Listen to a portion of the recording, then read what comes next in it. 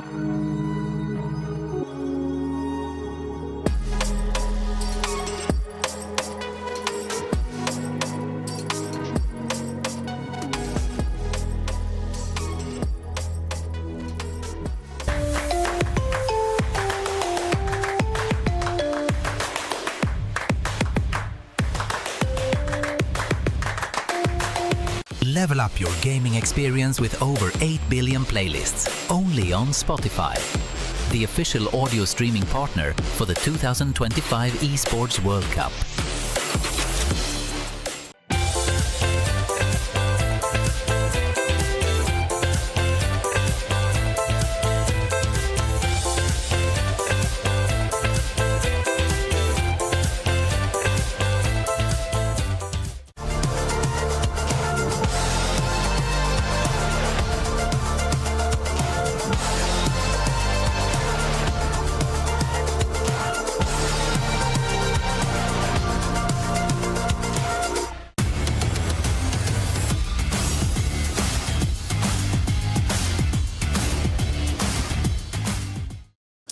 Here we are live at the Esports World Cup in Riyadh, Saudi Arabia. And whilst all of the Rocket League action will be taking place in the STC Esports Arena, we've got plenty to do out here in the Boulevard. The sun's gone down, the weather is absolutely beautiful, and the people are buzzing at the moment. We've got action, we've got go-karts, which I might have a crack at in a minute. Food courts galore, and plenty of activities to do outside of the Rocket League, which I know a lot of you are here for. So we're having a lot of fun here in the Boulevard, and maybe I'll show you a few things or two along the way.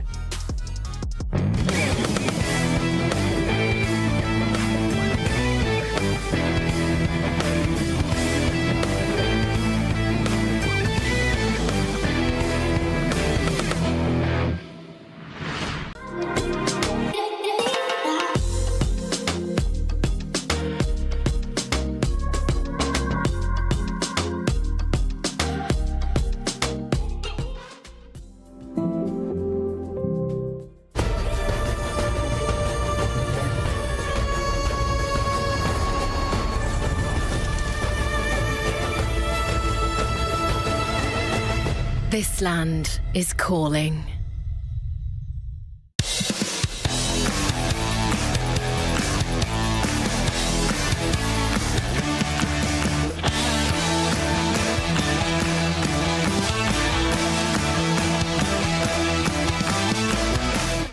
The underdogs have arrived in Riyadh.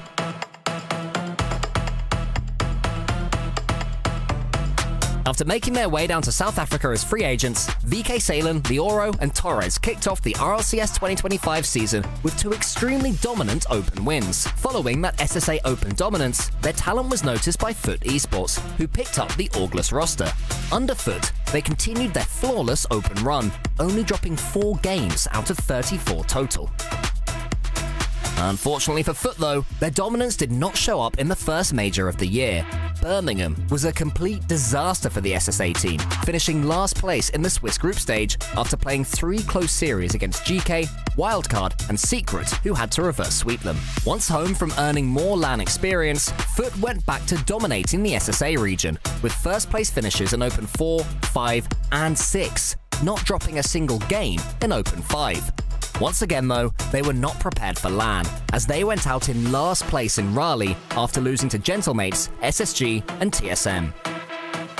With a secure #1 spot in the RLCS SSA ranking, Foot will be heading to the Esports World Cup with a lot to prove to the haters.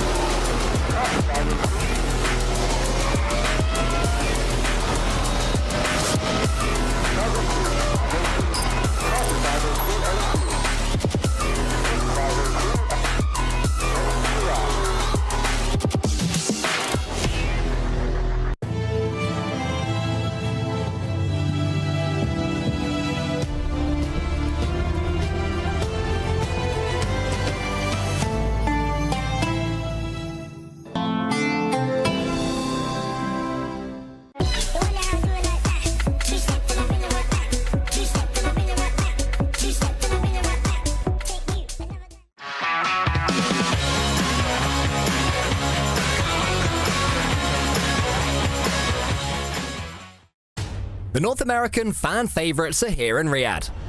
After getting picked up by NRG in 2024, they have dominated in the online open tournaments, placing first in 4 of the 6 events. They've also been staying strong on LAN when it matters most, placing top 4 in Birmingham and Raleigh, ultimately losing to regional rivals the Ultimates in Birmingham in a 7-game series, and also to the eventual champions of Team Falcons in Raleigh in a 6-game series. With it being over a year since a North American team has won a major tournament, NRG, with their #1 seed in the RLCS North American rankings, is here to show why they are the best in NA, and why they also deserve to win the Esports World Cup.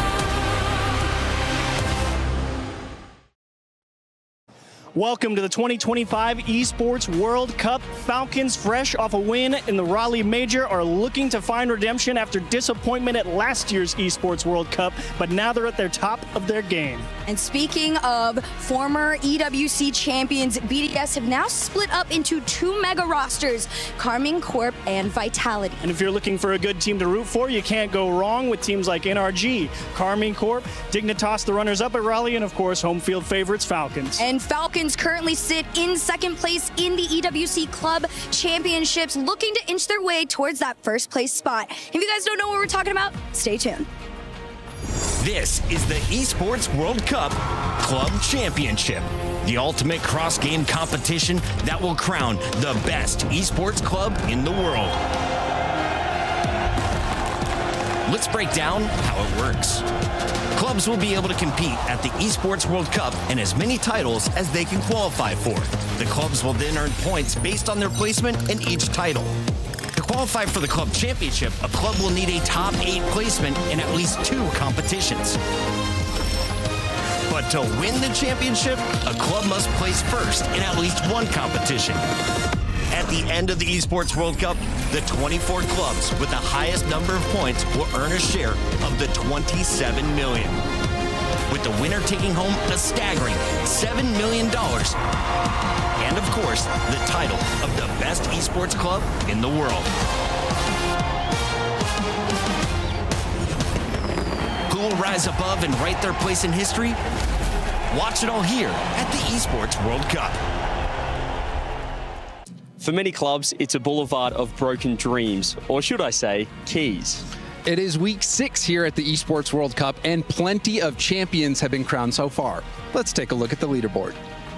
So as you guys can see, Team Liquid currently sitting at #1 spot in the Club Championships, James, but they're not in the Rocket League. Team Falcons in #2, they have a chance to overtake Liquid with a top 2 finish. Even if they tie, or if get top 3, they will be tied with Team Liquid, and Team Vitality is in the race as well. They can come within 50 points if they win Rocket League. Also, Virtus Pro, Twisted Minds, hot on their heels. But it's not just Rocket League here at the Esports World Cup. We have plenty of other titles as well, including PUBG. That culminates today inside the Kittier Esports Arena. And make sure to catch Tekken 8 and Teamfight Tactics as well as Rocket League. That's going to be going on very soon. So what are these clubs playing for, James? $27 million up for grabs in the club championship. $7 million of that alone going to the club champions who have crushed many keys along their path. From crush keys to the totem, let's take a look at how the trophy system works. It's time to get educated. No competition is as ruthless as the Esports World Cup. Its trophy system is no exception. The Club Championship Trophy, awarded to the one club that rose above the rest and reigned supreme across all EWC games. The Game Trophy, when a competitor closes their eyes, it's all they see, and it's not complete until it's sealed with a champion's key. Every participant earns a key engraved with their name. That's their right to compete. This year, returning champions hold a key unlike any other. Only one can place their key into the Game Trophy and become an EWC champion. The frame of the champion's key is embedded into the totem, a stone marker of legacy displaying every champion of the year. The keys of the eliminated will be crushed. The champions select 3 broken keys as a personal token, a reminder of who they have humbled. Beneath the totem, a resin block holds the remaining keys, a graveyard of fallen contenders. Will your dreams be broken or your name carved in gold and stone? At EWC, nothing is granted, everything is earned.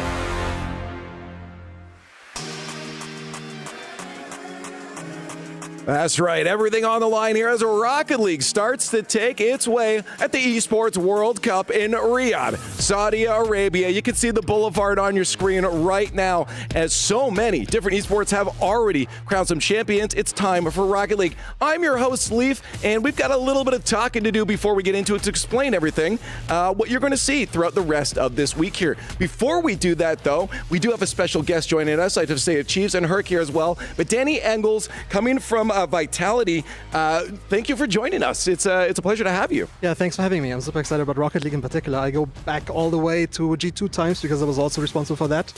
So yeah, looking forward to this tournament. Now, Global Corporate Director is your role with Vitality here. We see the players all the time. We know what they do on the field, but behind them, there's support team. There's so many people making sure that these teams can do what they do and focus on their game. For everyone out there, can you explain what you do in your role and maybe behind the scenes and the fingers you have in the projects? Yeah, I specifically was hired by Vitality to make the French powerful company a bit more global. So I went out and hired a lot of new players, especially also for the Esports World Cup. So my involvement in Rocket League is a bit less than in other games, but we have a very special coach in the team for this week in particular, because Neo, our president and the face of Vitality, will actually be alongside the players 24/7 and making sure they can perform. That's crazy. Well, that's actually a great lead-in for me then, because I was quite curious how, this being the second year of the Esports World Cup, last year obviously not much ability to plan for something like that, but this year and potentially looking forward into the future, how does the existence of the Esports World Cup impact how you choose to go about finding players and rosters for all these different games? Yeah, obviously we focus a lot on the club championship in particular and trying to find teams that can collect us points. And to be fair, it's also a good reason to have a Rocket League team, especially a team that we have is surely a team where people expect, hey, that should lead to a few and hopefully many club championship points, right? Yeah. And of course, talking about club championships, you guys are currently sitting in 3rd. Last year was a top 4 for y'all. How much pressure do you feel coming into this year to surpass the Falcons and everyone else? Yeah, it's a hell of a ride. We go through such an emotional roller coaster. We had some teams coming close to winning. We had a lot of tears. We actually ended up winning one game title here in the MLBB Women's Tournament, which was so special because for those that have also watched the documentary, a lot of tears there last year. So I hope it's not the last trophy that we will win here, because then we start to put a lot of pressure on the Falcons and the Liquids.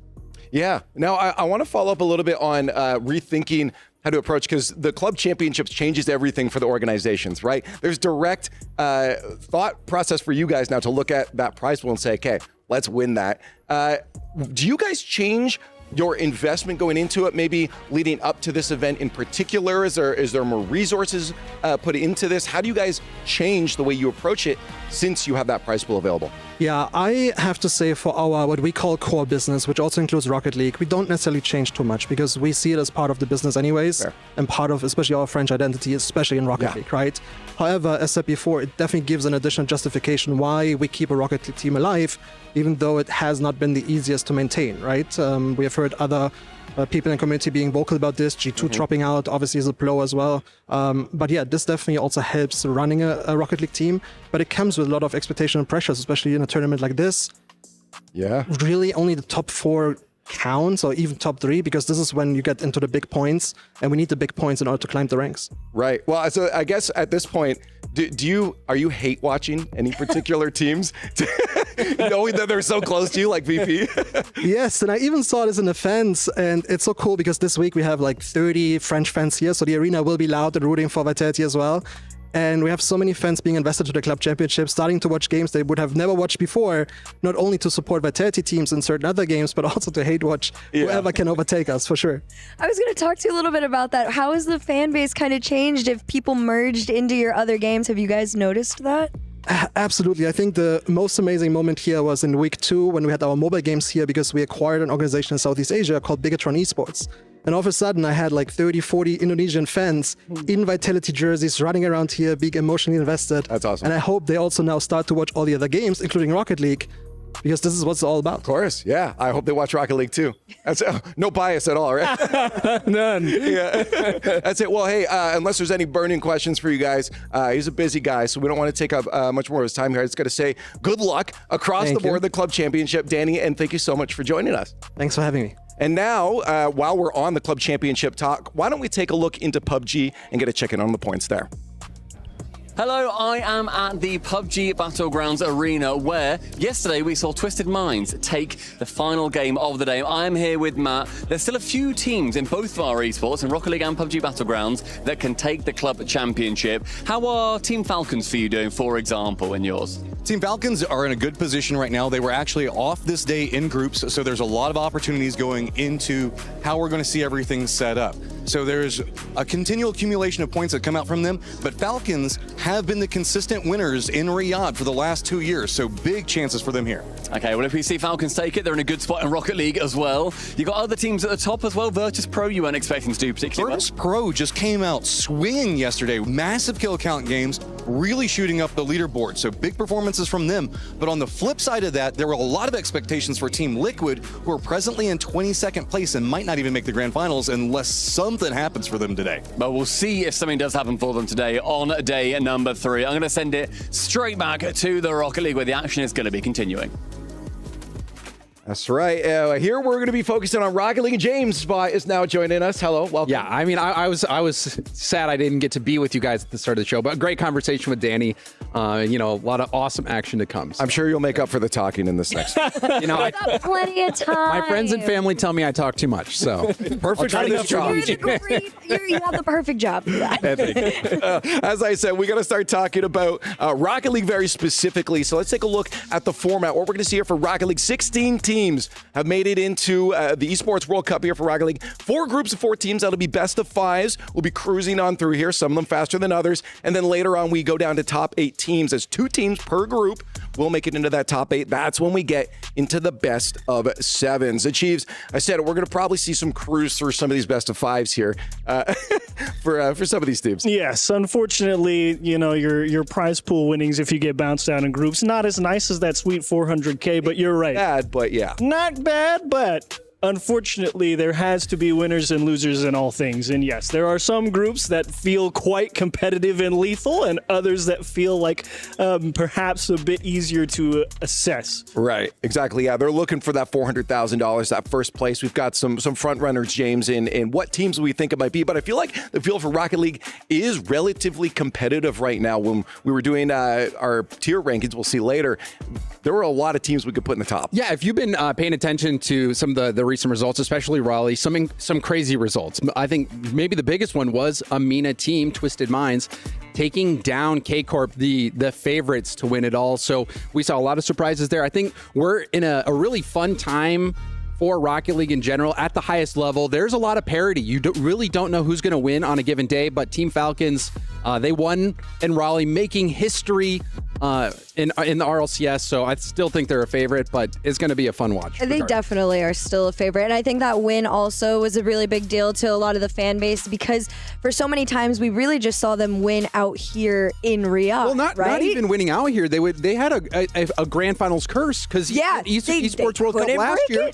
they lost to BDS when they looked unstoppable, and then BDS went on to win Worlds. But the Falcons, Team Falcons, I think they are.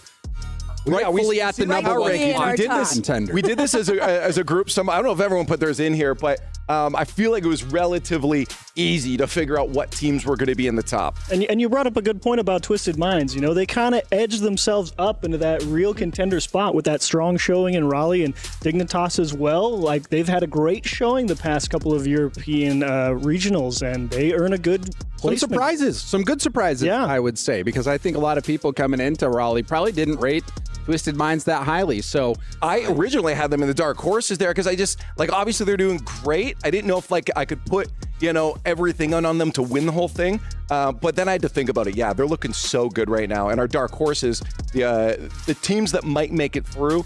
What a nice way. I was like, to phrase that. I don't think y'all could have said that in a kinder way. I think that was the Chiefs'. Yes, that was my particular brand of whimsy for Cinderella. I would have said miracle. But Miracle Run, Cinderella story. That's great. Way. But the top of Cinderella story is still wild card. I mean, they're looking for some form of redemption. There's still a lot of pressure for that number one OCE seed for them. And, they've had these abilities to go out and dominate their own region for so long. But then it's just been the slow and steady step down the ladder for the past couple of live events. And they want to find a big win. And it's not just for wild card. It's been a regional issue. Right, we were talking about this earlier. The last time they finished in a land top 8 for RLCS was all the way back in season 8, years and years and years ago. OCE, they were on a continued rise when they were first added. They, peaked out, finishing top 6. In an RLCS event. They were a really good team, or top 4 even. We also felt like they were coming back when we saw them at one of the last majors. I can't remember. The one where Banana Head had the crazy moment and went viral on Twitter and everybody was tweaking. That was everybody's like, oh my gosh, they're coming back. We're going to do it. OCE's on the rise again. The gap's closing. And then Birmingham and Raleigh happened. OCE has a lot to prove. I think that's what we could all agree on is OCE. We know that they have talent. This wildcard team has upset potential, but the results for OCE, the OCE as a region really needs a result to look to. Maybe it'll be here. They're so isolated too, right? That it is tough. So these events are super important, I think, for the region and for these teams. This is where they're getting that real international experience that they can take back, hopefully work on. And I think people love the players so much that we want them to win. The personality contest, no question, at the top, every one of them. That's exactly. Now, are there any teams we saw in the middle row there, the dark horses, that you guys each would particularly pick out as they would be a contender? For me, I was getting a little bit of flack. Jabbing, flack for this, but I actually really highly rate Space Station. I think Space Station, from what they did, if you were watching what they did online with their demo heavy play style, Kofor, the new addition, replacing Frost. Yeah, I think this team has so much upside. They're a young team online, looking unstoppable, but on LAN, they still need more experience. It's a young team, but I really think that if they get that confidence on LAN, this is a team that you might be surprised make it all the way to the finals. They are that good. I absolutely agree. I think experience really is the one thing that is setting them back. And a lot of the times when you see these young rosters that get picked up very, very early on, and it is a rough start to most people's journeys. Not everybody gets to come out and have the Zen run, right? But they have the potential to be one of the top teams in the world. Well, and to be fair with Zen, he was coming in with two different teammates. Alpha, he was a gamer for a long time. So with Space Station, these are all young players. Yes. So I think they kind of reminds me of the old school Team Liquid back in the day in the European region with all young players coming in. They ended up having some good results. They never, in my opinion, reached their potential in terms of LAN results, but they still had some very good results. And you talk about, other teams. We've talked about, wild card OCE, the regional kind of step down and looking for that return to form. And you got to look at another team that's at the top of their region in Furia. They're the top rank of that middle tier. And they could be reasonably upset. It's like, what do you mean we're not a contender? It's like, hey, man. Yeah, of course. I mean, what can I say? They won Gamers 8. Exactly. And Yan was at the center of that story for Furia. And I think I speak for many people when I say that I think we expected a SAM team to be one of the first non-North American, non-European Mina's just kind of swung in here and be like, hey. But you cannot forget that this really is a team that is deadly. Like they are very good. You have to put respect on their name. I mean, I think at the beginning of this year, when we were starting out, many people would have had them in the contenders or a favorites category. So, they're right on the cusp. I do agree that, they would be a bit of an upset compared to some of the top contenders in the field, but still, they are players. Yeah, there's two teams that we don't need to talk about it, but I didn't hear a Gen G. I didn't hear I was going, okay. How much time do we have? I was like, how much time do we have? When do I get to talk about You're looking Gen at a G? bracelet. That is not a watch. Okay, well, change it for other Let's do a Gen G. Let's do a Gen G talk. Gen G. Oh my gosh. Okay, so Cheese and MB, they took Reynolds off the roster, and of all people, they managed to secure Justin. And then they threw Justin on LAN. You want to talk Cinderella story. They did it after, what was the word for it? The Gen GK. Gen GK weekend. I remember I casted that original final, and then it threw them into the LAN, and now they're here. They got invited. It's gross. They're actually really good, and I'm excited to see them. Yeah, and so many people thought Justin was out of the ropes. Yes, that's what I was going to touch on. Conversation is everybody thought he was like on retirement road, and then he came here and he was like, no. I still got it. I still got it. Well, and that's one thing I appreciate about Justin is that he is loyal to the teams and the orgs that he joins. Like even when the going gets tough, he doesn't quit. And I think that mindset has really helped elevate him to this part in his career where, he has a situation now where with Gen G, it is highly structured. And the players are highly committed, incredibly professional, doing everything inside and outside of the game that they can. And he has thrived in the Gen G system, which if you are super locked in and tuned in, they have KevPert behind the scenes. If you can go on YouTube, watch KevPert, some of the best tutorial videos or guidance videos on how to become better at Rocket League. No, this is definitely something I wanted to talk about too, is I think a lot of the things that Justin was missing in the past was that structure you're talking about.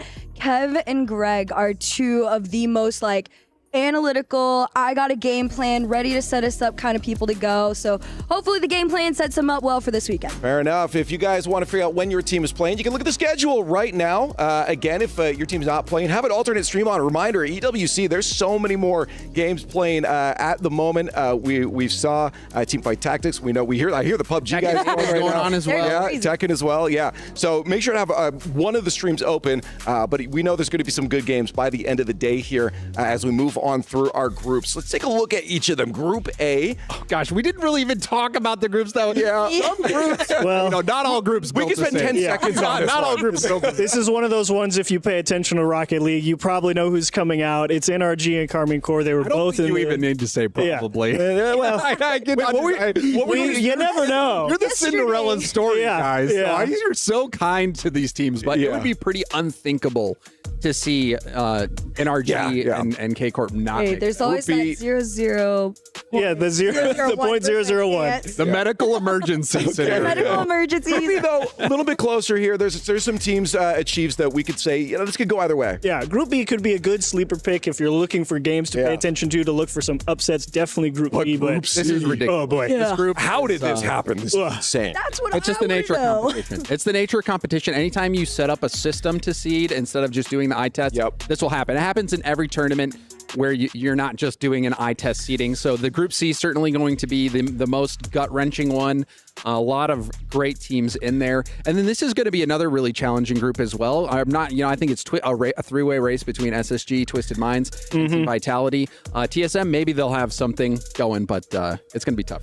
No, that's for sure. Again, Group C, good luck to all the teams that are in that one. But so many good matches to be looking forward to. But I do believe we're going to talk about our match of the day with the casters. Let's take a check-in. We've got your SNB match of the day, Falcons versus GK Esports inside that group of death, Johnny. Obviously, the biggest Falcons fan that I know. But what do you make of that matchup, Falcons in particular? Well, they've been here before. The players, they've all competed in Saudi Arabia many times. But this time is a bit different. They come back as a major champion in RLCS. So, for once, maybe the tournament favorites. I mean, GK, we haven't seen them on LAN in a little bit, but they finally get another chance here to prove themselves. And, I mean, Falcons is a tough matchup, but what do you got for GK? Yeah, hopefully they'll rust. I mean, they did compete in a LAN in Birmingham earlier on this year, so I'm sure they're going to be ready for this. And it's a group of death, but they're looking to play spoiler in it. Well, GK versus Falcons is going to be a fun one, but coming up first is Foot versus NRG to kick off the Esports World Cup 2025.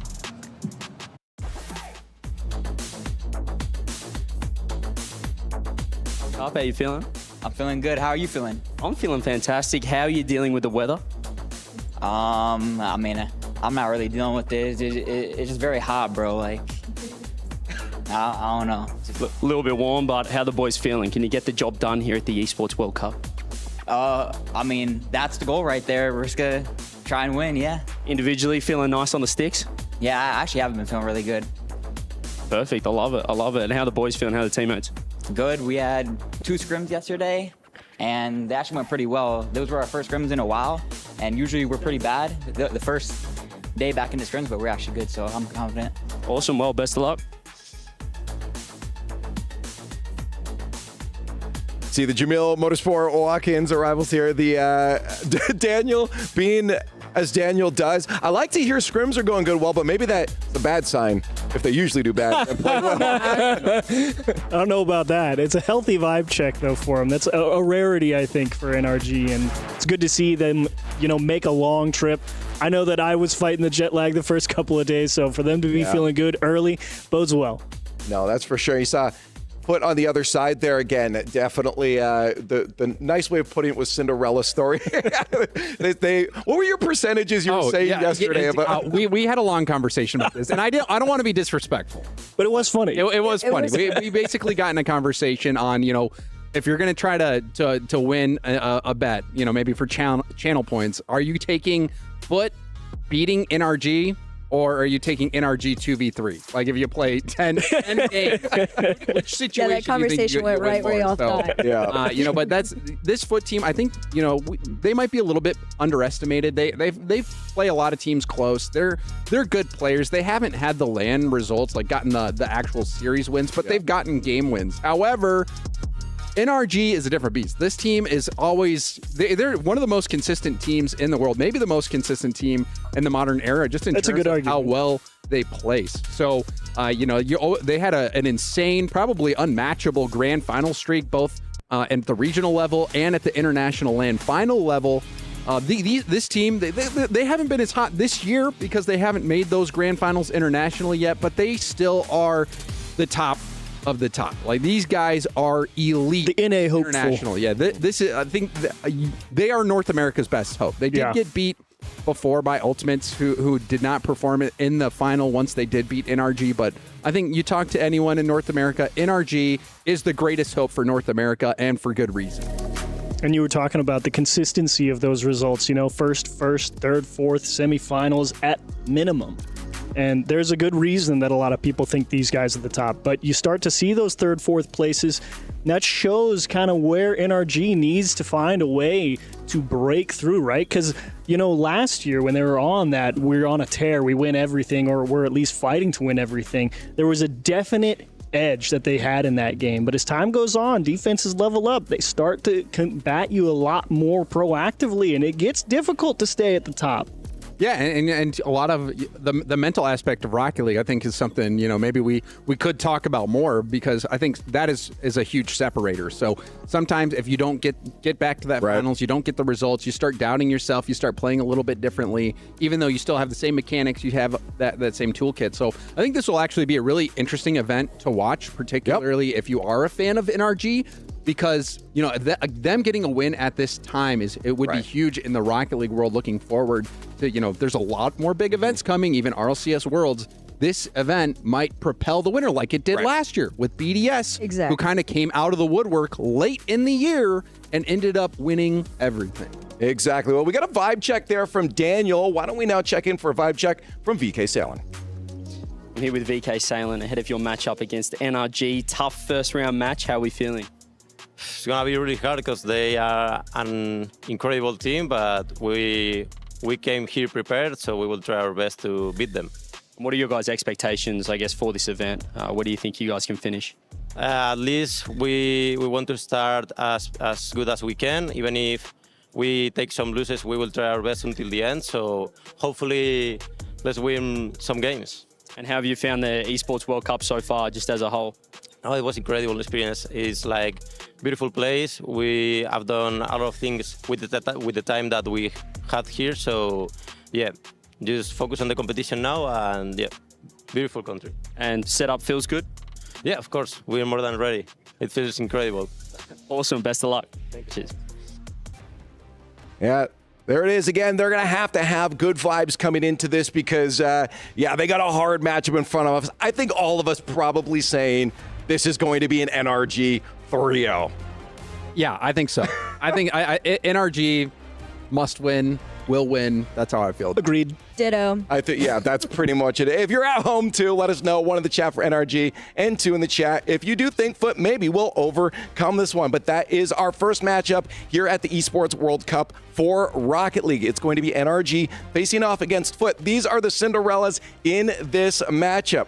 The question is, are they able to do it? Only way to find out is to play the game. It's time to get Rocket League underway here at the Esports World Cup.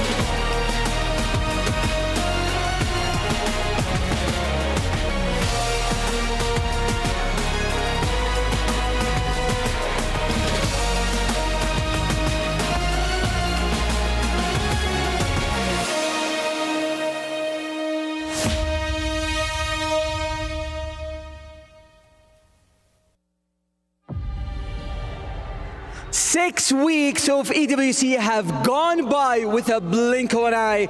It's time for the moment that everyone has been waiting for. Welcome to Rocket League at the Esports World Cup. My name is Fancy and with me is Rachel, and we are about to bring you all the action right here from the stage. Absolutely, Fancy. I promise you, from the highest aerials and ceiling resets to boost corner to corner, goal to goal, we are going to bring you all the action with the best talent team we can assemble, an amazing production, and an audience that is absolutely locked in. That's right. We have teams that are fighting for the lion's share of $1 million and, of course, 1,000 crucial club championship points and the trophy that you're about to see.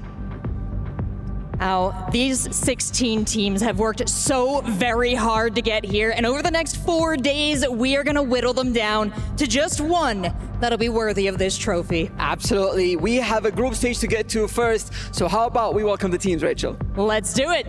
Starting off, Dignitas. Featuring Stizzy, apparently Jack, and Jores. They're number 2 in EU, and they're coming for number 1. Next up, it's Furia. the Kings of South America, Jan, Los, and Rufinho.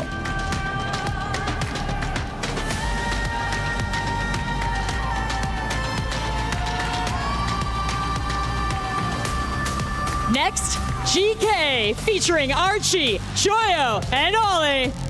They run a tight ship, but can they sail through the treacherous Group C? Welcome to the stage, Gen G Esports. It's Magic Bear, Cheese, and Justin.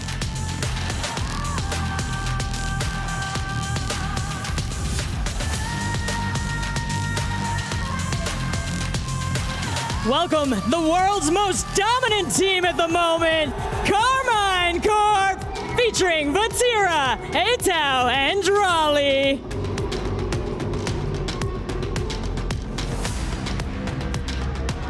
Up next, it's Space Station Gaming. They are Scribbles, Kofir, and Reveal.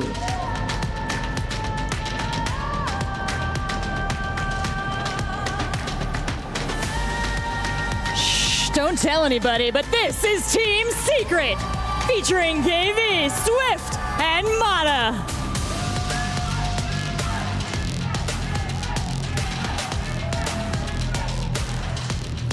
Coming up next is Team Vitality. 3 of the most decorated players in Rocket League history, Zen, Monkey Moon, and Exotic.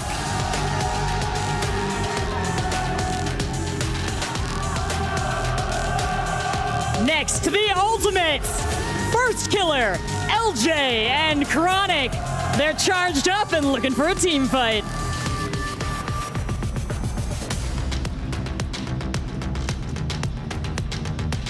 Up next is TSM.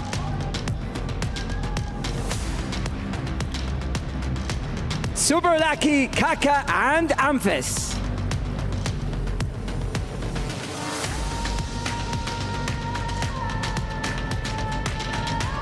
From across the street at Twisted Labs, the long journey of Twisted Minds has made the stage. Welcome Rise, Atomic, and Nubu.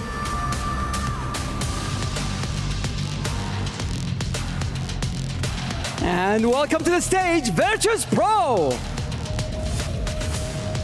It's Catalysm, Sosa, and Sphinx.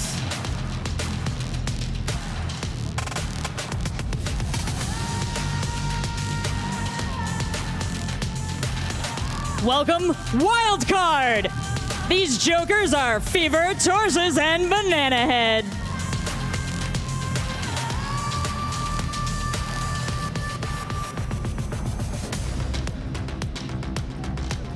Up next, your Rally Major Champions, representing the reigning EWC Club Champions, it's Team Falcons!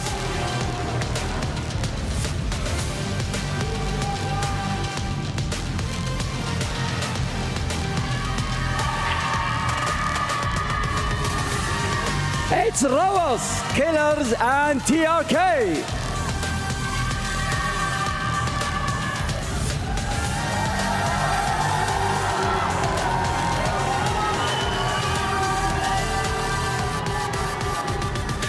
And now, our final 2 teams and our first match of the day. Please welcome to the stage, Energy. Expectations are high for this #1 seed from NA. It's Atomic, Beast Mode, and Daniel.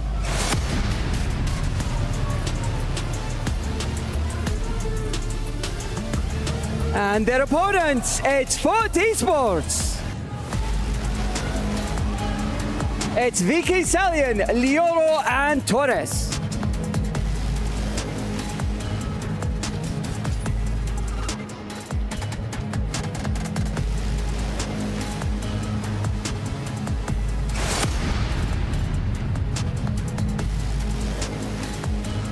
These are your teams for Rocket League at the Esports World Cup.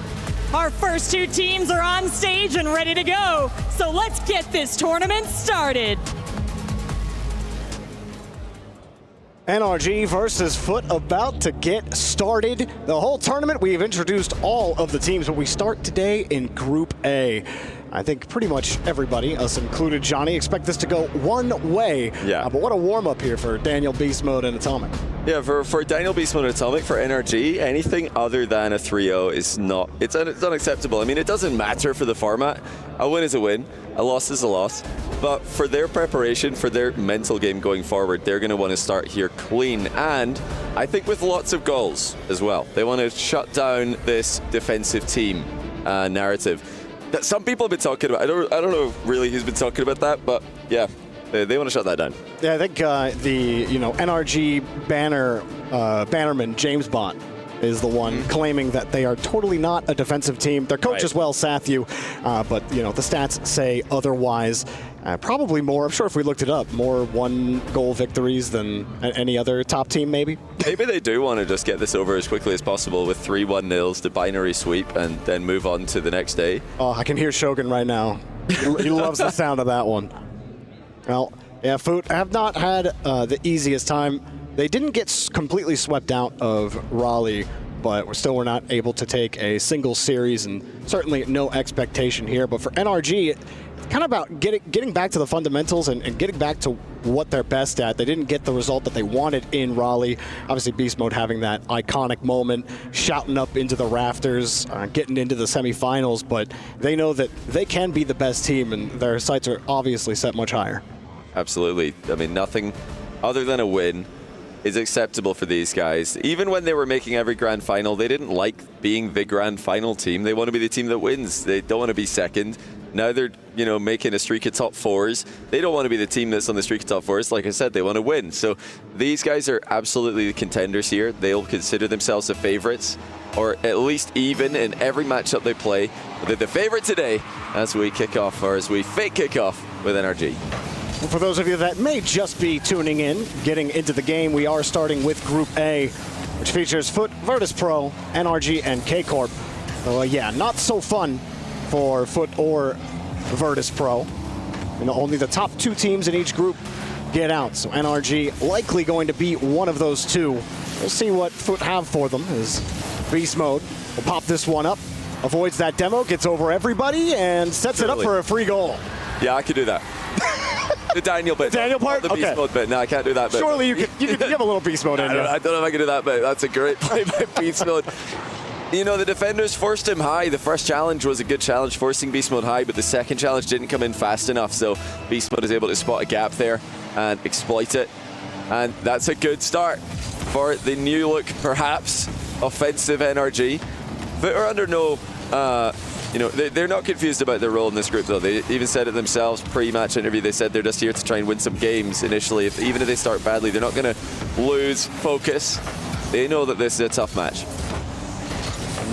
So far, Daniel and company keeping things locked in the orange half. Maybe you'll get the 4 minutes of 1-0. Beast Mode does get chipped, but so much time for Daniel to at least get a 50, and NRG still holding on to the midfield.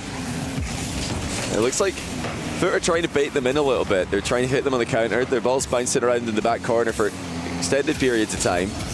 NRG are never going to fall for that, though. They're not a team who are known for overextending. They're putting them on defense again. Oh, Beast Mode with the almost accidental double tap sets up Atomic for the open net, 2-0. I mean, they're looking like goldfish in a bowl, but dead goldfish. Everyone just running into each other, completely flown out. Beast Mode happy to take out any more defenders there in an easy 2-0. That's just fantastic stuff out of Beast Mode there. I love to see the smiles, the laughing at the double post hit there. Saw those guys. Actually, I saw Daniel at the airport on the way in here, looking relaxed, looking ready. And even you see him in the nice try there with the pre-jump pass. Seeing them in the pre-match interview as well. I love to see that from him. Nobody's really ever questioning Daniel's gameplay, but it's all about Daniel as a human, as a person. We need to know more about him. We got to know a little bit more about him earlier on today. And do we know, what's his favorite meal? Or, when he gets up in the morning, what kind of cereal does he eat? Is he even a cereal guy? These are all the questions I think of when I want to know more about Daniel. Always seems to be food-related. Yeah, I would love to know some more food-related. I want to know, expand Daniel's palate a little bit. Yeah. Here in Saudi. Obviously, The food is plentiful. Have they had the ball in? They just like I say it, they did do it, but they've not really had the ball in the blue half. Not with possession, no.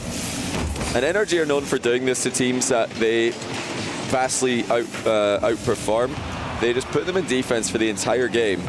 And it's actually, in my opinion, games like this that infuse the whole conversation about, are NRG a defensive team? Well, no, in a matchup like this, they're absolutely not. They know that they're so fast, they're so mechanical, that they're going to win almost any race to any ball that they want. And they can sit upfield, they can cherry pick. Atomic there getting involved, and now Beast Mode's got a wide open net, 3-0. It's like we'll have to wait till later on in the tournament to find out if they have changed their identity at all in the matchups that are more even. And Food, when they do get a chance with the ball with space, they're just kicking it away anyway. It doesn't even feel like they're trying to control the ball with the little bit of time that they've had space. Constantly forced to chip it away, dump it away. But yeah, NRG, like you said, probably not going to get a real test out of them. Even in this group, if they have, when they play K-Corp, if they really have to play them, we probably won't see the full force of them until we actually get to the playoff mark. Because by the time they play K-Corp, the chances are they've already secured their place in the playoffs next stage of this tournament. Yeah, and for Foot, this has just been another harsh reminder. Oh, nice play here, attempted passing play, full team involved, but no shot at the end of it all. NRG are just automatic at this point. It's just an easy, routine win against a team that they far outclass. Well, can they get anything going here? Foot, no, they can't. And it's going to be another counter attack. Open net for Atomic. Earlier on in the match, it was Foot trying to beat NRG into overextending. Now they've been forced to do so themselves in the hunt for any kind of chance on target. Oh, look, if you could channel point bet an over-under for how many goals NRG would score per game in this tournament, set that, chat, let's ask you, if I set that over-under to like 3, what would you have bet before? Considering we're talking about all this defense, I'd probably still go the over, though, Johnny. Maybe I'm using hindsight, and I'm cheating a little bit there with NRG already having 4 goals. Yeah. Well, I mean, this is good for them, though, because if they are going to try and farm some goals, get the goal per game stats a little bit higher so they don't come dead last or second last in the goals per game at the end of the tournament, then this is where you do that. You start to farm some goals in the early rounds where you are just the better team, and Beast Mode's made it 5. Or was it VK Salem making it 5? Not sure from that angle if it was indeed savable. Tough angle for him. Beast Mode got all of that one. Oh, he got bumped and chipped. VK couldn't get there. But I certainly know that JamesBot will use that goal per game stat against you later. Be like, no, see? Look, they score a lot of goals. I'm looking forward to it. Yeah, about as clean as an opening as you can hope for. I'm waiting for the double pre-jumps to start coming out here from NRG. The ball tossed away. Midfield easy. Handle for Daniel and Beast Mode. Beast Mode using the ceiling. Just a little too much on it. I'll tell you something. I actually don't want to see the pre-jumps from NRG. And the reason is I want to see them just play as efficiently, as brutally, mercilessly as possible and win this by 10. That's what I would like to see out of them. They're not going to win by 10 in this game, but maybe game 2. If they could just come out and play efficient Rocket League, I think that's going to translate into the later rounds a lot better than, if they try double pre-jump play, I'm like, okay, that's cool here, but I don't think you're doing that in the harder matches. So, it doesn't really tell me anything about NRG and how they're approaching this event. But, you look at teams like Furia, Falcons, who come out and absolutely body the early rounds. They don't necessarily peak in terms of individual mechanical goals. They just score 7 or 8 really simple goals in the same game. So that's what I would like to see from NRG. And honestly, it's what we did see this game. There's a little bit of flash, a little bit of mechanics, but largely just effective rotation and mechanics. And no answer for Foot. They weren't even able to put any semblance of pressure in the blue half.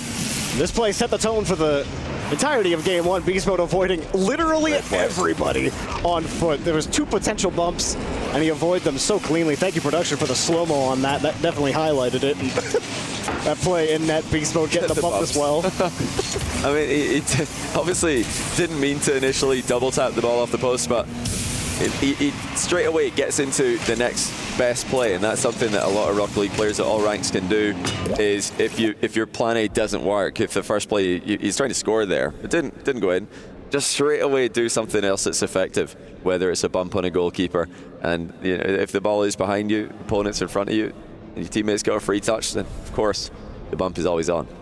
All right, chat. Now I got a fun little challenge for you. I was talking about over-under in that first game. Do you think NRG are going to eclipse the 5 goals that they scored in Game 1 and Game 2? Give me a 1 if you think that they will score more than 5 goals, or give me a 2 if you think they're going to score less than 5 goals. We've got Game 2 underway. NRG running up the scoreboard. It's a half-flip kickoff out of NRG, and they've not actually played it too well. I think the ball, yeah, definitely was meant to be collected there by, I believe it was Daniel in the back corner. Not supposed to leave that one, but with the next rotation coming in, they were more than fine. What have you got in that over/under? I'm going to say they get 6. 6? I can feel 6. They got to score in this first minute. I'm going to change my prediction real quick if they don't score. Am I just a hater? I'm feeling another 1-0. I just still don't believe. I don't know if they're going to give you a single 1-0. Too many 1-0s. It's not like I can't picture anything else. Oh, go on then. Okay. Kind of a good shot by Daniel. Kind of? I mean, yeah. I don't know about that one. It was kind of a good shot because it was awkward, not because it was likely to go in. I thought maybe they were going to mess up the save, but that's a hard hit. Beast Mode collects the heat check with a perfect catch. How much you get paid for that one? Atomic will slip right through a defender, but he's going to get demoed otherwise. VK Salen, that's the most space he's had all game, and he can't work his way around anybody. Good push back to the corner. See, now I want to change my prediction. They haven't scored yet. Nice fake. Nice shot. Oh, save. That was a good shot. Yeah, the fake as well, leaving the shot uncontested. Foot are in trouble, obviously, in the matchup. Just in general, but they have to help each other out in defense. You've got to assume that the first player whose challenge is getting outplayed have another one ready to go. Somebody's just got to be up here immediately. Torres does get up into the air. It's a great play, actually. Waits for the pre-jump and then, or waits for the reset, sorry, then gets the interception. Now, Torres and Raleigh did have a couple of standout moments, but I guess this team going to be hard. Atomic just going to let it go. Daniel almost scooped it away. Atomic will have his corner boost. They have the midfield, foot to, but no one willing to go up against Beast Mode. They're going to go back to the wall, not even get the touch. It's a bit awkward, heavy. Daniel takes control of it again. Demo takes out NRG's third man, forces Beast Mode to buy some time. Yeah, safe play there by Beast Mode, in the back pass by Daniel. NRG playing off each other really well here at both ends of the pitch. And they're just looking for a safe goal, it would seem. They're not trying to take any unnecessary risks as they hit the crossbar again. Atomic with the air dribble. Beautiful control. And this is where NRG do a lot of their best work. Just nipping into the corner, stealing the boost away, keeping the opponents back in goal, and then eventually a misplay will present itself. There it is, and it's 1-0. I was almost, I know you were going to say it right before it happened. The miscue right here, as he can't get under the ball. Leorio got dusted by Atomic, couldn't get a control of the ball, didn't have the boost. And your 1-0 prediction might come right here. You might not be a hater. You might just be an oracle. I mean, I was thinking if it's going to be 1-0, you need, like for the 1-0 to be the likely scoreline, it would have to be maybe a minute remaining. But we had 2:30 left there. And actually a chance for Foot to put one on the board. That would be unexpected. NRG are, of course, one of the hardest teams to score on. Although they're, just to say that, are they really though? No, they're not. They're really easy to score on. Just roll it down the middle, and it's probably open. Oh, Beast Mode. Bang. Got caught looking. It only bounced twice on the way in. That's how you know it was a thunderous shot. No, wait, did we curse NRG by making all these bets about? I might have done. How many goals they were going to score? Well, Beast Mode just rips it high at the crossbar. That was an own goal pull shot in the making. Luckily for Foot, they didn't get that. But it gets kicked back. NRG will have to control this one with under 2 minutes to go in game number 2. Oh, what a catch. Yeah, just as I was trying to say, NRG are generally hard to score on. If not the hardest team to score on in the past 2 years. Although they don't score as many goals against other top-tier competition, they concede so few at the other. Oh! So anyway, like I was saying, NRG are just so easy to score on, honestly. Like, put the ball in the net and it's probably open. Any part of it, just stick it. That's a great shot, to be fair. That's not open. It's a slot and a half off the post. That's the first pass we really seem to connect on. I'll stop talking about NRG's defense. I'll just leave it. I'll leave it to Sal for a bit. We never really talk about NRG being a defensive team, so we were expecting Foot to definitely get a couple of goals in this series. Yeah, this is obviously not unusual in the slightest. Well, Leorio trying to make the most of it here. Torres slips out from underneath, and all of a sudden, Foot have some life. Wins another touch. Third man coming in, but not on target. VK sailing. Couldn't find a way in. Leorio will still steal the boost. Oh, back pass. There it is. Free ball. Double back pass. Wow. Oh, that was actually a good chip across, too. You get to keep possession. VK Sailing panics as the demo was coming quickly. And despite just getting back to that ball, but weren't able to keep pressure. They do get a clear. Less than a minute to go. They could take a game off of NRG. They just got to find a way to keep steady here on defense. Quick shot. Beast Mode sitting underneath as well. They're not going to get a goal here. Foot diving underneath it. Forces through one of the 50. Leoro not going to get more of it. NRG get control. I love that double commit on the goal line from Foot, just making absolutely sure that somebody gets the save. I'm being dead serious when I say that. You know, you've got to double commit sometimes against NRG because they're going to have multiple players committed to the attack. You need to do the same in defense. They've done it again, and they've actually kept it out.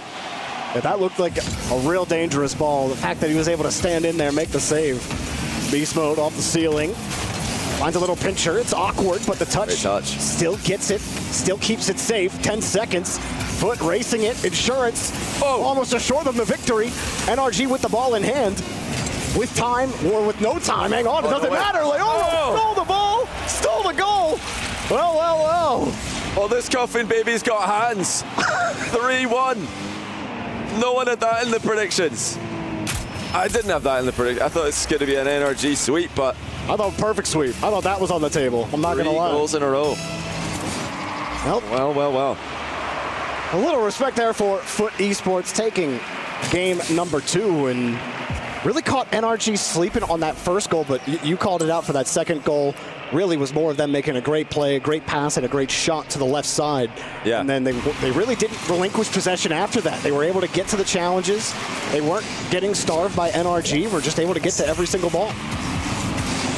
Yeah, you know, credit to them. That first goal was a bit of a lapse of concentration from NRG, both Daniel and Beast Mode trying to play second man at the same time. But the second goal is a brilliant pass, even better shot, in off the post. NRG had multiple players back. And then it was the defense from Foot that actually kept them in this one. They had a couple of excellent double commits on the goal line. And again, I mean it when I say that. You've got one player challenging, another player ready to pre-jump a save.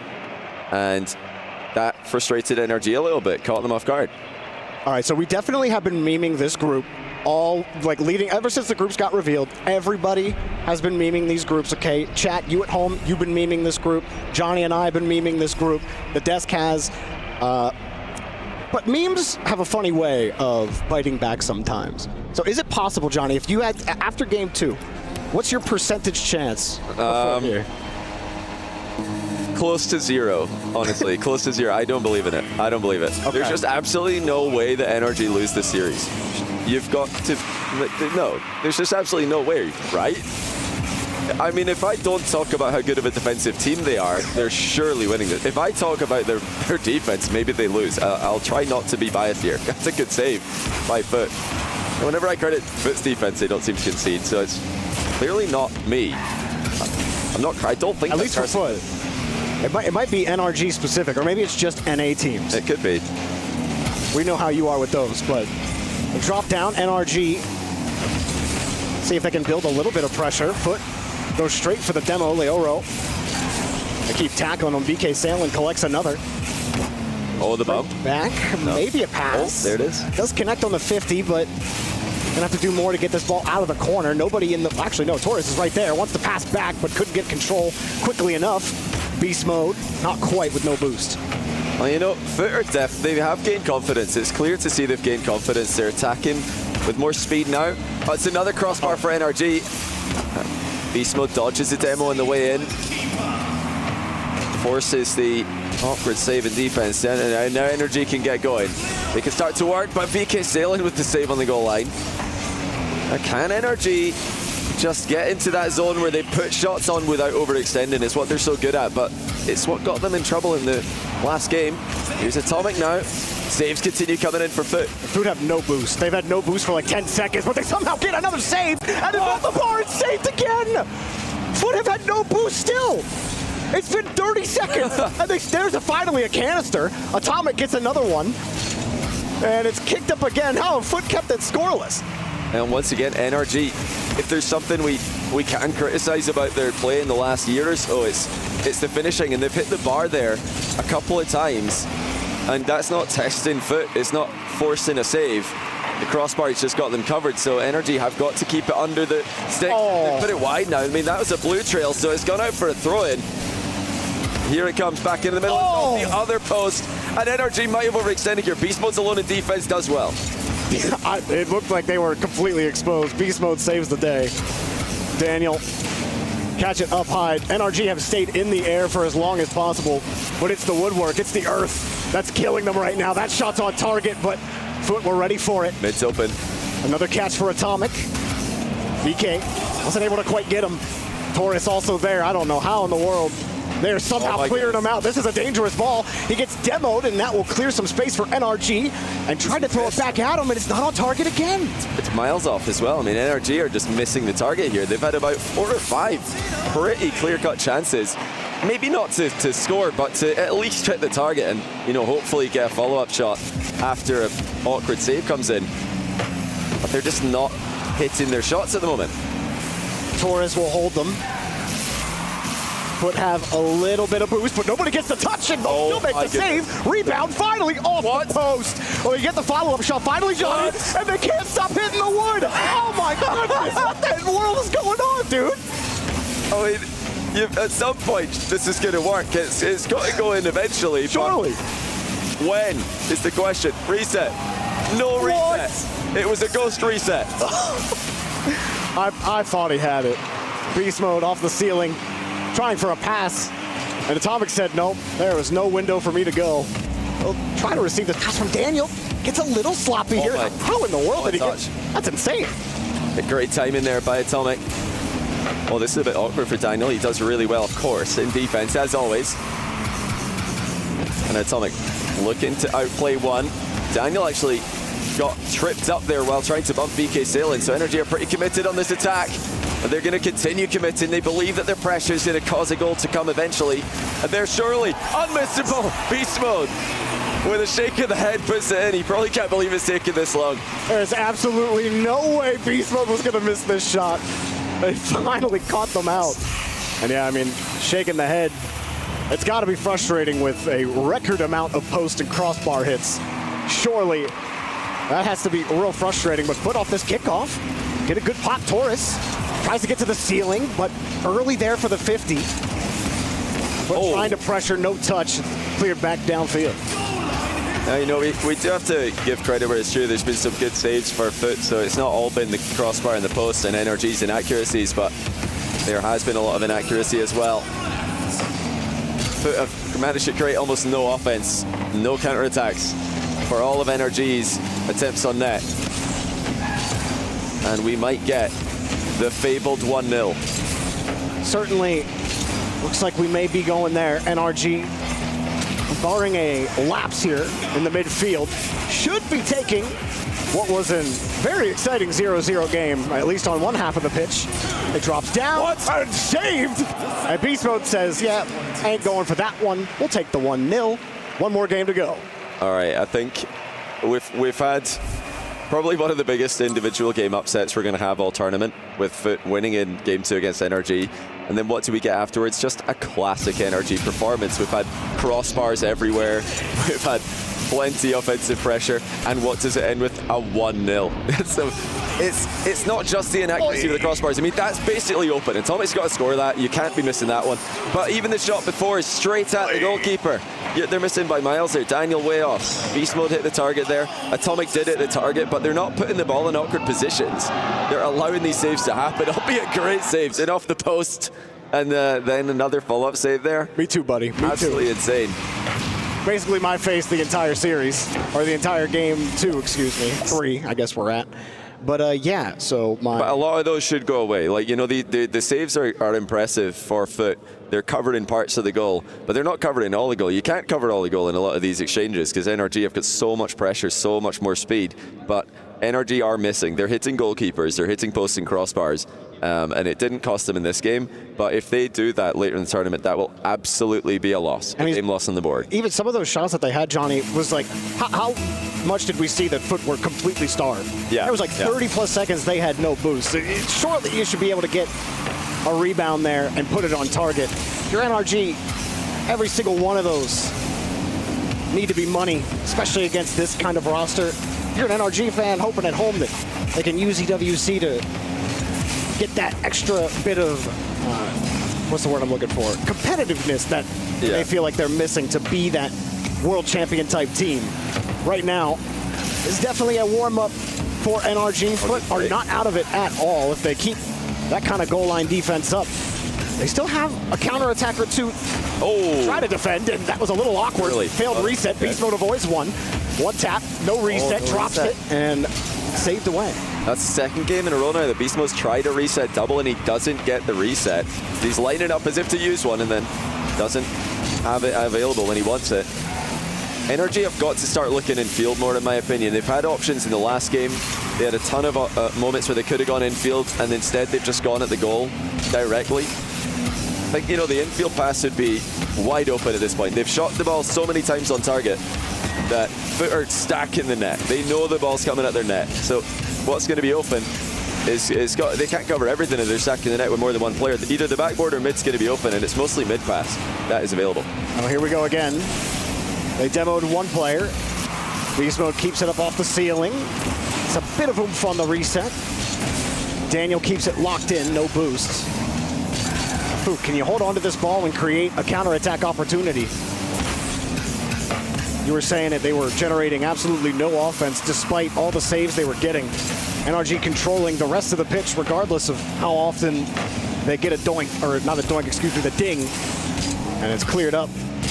Put back on defense and really trying to manage their boost totals. They are not very high right now. It's put through and barely got back in time. Beast Mode gets a perfect touch up to his teammate for the clear. Great cover there from Atomic. That was the part they got wrong in game 2, where they just crept up too far with everybody. Atomic had the hard clear covered. Still not really a lot of creativity and offense out of NRG. Everything's straight at the net. Everything's solo play for the most part. And, if they're going to continue just battering the backboard like this, it should be fine in this game and in this series. They're still very likely to win it, but I think they're almost making it harder on themselves by not switching up the angles a little bit more. It doesn't feel like NRG are the type of team to kind of let their pride or let their ego get to them a little bit. I don't think so, no. And so, kind of sticking to that one game plan. It's not like we should just be shooting lasers at the net and they should just be going in. But maybe you just get caught in the rhythm a little too much if you're NRG. It's not like they don't infield pass. We know that they love to use that strategy. And it's not like they don't air dribble bump pass. They use that very well on occasion. But I don't think I've seen an air dribble bump pass. That's kind of an infield pass, but it's very slow and has to be pre-jumped. I want to see just a classic, just singer mid to a free shot. Daniel getting harassed quickly. That's the most length that Foot have seen in the blue half. And Beast Mode clean touch once. Has it dropped down, but nobody was available. Foot had the ground covered. Daniel off the ceiling. Another tap off the board. That is a beautiful shot. He spotted the opening. Daniel with a double tap. He had the time. Ceiling, I call it triple tap actually. Had the ceiling involved as well. And he made it unsavable with that bounce shot. Avoided the goalie, so exactly their mistake in the last game. Sniping goalies. Daniel this time shoots it under the pre-jump. Well, NRG got their one goal. You got your 1-0s, but not until halfway through the series. We'll see what Foot can do though. Yeah, now it does feel like that is a likelihood, but can Atomic make it 2? Yes, he can. It's a double tap for NRG in game 4. Daniel got one. Now Atomic's got one as well. I'll see, we're just keep hitting the backboard. Eventually these double taps are going to hit the mark. Now we just need the Beast Mode backboard reset to hit. And they've completed the trifecta, and they can feel better about how the series went. He just needs one chance. I mean, these guys are all automatic with the double taps. Can they get the ball up to him? Needs to be a bit higher than that one. Yeah, overall it's been a messy series from NRG's POV. Losing a game and missing so many opportunities is not how they wanted to have this go. Why not another one just for the road? But yeah, they're going to be fine, obviously. And there's such a difference in skill between the two teams. Energy can have a series played with inaccuracies and overextensions by their standards and still be comfortably winning. Yeah, I mean, these back two games are really what you want to see from a team that should be dominating Foot when you're not. How you respond to that kind of adversity. Great steal. 3-0, that's a great way to do it.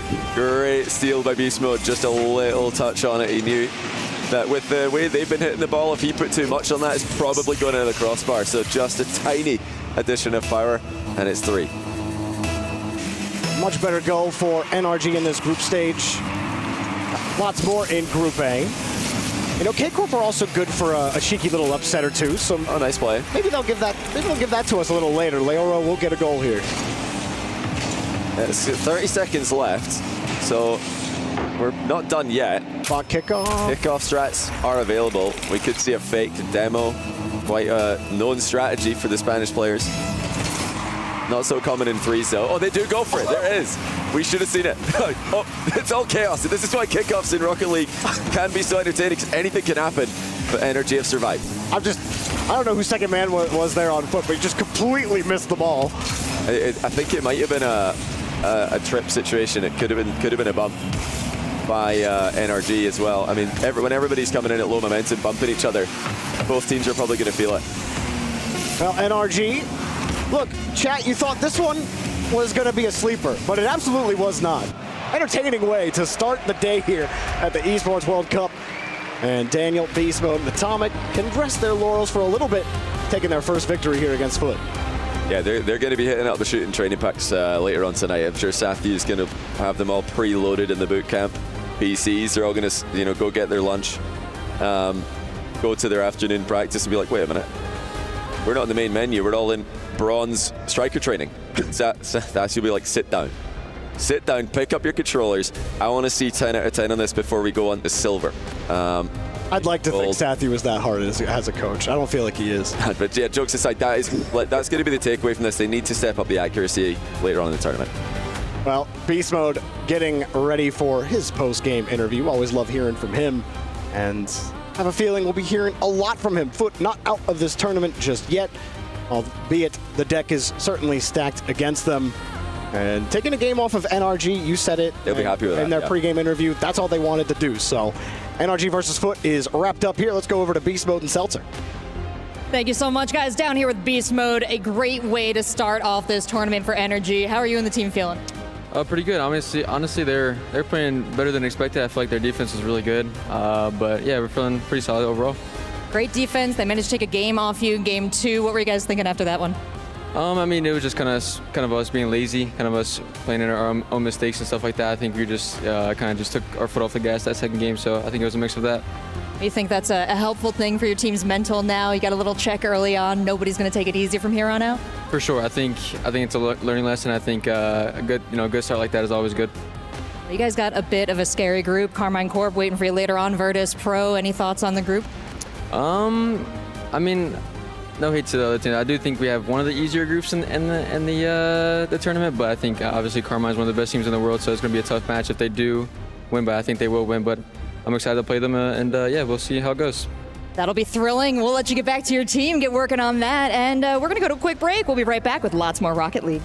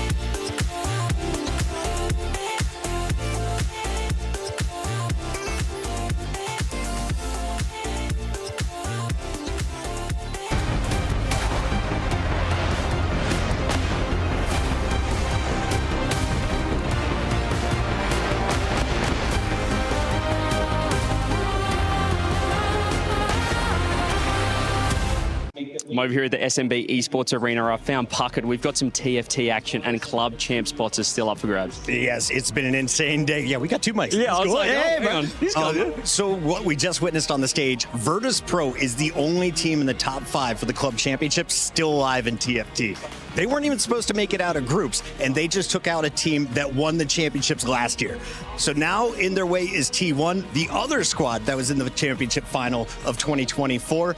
If they can make this run, it'll be the hardest road in EWC history and one of the most amazing things I've seen in TFT. And I'm hearing some of the other teams that are in the running for the club champs, they've been knocked out already. Yeah, so Falcons has gone, Liquid got knocked out in group stages, and then Vitality bombed out yesterday. So honestly, this show may decide everything for the club championships. Well, VP is still alive here. They're still alive in the Rocket League as well, so this could be a huge day for Virtus Pro.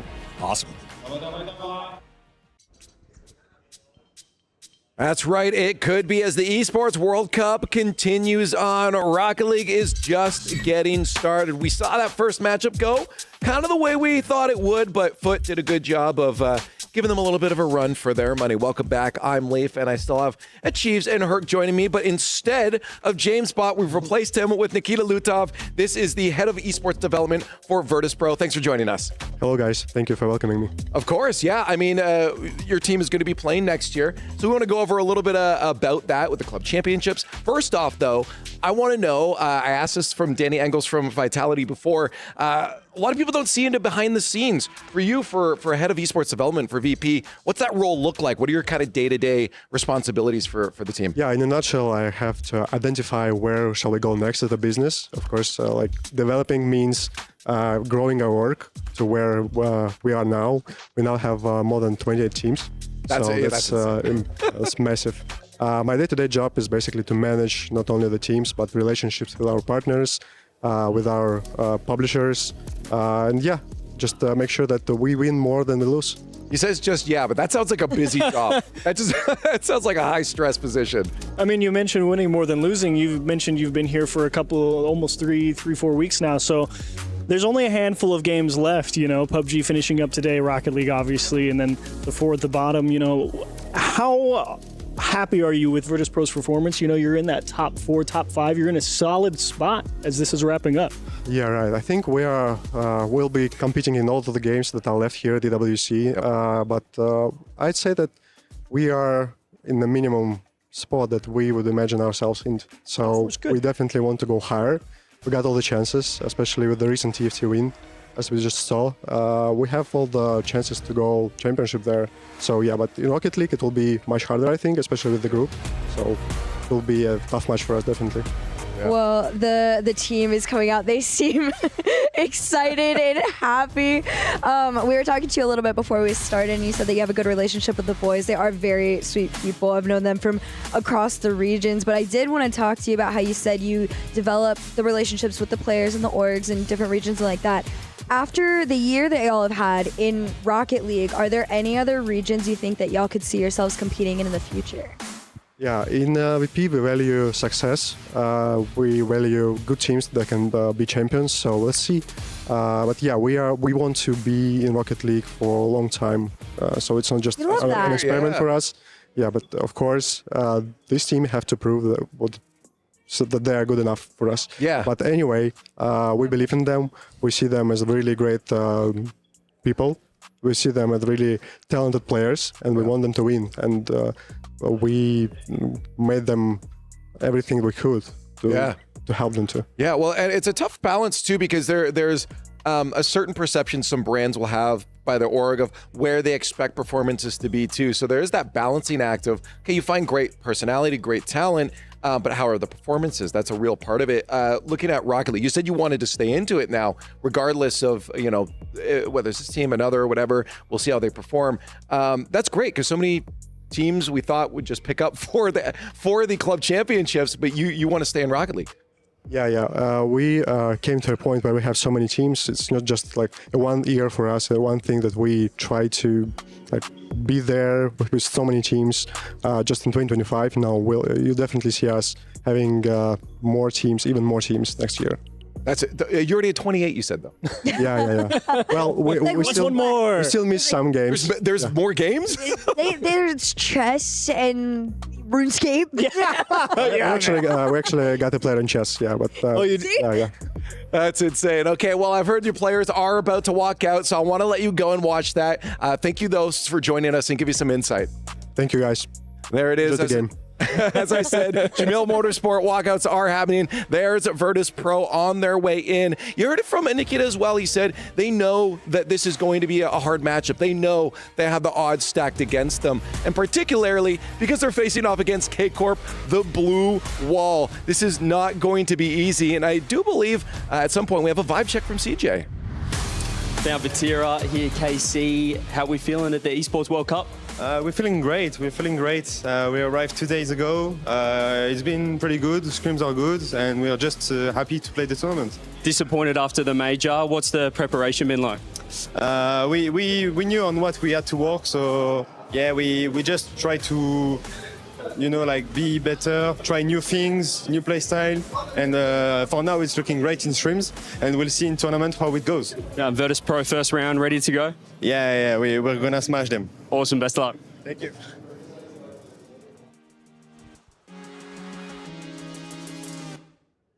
There we are again. This team is one of the teams you can probably say dynasty every single time you see them. Yeah, I mean, Carmine Core, it was good to hear Vatira say, they're not happy with where they're at. They're trying new things. They're trying to make changes because we mentioned it at top of show. It's hard to stay at the top, They've been on top of Europe for so long. Fair's come up with some great game plans for them, and they know that they need to make changes if they want to make comebacks and really go back up and fight for first places. Oh yeah, at the end of the Raleigh Major, Fair and I were sitting up in VIP talking a little bit about it, and he was already locked in for EWC, prepared, thinking about, all right, there's a million things that we can get done for this. I know Drawley has been nothing but smiles in every rehearsal I've seen him at so far, so they seem to be in good spirits here, and of course, like y'all said, it's one of these events where it's another chance for them to prove themselves. I mean, you have to be in good spirits, especially knowing, this is your first match, right? You know you're going to get a little bit of warm up in here. Maybe we'll see surprise here from Virtus Pro, and I'd love to as well, because we obviously know that this team, we've seen Sosa around for so long. Catalysm, of course, not an inexperienced player, and Sphinx, one of the greatest from that APAC region. They have a chance to eventually start growing and doing damage, but maybe not against KC Achieves. Yeah, if you're talking about tough draws, this is a pretty brutal one for round one, and not to mention the rest of the group. So Virtus Pro definitely the uphill battle, but as Stax likes to say, that's why we play the games. You never know what's going to happen. This is not going to be an easy matchup for them here, but as I said before, also Stumpy, welcome. Hi. He saw a couch and he's like, that looks comfy. I'll sit down. It honestly is really comfy. This is a great spot to watch the game. I always blend in as well. Oh, yeah, where are you? Half your body's missing. Anyways, we got a lot of vibe checks going on here, and I believe we actually have another one. So why don't we go take a look at that? Here with Mektos, coach of Virtus Pro here. First round matchup against KC. What are your thoughts? We're very excited. We had a week-long boot camp before this event, and we had many scrims versus KC that, honestly, we looked over the replays, have a lot to change, and I think they're going to see a new team coming into this match. A bit of a warm-up as well for the World Championships. Must be great to have a couple of lands back-to-back. For sure. Especially with our team being in APAC, it's getting good practice is a little bit difficult, so having EWC right before Worlds, it's very nice. Will be very good practice. And everyone loves watching Sphinx get to work. What can we expect from the superstar young gun in this event? Sphinx, his mechanics are insane. Everyone's going to be surprised. Some of the shots he pulls out are insane. Awesome. So I'm excited. Awesome. Well, best of luck against KC. Thank you, CJ. Thank you. Yeah, and I love the energy from the teams. I think what he said there was great. The practice before Worlds as well. Rocket League still has a lot to go. High competition through Esports World Cup and then Worlds afterwards, Stumpy. Yeah, having Worlds coming up as well is going to be an incredible time for a lot of these teams to prove themselves. I think EWC is a great base for a lot of the teams, Virtus Pro included, where they're an import team, but everyone still loves them for the fact they're an import team where you have obviously Sosa and Catalysm, but they're raising up the profile of an endemic player in Sphinx, who has been one of the most exciting players to talk about this season. That is what sets them apart, I think, in so many people's hearts right now. A lot of the times there is a little bit of distaste towards those import rosters, but they truly are trying to rise up some of the best players in APAC, including, like we've talked about, Sphinx. So seeing him have, those first place wins out in their regionals, I still think that top 11 is a very solid one. Even the 14, you didn't come in last. No, that's true. No, so that's a big win in our book. Right. What you expect from teams like this traditionally is that is a 15-16 spot. Yeah. And anything greater than goose eggs in the win column is definitely good. And so it was good to see them come out with a good performance in Raleigh. And you're looking forward to see the continuing development. I mean, I was going to talk about Catalysm as well. He's a storied player in Europe in his own right. He's been a long time. He's been there such a long time. One of the players that was kind of coming to a head towards the end of the closed era into the open era, and then when you look at the start of the open era land with the Evil Geniuses, they had an amazing run through in the lower bracket, and he's not been able to repeat that success at LAN too frequently, but he has been on stages like this time and time again. He's an older player. I just very impressive. Checked. Yeah, he's one of the older players, 23. Yeah. Which oh wow! Young. Wow, 23. For it's true though.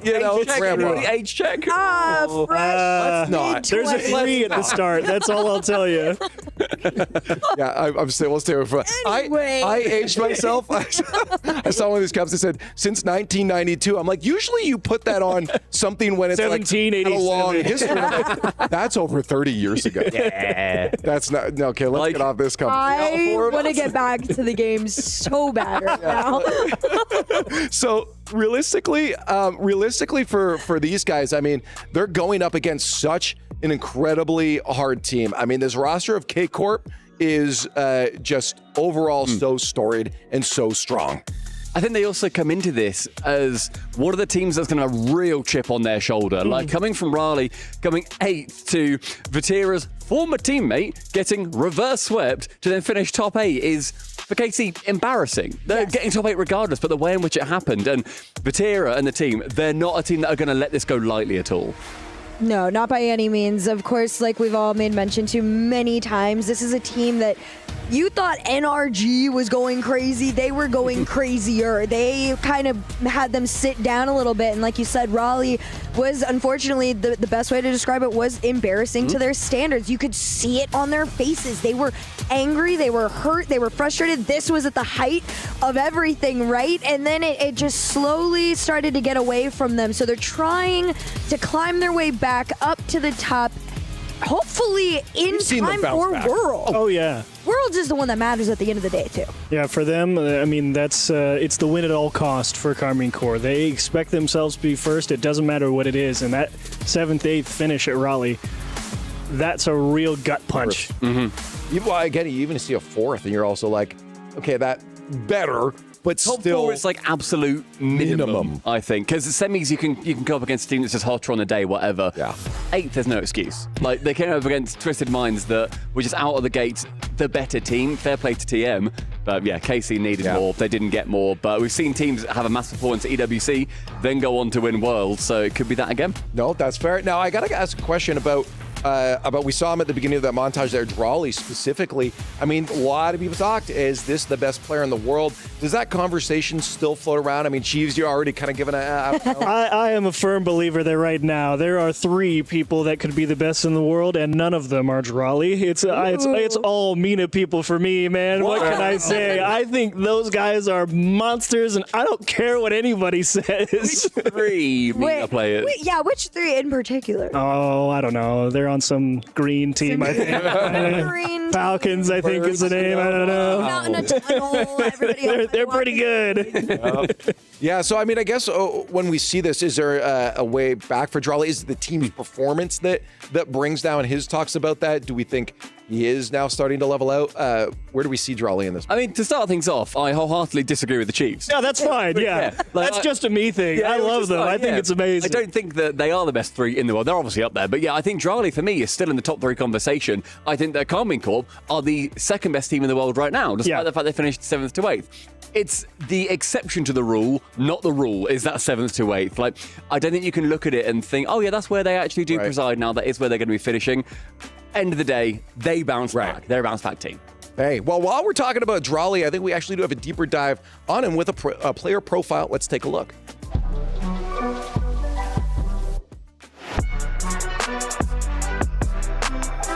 In RLCS or just in competitive tournaments in general, I've always been very calm besides like my first tournament because I was nervous. But yeah, I guess I'm just like always calm because I know that there's things that I can't control. So I don't like if I lose, I know that I'm not going to be like that mad if I lose because, you know, I can't really control everything. I mean, maybe who knows what will happen. I mean, if one day I'm like in a World Grand Final and I don't know, I'm getting 1,000 points every game, scoring every goal and getting every save, and my teammates start own goaling, that would make me mad, but that's not going to happen.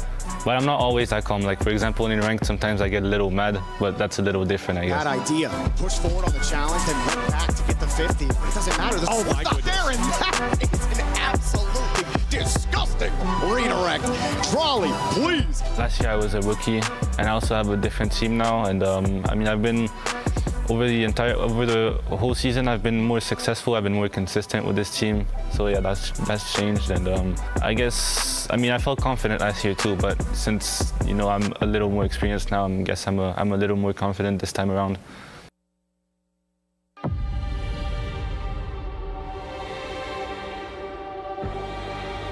Energy started things off strong on this stage with an incredible win over Foot. But Foot managed to pick up a game. We're going to find out if they can pick up a couple more, Fancy. Absolutely. I mean, our second match is underway now, and we've got top teams from 2 different regions. So let's welcome the first one on stage. They are one of the most dominant teams around the globe. Give it up for your Birmingham Major champions. It's Karmine Corp.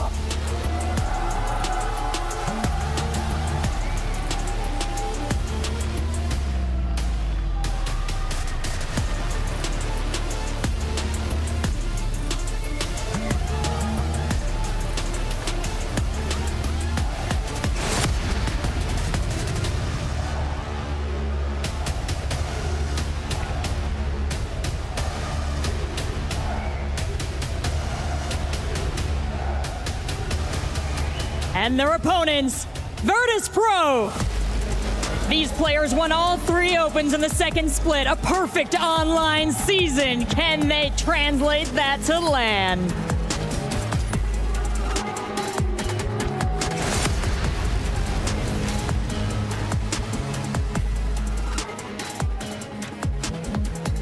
We have an inter-regional showdown for this one. Let's find out who takes it. Casters, take it away. So, another match with a clear favorite, another match where we feel like we know what's going to happen before the game gets started. But we saw what happened earlier on already. We're 0-1 on scoreline predictions. Well, I know I am. I'm assuming you are as well, James Ball, in the day. Yeah, I definitely had expected NRG to sweep that last game, but I feel like when you are heavily outmatching, outgunning an opponent, you can go on autopilot. I've seen it a lot. I've casted a lot of NRG, and I think once they locked in, they got things done. But I think K-Corp is a little bit different because I really don't, I don't feel like they go on autopilot as much. They seem like they just are in locked in kill mode from the very beginning. Yeah. And I expect this to be a very tough matchup for Virtus Pro, who is, you know, this is a team of imports again. They do have that one regional player, Sphinx, who I think a lot of people are rightfully excited about. Great future for that young player. But K-Corp, one of the most professional teams in the scene, one of the most consistent teams. They did have a really disappointing finish at the last RLCS Major, but I think this is their bounce back. You know, this VP team, they've had some pretty good results this year against OCE in particular, but they've yet to have a real breakthrough result against one of the bigger regions, and this would be by far their biggest result if they can play KC close or beat them. It's almost unthinkable, but KC looking a bit vulnerable as of late. They want to remind everybody what they're really about. They're not a team who are happy with 8th place, like they got in Rally. They're looking for wins. That's what we talked about earlier with NRG. Looking for wins. Nothing else is acceptable. KC, with the roster they've put together, want nothing other than a 3-0 in this match.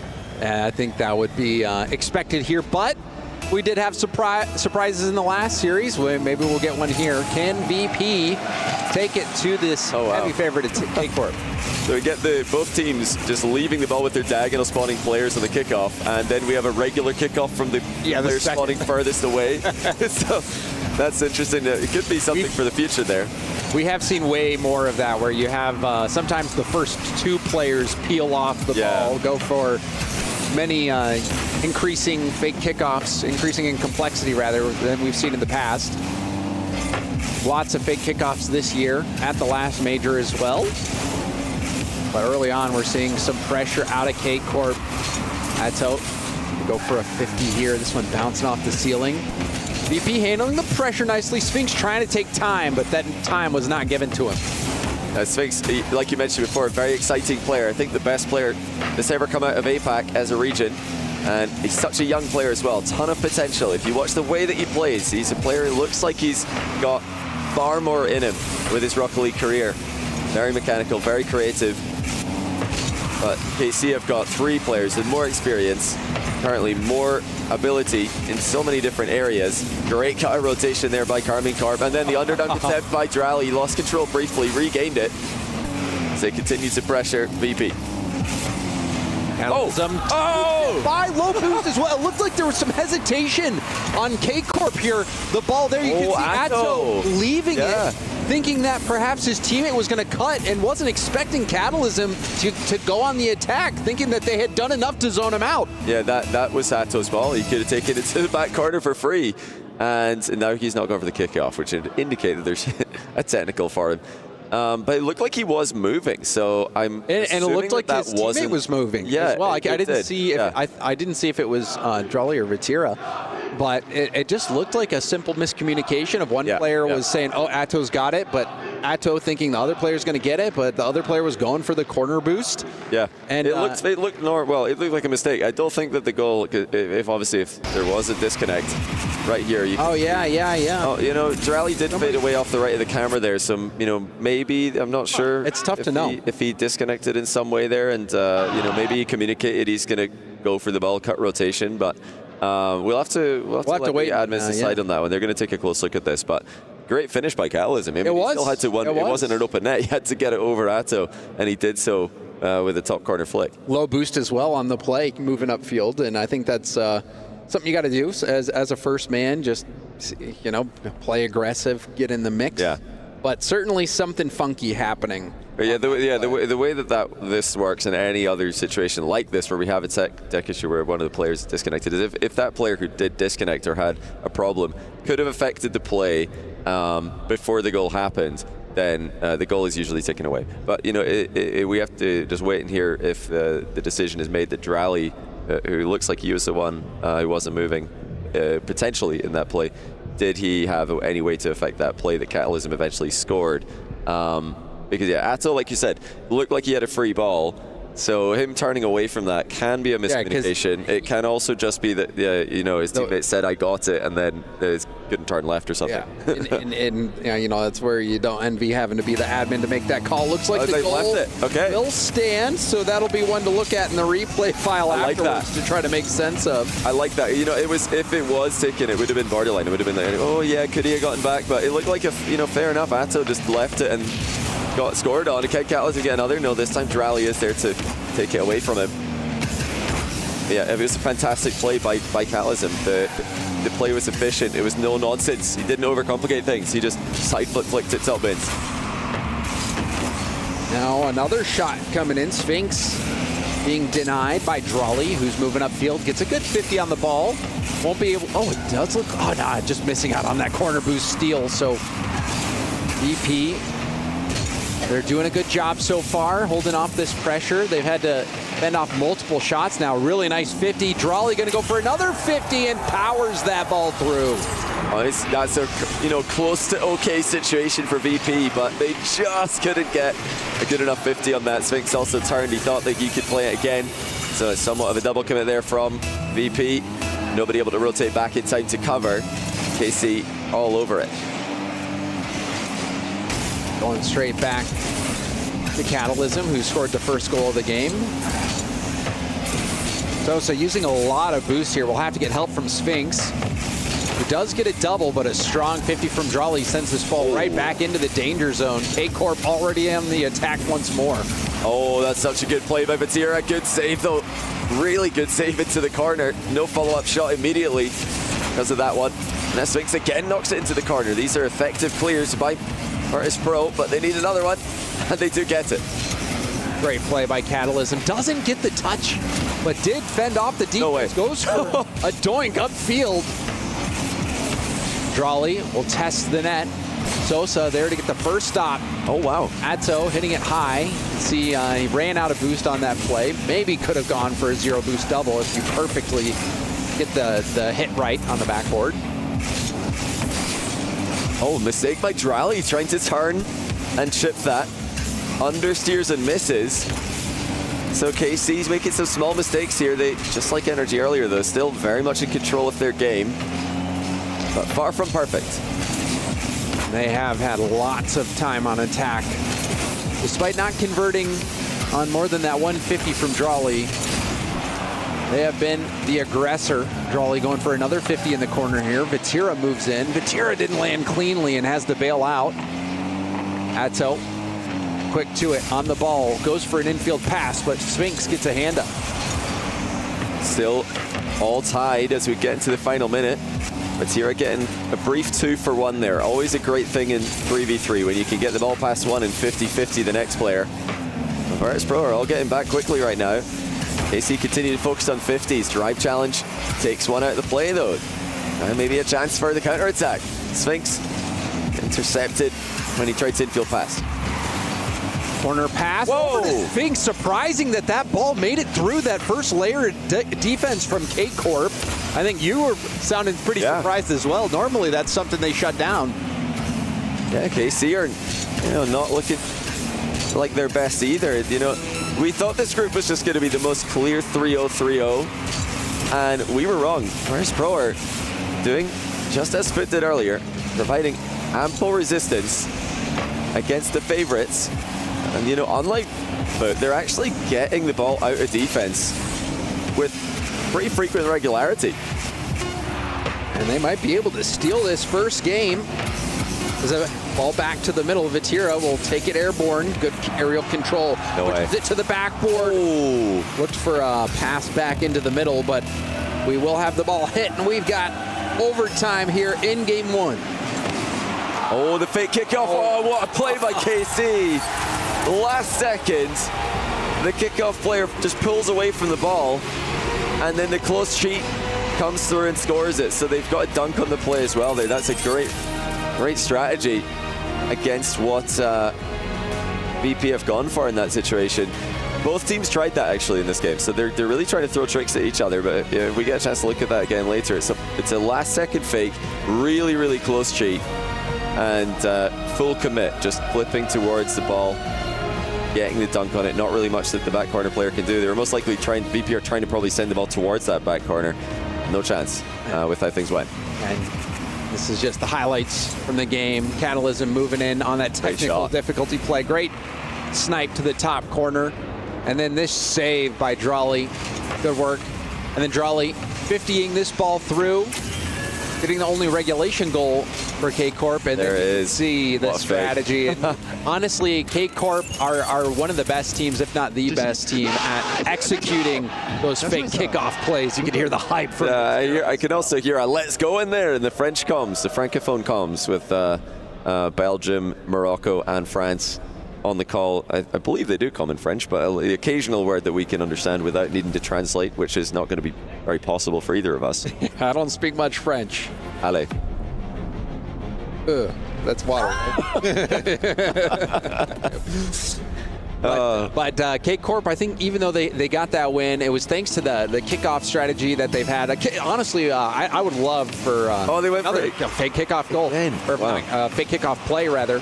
But K-Corp, they, I think, really have been a big driving force in teams taking kickoff strategies more seriously because they have had so much success on land with their kickoff strategies. Yeah, I of course been following that very closely over the years, but saying, I reckon the fake kickoffs are underutilized, and because I'm just a caster, nobody takes it seriously. But it takes when KC did it one time, everybody's like, hold on a second here, we need to be doing this. But yeah, they make it look really really effective. We had the fake kickoff with the close cheat commit last game at the end for the overtime win. Started this game, it's a double fake to gain possession in the back half of the pitch. So, these little change-ups, these little switches are really hard to predict. Trying to keep their opponents on their toes, but so far VP's defense has been pretty good. Good enough to force overtime. Kept K-Corp out of net for a majority of that game. Sosa trying to get this ball over to Spinks, but it was a light hit. Now danger for VP. Can they defend this? No, they can't. That slow pass into the corner really was the start of the end for VP on that play.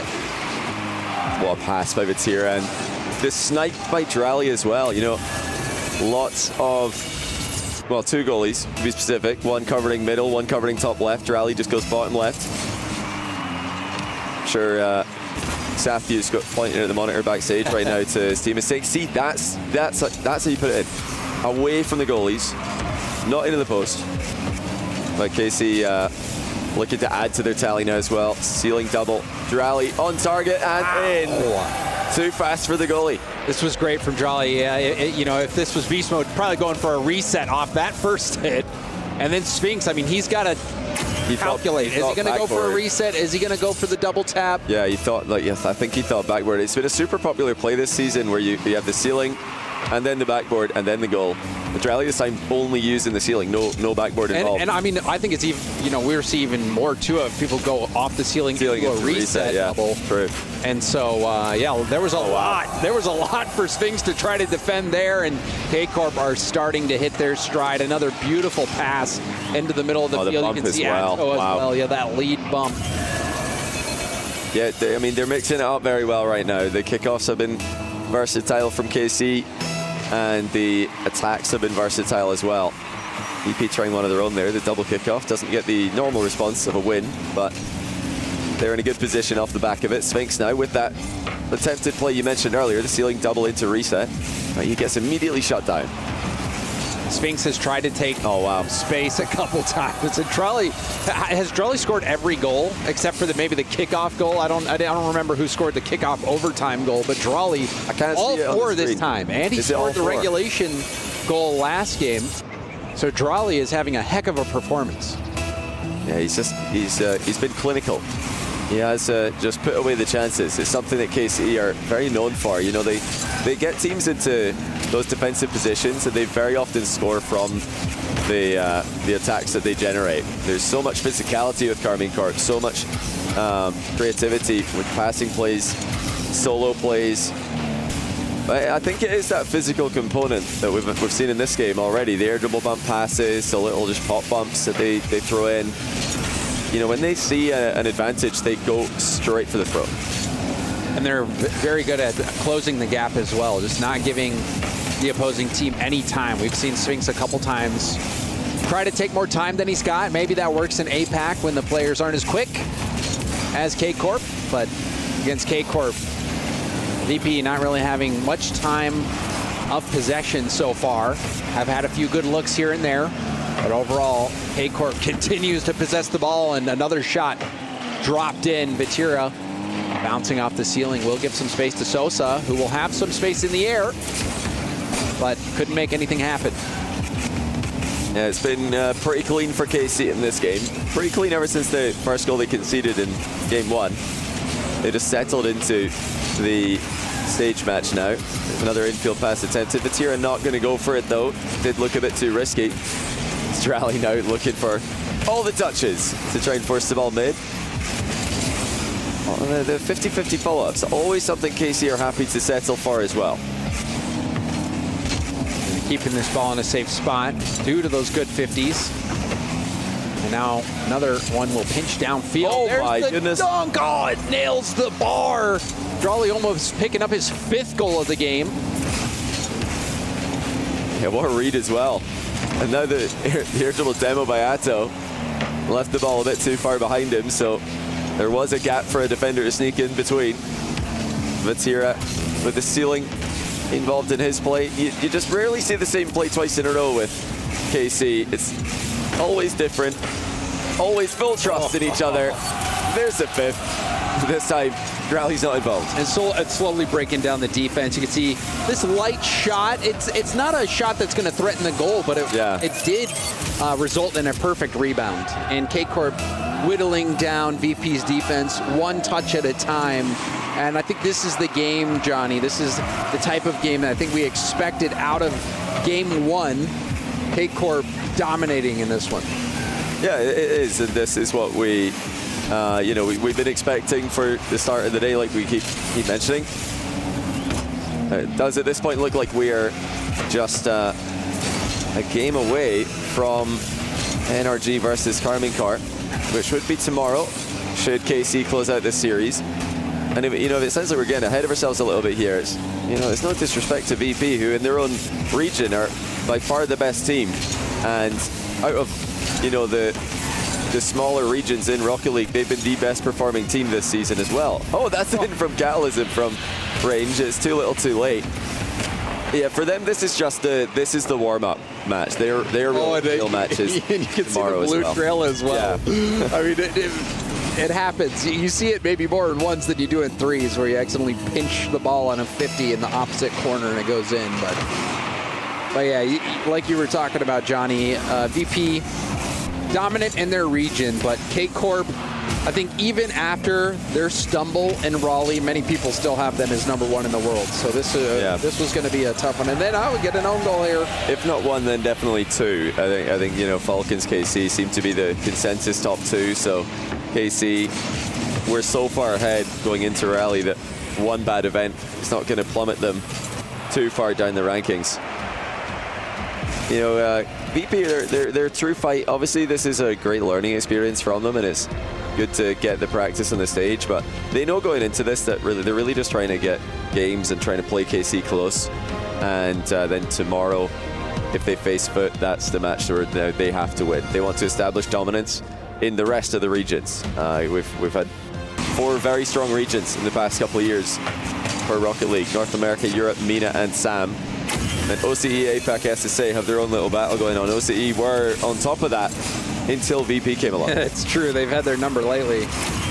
But this group is going to be pretty challenging for them. They're going to have to, it's still time for them to bounce back against K-Corp. This series is definitely not over, but they're going to have to play the loser of NRG K-Corp if K-Corp does move past this. So they will have to get an insane result. And I also think with how well we saw Foot was playing, it's not even a given that they could even move past Foot. I think that could still be a close series as well. It should be a tough one, yeah.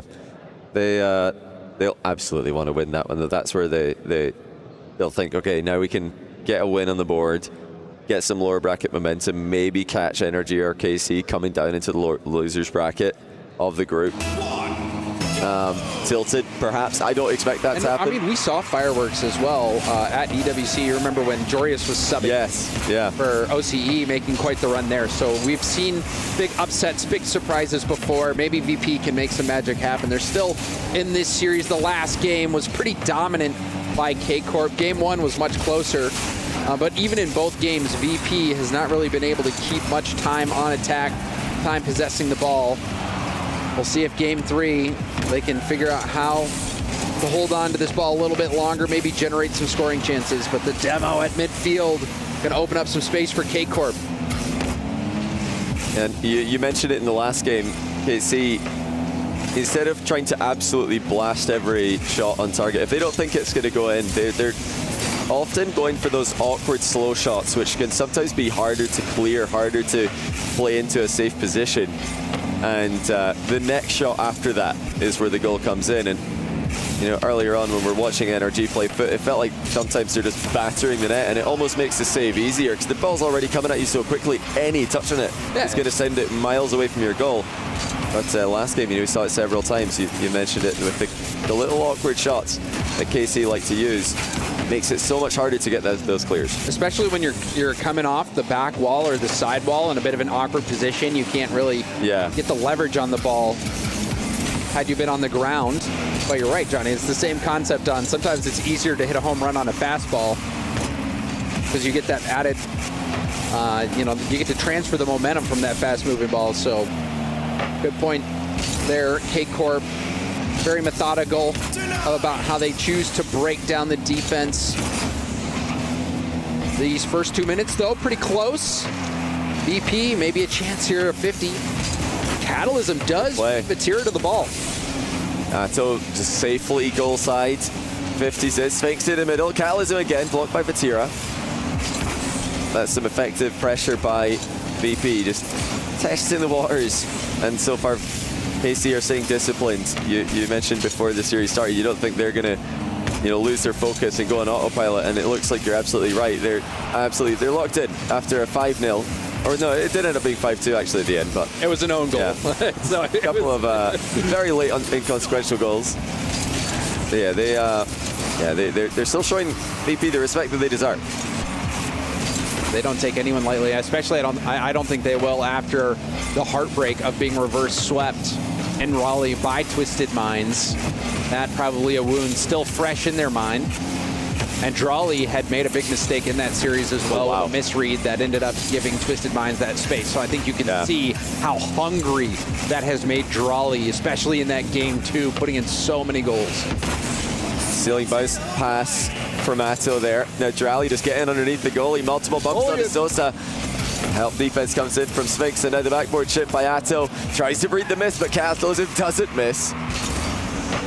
Once again, VP are looking pretty good. They've got these sequences where they're playing Karmi Corp very close. And Catalysm's been playing very well. There's a fake from Drawley. Testing the backboard, another 50 from Drawley. Creative attack, like you were saying. K-Corp good at these mix-ups. Maybe a bit too much there. I mean, they're refusing to shoot the ball like goalkeepers, which is great to see. But the choices they have made instead have not necessarily worked for KC in these attempts on goal. Haven't resulted in clear-cut opportunities, which is what they're really looking for. Sphinx. Nice possession there from him, being able to take that up the wall, but it is 50 right away. Sosa tries to go for a boom. To the hands of Atto. Catalysm breaking up the play at midfield. Sphinx going for a goal, but Atto there to get the save. That's a good, excellent block by Atto. Drawley just going to send it. Well, what can Sphinx do from here? He's got options. Looking for the outlet pass. He absolutely slaughtered it, though. That ball's got so much speed, and now it's Vatira coming in. The defense, once again, looking pretty good for VP. They're keeping up their momentum. Sphinx covered in mid. Here comes the redirect. Sosa cut off by Atto, but it falls middle now. Drawley has to break rotation and get it. You can see Vatira was too deep in net. That was a good cut by Drawley to make sure that no shot came out. This game far from decided. VP is hanging right in there. Yeah, KC are not finding a way through. For almost 5 minutes of gameplay now. It is 5 minutes in total for if we include the last game added onto this. And that's a pretty awkward ball for Vatira. Doesn't want to go in riskily for it. Oh, Sosa nearly landed a bump on him. Still a chance for VP, and now maybe a chance the other way for Karmi Corp. Catalysm keeps it up, but will that help Karmi Corp? No, Drawley has to just settle for an overtime. Another overtime. Will we see a kickoff strat yet again? Looks like a simple attempt at winning it forward. Pass across was a little bit too close to the defender. It was the right idea, though. Sosa, had that been more to him, maybe he made something happen. Oh, what a read off the corner. That's a ridiculous goal by Atto to win this one.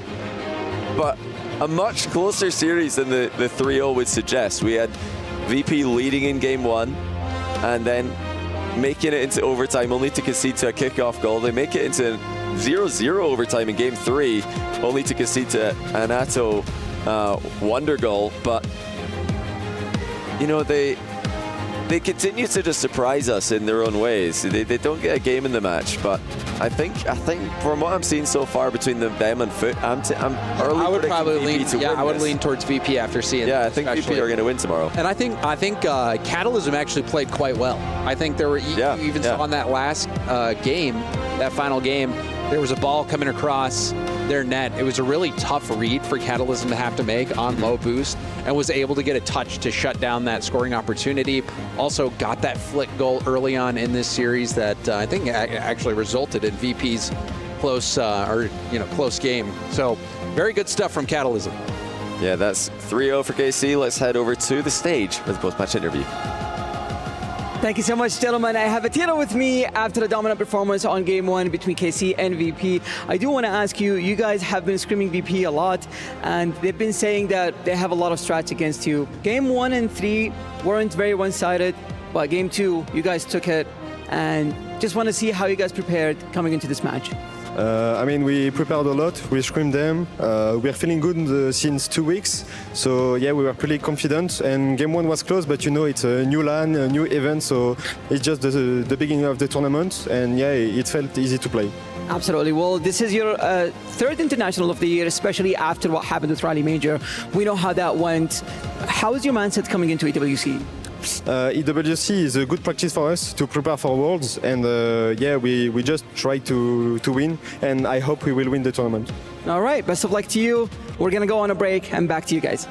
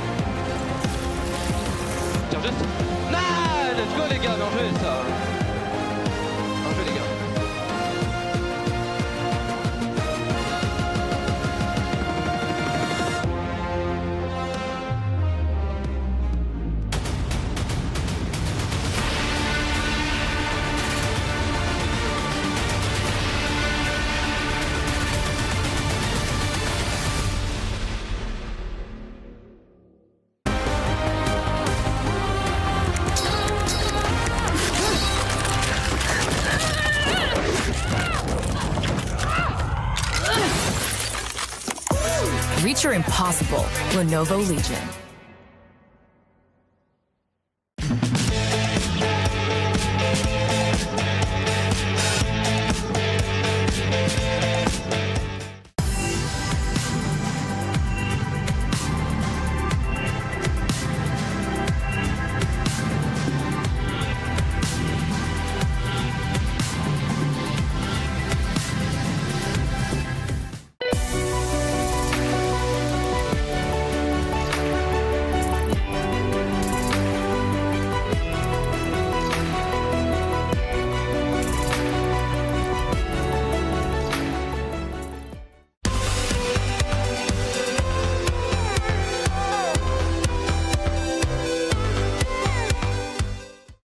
Kings of content have arrived at the Esports World Cup.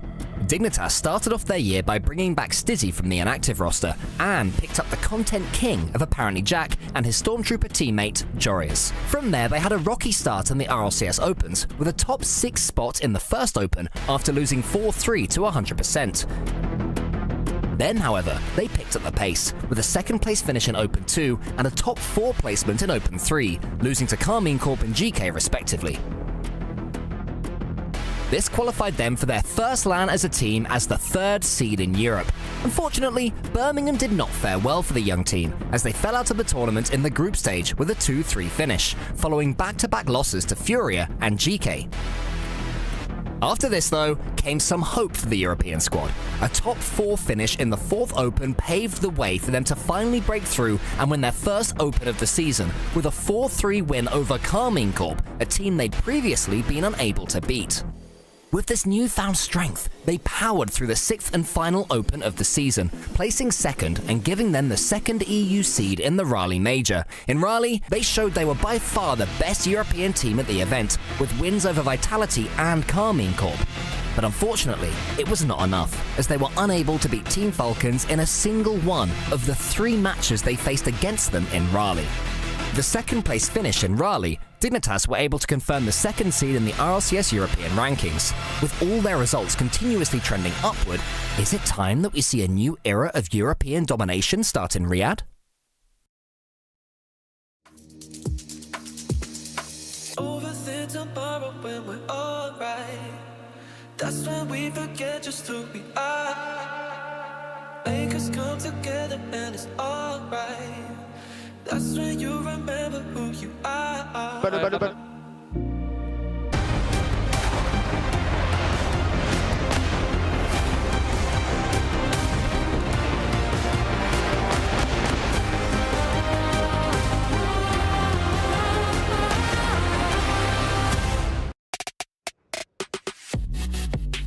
Welcome back to the Esports World Cup. Rocket League continues on, 2 matches down. The Blue Wall doing exactly what the Blue Wall does, shutting down their opponents in magnificent style. We'll see if that carries on as they carry through their groups. Again, one of those teams alongside NRG expected to bounce out there. I'm your host, Leafx Still, and we've got Stumpy Jorby joining alongside, wait a minute, you're on the Blue Walls, Drawley. Thank you for joining us, Drawley. Thank you for having me.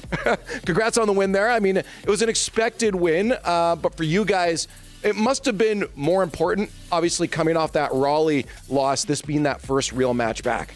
Yeah, I mean, it was pretty important. For example, at Birmingham, our first match was supposed to be an easy 3-0. Yeah. But we struggled a lot, and we wanted to avoid that this time to have a better start. Right. And then coming into the groups as well at Raleigh, it was Raleigh. We even saw, I think, Foot took a game off too of you guys in groups. Were you guys still kind of feeling some struggles there? In Raleigh? Yeah. Well, we were struggling the entire tournament, honestly. It was our worst performance of the year. Yeah. But, I mean, it'll be much different this time, hopefully. Hopefully, yeah. It should be different. We've practiced a lot. We've been training much better, and we've been confident. Yeah, we've been better in scrims, for example, and we're confident now. We're more confident. You've also got a brand new jersey on. Pink jersey. I like it. The pink wall is going to be showing up, hopefully, in the world. If we look away from Raleigh and we look now towards the Esports World Cup, the next match is against NRG, a harder opponent. But they are going to be a lot different in a series rather than FUT. How do you prepare for that amount of difference in a series? Well, we don't really prepare. We'll just keep practicing as usual because, whether we play NRG or on a wildcard or whichever, it doesn't matter if we're playing against the best team in the world or the worst team in the world. We're supposed to play the same way. So we don't really think about who we play against, and it shouldn't really bother us too much. We should be going into the game with the same mentality. So you talk about, playing as a team and doing your thing as a team, but what about you specifically between Raleigh and now and your individual performance? What have you been working on to make sure that you stay fresh and you guys can get over the hump? I haven't really changed much. I mean, in Raleigh, I had, obviously that was maybe one of my worst performances ever. And this time, the only thing I've changed is just my playtime. I've been playing much more. I've been grinding a lot, and that's pretty much the only thing. I think I like to. How many hours past 2 you got? Huh? How many hours past 2 you got? They're not really high. I've quality hours. Quality hours. Yeah, okay, it's 70 quality hours. That's good. That's good. That's decent. That's more hours that are quality than I've ever had in Rocket League. So you're already doing better than everybody on this stage. So that's good. Yeah, I've definitely done that past 2, but they were not quality. A lot of snow day. Yeah, exactly. Now, I guess looking at the overall kind of state of Rocket League with Esports World Cup, then also Worlds for the RLCS afterwards, I feel like this is some of the most stacked Rocket League we've seen in terms of equality of skill across teams. It feels like there's so many teams that could win. Do you agree? Yeah, I agree. I think, well, I don't 100% agree. I think the tournaments are very stacked, but I think last year they were even more stacked. And at Worlds, I think the tournament was even more stacked last year. But I mean, they're still stacked now, just a little less. Yeah. So real terms of threats, is there a team out there that are really, you say you don't practice for any teams, but is there a team particularly you pay a little bit more attention to? Well, Falcons, obviously they won. Yeah. They've always been a great team, but they also won the last major. And they'll be a tough team to beat. They haven't I mean, they're always in a great form, but they're in an even better form this time around. They look even better. So hang on, you were saying that the tournament is less stacked this time. Is there a team here that people are saying they're definitely a threat that you don't see as a threat? Well, I don't really know which teams people really consider a threat. I mean, I assume it's just like the good old energy, vitality, maybe SSG. I mean, I think I agree with most of the people. I agree with the consensus. I mean, energy, Genji. No, not Genji. Energy, SSG. Poor Genji. Oh, sorry, I didn't mean it that way. Vitality, us, obviously, and the Falcons, and Furia too. I think we're, and Twisted Minds too. I think we're, I mean, it's a consensus that those are like the toughest teams in the tournament. I agree with that. So, Can I get your thoughts on Falcons? Because, of course, they won that major. They are looking like one of the favourites to go, high up in the Club Championship at the moment as well. They are on a completely different level. The only team that I put alongside them are yourselves in Carmine Corp. What are your thoughts on Falcons as a competitor? I mean, I said it earlier. They're like a very tough team.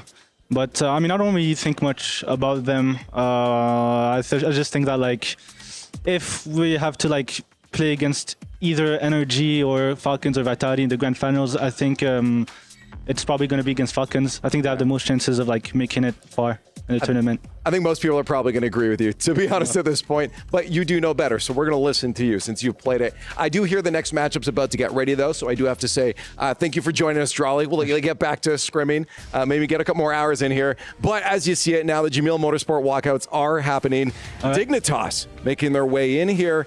And again, they're one of those favorites, one of those contenders that are looking like one of the better teams here. Wildcard on the other side, we said it, some of our favorite players and personalities, they really have to make a statement for themselves. And what do we have a vibe check? Welcome to the Esports World Cup. How are we feeling, mate? Feeling good, always a good time here at the EWC.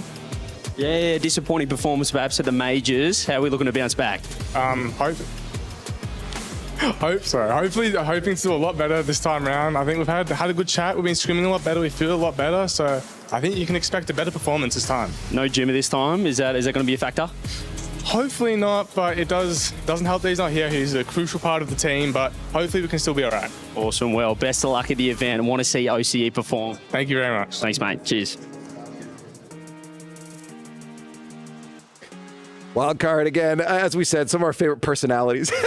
And they'll come out here with energy. Jorby, all the time, you see the smiles on their faces. The question is, will that translate into their performance? I mean, you're in a difficult match here against Dignitas. I think when you're talking about the team that just made the grand finals in Raleigh, a team that came out and maybe surprised in the second split of RLCS. Everyone thought this team would be good with Stizzy on the team and then moving back to Europe. But Jack and Joyous, I didn't expect the reunion to have so many fireworks. And I think that's going to be difficult for Wildcard to contend with. Yeah, I think a lot of what Wildcard do is they want to not just let themselves down at these lands, but unfortunately that's kind of what we've seen from them this season. OCE has been on that downtrend, and it's hard to look at players that whenever we run into them in the hallway, they're always so fun. Every single time you will laugh with them. But their performance is also something that I think a lot of people are laughing at. Because, going through in not winning a series when you've been involved for so long, you can't do that at this point in the game. Yeah, and we do have Herc back on the desk here. Welcome back. Missed you. Do you feel more powerful by sitting in the same seat? Yeah, weirdly, this feels like really more intense. I'm like, yeah. You should queue ranked after this. I will. You'll get out of Gold 3. I'll tell those Mina Diamonds who's boss. Yeah. No, trust me, you're going to have Mina players are in your face. I say Mina Diamonds are like NAGC ones. Actually, you guys have fun out there. Yeah, right. Yeah. I'll stay here. Well, anyways, looking up at this matchup here, obviously stacked a little bit against Wildcard. They're going to be those underdogs or the Cinderella story that we talked about, but they were kind of the forefront, Herc, of the Cinderella story teams, but they're up against Dignitas. Yeah, and even in their own home region, it was a little shaky, but it, again, was not shaky for Dignitas by any means. Everybody keeps talking about the reunion.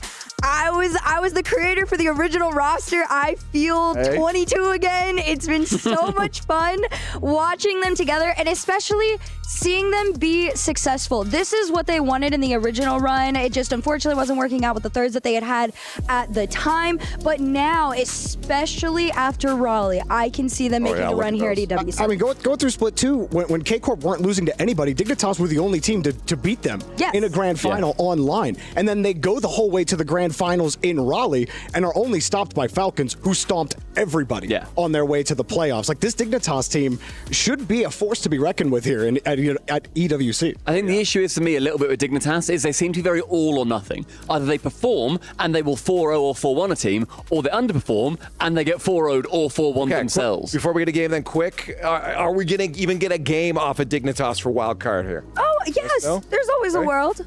Yeah, there's normally a weird result for OCE somewhere. No, this is 3-0. It's 3-0. Jordan says not even close. Well, the other way. I'll go replace Gemma. Wildcard, take a Put me on the stage. I'll do Gemma proud.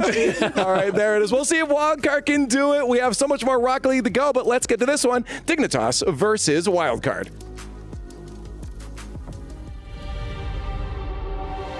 Group A saw predictable outcomes, but with brilliant performances from the underdog teams. A good reminder to everyone that, as the trophy says, nothing is granted.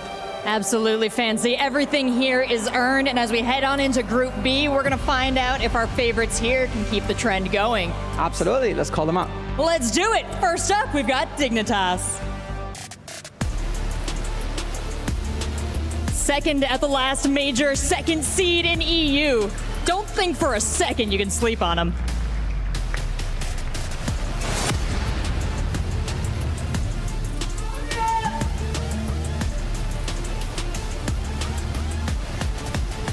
And their opponents making their return to EWC after finishing 9-12 last year, looking for redemption. It's Wildcard.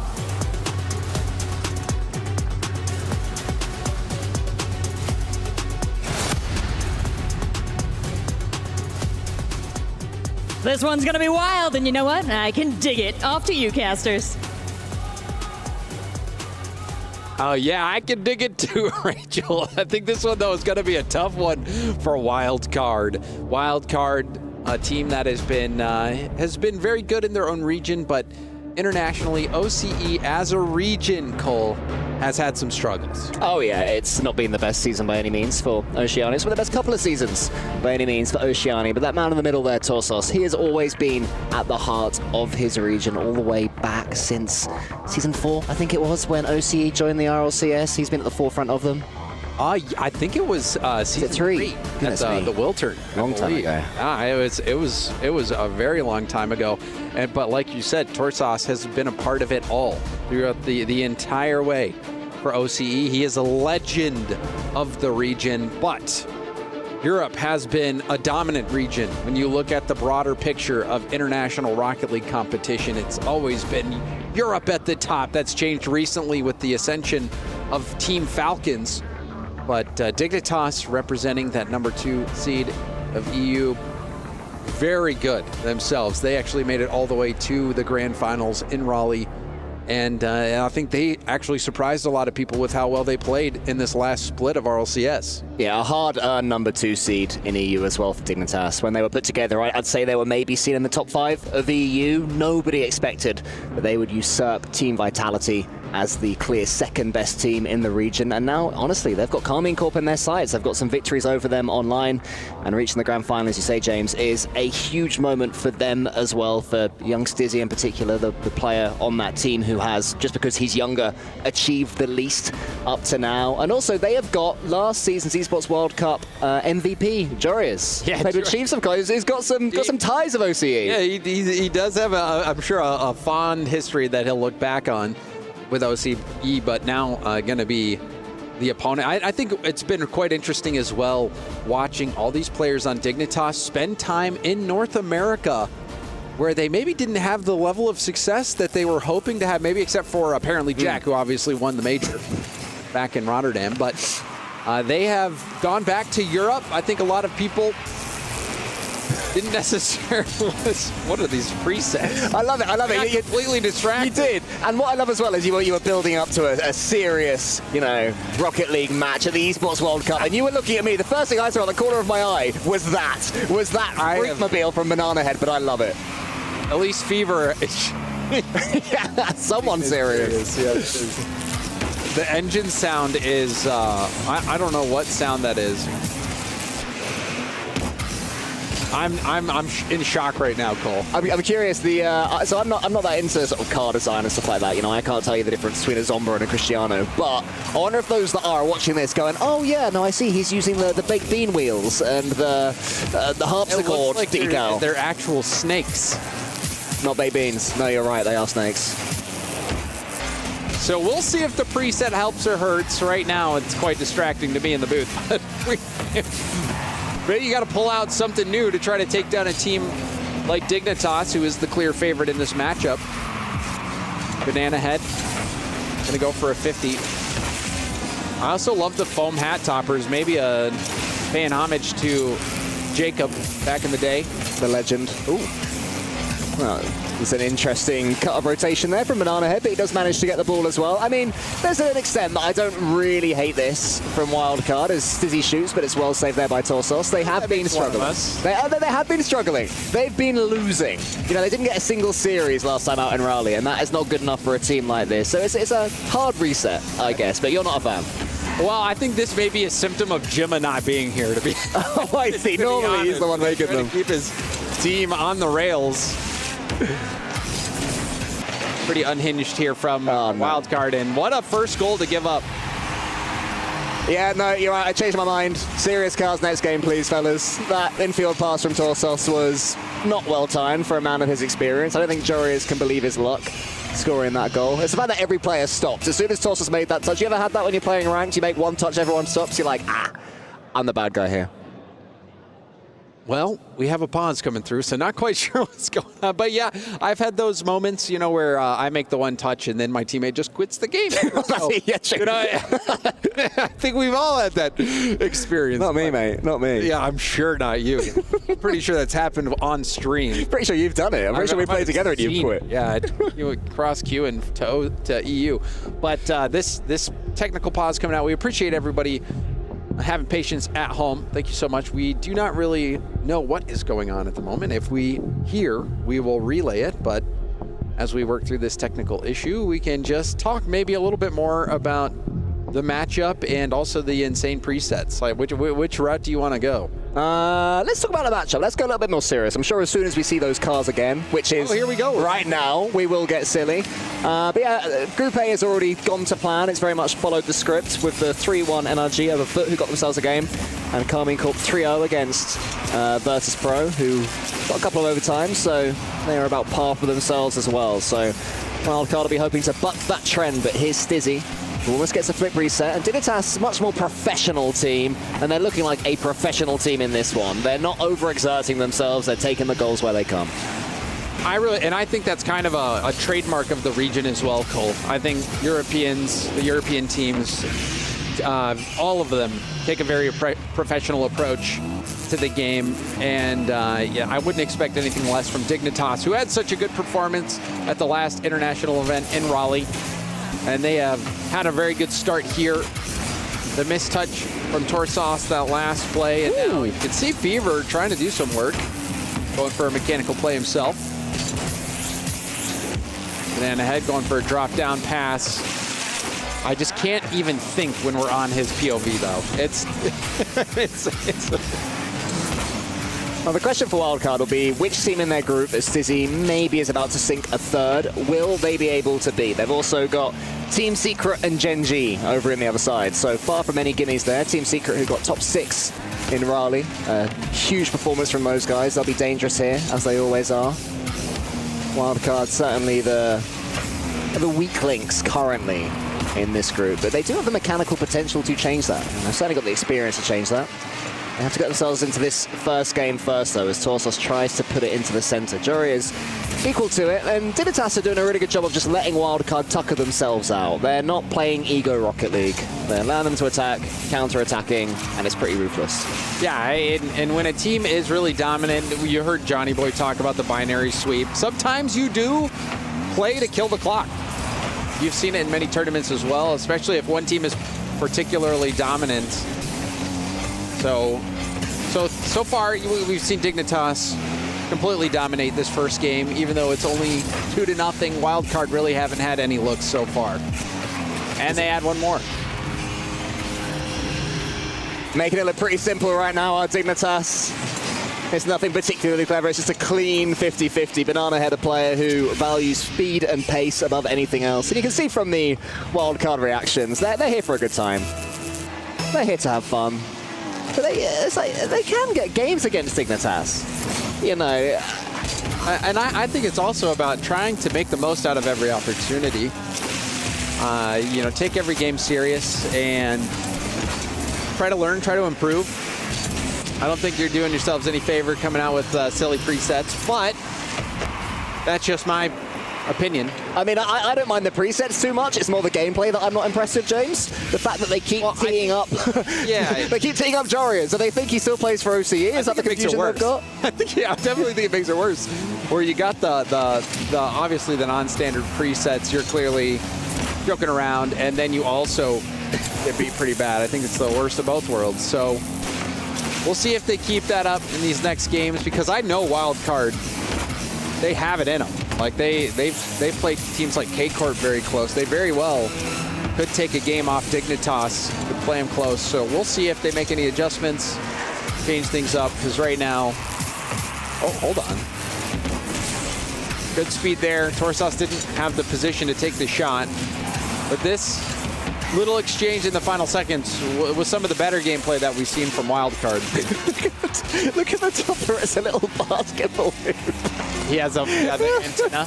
The antenna, sorry. I didn't even know that was a thing. You rarely see antennas anymore. No, you don't. Not enough, in my opinion. Anyway, it's going to be 4-0 to Dignitas. Torsos, fist bumps each side. He's happy with that performance. We go next. Don't think that was the first, or the game one that Wildcard was necessarily looking for. So maybe just trying to get some laughs out of the gate. This, you know, they are jokesters. If you've followed Torsos his whole career, self-deprecating humor in his interviews. You know, he's always cracking jokes, so I won't try to be too hard on him, but I definitely, as a fan, I want to feel like both teams are bringing their A game, doing everything that they can to win. And sometimes, you know, when I see that, I question it a little bit. So we'll see what happens now, Cole, but Dignitas expectedly coming out with a win in game one. Yeah, I mean, I'm sure that Coach Jimmer is watching this at home, and maybe he's probably thinking the same thing that we are of, oh my goodness, please, Torsos, stop feeding them the ball from our own half. It's not the thing to do. You know, you don't have to be an experienced RCS coach to know that. But yeah, it's just, I guess it's thrown us a little bit. I hope this isn't the dying embers of a team, really, because Wildcard are too good for that. They are still here. They're going to the World Championships as well. You know, just about, and as we were talking about it a little bit at the beginning of the day today. Wildcard, I wouldn't completely write them off in that group. I think if they're playing their best Rocket League, they could. You know, Dignitas might be a bit of a stretch, but they could beat Secret. They could beat Gen G. So you want to see them give it their all. You want to see what they're capable of. So we'll see. They have any changes here. So far, it looks like Banana Head and Torsos. Maybe there, you know, honestly, maybe there's a story behind the preset that I'm just not privy to as well. I don't want to be too judgmental here. Well, it's also the fact that Fever's not using it, which I sort of respect as well. Fever is like, you guys do what you want to do. I'm going to be using a Fennec. Oh, what skin? Oh, it's red. Red Fennec. Cool. Yeah, it's pretty much the polar opposite, where his teammates have the jokester presets. He's got the sweaty one. And they're all equally brilliant. Well, come on then, Wildcard. Give us a game. That first one, there wasn't really too much to talk about there. They are at least having some shots this time in game number 2. Torsos, oh, you're too far forward, pal. You had to use the ceiling there instead of really attacking that one with momentum. So Torsos, unfortunately, Allows that move to break down, and Dignitas now have the ball in wildcard territory. There's a couple of demos, both of them on wildcard, which is cruel. Kicking them while apparently they're down. But again, we survived the first couple of minutes as far as wildcard are concerned. So far, yes. Still looking for a meaningful attack from wildcard. Dizzy will wrap this ball around, goes for a perfect 50-50. Third man for wildcard needed to keep this ball in the corner. Look at how quality this was. You can see Stizzy hitting the brakes, getting that ball 50'd out to the right. Textbook 50-50, beautifully done. That pass. Every time it cuts to Torsos' car, James just flinches and leans back in his chair. Oh, it's not Torsos, it's Banana Heads. That noise. That, like I was saying, the engine sound or whatever that is. Oh dear. It's tough to listen to. Not a fan. Oh, would be a missed goal though. Nice shot there from Banana Head. It's well saved by Stizzy. Torsos in the corner. Good couple of touches in the Dominus. You know what? You know what could be happening too? If they're allowed to use Baki's mod, maybe they're trying to do this to throw Dignitas off, and they're Baki's modding a normal car on their end. Do you know what? That's genius. That is possible. That's evil genius, James Bot. That's the smartest thing I've ever heard. And if that is the case, I don't necessarily hate it. And that is like if you watch a lot of streams, you watch a lot of pros play. A lot of times they will do that. They'll have their public preset and then they'll change it to something else using Baki's mod on the back end. So maybe that's what's going on. Results. Well, we do see our first results from wildcard here in this game. Torsos going up, shooting, staying in the play, ends up 50 in that one, or dunking that one right in. He's shooting hoops with his little antenna. He loves that. He can't believe his luck. I have so many questions. I just have. I would love a losers interview in this. Whoa! Sorry, why are you assuming they're the losers, James? Why not a winners interview with Torsos after? Seen a lot of ball, Cole. You're writing them off already. Well, I still believe. Call me naive in OCE. As Torsos flings himself past the ball, missing it. Yeah, no, you're probably right. You know, mechanically, you're probably right. Form-wise, you're probably right. How serious they're taking it, probably right. But Rocket League's a weird game. Anything can happen on the day, that's what I say. We have seen crazy results. This one would be one of them. Wild card. Let's get an equalizing goal. Stizzy going for a flip reset pass out. Dorias gets faked. Banana Head doesn't make contact. And if you watch the Raleigh Grand Final, Jorius had some unbelievable plays. Oh, yeah. Spectacular plays. Still waiting for him to really reach his full potential in this series as well. He hasn't done too much, especially as we mentioned earlier. He was the MVP in the Esports World Cup. He didn't carry his Torsos Misses Chiefs into the top 8, but he was certainly their star man. Hugely reliable performer. But he's not having to do too much, and that's why we do talk about Dignitas' professionalism in this series. But they are yet to break free here on Forbidden Temple. The longer wildcards stay in it, the more of a conversation point it becomes. Dignitas might not win this one. I keep saying as Torsos misses the ball. I've said that about 5 times now. Well, and Jorius also didn't put that shot on target. As Torsos misses the ball. So a little surprising there. It looked like a scoreable opportunity for Dignitas. They walk away empty-handed, but they have been getting some good boost steals, have been keeping the pressure on. Boom downfield. Torsos getting some help from Banana Head. Banana Head up the gut. Abjack touches it high. It doesn't bounce off the ceiling. Goes for a pass out to the middle, and that's a 50. That's saved by Furious, but then it looks like Torsos came in to try to clear it out and knocked it in.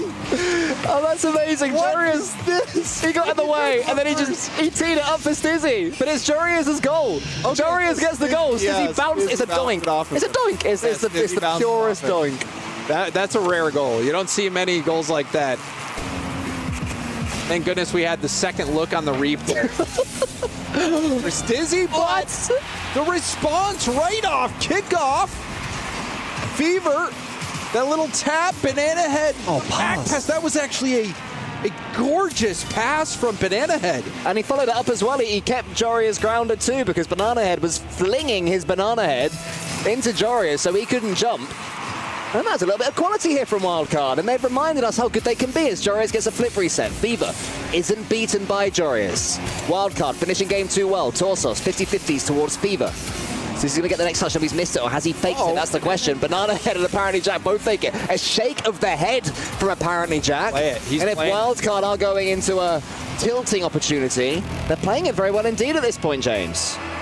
Wildcard bouncing back. Like you said, anything can happen.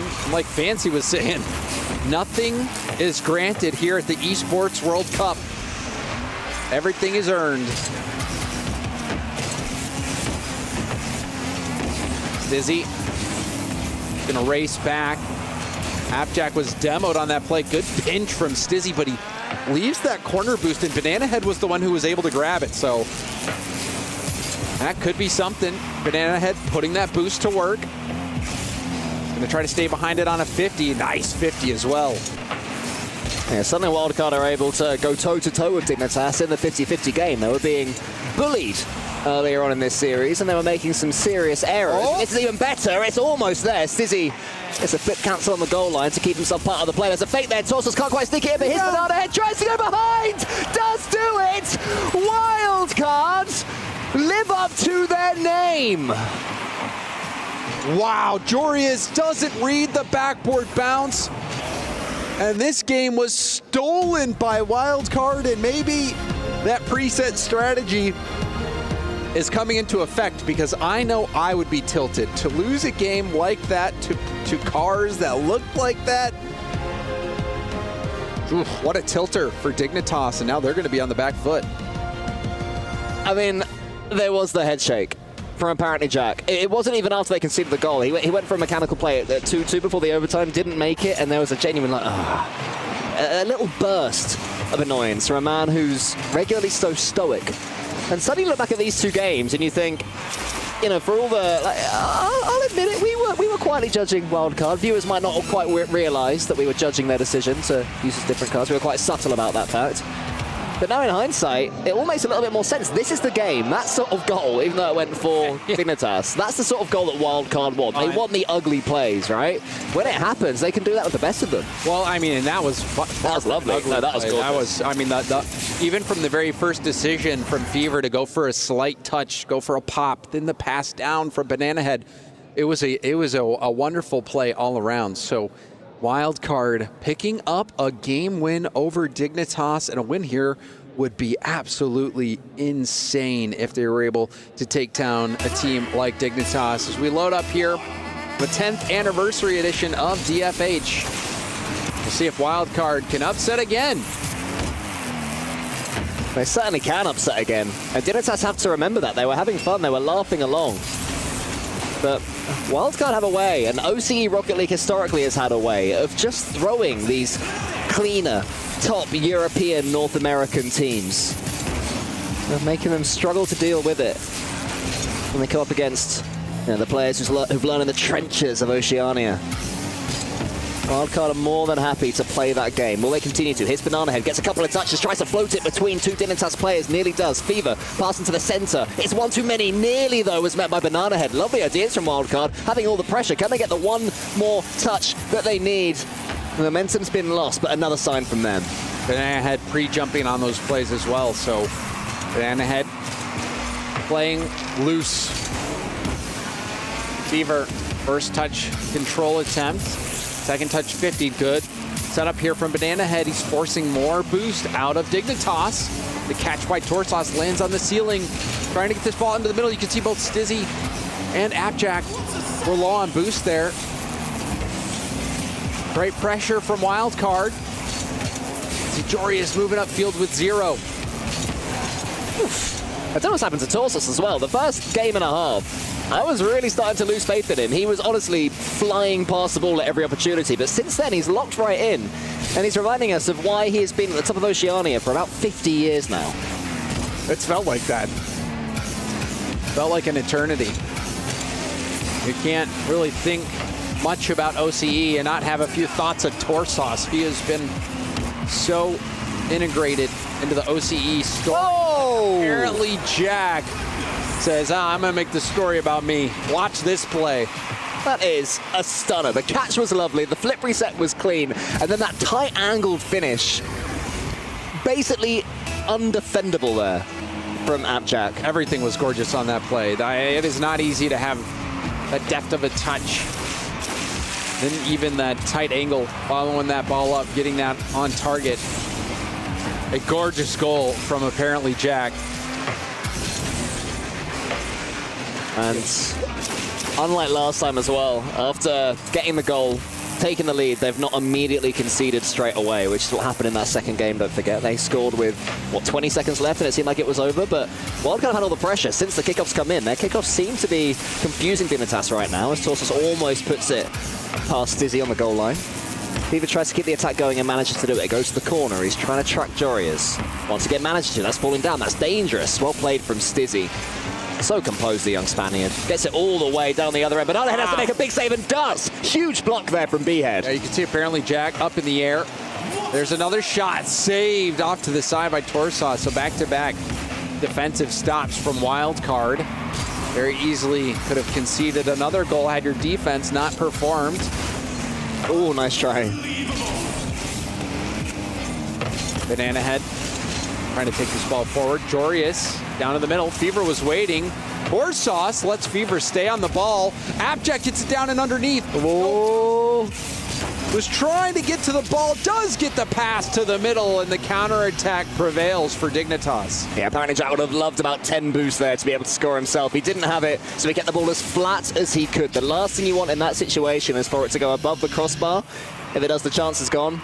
And of course, apparently Jack knows that. He swoops across it, and Sizzy was watching it the whole way, and Dignitas breathed a sigh of relief. 2-0 will feel much more comfortable, but again, the kickoff goes against him. Apparently Jack has 100 boosts, has to wait for it to bounce.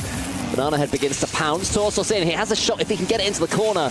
But Abjack didn't let that happen. And it's Morgan 50-50 play from Dignitas. You can see Abjack taking the first 50, then let Stizzy take the second, and then Jorius moving in to take pick up the pieces afterwards.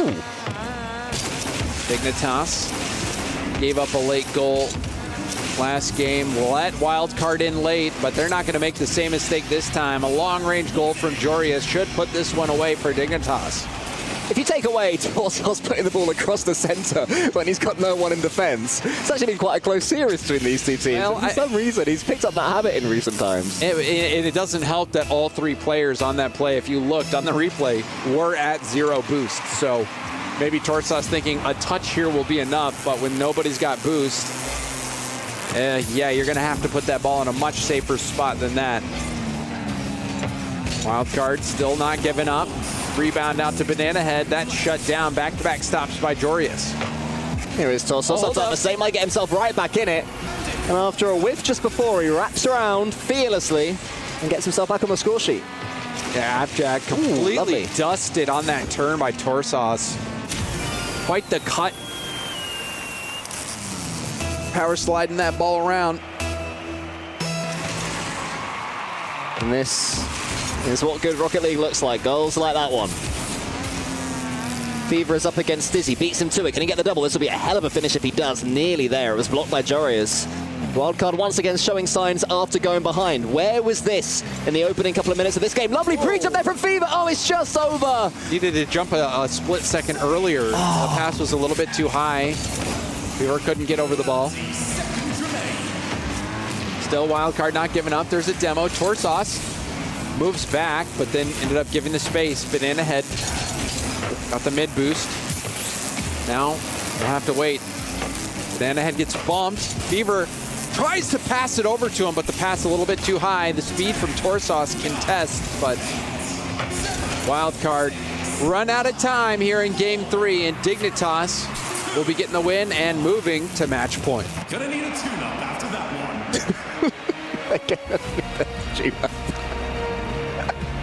I'm sure it's weird for you always hearing Shogun's voice, you know. I casted with him, and I heard his voice.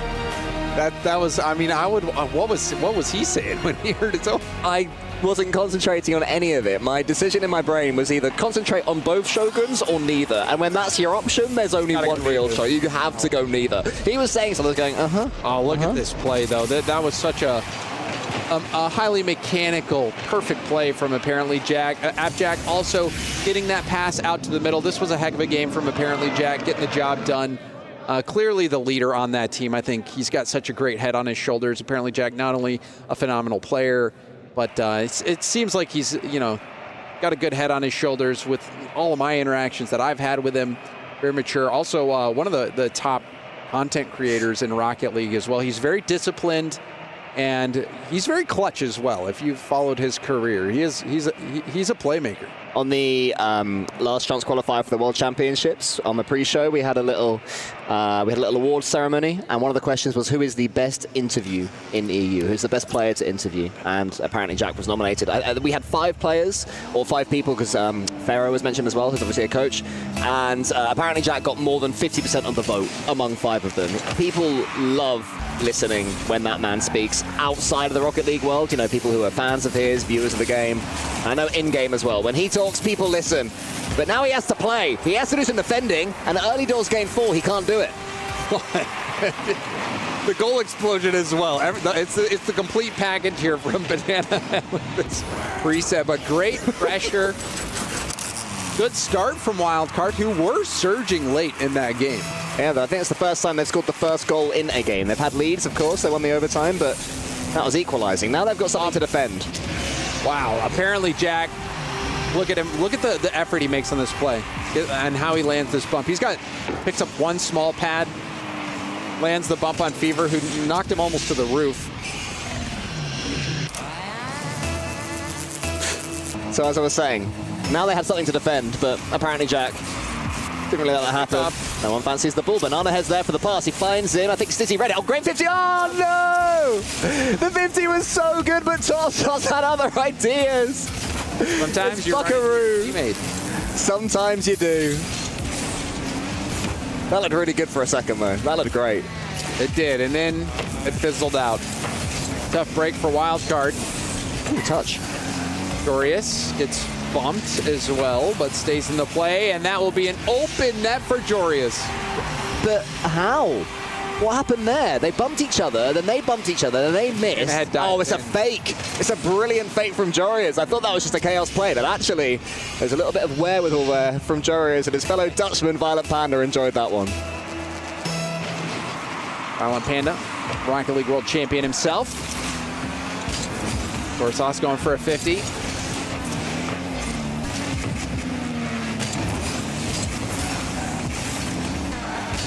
It was a close one.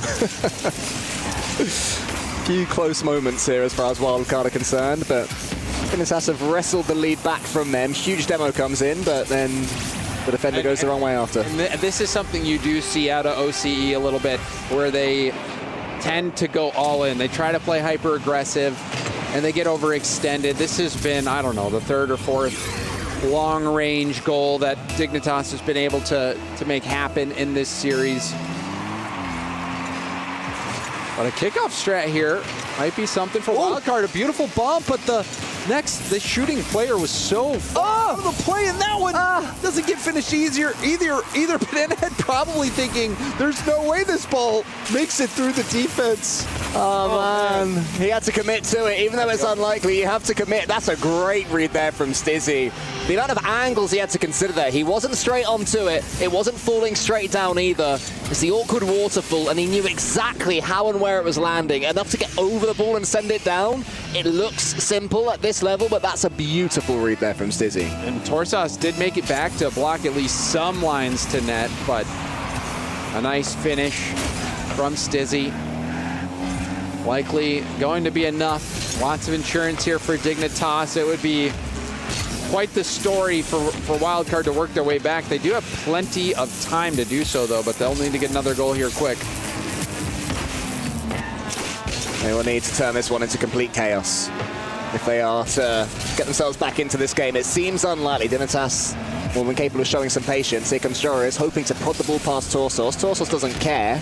It's all the way back. Stizzy has to avoid scoring the own goal and doesn't. Well, doesn't own goal it rather than doesn't avoid it, should I say. Another big shot comes in from Wildcard. Any one of these to land. This time Torsos, wow. He does predict the misses, and that's what happens. Sometimes you win. Yeah, playing the misses here. Both players miss. Watch, apparently Jack trying to stay in. I don't know if it was an accidental backflip or he was trying to stay in net, but you could tell that the reaction from apparently Jack, that play did not develop the way he had thought. I think it's fair to say that apparently Jack thinks they should be done by now. He has no interest in being in this series any longer. Every time Wildcard get a goal, it's tilting apparently Jack further. Is my read here. And they did lose a tilter of a game in game 2. I don't think this has been the cleanest we've seen Dignitas play. I think all of the expected winners didn't play as cleanly as we had maybe expected them. All the teams that they've been playing have made it awkward, made it difficult for them. Been a few mistakes from everybody. But so far, Dignitas still following the script. The team expected to win, and they are in the lead.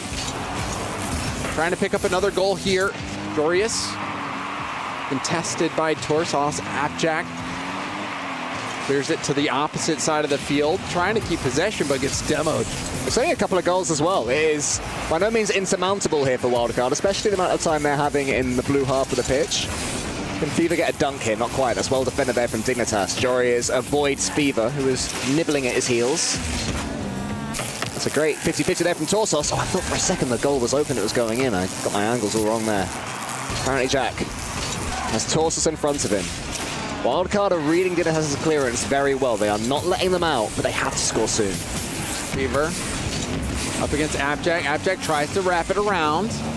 Stopped by Torsos. He moves it up the sideline. Dorius booms it back down. Jack coming in for the shot, but the defense from Wildcard makes it back in time to hit it to the corner. Final minute. Wildcard down by 2. Banana Head not able to get a bump on Appjack. Fever will drop it down. There's the shot, and Wildcard, they keep it close. Well, who saw this coming up 4-1 up? Wildcard remain within a sniff. And it's another lovely pass there. This time from Fever to Banana Head, who was the brilliant assister there in game 2, the one that Wildcard did take. And now we have the kickoff. Their kickoffs have been good. Dorius and Fever go into it. It pops out towards Banana Head, but he's facing the wrong way. That'll seal away a few seconds as far as Wildcard are concerned. Dignitas do their best to exert even more pressure, and that demo will help with that. But Fever has the clearance. Wildcard just need one. Whittled away the lead that Dignitas has had, and this might make Dig a little bit nervous. Fever booms it straight upfield. Stizzy, contested by Banana Head. There's the shot off the bar and out, and Stizzy will clear it to safety. Oh man, Fever was so far back. Torsos maybe should have put it on target. He thought Fever was closer. Maybe there'll be one more chance for Wildcard. Fever pops it high, spreads it out wide. Banana Head is there, needs to boom this ball and manages to do so. Torsos waiting underneath, has to get the 50. Dorius lets it land. Wildcard can't quite do enough. Dignitas, the professionals, see their way through to the upper bracket. And you look at the scoreboard 3-1, you think, oh yeah, that's a reasonable result. But I think that was a little bit harder than Dignitas maybe expected, Cole. Oh, for sure, yeah. Once they saw the silly cards and once they got the clean win in game 1, they would have been thinking we score 5-6 goals each game. But credit to Wildcard, they did not let that happen. At no second, once they truly locked in and started playing their own game properly and not diving at everything, they said, no, they could be a dangerous team. Dignitas had too much, as we expected. The thing is, if you'd said, oh, Dignitas beat Wildcard 3-1, we'd all go, yeah, that's about right. But the way it played out, there was something different there. Yeah, I think Wildcard had some really good moments, and they defensively made a few mistakes, diving in as third man, leaving wide open long-range goals. But they also had some very good team passing plays. And they played well. But to talk about it, we've got Rachel down on the main stage for an interview. Thank you so much. I'm down here with apparently Jack, and we talked about nothing being granted here. They certainly made you earn it. Did you expect to have to earn it so hard? I actually did. They're a good team, even thank you guys. Even though you know, they haven't performed, I'd say, at their standard this season that they have last season. I lost them last time I played against them, so they're clearly a good team. They're made up of players that you know are very unpredictable and can play very well on the day. So we are the best team and we expected to win, but you can't underestimate them, and they played well. Yeah, what was going through your mind? Such a clean game 1, game 2, they really threw you there. Yeah, game 1 was clean, like you said. Game 2 went a little bit strange. I mean, I thought we played fine, but then we just kind of conceded a kickoff goal off a good play from them, and then we just lost in overtime. But the rest of the series was a little strange from my eyes. I was getting a little annoyed, so that's my bad. But yeah, I wasn't happy with how the series was kind of moving on the pitch. But a win's a win. We'll take it. A win's a win. It's a great way to start off EWC. You've got a lot of fans out there that we can hear that you're making very happy. Anything you want to say to everybody watching? I appreciate you all in the crowd. Thank you, guys. I love you. You guys are so supportive of me every single year we come here. And to those of you watching at home, I appreciate your support as well. And thank you guys for watching. Fantastic. Well said. Thank you so much. We're going to go to a quick break. When we come back, more Rocket League. I promise.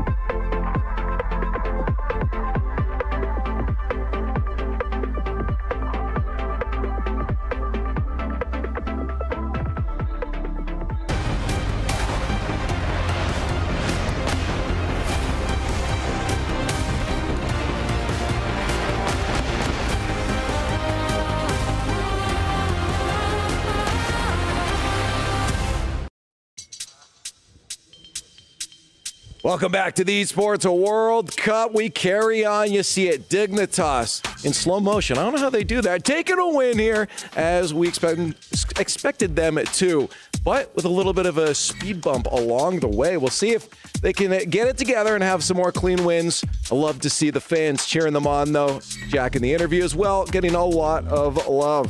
Lots more Rocket League to go, so let's start talking about it, specifically with one of those Dignitas players. Welcome, Jorius, to the desk here, and also Stumpy and Jorby. Thanks for having me. Of course. So you're coming off a win here. That feels good. You guys probably okay. Let's talk about that. If you saw that is a telling facial expression. He gave you all of it right there. Yeah. So I said happy about that, and we gotta walk me through it. Yeah. Of course, a win is a win, but the fashion, it was a 3-1. But for us on the field, I think Jack also said it in an interview. I didn't catch it, but I'm sure he did. It felt really strange. It felt. He did. He said. Felt, that, yeah. How so? Like bad Why? Rocket League. Why did it feel I don't know. strange? It didn't even feel like we were doing a lot of wrong things. I mean, what just went to my game 2 goal to go up 20 seconds left. I don't know what that was. I've never did that before in my. Is that where Stizzy pinched it off the top of you? But you got the goal. Yes, I did. Cool. I hit it off. That's a first-time goal for you. Yeah, I rushed it out and then he pinches it with me. It didn't feel necessarily really bad, but it felt really strange. I've been playing this game for 10,000 hours now, and it just felt like I was playing something new. So it's that's so interesting because a lot of time we don't get that kind of feedback even when a player comes out from a game that was a little rough to start. So what are you guys saying in comms after that game 2? I know Jack said that he was kind of upset. Clearly you weren't very happy with things. So what are you guys saying in comms to try to keep things steady? I mean, we just try to keep it light. We acknowledge it doesn't matter if we acknowledge that it's a bad game. No one gets offended, but we just said it's just a kickoff goal to tie us up because that's all it was. I think we were leading with 15 seconds left and they score a kickoff goal, and then we all knew it wasn't great, but we shouldn't you can't let it snowball into something worse. Yeah, I mean, you guys did a very good job of that. You walk away with the series win. It's all good. But let's talk about EWC last year. Mr. MVP, the Great White from last year, who was playing with an OCE team as well. So you come back and you slam down the region that you got that top 8 with last time round.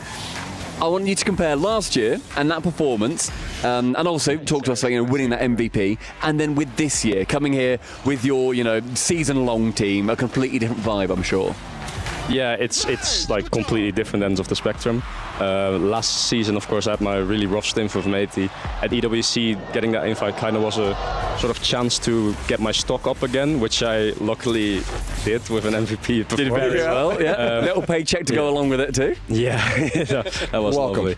I voted for you, by the way. Thank you. Much appreciated. But yeah, this year it's completely. We have had a great season, to be honest. We had top 6 in the first regional, then we had top 2, top 4, and then Birmingham Major bad, and after that we had top 4, and now we're on the streak of 3 grand finals in a row.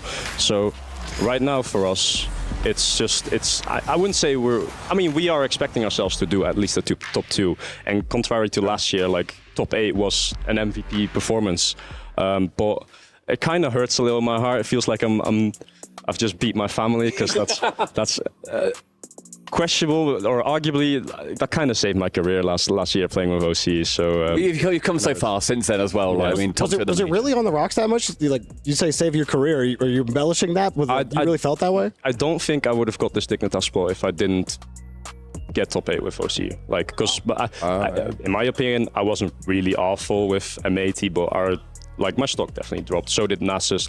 Nasus still a rookie, so it didn't matter as much. But AJ retired. That season was as bad that I didn't have any tryouts with any of the top teams, so even Dignitas was last second for me, and that's only because of the EWC performance, so it was really kind of a saving grace for me. Dude, that's crazy. I'll be honest, last year EWC, watching you pop off is oh, there's Jorius. It's at least I don't think any of us out here ever had an inkling that it was on the rocks for you that much. The fact that you've turned it around like you have is absolutely insane. So just props to you for how you've done it with Dignitas, man. Yeah. Hey, well, thanks for joining us, man. Hopefully you guys can get things more where you want it to be, but a win's a win. So congratulations on that. Good job. Thank you. We got some more Rocket League in just a few moments here, but first we have an update from PUBG in the Qiddiya Club Race. I found myself inside Qiddiya Arena checking out some of the PUBG action. Got Matt alongside me. The club champs absolutely heating up for the Rocket League. We know that. But what's it look like for the PUBG? Oh, in PUBG, it's getting real spicy real fast. To start off with, Falcons usually win in Riyadh every single year, but they're kind of tailing off. Decent chance that they should qualify and then do much better whenever we do get to the grand finals. But in the group stage, we might lose Liquid, who is one of the usual favorites to do well, is regularly at the top of our leaderboards, like at least in the top 5. They can't seem to be able to find any footing over here as the crowds have just been brutal to them. I'm talking like booing, everything else like that. It has been harsh for Liquid, but up on top, there's still teams like T1 that we're looking at that could have a great showing for the club championship. And I've got to ask selfishly, the Aussies, I know there's a couple playing at the moment. How are they looking? Mixed because, okay, we've got one Aussie, Falcons, Tickleton, should qualify. Other one, Luke, on Team Liquid. Presently, I think in 21st, and then that means the fact that only the top 16 go forward, so they got to pop off in these last 2 games. Well, there you go. Plenty of action inside Qiddiya Arena with the PUBG. Thank you very much to Matt. Glad to be here. Big implications there, actually, on that race, since Team Liquid leading the charge coming into this week here. But again, as I said, back to Rocket League, we have Team Secret facing off against Gen G. It's time for your Jamil Motorsport arrivals. And there it is, Team Secret making their entrance in here up against a team that we haven't talked about as much as I thought we would. And we'll see if Team Secret can shut them down. It's going to be Gen G. This team, I thought maybe we'd have more talk about on the desk here, Stumpy, but we hadn't. Yeah, I feel like Gen G are kind of, they can go under the radar quite frequently because you look to North America and you think, let's go big dog mode, let's go NRG, SSG. But I mean, Johnny, we don't. They've just gone under the radar. But it's Justin, it's Gen G. They've had an amazing end of season. I think every Rocket League fan, old and new, smiles every time they see Justin on LAN. And I know Justin probably smiles a lot when he realizes that he is back on LAN again. One of the greatest Rocket League players to ever play, the scorer of the greatest Rocket League goal that's ever been scored, but he's still playing at such a high level to this day. I still feel like Magic Bear has been perennially underrated for so long, and it was so nice in Split 2 to see him kind of take that next step and actually get over the hump, because I think he's just played phenomenally and has been the glue that's helped Cheese and Justin elevate and get Gen G to this stage time and again. Yeah, the question is now, though, on LAN, are we going to get a really strong performance from them? I think, again, they look pretty good coming into it, but looking off Raleigh, 9th to 11th, not exactly where they want to be, Johnny. Yeah, and, they changed the player out, got better results regionally, but they got the same result on LAN, so this is where they need to prove that they've had an improvement as a team and get the result against international competition. All right, well, we're only a minute away from this game. We're carrying on. We have so much more Rocket League. A lot to say. Yeah, so I am very curious from you guys. Maybe Jorby speaks on this. Let Jorby go. Swift is on Team Secret. Did you see Team Secret in Raleigh? I mean, they outperformed literally everybody and my expectations because they had done absolutely nothing up until that point. Swift is the real deal on this team. He's helped unlock KV1's potential. KV1 just came back out of nowhere. His performance was great, Johnny. Yeah, I think that you've got to go Team Secret here just to give them the respect that they didn't get previously. Everybody's disrespecting them, and I think you've got to respect this team. They are the favorites after the result in Raleigh. And in that Raleigh major qualifiers, they managed to beat Furia in open number 4. Massive result. Are you going Team Secret too, then? I'd go Secret as well. Is this a secret? Team Secret. I think you have to. You've got to respect them. Internationally. Chat, let us know what you guys think as well, because it seems like Team Secret's the favorites coming into this. Only one way to find out if they win it is to play it. Let's get to our next game of Rocket League. Wildcard started this group off strong, but it was not enough to overcome their opponents. That's right. We got one game from Group B down, but we have another one to go with 2 rosters that never faced each other. It's going to be an exciting one, Fancy. The rising stars of South America. Should we bring them on out? Let's do it. Let's bring out our first team, Team Secret. They did a magic run in Raleigh Major. Can they make magic again here at EWC? We'll find out.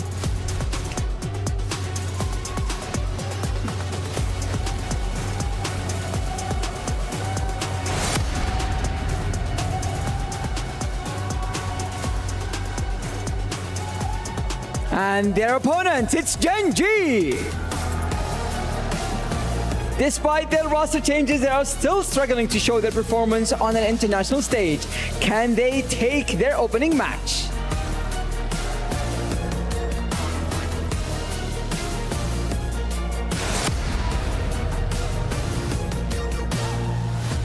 Gen G leads the rivalry 4-0, but both rosters are jumping into uncharted territory. Let's kick things off. This is one of Chiefs that I've been really looking forward to. Gen G, with Justin back, you know, they comfortably made Raleigh, where they didn't do too well in Raleigh. And then, as you can see them there, soaking up the crowd. Team Secret have been performing excellently, and KV1 looks just as confident as you'd expect. Yeah, I agree. I mean, KV1, Swift, and Mata all earned a lot of credit at Raleigh, I believe. And Gen G, you know, it's a big bounce back opportunity for them. You got to find a way to come up with a big win in your first game. Most of the time, people in North America are thinking, oh, Team Secret, Sam 2 seed traditionally, like, nah, we kind of just beat those guys up. Not so much the case anymore. I mean, they've been on the grind. Team Secret's no easy win here. Coming into this, not coming into this one actually, coming into the Raleigh Major off the back of winning in South America as well. It's something they have done every now and then against Furia, but you know, the more we talk about Brazil, the more we talk about South America, the more we think about Furia. And Team Secret really made it clear that there are at least 2 teams from that region worthy of speaking about. Gen G, I think there's a little bit of pressure on them now. You know, they've come top 11 in both of the RLCS majors so far this season, which is sort of okay. They've had some roster changes, right? It's all right. It's a little bit below standards, but not completely disastrous. But now it's time for them to perform internationally. Yeah, you're looking to, if you're Gen G, you're trying to find that secret sauce, right? That's why you make the roster swap. You pick Justin up, which it's a bold choice, I think. Not secret either is Justin. He's one of the elite secret players in Rocket League. And I think it's a good pick. I mean, Justin is still a lethal character, you know? You look at that old NRG roster, and he's the guy who's still out there grinding. And he's dangerous in his own right, but was it the right move? Did it really give Gen G the piece they needed to be successful?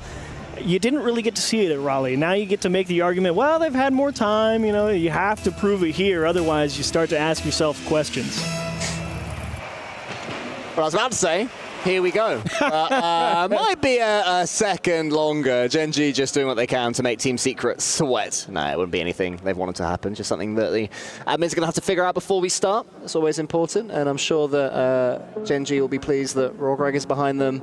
And it's going to be talking to the admins, making sure they can keep their focus, maybe join some free play, or at least, you know, meditate during this time period. Yeah, to be honest, if you're a player, I would much rather have my technical pause happen right before Game 1 starts than any other time. I mean, from my brief soiree into the world of coaching, it is the worst to have it happen in the middle of the game. Nothing feels more like throwing your game off than being locked in, sitting down, playing your games, and then just 2 minutes on the clock, bang, pause, and you just got to completely readjust. So if you're going to have any problems, now's the time to have them before we really get underway. When that happens, do you zone out, then zone back in, or do you stay locked in during it? That's the hard part, because if you're in the middle of the game, it completely, it's like immersion breaking. It's just you completely get separated from that moment. You know, you're sitting there thinking, oh, what are we going to do for kickoff? How are we going to approach it?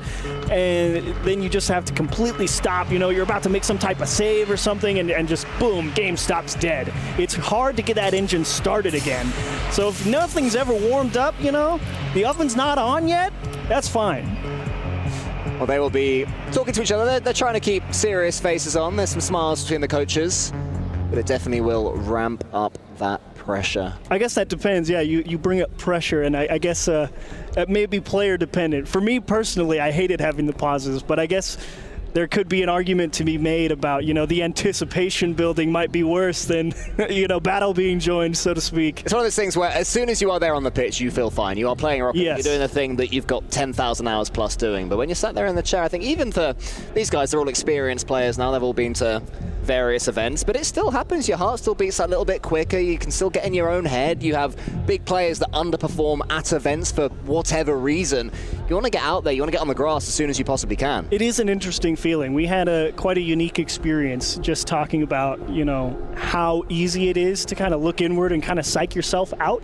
We went to the Twisted Minds facility yesterday. They had a really cool bit of tech. They had the brain sensor mechanic. Oh, yeah. It's like I tried to do something completely different, but I closed my eyes and just tried to count. But no, you kind of just sit there and you can just psych yourself out if you're just sitting there. And it was surprisingly difficult to kind of get locked in. So 3, 2, 1, go. No time left to waste. Now they get to do what they're good at. Now they are playing Rocket League.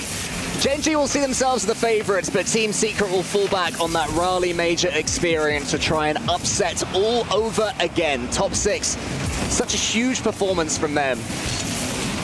Gen.G and Justin, a man who is looking to return to the zenith, the peak of Rocket League Esports, almost has to concede straight away, does concede straight away. It's Team Secret at the top. Mata with a beautiful block in front of the net. A 0 boost, somehow held the flip. Perfect timing on the second challenge. Oh, what a beauty. I gotta say, I feel like Magic Bear could have done a little bit more to put that one sideways. It was I realized he was scampering back, but I still think he could have aimed for the corner a little bit more, but oh well, not to be. Team Secret do take the early lead.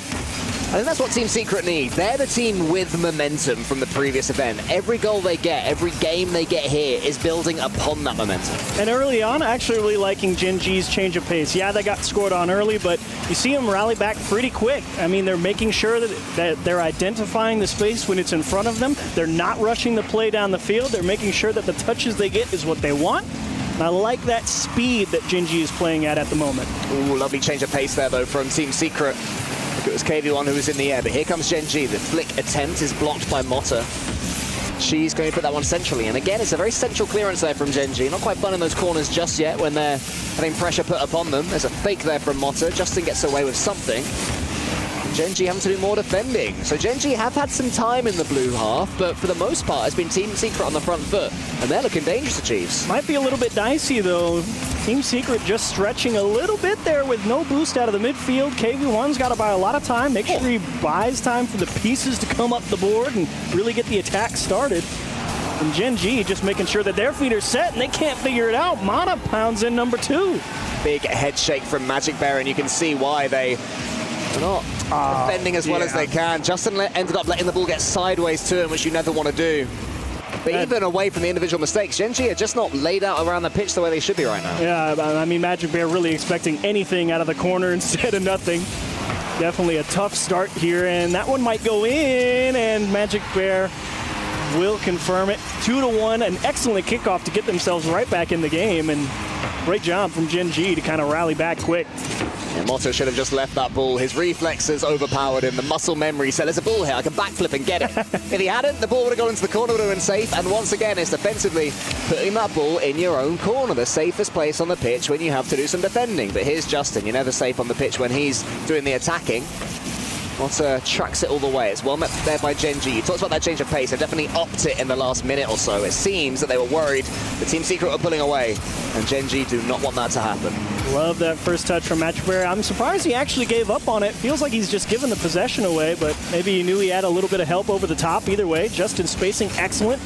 Picks up a solid dribble and is right back into forcing Team Secret back into their own half, and an excellent job from Swift. We've got a round of applause there from Achieves. He loved what he's just seen, and it's led to a goal all the way. Beautiful Rocket League. Oh, nice job from Swift. That's a tight 50 to make. You know the guy's waiting for you, and you got to find a way to keep the leverage through the 50. Stayed on top of it, drove through the center of the ball, broke through everybody at the midfield line. Excellent job transitioning. Team Secret looking just as solid as they were in Raleigh. We keep harking on about it because it was a real statement from them. The Org once upon a time has reached the semi-final, but that was a long time ago now. Since then, they really were beginning to slip to a clear second, but this is not a performance of a team that's a clear second in its region. Pull the string on the defender. Mata gets the flip reset, waits for Cheese to come all the way to him, and hits the delayed back flip. Oh, gorgeous. Wow. Wow. What a start. Secret playing with every bit of Brazilian flair we've come to expect from their compatriots. Cheese up against KV1, but KV1 again wriggles away with that ball. A 50-50 game going the way of Team Secret. The aggression and decision-making too. On a big win. Dunk. Is that in? It's in again! Team Secret, what did you guys have for breakfast? Whatever it is, it's good. I wasn't particularly happy with the structure. They all moved up the field on the same side, but it doesn't matter if Gen G's not going to do anything with it. They tried to just get a lazy clear straight up the sidewall, and Mana all over it. Camped out. Great challenge. Team Secret just over halfway on cruise control, and Magic Bear says, what? I got to shoot, and thankfully Cheese has found a nice bump in the box to get him back within, 3. He says he's got to shoot. This is the shooting range right here as both teams showing all their firepower. Magic Bear let the ball slow down, waited for the defense to fling past him and flicked it over the top. And because there have been so many goals in such quick succession, there is still time here for Gen G. They'll need a couple of more fairly soon, you'd expect. But 3 goals in 2 minutes. We've certainly seen comebacks like that in the past. They're rare, but they can happen. Yeah, and my benchmark is usually, if you got about a minute per goal, you're in a pretty decent spot. You don't have to worry too much, but you start asking for more than that, someone's got to make big plays. So right now, if you're Gen G, every possession pretty much has to be a threat on target. Otherwise, there's no way you're coming back. Well, what's definitely not happening today is Team Secret giving away easy goals. They are looking incredibly strong defensively. And they're also looking like they're capable of damaging Gen G's defense when they go down the other side. Here's a chance for KV1. These are some opportunities to be making something from it. That touch isn't strong. Cheese almost gets the double. That was an opportunity for Cheese. But Mott, a huge 50 down the corner again. Gen G misses. Not good enough. Yeah. And that's 6-2, and that's game. Everyone's going to think, Gen G, you can't challenge that. And I'm going to disagree. I think Justin makes the right choice trying to fight for it. Obviously, Magic Bear should definitely come up with that clear, but they're trying to make something happen. Magic Bear has to race back from further than he misjudges the speed of the rollout. It's okay. Game 1 gets away from you. The bigger problem is that it's best of 5. And so you kind of give up that. I liked the pace they came out with, Gen G, but Team Secret made 3 excellent plays straight back to back, just took an early lead. They got themselves in a hole early. And Gen G not really feeling like they want to make the adjustments mid-game. They're saying, look, we like that slower pace. We like making the deliberate choice. It's just not going to be enough here in Game 1. And for some reason, Gen G's international struggles continue. This is a team that they've won at least one NA regional. They've got to finals in others. They've done plenty online. But something about this team dynamic just seems to struggle a little bit more when they're playing next to each other, when they can really look into the eyes of their opponents. They're playing this one out. And Team Secret would love to not concede here. They'd love to reduce Gen G just to 2 as a true statement. Yeah, statement is a great way to put it. Game 1, you couldn't ask for anything better. I think everybody from Team Secret woke up ready to go. What did they have for breakfast is right. They came out swinging, and Gen G, no answer. They will get one back, but 8 seconds certainly not going to be enough. It won't be, but I maintain that means something, that goal. I maintain that for Gen G, that's a bit of a detilter, and for Team Secret, it's a bit of a cooler. It was not a particularly good goal. It wasn't really an anything goal, but it does catch him completely off guard. Yeah, it does. Obviously, Team Secret had no idea Justin was coming to challenge that ball. Dude just broke right through the line and said, yeah, pay attention. So Game 2, that first minute and a half, perhaps, going to be particularly telling to my eyes. You see if Gen G decides to stick with that slow, deliberate approach up the field, or if they say, look, let's send a little heat, put a little pressure on them, be willing to take a bit more risk and see what Team Secret will do, because obviously Team Secret, no adjustments to be made. That was just a beatdown. That was a true smashing, all 3 of them involved as well. There'll be plenty of smiles there. Now their job is to try and keep that going, to remain at that very high ceiling that they found. And that got them going, didn't it? And that is rotating through the ball, connecting with it at the perfect moment, at the perfect angle, the perfect timing. As pure a 50-50 as you're ever going to see. Yeah, I love to say that 0-0 is the playmaker's ball game. Because, anything is possible at 0-0, and you love to see a player get a huge 50 like that and open up the scoring. And, yeah, his team ran away with it after that. And there's, of course, an unfortunate mistake for Magic Bear. We know. It's okay, big man. Get out there for game 2. You're kinder than me calling that unfortunate. I'd call it a bit rubbish. Well, his team's already down 4. It's okay. There's no sense beating the horse when they're already down, you know? You can tell you're the coach. You see things from a much wider angle than I do. I'm like, that was a bit bad, wasn't it? Yeah, if we're losing by 1 and then that one gets in, I'm like, come on, bro, you got to hit the ball. Well, let's hope we see some more ball hits here on Forbidden Temple for Gen G, because that was not up to their usual high standards. Team Secret, though, continuing to step up and up and up. And increasing numbers of opponents are struggling to deal with them. As Justin has the ball on the corner, he needs to really get going. He was quiet in that first game. That's a poor touch, though, for the first time in a while for a Team Secret player. Watcher in the end is able to float towards it. Somehow gets a quick reset, even though he had no boost. His trajectory was perfect. Nice, great bump. Justin doing a great job making himself a big blocker there in the midfield. He knew his team needed a little bit of time to get their feet set defensively. But here's the real test. They all got 100 boost. Now you got to get on transition here for Gen G. Go take the ball, take the fight to him. Early days, but I would say it's a better start for Gen G than they had in the first one. They have a bit more control of the ball. Got more boost as well, and this time it is them who are dribbling around the sides. We saw Team Secret get 2 goals for that in game 1. Now Gen G get 1 right back. Like to see that. Gen G committing, though. They still like that slow, deliberate approach. I mean, look at Justin. He pulls Swift out. Yeah, everyone sees Justin jump off the sidewall like that. They're like, oh, here comes some double tap, hard shot, top left corner. As soon as he sees the defender jump, pulls the string right down under him. And that's something Justin's learned over the years. He was so far ahead mechanically all those years ago that he almost became telegraphed, like, oh, he's going to do a perfect flip reset. Shock, I blocked it. Whereas he has had to learn that sometimes you have to do the more simple thing. Like on that occasion, flicking it across the goal line. His teammates were on the same wavelength. But Justin is beginning to pull those strings. And when he does that, he is an incredible puppeteer. So ball back in Team Secret's court here. You're down early. Finding big clears, and Gen G kind of got the tent set up here in the midfield. You got to prove that the defense is up to snuff now. Look at the bump coming through. That one's just pinging off the bar. Team Secret really thrown for a loop here. I'm surprised to see them not really set. Oh! Whoa! Jeez! I wondered if maybe he should have gone for the musty. Instead, he flips the right way up, and look why. He knew. That was like Motta's 50-50, except it was just him and ball. And KV1 just getting bullied in the net. Justin just driving around, chasing him in circles in front of the box. He could never get his feet set and really feel comfortable taking his eyes off of the guy trying to blow him up. So he couldn't figure out where to make that save from. Gen G up 2 now. Great start, but here comes a little heat back the other way, and nice patience from Cheese buys some time. Yeah, patience has been strong here from Gen G. Maybe they were a little bit too overhyped going into game number 1. Whereas this time they're seeing those spare seconds that they have, and they're taking every single one of them. More great play from Justin, doing the ugly work, doing the 50-50s. Now he has a chance to flick. Wants to get past Motta, but can't quite do so. Magic Bear tees himself up with a little wall dash going up. Another fake attempt there as well. And Team Secret are now finding it difficult to read what Gen G are doing. And it's not a bad approach from Gen G. You know, when you're ahead in the game, you no longer have to press the envelope. Great save from Justin in and out the back. Swift is going to need some help if this one wants to go in. And KV1 never really felt like he could get up there with 0 boost. Pass across the box, denied by Cheese. Great vision and a good cut. You never want the guy from deep in your backfield to have to come forward and make the challenge if they don't have to. And indeed, it means Justin gets to stay back, make that save, find a secondary clear, and Gen G break out and keep the lead at 2 and keep Team Secret at arm's length.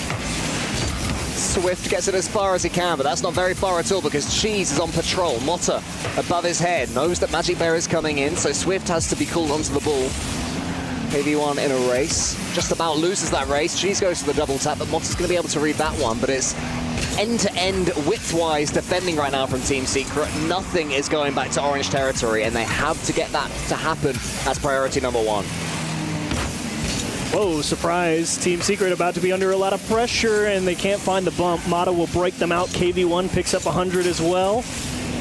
Needs an extra touch or 2 with a great block on the goalie. Here comes number 3, and Motta's just going to get swallowed up right as he tried to take the shot. And Team Secret, hoping against hope, something is going to find its way through. And Jabez sends it as far as Justin. Gen G had survived half a wave of attack. Team Secret looking a lot more toothless than in the first game. That's a better pass, that's a better finish as well. As I say that, Team Secret step back. There's some weird spacing here. Cheese realized he was never going to make the 50, but unfortunately for him, he also can't cover the passing option, so pulled himself out of position. He couldn't cover anything. And indeed, Team Secret break right down through the midfield. Get back within one. Secret have come alive in this second game. There's a snapshot there from KV1. It won't go in, but it will make Justin have to hurry back. Justin and Cheese getting each other's way a little bit. No boost was wasted, though, so it was a good double commit, as much as there can be one.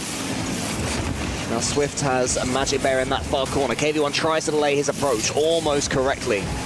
So slightly poor touch there from Motta. Got himself caught, had to avoid the bump. Magic Bear tries to force it in. One more here for Gen G, should call this second game, but there's plenty of space here for Motta. He goes for the musty this time, and it's read by Cheese. Didn't quite connect. Yeah. It could have been dangerous. He's going to be quite frustrated. He didn't pick up that midfield boost as he went on transition. Justin trying to squeeze one into the top of the net. KV1 fighting with 0. Motta also on 0. Everyone on Team Secret near empty. The desperation clear should be Gen G's ball, and indeed, free pickup here for Magic Bear. Do whatever you like. Yeah, it takes away so much time as well. When you have a 1-goal lead, boost management is imperative. And Gen G shows some great game management there. Can they turn it into a winner? Nearly.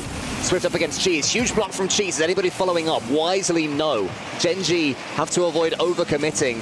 50-50s are good enough for them right now as Magic Bear gets in the way of Swift. Cheese long, and that's all they need. Whether he scores or not, it should be enough. Oh, not this time. Just about isn't. One more chance maybe for Team Secret. Need it right here, and they got numbers. They got through. No, can't get through Cheese. Cheese decides to send it. Love to see the aggression. What is he going to do? Sit in the back line, fight off 2 demos, and make the save? Nah, he's going to take his chance, go on the attack, break it up at 0 seconds, and get Gen G back level in the series. That's something we've not seen in way too many years. Justin's cheeky chappy grin at an international Rocket League event is lovely to see. You know, such a prestigious member of the Rocket League community, now playing with Cheese and Magic Bear players who can match him mechanically as well, and looking strong for it. Gen G, really solid game there. Really solid game is a great way to put it. I think Gen G got exactly what they wanted. More importantly, lovely. That is lovely, and it's the pressure on the goal line as well. And that was all they needed. 2 goals, and yeah, they get 1 back, but a couple of nice saves from Gen G at crucial moments, and unfortunately, you make 1 or 2 mistakes, that's okay. That's why you had the insurance.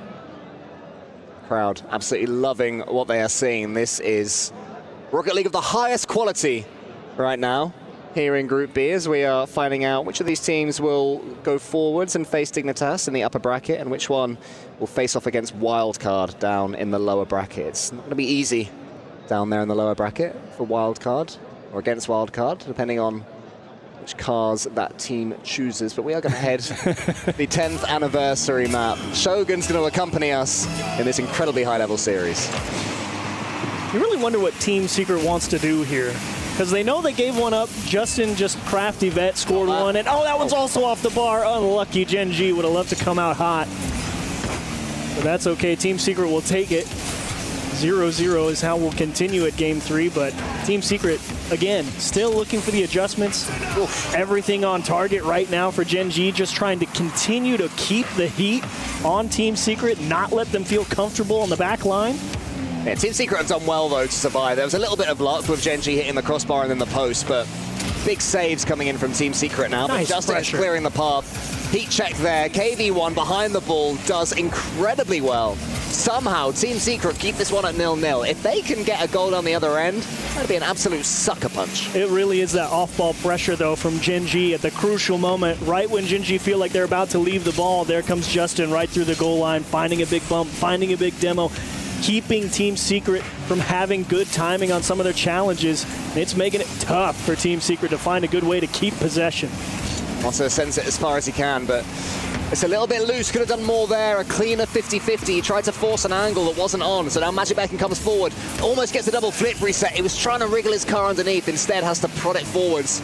So it's saved relatively simply by Team Secret. Surprised to actually see Cheese that far forward at the midfield line. He had a teammate already going for a bump in the net. It didn't connect. His teammate didn't have the cleanest look on target. And so to see him that far forward in the third midfield, definitely something to keep an eye on for Gen G. You don't want to get caught hand in the cookie jar before you've actually scored. It's going to roll around, and Cheese is going to Get some separation between himself and the ball. Once again, I want to see one of these Gen G players go for the 50-50. They're throwing it away a little bit here when they've got the pace over Team Secret as it stands. Justin fakes out, but his teammates didn't expect that one. Magic Bear has to be alert to tidy up. Does okay in the end. Motta has a chance here. Fakes one. Magic Bear actually helps Motta out. Helps him out again. Motta is just waiting for Gen G to shoot themselves in the foot, and finally it's cleared away. Yeah, Gen G definitely, guys, just chill out. You know, stop making my defensive job harder. I would be wary about passing the ball up to the guy with 0 boost. But you get away with it. Halfway through game 3, all bets are off. Anything can happen now. Oh, there's a miss there from Swift. Magic Bear tries to thread the needle, nearly can at the near post. Motta has nothing. Justin was sniffing about in case Motta missed with his lack of boost. He probably had a sense that he did have none. Remember that players don't see that little indicator from their opponents or indeed their teammates. So it involves communication and it involves keeping an eye on how much boost your opponents pick up. Nice try from Justin. He knew he had a shot on target, but unfortunately that's a difficult angle to calculate as he was landing from a flip as well. And Team Secret, again, just by the narrowest of margins, are at level in this game. Motta towards net, not going to be enough. And Justin, that is a beautiful pickup. Made sure not to just give it away either. Got it to Magic Bear, and that's not in, just off the post. Close enough there from Magic Bear, good effort. Still, somehow, this one remains 0-0. Gen G have had so many shots. It's been domination from Gen G, but Team Secret have done well to keep them at arm's length. Can Gen G break that deadlock? Magic Bear fakes the flip reset first, then gets it eventually, but Motta again sweeps up. Even when they're low on boost, Team Secret, the structure is so strong, and that's a brilliant 50-50. Motta has boost as well to chase this one down. Magic Bear has to be alert, gets past one. KV1 was waiting. Team Secret take their chance. You could see Magic Bear tracking back with 0. He knew he was going to have to make something happen. Had to keep possession and dodge the bump. Unfortunately, couldn't accomplish both. Dodged the bump, gave the ball away, couldn't take it with him to the corner. Team Secret a late lead. Gen G, you got to make something happen now. Team Secret dodged the bump, and they've dodged plenty of bullets here in game number 3, but straight away, 1 goal leads to more. You got to make something happen, and boy, do they. They just jam that ball into the opposing corner, continue to put the pressure with the extra bump, and Motta rotating back with 0 boost. He knew he needed to go defend the net. He didn't have any time, and that's a great bit of shooting. Just squeeze that in. Oh, yeah, you can't shoot that ball weakly. Cheese had to slam it home for it to have any chance. Justin punches that one, but apparently it's swatted away. Thank you, Shogi. Motta down the corner, huge bump comes in! Now that's swatted away for you! Swatted away indeed. Motta on transition. Look at Magic Bear, he's just tracking when Motta's gonna hit it, and he's being wary that he doesn't land and get some weird pinch bounce shot, because that's a thing that you've seen a couple of people pull out. You dismount off that wall, you get the right bit of timing, maybe they bounce it, maybe they pinch it. He had to wait. He bought the time for his teammate to come through, find a big bump. Team Secret making plays late in the game. This was 0-0 30 in-game seconds ago. Suddenly we've seen 3 goals, and it looks like we're going to see more. Swift sends it to the side. Motta misses. KV1 was watching, so can heat check Gen G, and Cheese on no boost. More danger for Gen G. Swift there. I'd love to get a pass. He might not need it. He doesn't need it. Team Secret awaken. You love to see the focus, the concentration from Swift here. He wins a big challenge. He knows that, look, if Cheese clears it, he clears it. I'm playing this ball rolling into frame. I'm converting it. If they miss, every now and again, they come up empty. And that's a big insurance goal with only 39 left. Gen G could have a kickoff goal, and it still may not matter now. Well, they might. The Swift comes from the sky. And Gen G have 25 seconds left to get a couple of goals. They'll be wondering how they are in this position. The game that they have had, they've had so much pressure. The ball has mostly been embedded into the blue half of the pitch. But if you don't get it over the line, Achieves, none of that matters, and it looks like they're going to go 2-1 down in this series. Unless this goes in, it's saved, and that should be game. Big credit to Team Secret. Keep your eyes on the prize there. Defend what matters. You know they have to shoot the ball. Just go to the net, close it out, and now you're on match point, Gen G. Now you ask yourself, I don't know if we can afford to just kind of sit there and try and pick our moment, because through 3 games now, it's clearly not enough. Yeah, do you feel that they didn't take their opportunity well enough when they were on top, or was it just excellent defending from Team Secret? Because the first 3 minutes belonged to Gen G there. Yeah, I think Team Secret did a good enough job defending. I don't know if you can really knock Gen G for not being able to convert some of those chances. They were trying to, they knew they had something on target. It's just a matter of, look, I just can't get there. I just can't put it in, you know? You get one off the bar, you get one off the post, it is what it is.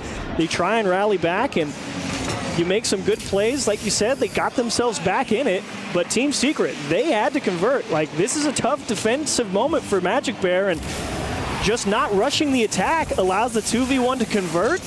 And after that, Swift says, great, they missed. I'm not going to miss the opportunity to put them down. Lovely Doomsday Dish there as well from Swift. Excellent play.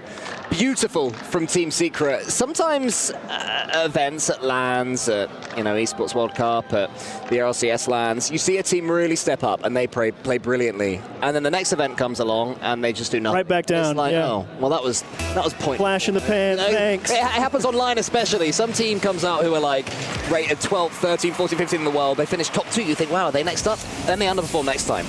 Team Secret are showing no signs of being that team after their top 6 in Raleigh. I agree. It is a clear demonstration of, nope, level up. Let's hope they continue to do so. Whereas if you're a Gen G fan, you have to hope your own team steps up too, because Team Secret are giving them nothing. And once again, in Game 4, it's Gen G that have started at the better. They have some territory on the blue half. Can they score this time? Can they break the deadlock? Not with Swift there. That man has made so many saves. Oh, but another one has to be made. There he is again, it's Swift. And again with 0 as well. The defense really being stretched for Team Secret here. They need a clear.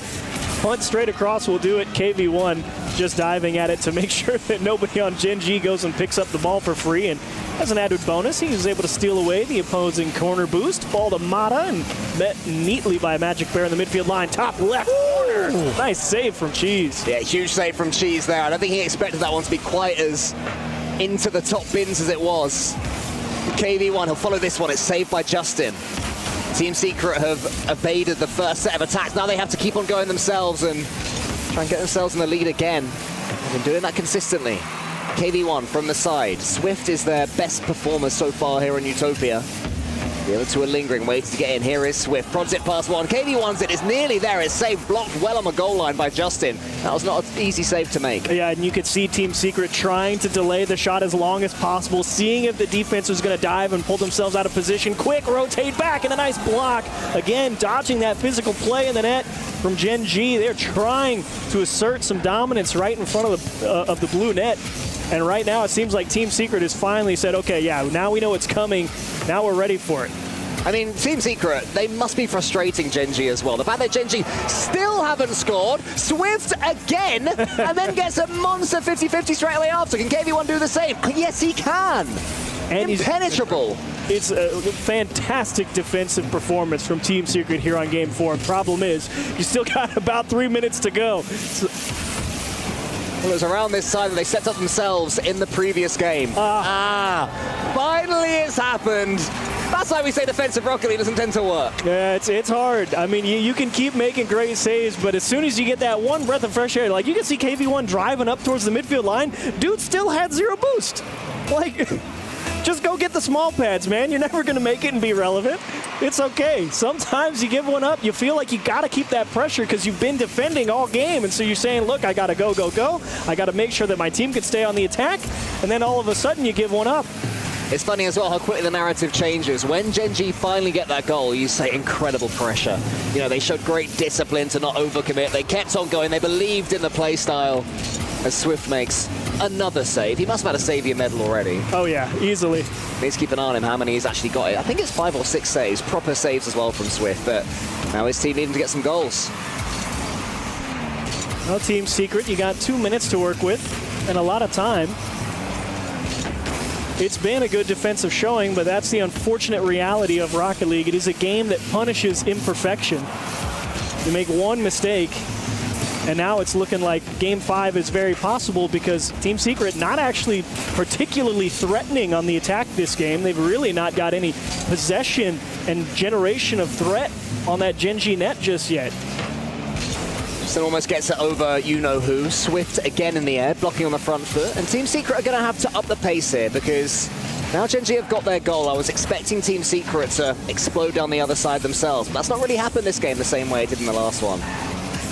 Suddenly it's Team Secret looking a little bit stuck for ideas. Gen G back in a decent set of positions, the three of them all defending well. KV1 nips in there and gets something, has to get the second touch. It's the second touch, it's always going to a Gen G player.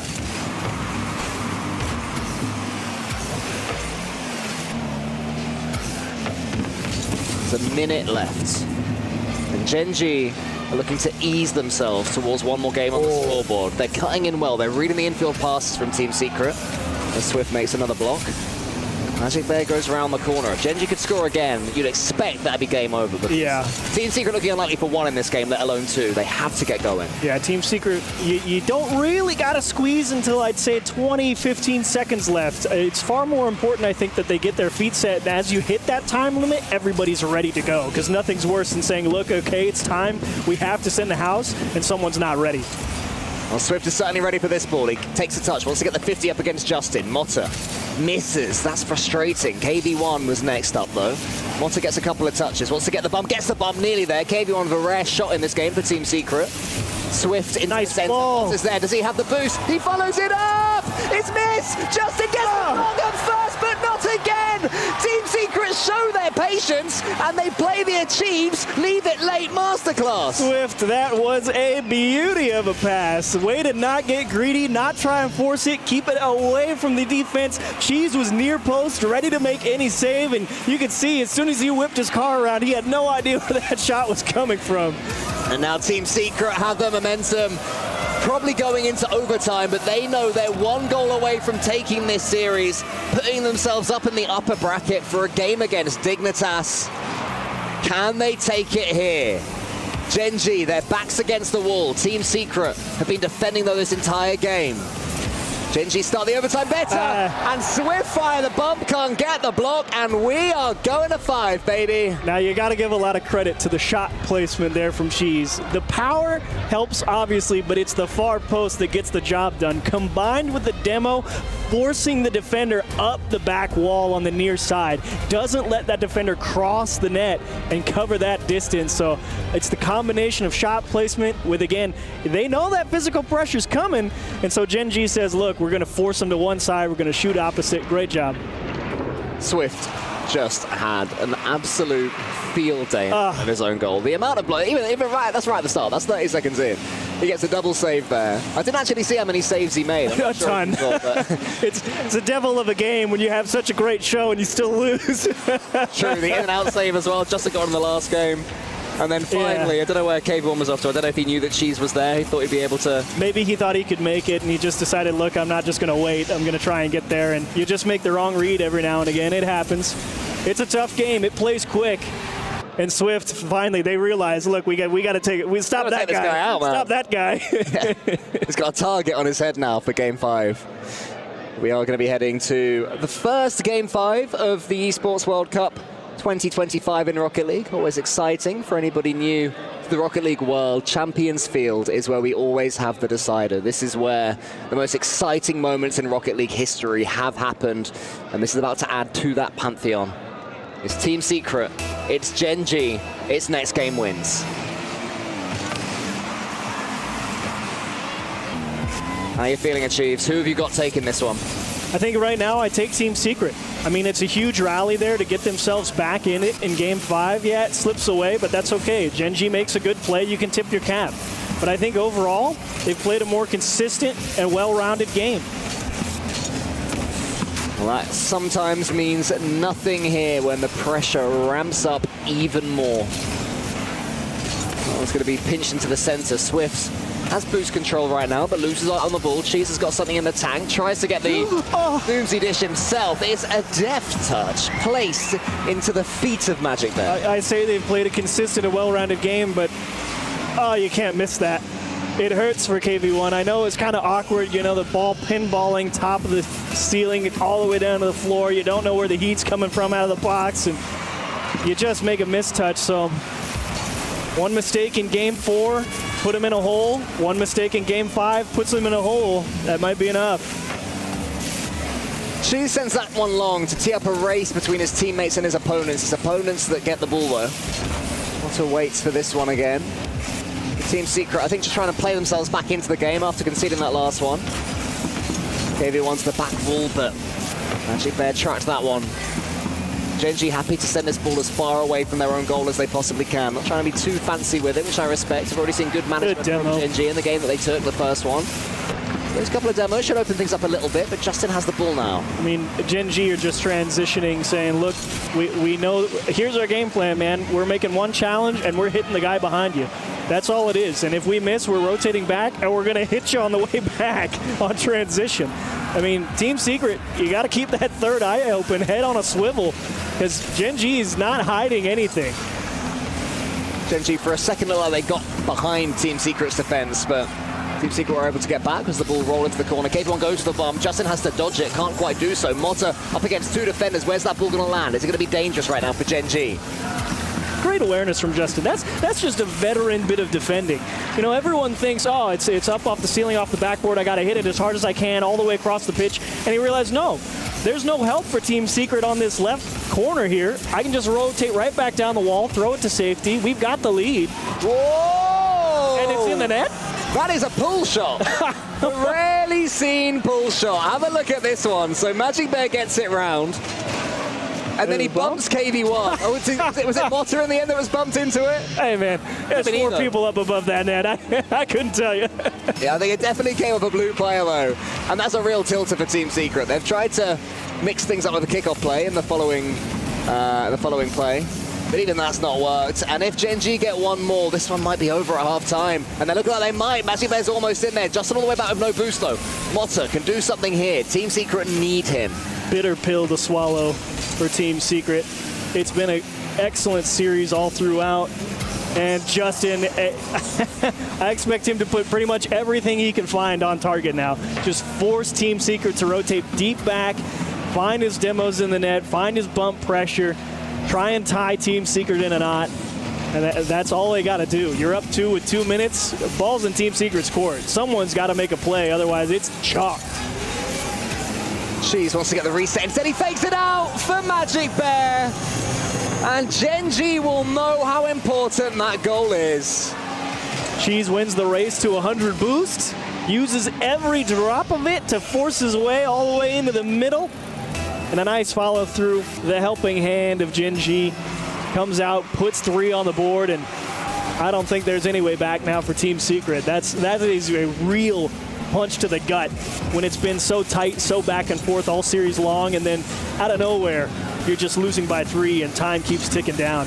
And to pay huge credit as well to Genji's coach, Raw Greg. To have them performing like they were, to have them be battered at times by Team Secret, who I agree, Achieves, were playing a much cleaner game coming into this Game 5, but something has come alive right now for Genji.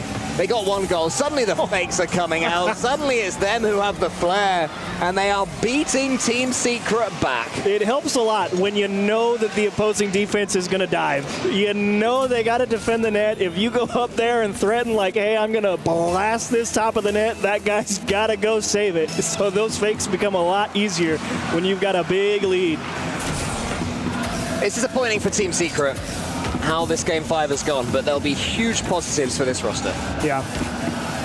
And well done to Genji. I mean, not getting rattled as well after Game 1. Just get absolutely smoked, and Matter's going to make this one at least look like it was respectable in Game 5. Which I'm glad about. You know, I wouldn't be too upset if Team Secret got themselves at least a couple of goals, maybe a little bit of help. Exactly, yeah. I want to see even more weird goals. But there is, again, it's still time. 1 minute, 17 seconds. Still 3 goals. Very unlikely, especially with that kickoff. It takes away a few more seconds. But if Team Secret can score 1 more, let's say, before a minute, which is unlikely in this position, then suddenly you start to think that something could happen here. But Genji are playing it great. They're keeping the ball as close to the blue goal as they possibly can.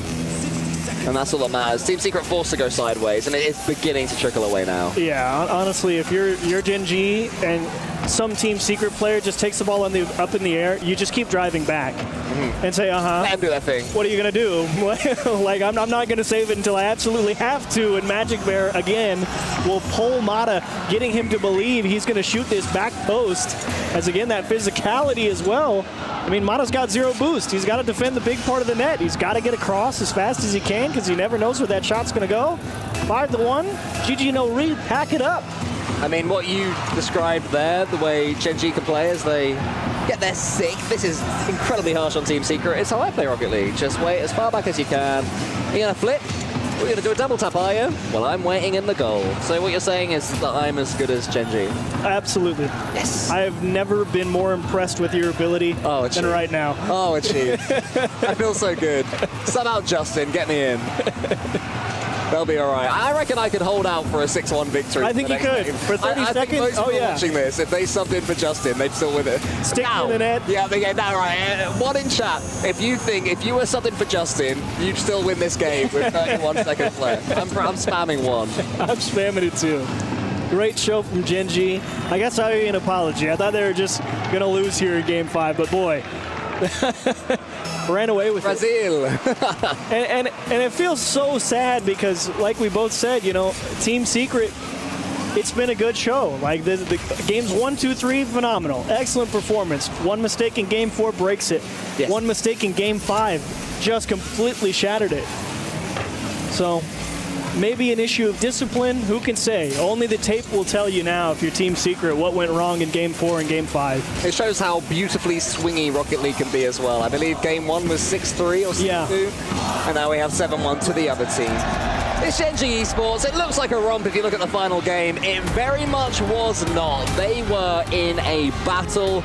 They remain unscathed in the end. But Team Secret, they are a dark horse in this competition. Dark Horse is right, and they'll have to fight their way back to the lower side of their group. Tough pill to swallow, but that's the way she goes. Maybe in a best of 7 they could have found a way back, but in the group stage, you've only got limited time, and those mistakes are all the more costly in that shortened format. It's still going to hurt Team Secret, though, even though they played well. It almost hurts more to play that well and still come away with nothing. Yeah, I mean, that what was it, Game 3 or 4, where Swift has 4 saves, and they're all absolute worldies? Yeah. And you just can't win. It feels bad, man. I think once Gen.G had actually broken through that defense, suddenly there was a bit, in hindsight, of a case of floodgates opening. It worked so well in Game 3, where Team Secret defended. They kept Gen.G at arm's length for minutes at a time, and then ended up winning. I think it was 3-1 in the end once they got going, but yeah, something like that. It just didn't happen again after that. Did not happen. But either way, down on stage, we have Fancy standing by with Justin. Thank you so much, guys. Justin, you guys came into this game as the dark horse. You were not the favorite to win. According to our analyst, everyone was rooting against you, and they said that Team Secret will win this game. But then you guys showed a complete dominance performance. Just tell me, what was going through your head during that time? We started the series pretty slow, I want to say. A lot of just goals that shouldn't have been goals. But we did VOD review on them yesterday. We felt very confident going into today. We knew exactly what they were going to do every single time. It took a little bit to show up. So. Absolutely. I mean, you are one of the last people to join this roster. Just tell me how the chemistry is with these guys. Oh, it's great. I mean, lots of fun. It's a great environment to be in. I'm super happy to be here. Very grateful. So, yeah. Right, so is there a single opponent that you might want to avoid facing through the playoffs? Can you repeat that? Yeah, the audience is going crazy, the crowd is going electric. And I just want to know, is there a single opponent that you want to avoid facing into the playoffs? I don't want to avoid anybody. I want to play the international competition. I think it's the best practice to get, so anybody, I'm always down to play. All right, thank you so much, Justin. We'll let you go back to your team. All right, now we're going to go to a break and then into our next match.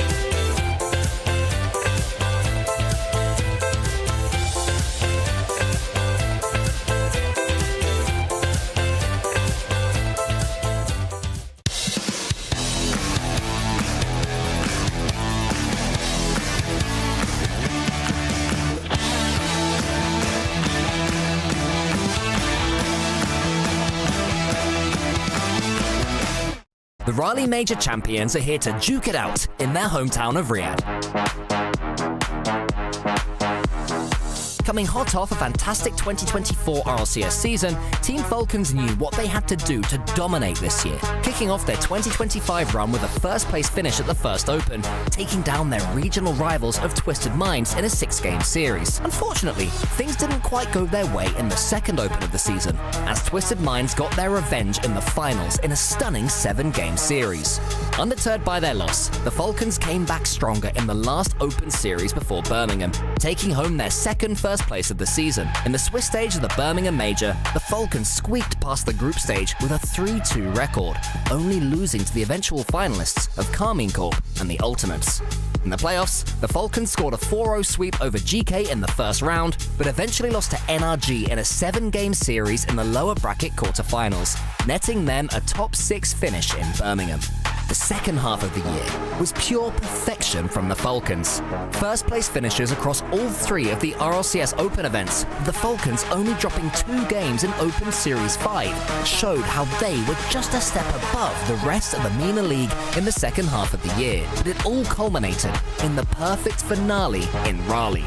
With a 3-0 sweep against Secret, Dignitas, and the Ultimates in the Swiss stage, the Falcons were ready to make a run for the finals.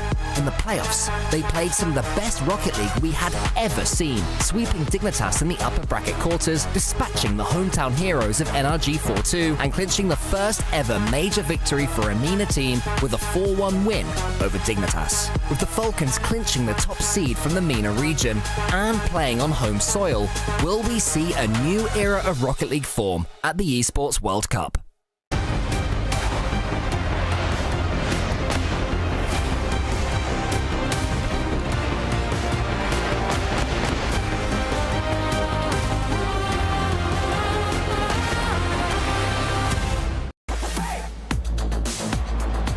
Welcome back to EWC. We're here in Riyadh, Saudi Arabia, and the energy is electric right now because of our next matchup. But we got to talk about the one we just witnessed. Team Secret versus Gen G was a great match to lead into this one, a lot closer than we had previously expected. I'm Leaf, and I'm hanging out with Jorby and Johnny. Jorby, we thought Team Secret, you guys predicted Team Secret, it was Gen G. I mean, it was a tale of two halves. Secret looked like the stronger team. Starting out, game 1, they had rocketed out to a 6-3 lead by the end of game 1. Yep. And then overtime in game number 3, they were able to force it with 6 seconds left, but they couldn't clinch the victory there, and that's where everything changed. Game 5 was all Gen G. They were hitting them with fakes. They were out mechanicking them. I don't even know if that's a word, but that's exactly what they were doing. Yeah, it was all Gen G in the last game. Great performance in game 5, and they might have to do it again. I wouldn't be surprised if we see these teams rematch in a couple days' time, because they might have to go through that lower bracket. Right. But Gen G right now are in the uppers. Yeah, no, that was, again, a great series. Nobody's eliminated yet, so obviously Team Secret still has that opportunity to pull on through here, but you lose that life, you lose that chance. You got to be happy at least with how you were playing, probably. I mean, there's a couple of mistakes here and there, but as we look at that Group B, you can see that they still get those chances. Down there, they'll have to face off against Wildcard. Early thoughts on how that might go before we move on to our next group? Secret. Yeah, Secret. You're wrong on the last one, though. They look pretty good against Dig, but I think Secret should take that. Yeah, Secret 100%. All right, well, we got to start, of course, talking about our next group, because it's been called infamously the Group of Death, and that is not accurate at all. That's awesome. You don't want to be in this group because there's so many good teams. I mean, all 4 of these teams are super solid. Of course, you can tell which is the favorite in this one based off all the fans cheering in the background. But GK, Furia, the Ultimates, you cannot sleep on them. No, not at all. I mean, Falcons, they're clearly the favorite in this group. They did just win the Raleigh Major, and they look like the best team in the world right now. GK, we haven't seen them in quite some time, so this is going to be all right, where are you guys at right now match, because we just don't know. Yeah, I mean, GK can really shake things up here. They're coming in as the underdog in the group, and I think they're going to like that because there's no pressure on them, and everybody is rooting against them here, which I think they might also enjoy. They get to play the villains here. I mean, you could be a mile away from this venue and you'd still know Falcons are playing. It is electric in here. I hope you guys can hear at home.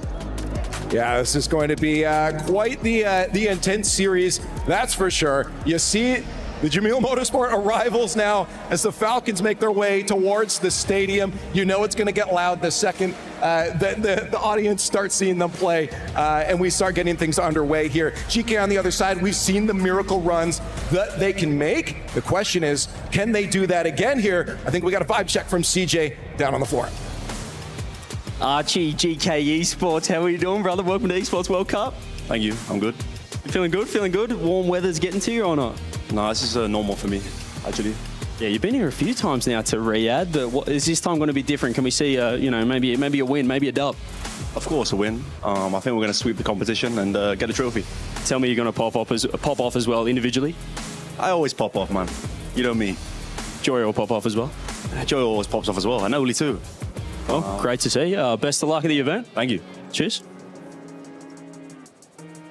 Of course, Archie always with a nonchalant attitude here. GK, maybe that's what carries them through. They're always kind of just wandering their way to victories. The question is, can they pull off that miracle, Johnny, that we've seen them do before?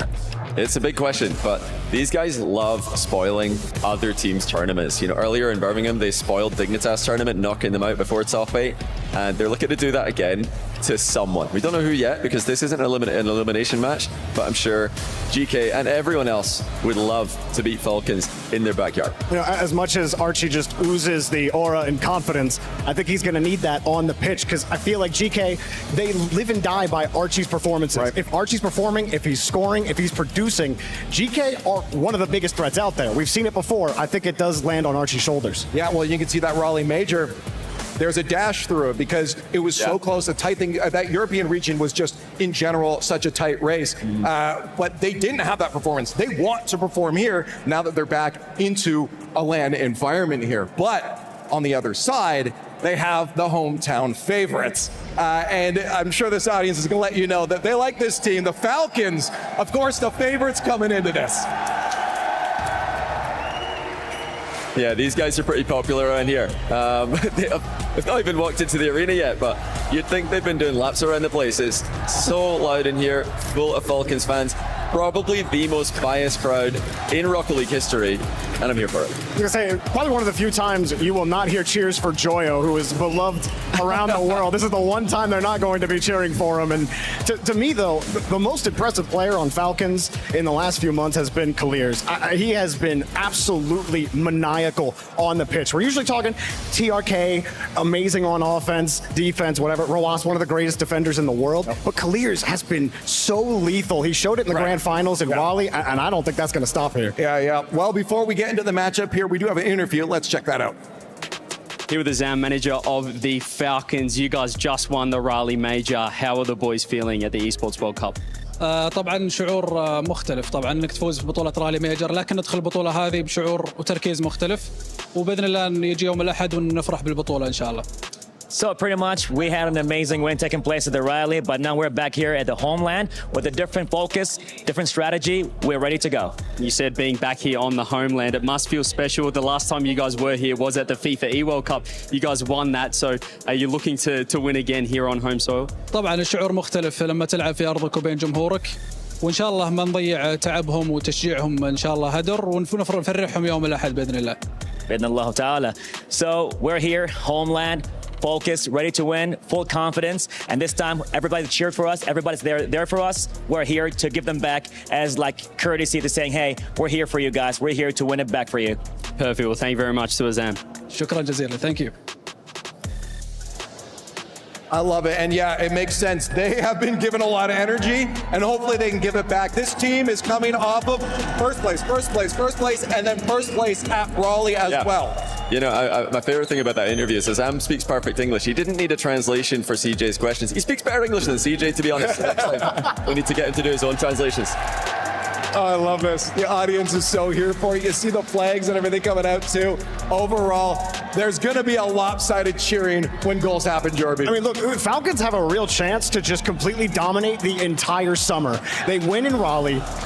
They very well could win here, one of the favorites of the entire tournament. And they might end up going and winning the World Championship for the RLCS afterwards. They look insane. It's possible, but yeah, they're not going to be thinking about that. They're going to be very present, I'm sure. Hard not to be when you've got this atmosphere all rooting for you. Yeah. Now, I guess the real question is for GK coming in this for the match starts. We got a minute before that happens. What is GK looking to do to shut down one of the best teams, if not the best team in the world right now? I think they're hoping the Falcons overcommit, because that's always been the thorn in their side, is they get too aggressive, they get too excited, they overcommit, and if you can counterattack them, then you can get goals for free, but you can't rely on that. You do need to create some goals yourselves as well. With 5 goals per game, 4 goals allowed per game can be what happens with Falcons. We didn't see that in Raleigh, though, and if that's the new look Falcons, offense and defense, I think GK have it difficult. I did say I think Archie has to be the one to step up. If Archie produces, I think that gives them the best shot against this team.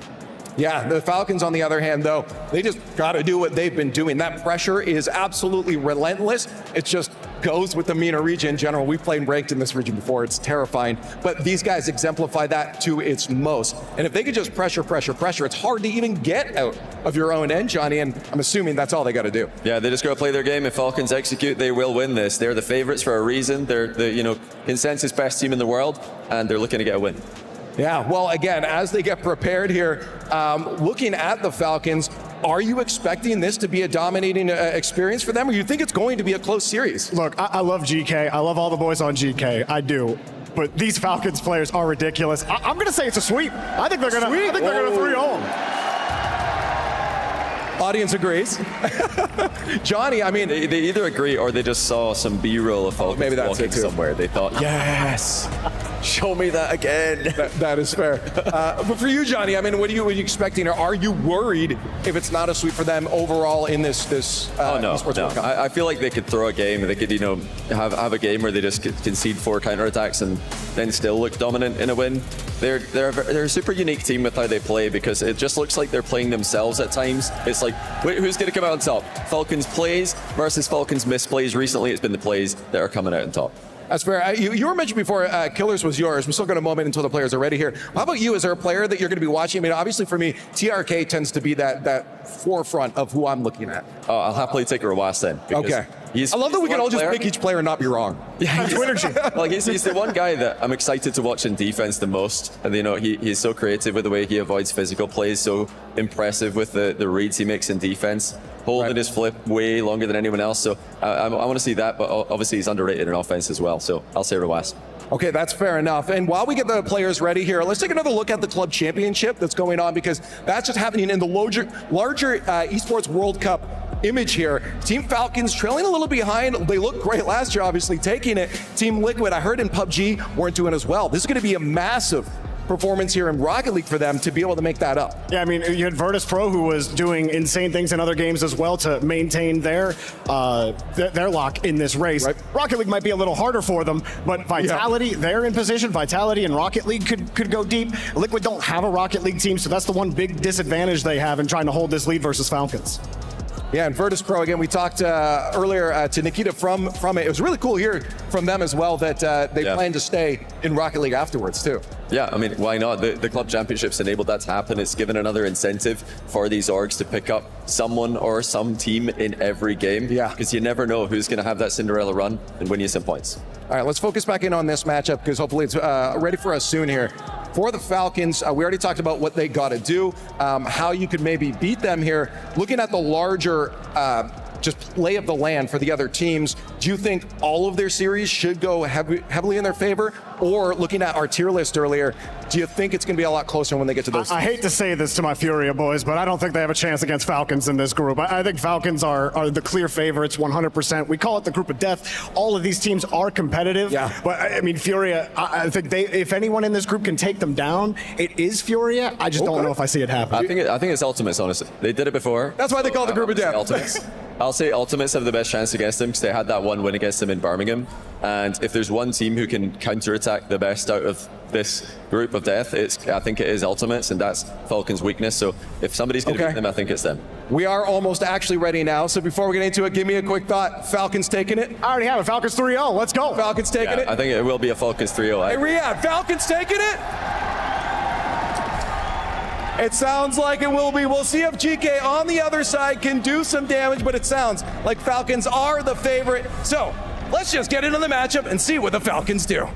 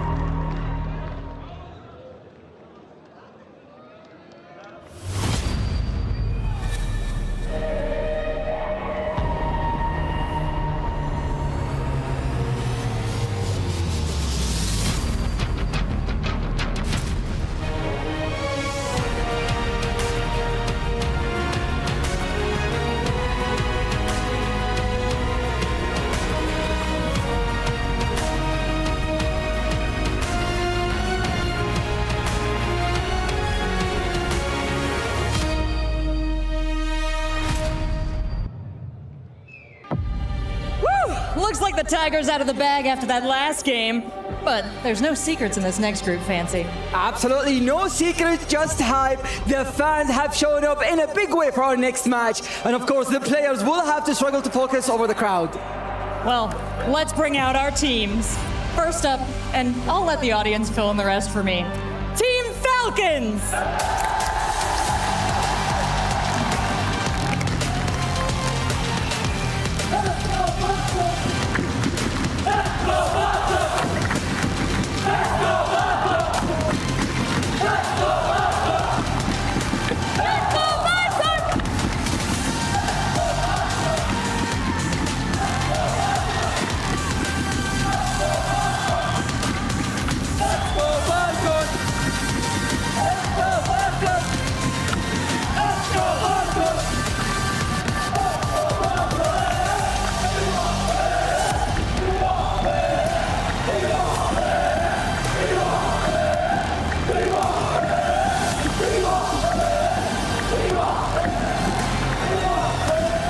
And let's get some love for their opponents. Group C's own wildcard, GK Esports.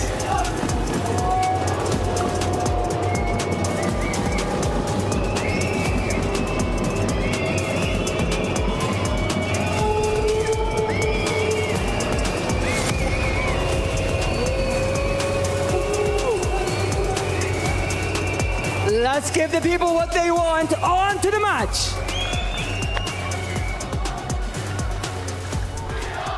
Well, the wait is finally over. If you're looking to get the opportunity to witness your current reigning RLCS major champions, it's arrived. Hometown heroes Falcons finally take the stage for the first time in the 2025 Esports World Cup. It's a lot of pressure. Heavy is the head that wears the crown. First one on the chopping block, GK. Do you stumble? Do you put him down? There's a lot of pressure on the end of GK. I mean, we were talking about it before the series started. A lot of y'all feel like this could potentially be a sweep. I feel like I'm on the other end of things. I think there's hope for at least that one win in there. But of course, everybody in the arena wants to see an absolute beatdown. Yeah, if you're here for the Falcons, you're hoping for a swift and brutal takedown. And if you're GK, I mean, hey, no pressure. They walked out. They got booed immediately. They were like, put the key down. Let's get this started. Come on. We'll do the talking on the field. Let's go. Fair enough. Fair enough. And listen, if there is somebody that can go almost ego for ego, right? It would be GK. So I don't think there's like many mind games. This really truly does come down to gameplay out on the field in real time. Like you said, the Falcons coming off a historical win in Raleigh. So everybody's looking forward to seeing what they can bring out here at EWC. Huge performance from them, no doubt, in GK. Honestly, every time I see these guys on land, they always look better than we see them online. And I wouldn't be surprised if it's a little bit stiffer competition. On paper, I'm definitely thinking with Jorby, 3-0, 3-1. That's definitely in the realm of possibility for me. But you never know what you're going to get. Doesn't matter how many times you've done it. You sit down in any live stage, it's always different from the last time you did it. Just a side thing, my favorite upgrade I have seen this year are the light sticks. It's good. It's given K-pop. It's so cute, and they're all synchronized. And seeing the entire arena lit up has been so much fun. But I do think it is time to get to where the lights matter most, and that is the ones out on the field. No time left to waste. TRK, Roas, and Kalirs against Joyo, Oli, and Archie in the early kickoff. Will appear to favor GK. Joyo fighting for possession early, and Falcons getting themselves ready defensively quick. Now this is going to be a pretty quick opener. I expect, at least on the end of the Falcons here, going to let GK know what they are all about. A demo coming out from Joyo, wants to help transition GK out of their half. They get a small one out past midline, pass over to Oli. Oli shot just off the crossbar, first ding of game one. And that kind of sets a shiver down your spine. If you're the Falcons, you got away with one a little bit, and you say, okay, GK came to play. Now you see if they back up, give a little bit more respect, or if they keep trying to press. Archie, low boost. Oli was going to try and bail him out of that one there, and the play not slightly wayside, but Falcons are gathering what momentum they can. GK doing an incredible job so far of keeping at least a hand up in front of each of these players here. Delayed reset on target out to the corner. Love to see the discipline from GK on the goal line. They know Falcons in the air, one of the most delay-heavy teams. It's tough to sit there and stay disciplined when they're bearing down on you. And look at this pass across the box. Oli will collect the first one. This is definitely not a team to count out. You want to talk about discipline. That patience there from Archie both times on the play is what allowed them the opportunity to even take the shot. And of course, Oli with the follow-up at the end there. Back into kickoff. GK take the opening lead. And Riyadh squeezing pretty tight there on the near post. He really thought that 50 was going to come up off the wall or go straight back towards him. Did not think that GK was going to be able to get such a clean pass out of the middle. Definitely caught overstepping a little bit. Falcons with some room to adjust, but as we said in just the last match, it's only a best of 5. Mistakes are quite costly in a short format. TRK will break through in the midfield line, but right now GK's defense pretty solid. I definitely are aware of what they are going up against. Falcons are one of the more offensive-heavy teams out there, and for good reasoning. They've got the mechanics to back themselves up on it. Now GK, on the flip side, have the capability to match that energy. So far they are. Here comes Archie, 50 back from TRK. A little bit of room and only forced to dump and chase, and he actually slips through that midfield line. It's a leaky third man from Falcons at the moment. Joyo, that's a nice solid attack out of the middle just to buy time for his teammates to get a little bit of boost. Oli delaying in the midfield as well. And right now, GK, they're not even breaking a sweat. Nope. They're holding up on it. And again, not many teams can keep up ego for ego, but this is one of those teams that can do it, at least mentally. Half the game to go. A demo on the goal line might have opened it up. It will. Killers, one to get Falcons tied up. Not breaking a sweat, but you start to panic real quick as soon as the help behind you turns to dust and you go, oh, shoot.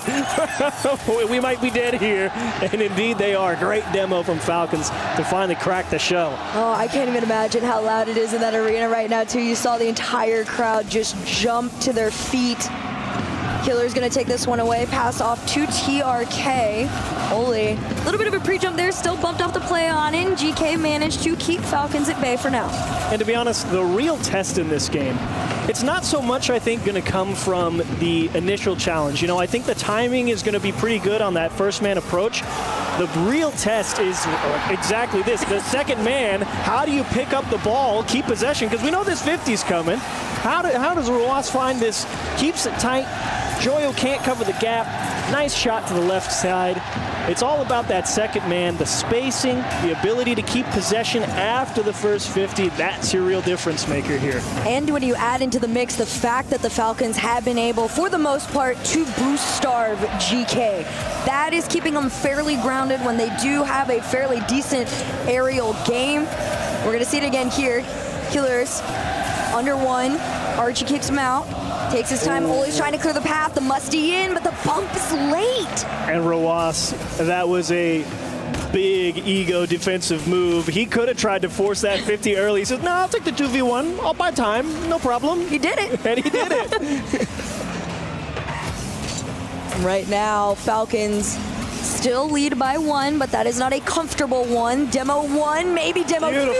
Oh, not enough. The mind games. Archie's not getting taken out this time. You could see the shot placement. He tried to put it right behind his teammate as he followed him. He knew if he just shot it straight behind him, right up the tailpipe of his team, it's going in. And finally, no help on the back line. Falcons up 2 now.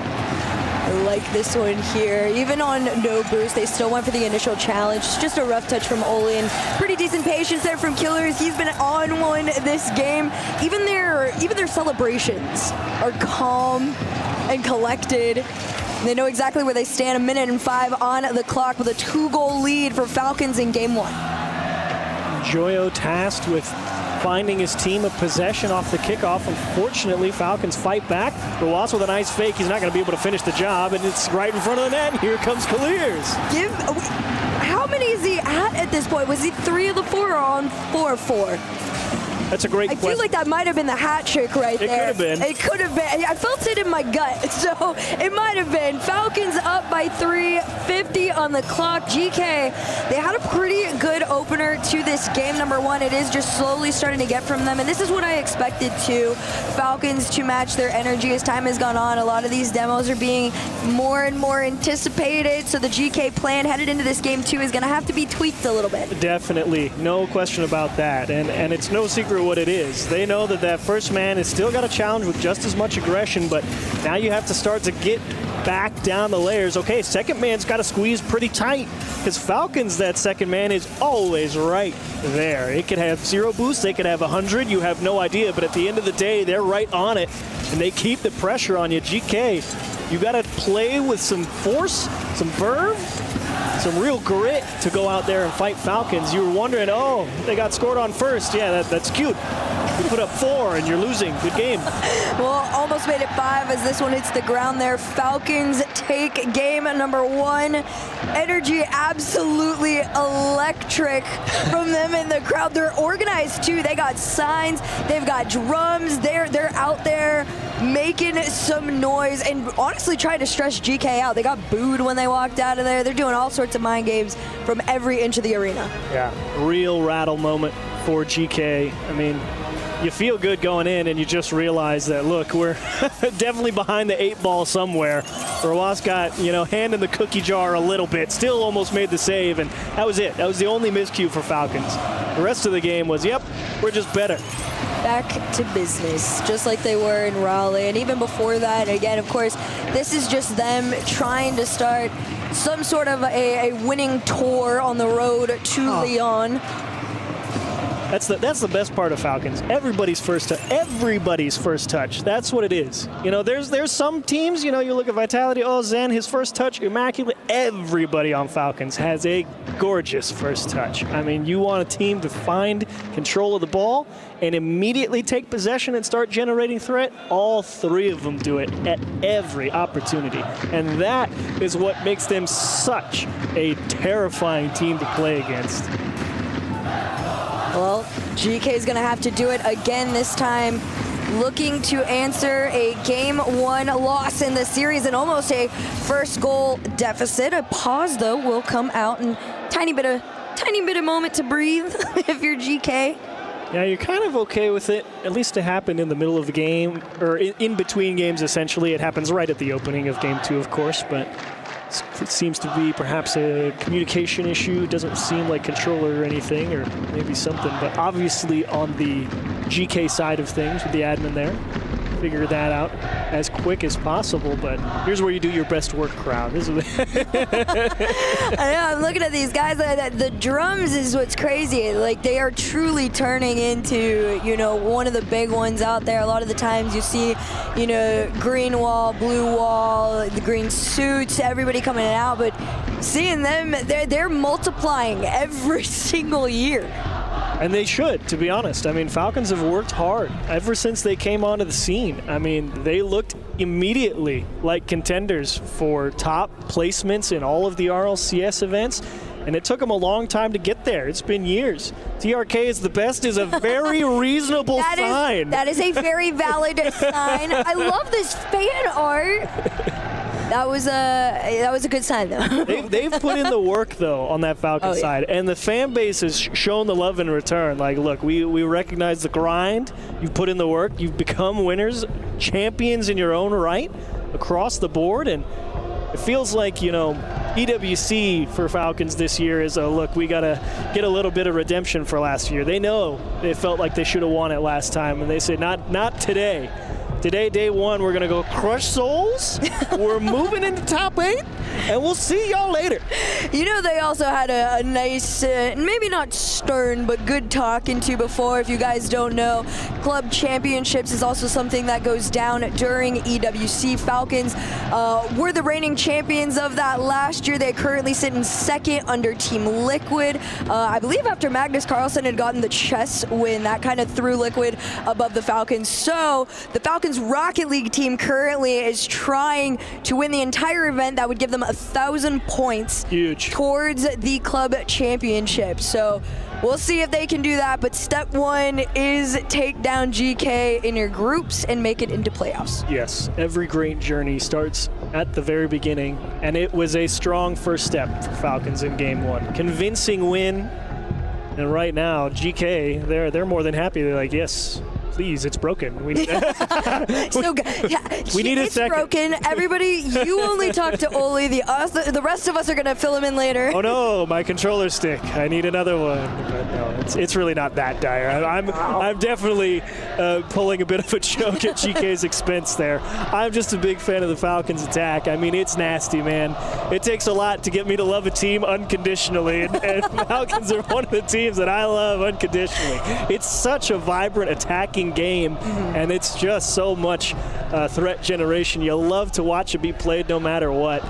Legends is right. Aww. A happy day for all of them there to finally be validated, and to come out and receive such a warm ovation before the game started was a refreshing and excellent experience, I think, for them to have. I absolutely agree. I think, you know, like a lot of us, we've all loved the Falcons for so long. We've wanted to see Mina have their, you know, flowers given to them. And a lot of the times people felt a lot of those wins maybe didn't have as much weight because they were really only winning on Saudi turf. They were winning all the EWCs and the Gamer 8s and all of that, right? And then with the Raleigh win, it was very much solidified that they are not in their own world. They are, if not the best in the world, at least top 3 at all given times. Yeah, they're always contending, and GK, I mean, to be fair, they've got some monsters over on that GK side of things. I mean, Joyo has been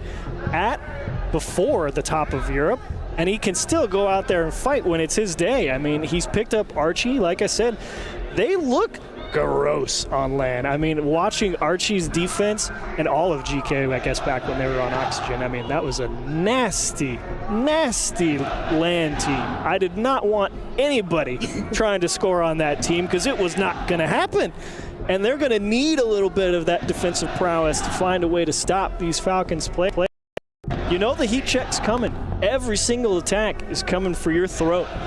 And it's going to take some discipline and some quality defending from GK, I think, to take down Falcons here. And game 2 is a good time to take a stock of it and figure out if game 1 look just got away from you, or if you recognize, hey, we have to make some changes, and right now, tech pause is a great time to figure it out.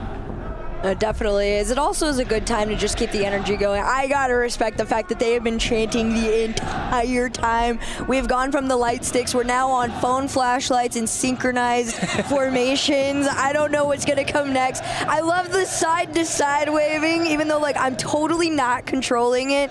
Feels like I am. Yeah, jump and cheer for the Falcons, guys. If you love TRK Rawasi Killiers, make some noise. I'm going to pretend that was because of what I just said. That's fair. I will let you have that, and I will not take that away from you. I have no idea if they can hear me. It does start to get a little bit frustrating, though, over on that GK side of things. I mean, yeah, it's nice to have a little bit of extra time to kind of figure it out, but there does come a limit. I was talking about it in the previous series. You know, you have these tech pauses in the middle of series, and it really does just take you out of the moment. Like, you know, you lost game 1, but at some point you just say, look, can we keep playing, please? But you got to solve the issue. It takes the time, and it's hard to lock back in. And at some point, you have to wonder if that does slow Falcons down going into the next game, because you come in, you finish game 1 strong, everybody was clicking, and then it's like, okay, we've kind of been here for, 5, 6, 7 minutes doing nothing, just kind of sitting around. Maybe you back out, go to free play, and just hit the ball a little bit. Like, what do? How do you stay dialed into that moment? It's difficult.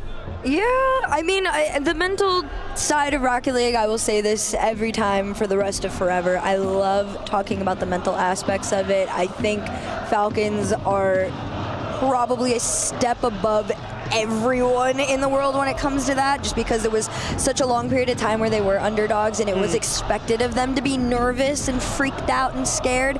And when they eventually got over it, and you get put in situations like this, I fully expect them to come back into that at the same level we saw them in game 1, if not above. I think that this is more going to fall on GK's end to kind of get back into the swing and momentum. Now here's a fun question. Do you go into the next game and immediately throw some goofy kickoff strat? Like just instantly try and play them like what was the, I think it was BDS or maybe it was Karmine Corps. Yeah, they did like the 3-man wedge, like the double corner kickoff, and they just wedge the ball and kick it up, and the third man's right. But like, just throw something weird at them to start off the next game and see what happens. Or you just say, nah, I'm going back left. Would you be expecting that from Falcons or from GK? I don't care. Anybody. I feel like if anybody were to, GK. GK would be like, just throw it in for the vibes. Do something.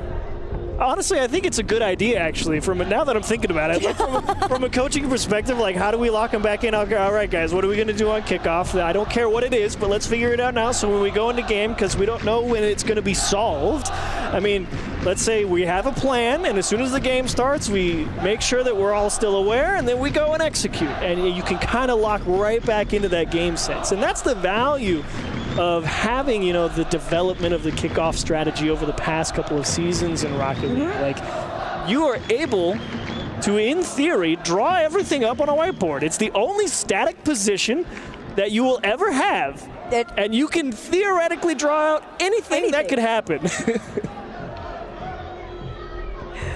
Well, for now, we get to continue to stare at the faces of everyone's favorite players out on the arena floor. Falcons locked in more than ever. Which twin is the one that sits up like this? I'm not even gonna pretend, you guys, that I can tell them apart. I can tell them apart when we're like standing face to face. I can't explain why. They have different aura about them like that, but like on camera. I love, by the way, that those two are both like absolutely elite Rocket League players. It's like, what are the like? I know, like as a twin, like I get it. Like sometimes you like to do the same stuff, but like rarely is like both of you dedicated the same amount of time. Yeah. And I'm shocked. I've always wanted to know if there was ever a time when they were younger, like they would like that game's fight stupid. No. or something. Like, was there ever like a brotherly fight? They didn't want to scrim together or something. You are the worst 1v1 partner ever. TRK is just there. I wonder if like TRK ever felt awkward at first. Blink, blink. Yep. So you guys figure it out. I'm gonna go get some shawarma or something. I don't know. Like. Well, it appears that they've solved the issue. Game 2 will recommence shortly. Whatever it was, it's fixed now. 3, 2, 1, and go. Well, standard kickoff. I was gonna start to say, I was like, standard kickoff is what we got dealt. We're gonna see what they do with it here. Only low on boost, so it's gonna be Archie that's gonna have to take this one out into the corner there. He does. Right now, Killer is just gonna send it back. He got a hat trick in game number 1. Looking to repeat that here in game 2 and lead Falcons to a sweep. Archie deep third. Not sure if I love the punt, especially because the guy he's punting to has 0 boost, but it's still almost going to convert. Only can't squeeze it in backside. Got a hand up, put it in his face, and just forced him wide. Well, unfortunately, if your GK opportunities like that do need to actually follow through and go in, Falcons aren't going to give you too many of those. Ruas taking his time there. Second man follow-up was fairly quick, but demoed off the play. 50 almost into the net, but Falcons prevail. Archie again just keeping that pressure on, but struggling to buy any extra time. Oli fighting for possession. Huge block. Oli's starting to become a monster here in the midfield. Be careful if you're Falcons. You got to adjust. Oli, pass over to Joyo. Oh my. To pitch that down and center. That was the most Falcon reaction you could have had to a save on top of it. The only devastating part, it wasn't straight in the net. Yeah.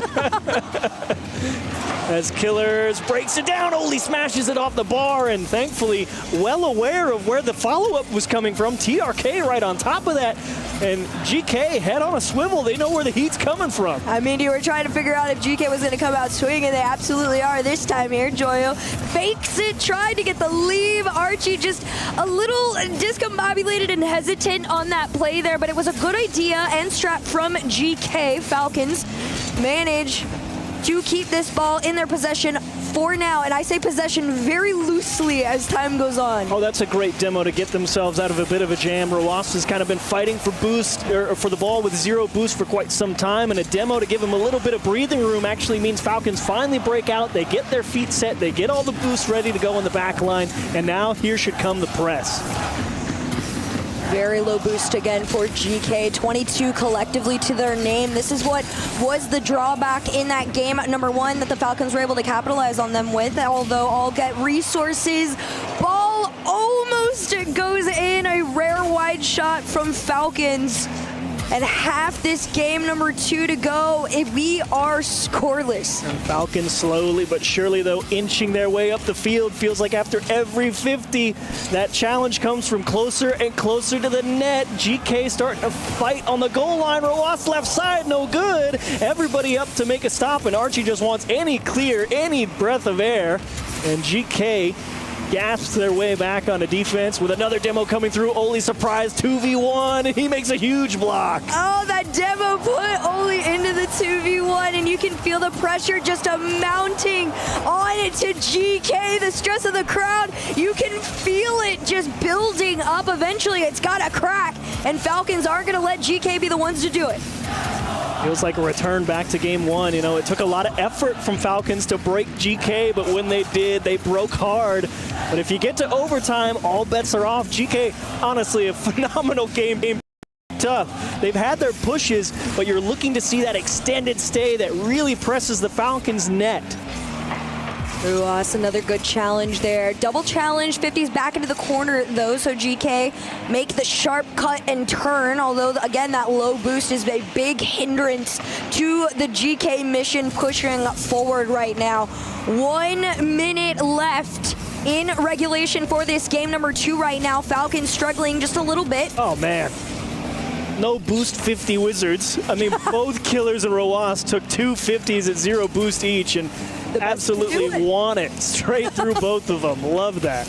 I mean, you were talking earlier, what, about best first touches coming from everybody. It's insane, the decision making that comes out of them and how quick they are to do it. But right now, again, now 30 seconds to your name in regulation. Falcons want to try and steal it, but so do GK. Oh, no. Ruas, time, fakes, has a flip. All three members of GK with desperation try to get this out. Ruas to the backboard. Does he leave it? No, it's a touch into the corner. Yeah, he knew he couldn't leave it. He felt like if he left it, he knew he didn't have the help coming close by, and he knew he couldn't score it either. So what's he do? Just best touch you can, and last chance at regulation. Maybe they break through. That's a great 50. Archie is forced to poke it high. That's a great clear, keeping it away from Falcons and fighting for OT. And TRK is going to opt to keep this one up. Joyo from the ceiling almost down into the ground. Overtime is going to decide game number two. And you got to say, a great recognition from Joyo all game long. Feels like he's noticed whenever his team needs help, and he is diving back quick. He's on the fast, rotates back to the midfield line. He's cutting hard, trying to give his teammates a little bit of extra help to break that Falcons attack. GK working hard, and they've done a great job to keep things level, but can it get them across the finish line to tie the series up? You can see both members of the Falcons having to make those quick turns back. Oli was trying to take advantage of it. He will. You saw the Falcons barely get caught out there. The moment you saw the commits on it, they were just both facing the wrong way, a little awkward, and just the one rare time things go wrong for the Falcons, but the perfect opportunity for GK to step up. Yeah, and it felt like there might have been, if you saw the boost totals on Falcons at the end of that game, everybody dead empty. So it felt like as Roas and Killers rotated back into the net, like Roas rotating in, he's the front man, he's checking the ball behind him. Killer's in the back post. He can see everything, so normally it feels like there's kind of that understanding of, look, you know I've got 0, you go take this. But Roas doesn't realize that the guy behind him also has 0, and they're just like, oh no.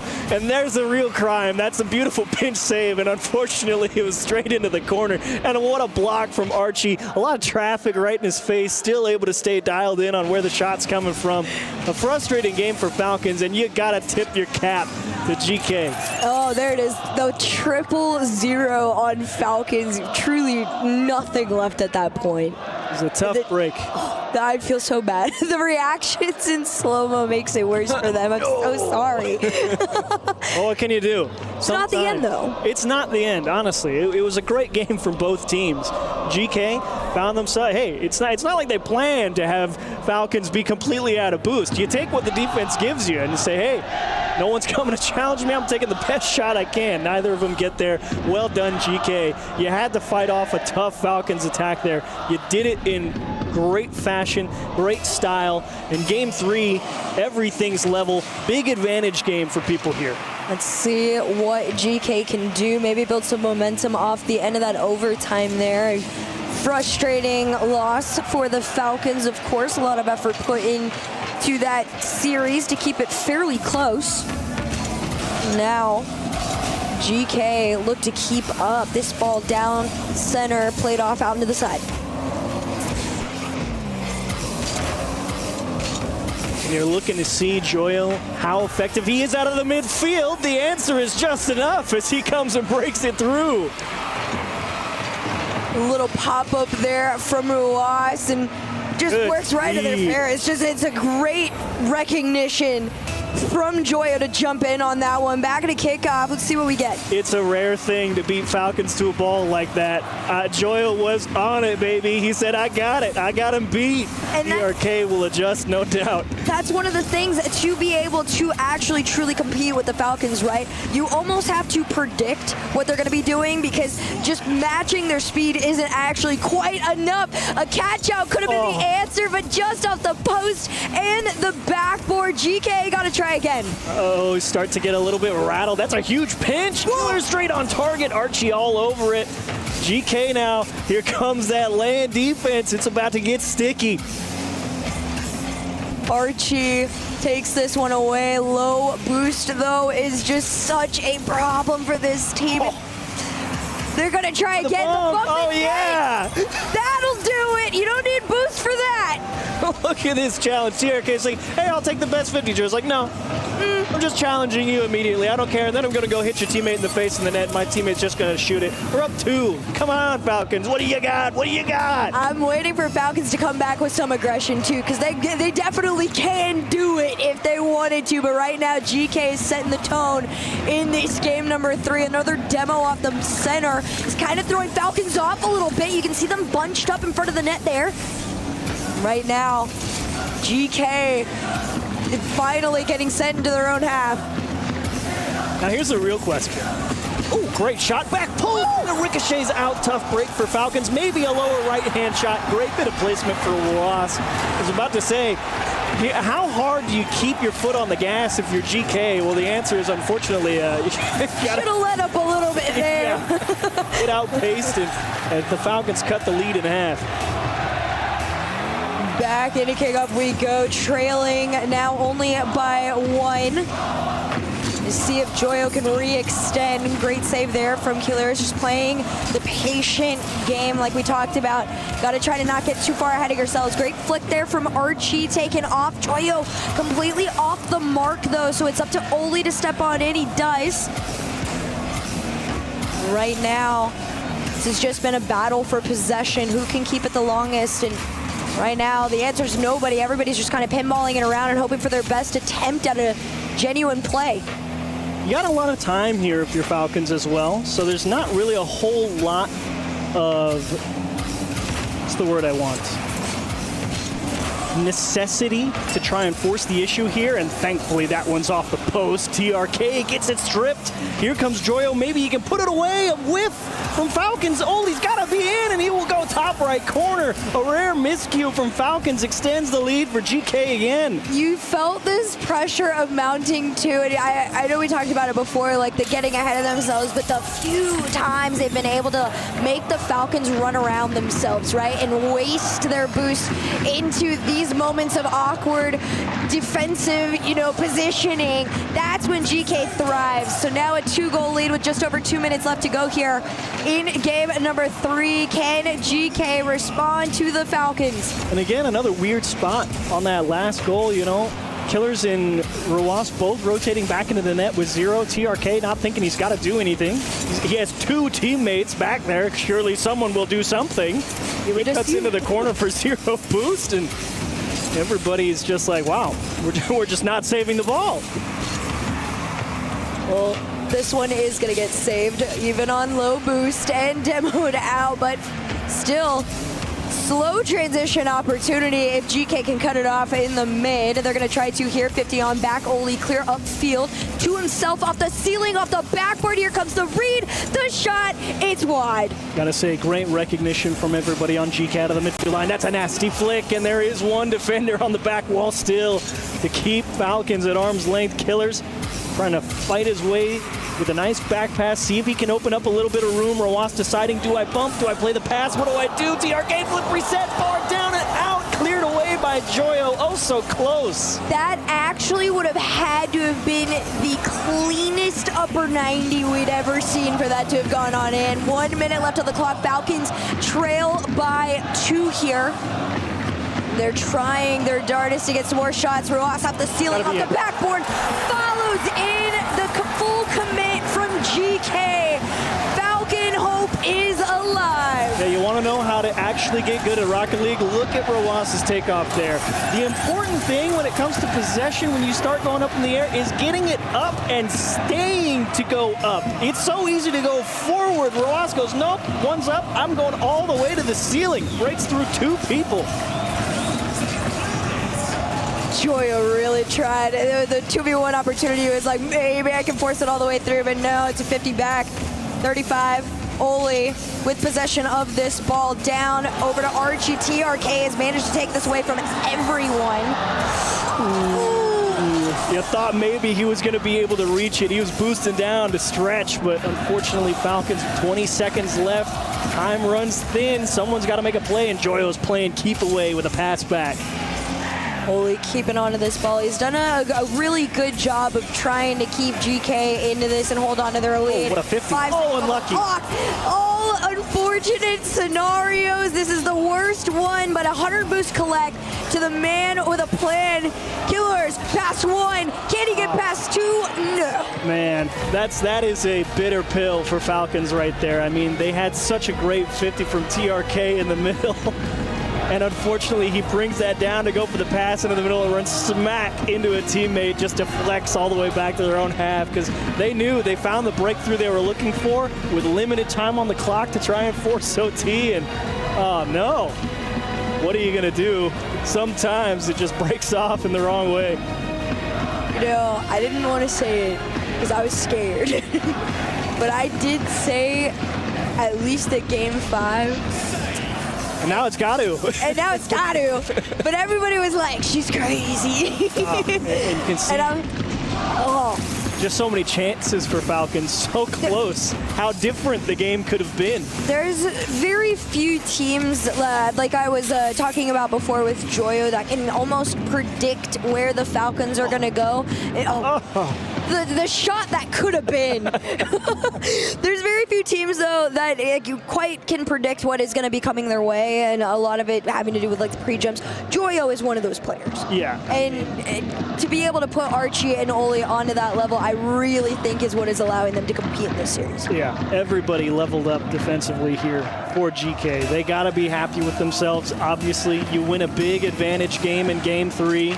All the pressure goes back on Falcons. Yeah, you know you could have lost that game. You know there were a lot of shots you couldn't save. But at the same time, that's the brand of attack that Falcons like to play. They go for outplay. They say, no, I'm scoring. I'm beating you 1v1. And unfortunately, at that point, the only thing lacking is execution. Does it go in? Does it not? Well, they're getting a little bit better at it. We already saw one pre-jump attempt come out early on, but this one almost did. Ruas came in swinging from the corner. He's like, absolutely not. This is not how we're starting this game 4 here. But I will say it has been a pretty sketchy game number 4 as Archie tries to 50 down. Joyo from the side. Can there be cleanup from Oli? No, he's going to call himself off and play this one out from the midline to himself off the ceiling denied. Nice pressure from Falcons out of the middle. Oh, and Joyo got a big bite taken out of him. Roas just seeing if he can poke a hole by attacking that backboard. At the very least, it buys a lot of time for Falcons again to rotate back, pick up some boosts, get their feet set.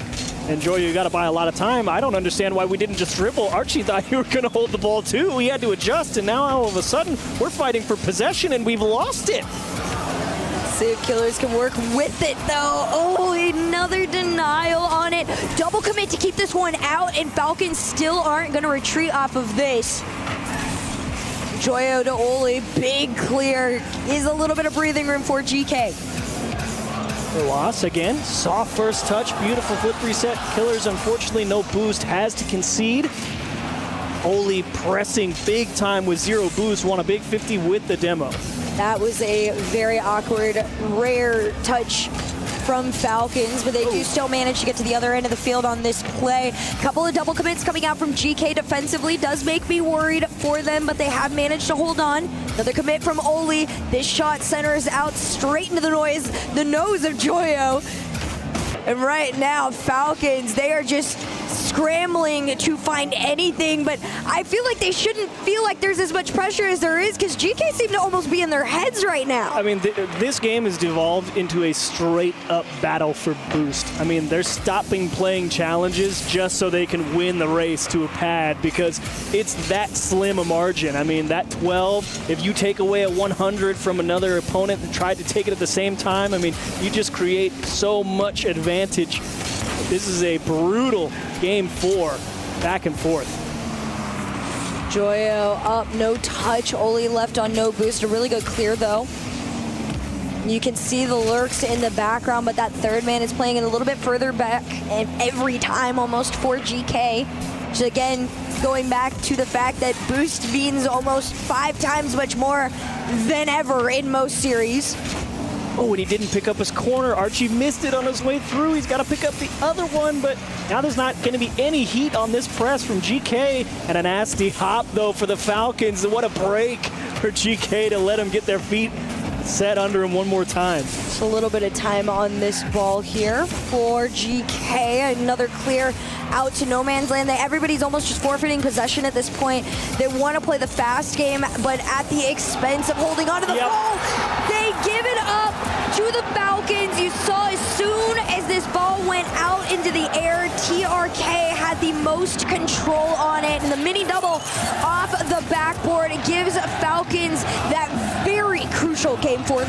That was your difference maker. You know, it was that clear from GK. He was completely uncontested in his own half, just bashed it right up through the middle of the field, completely gave up possession. TRK picks it up, says, here's how you hold on to the ball, and turns in a go-ahead goal with 1:30 on the clock. I mean, what a way to capitalize on what is genuinely just lazy defending. Yeah, no, I feel like the Falcons were really watching this and kind of took a second to themselves and were like, guys, you know, we can hold on to the ball, play it a little bit closer than what we're doing, right? That's the value of them. Every single time they can. They want that soft first touch. Doesn't matter the situation, saying, nope, I can control that.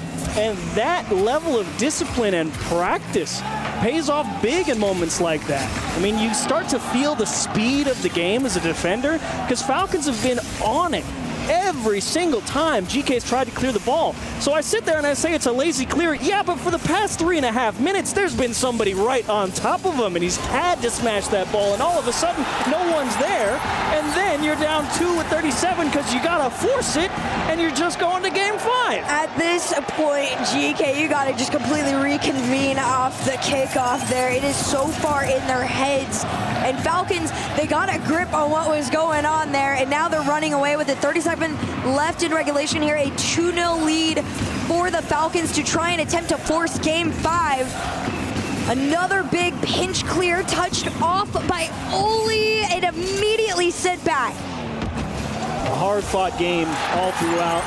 Missed clear. I mean, can't really fault Joyo. He's trying to hit a worldie here, I think.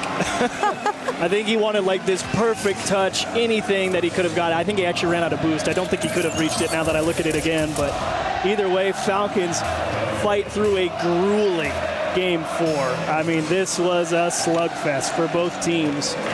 And game 5, I would not be surprised to see another 0-0. It's tight all throughout, and it's just a matter of who breaks through. You can have 4, whatever. We already know it's over. Well done, Falcons. You fought a hard one, and you came out on top. Hey, I mean, most people thought, this was going to be a sweep. I definitely think a little bit of respect needed to be put onto GK, especially after what we've seen them pull off in the second half of the season, leading up to Worlds. They had their Cinderella run. They've done, what is seemingly the impossible multiple times. At any given point, they are definitely a threat. However, in this game 4, things looked very, very different. A forced game 5 is what we are going to be getting out of the Falcons for now. You just kind of send one last attempt to say, hey, this is what you're going to have to go up against in game number 5. I love that Falcons tried to score that. And the only reason they did is because Archie was like, nah, we're down 4. I'm keeping this up at 0 seconds. I'm out here to fight. And then they're like, yeah, we're taking the ball. We're going back the other way. And you want to keep it up? I'll keep it up. Okay. You want to play that game, Archie? Let's do it. I love a little bit of that competitive fire from Archie, but I don't know if that was the time to go for it, big dog. That might have not been in the moment. That was definitely at least they didn't get scored on. Yeah, I was gonna say if they didn't scored on him, that was definitely like a hey, sit down. We're gonna keep this one on in. But it all started with TRK deciding to play that ball a lot closer than everybody else had been. And then it was just a snowball effect. It was amazing how much easier every single goal after that was, that guy. Right? It's like, where's the defense? Well, now they got to score. It's not that easy. So I'm ready for game 5, man. I'm fully expecting a 0-0 slugfest. Who knows? Maybe you get a game like that. Some team runs away with it in game 5. Sometimes that happens, but honestly, both teams have been just playing phenomenal Rocket League this whole series. I gotta say, match of the day was right. Good shout, Johnny. That's a great pick. Good one. Yeah, no, honestly, that was a really good pick. Although, granted, I do want to. We got a conversation to have that they were like match of the day, and then they both went on the desk and went, "It's a 3-0 sweep." They're losing. There's no hope. No, it's game 5 here at EWC Group C between GK and Falcons. No matter what, at the end of the day, however this game 5 shakes out, you're not out of the game just yet. You will go down. You have another opportunity. This is a dangerous pinch for Falcons, and Killers handled well. TRK looking for a little bit of extra control and then a great adaptation. Realized he wasn't getting back to the ball, adjusted to find the bump. Joya wants to come back his way. Musty towards the net and kicked out sideways. This ball's still out mid. Archie's going to collect it. Take his time with this ball here. Another shot on net. I almost snuck it past TRK there, but just enough speed from the Falcons to keep GK at bay. We're going to see what they can work with here. Another shot, demo out, shot. Sends this one right back to mid. And Falcons seeing if they can keep up that level of pressure. Roas finds a good pickup in the midfield line and breaks through a lot of people. Archie, that's a quality clear on 0 boost. And look at Oli, that's a smooth pickup and a great fake to beat one attacker out of the midfield and ensure GK remains in control. Slowly but surely down the side, GK, can you keep possession nearly over his head? A close call, but once more under the breach for both teams, it would seem. The fight for possession resumes, but this time on the GK half. Things looking a little bit more reminiscent of game number 2. Fairly equal start to this game. Archie out into the corner. TRK even backwards manages to keep a touch on it. 50 forward for Falcons. Can the attempt go through? Not quite. Killers wanted to throw a little bit of pressure on him. He does, but it is going to be sent back.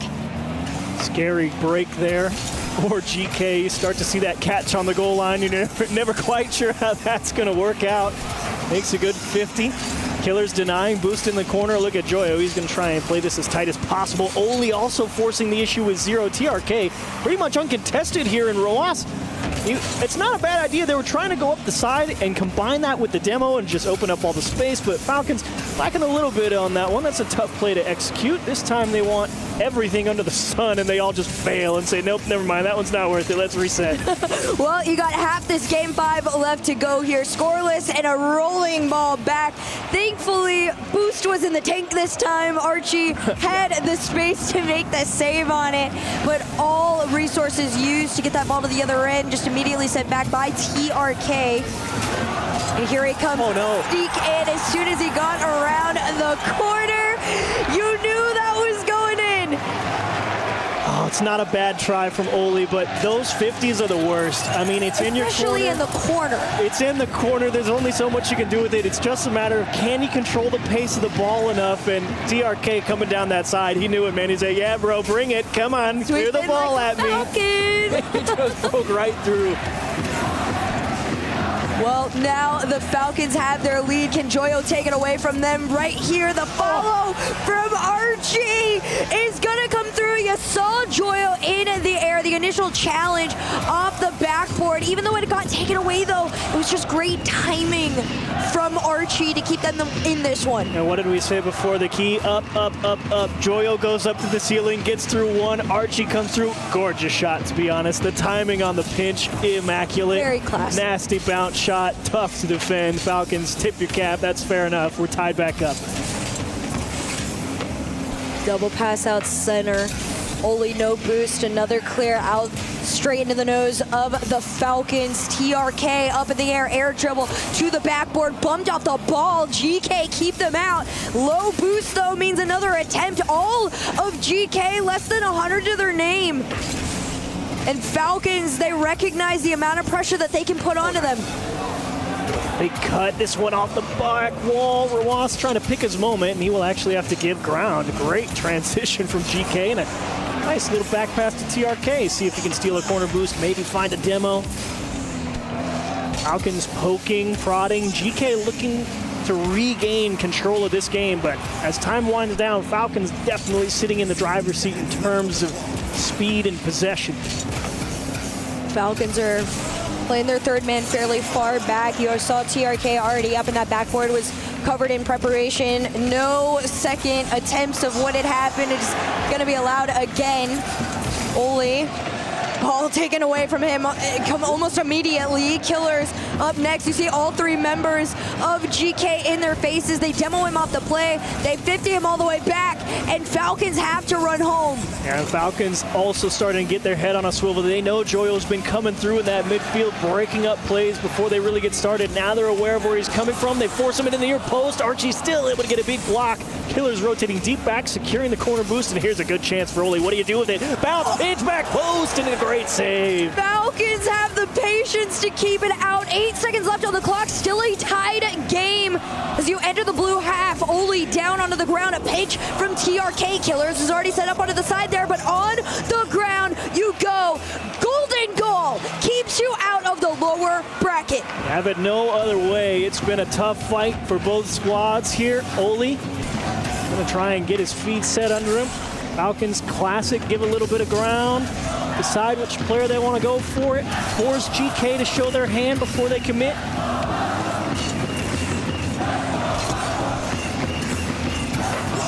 Killers commits to the pass over to Ruas. You see him lurking down on the ground right there, taken away. TRK, they've been playing that very deep third man there, and it might pay out in their favor. Killers has to backflip onto this one. He does. Ruas from the ceiling to himself. A great read from Oli. Great read is right, but he's also empty, and Joyo's close to empty as well, but he's still going to take the fight up the sidewall. A dangerous game to play, but it at least appears to have broken out fairly evenly. Killers denied. Oli straight down. And that's a good fake, and no chance for Joyo. Oh, man. As soon as the no contact fake, and Joyo was on nearly nothing. He had less than 20 to his name on that play. Falcons knew exactly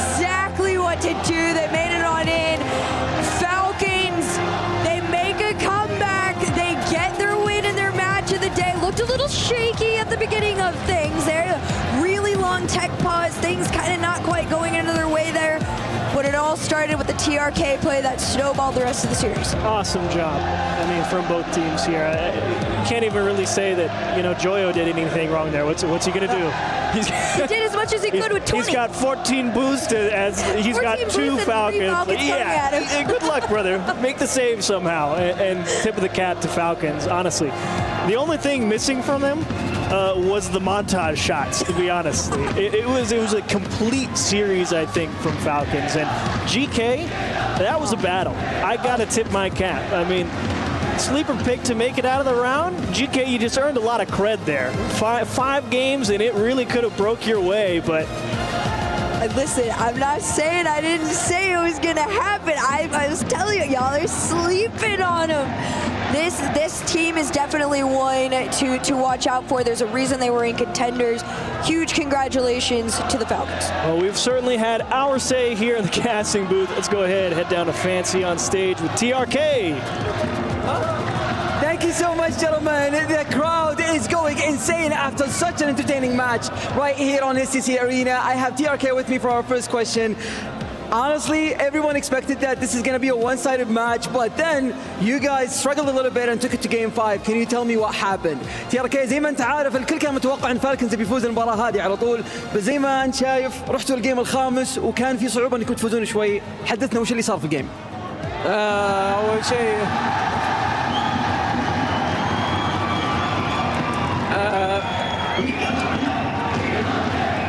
اتكلم يسمعوني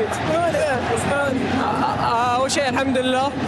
ثاني شيء فريق جي كي فريق كويس صراحه، مع ان احنا ما دخلنا صح، بس الحمد لله ان قدرنا نفوز وتخطينا الفريق هذا.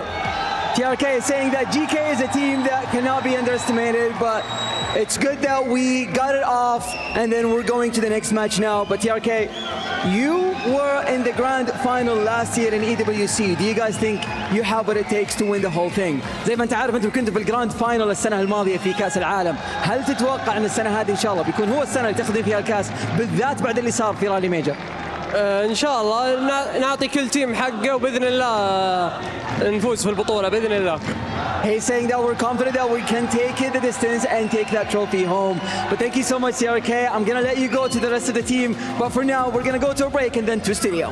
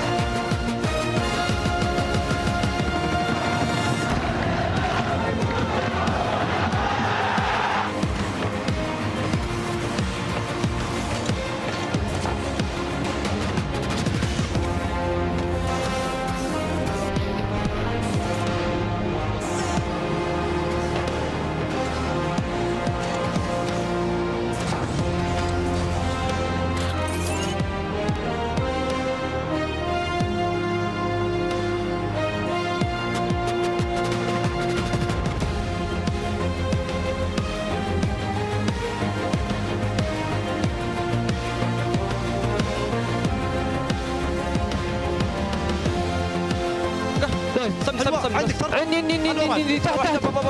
عندي ما عنده بوس راح الباب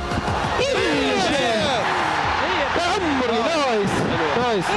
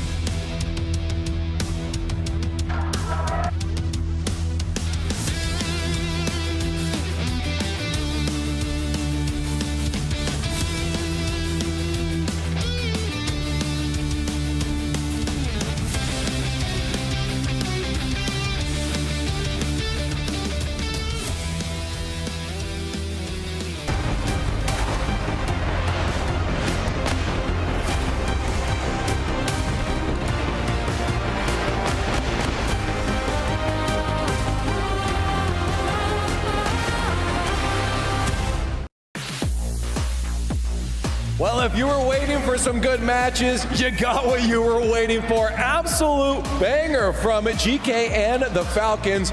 It was close, but the favorites did come out at top at the end of the day. I'm Leaf. Welcome back to the Esports World Cup here in Riyadh, Saudi Arabia. I'm also joined by Cole and Johnny Boy now. Cole, what do you think about that matchup? Before, everyone thought it was going to be a 3-0 domination by Falcons. How apt. The best series of the day so far, the best series of the tournament so far, featured everyone here's favorite team, coming all the way, Johnny, to Game 5 overtime. As Rocket League fans, we can't ask for too much more. Yeah, I didn't expect that. GK came out so impressively, and they put Falcons on the ropes. They really had them in trouble here.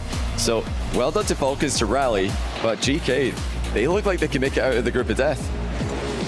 GK, honestly, they've done this before, and if they keep playing the way they're playing, then yeah, they're going distance. They feel like they were reading the Falcons real well. Maybe they studied them, and it won't work as well against some of these other teams in the group. Again, it's called the group of death for a reason, Cole.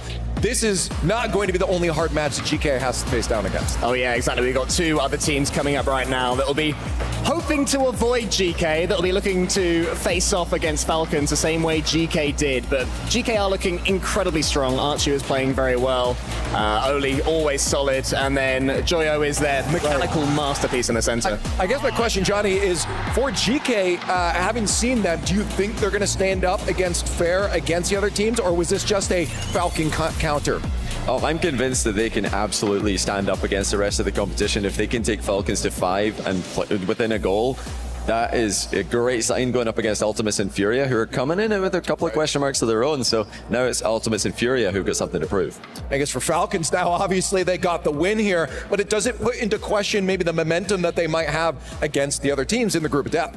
I mean, you're not going to win every series 3-0 and smashing teams off the pitch. Well, even Falcons can't do that. Even here, it just can't be done when you're up against teams as good as GK, and especially Leaf, these two. That's fair. Up next, though, we do have Furia facing down the Ultimates in the group of death. And again, I believe we have our Jamila Motorsport rivals on the way as the players start to get ready. This is going to be a fantastic series, in my opinion. Furia, I think, was one of those other favorites come out of this, but obviously GK putting that into question. I mean, the sound in here will be no quieter than it just was for Falcons. Furia, you can see them there welcoming their fans. They have traveled in droves from Brazil. I'm not sure they're in here just yet. They'll be arriving. You can hear the drums starting to beat. The atmosphere just on the sidelines, Johnny, is incredible already. I mean, it's another feature of the Esports World Cup is that, you know, when you travel to an esports event, you're generally going to see your team in one esport, but not here. There's so many esports going on at the same time, so you might even have a fan from another game, and you know, they think, oh,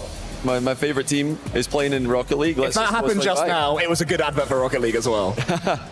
Well, I gotta say though, I've heard that this esport has been one of the most sold ticket as well. Like, people are really here for Rocket League, which is fantastic, obviously, for us. We're a little bit biased for this esport, but it is so cool to see so many fans from around the world coming out. So it's not just the locals that are here and supporting them. Yeah, they are.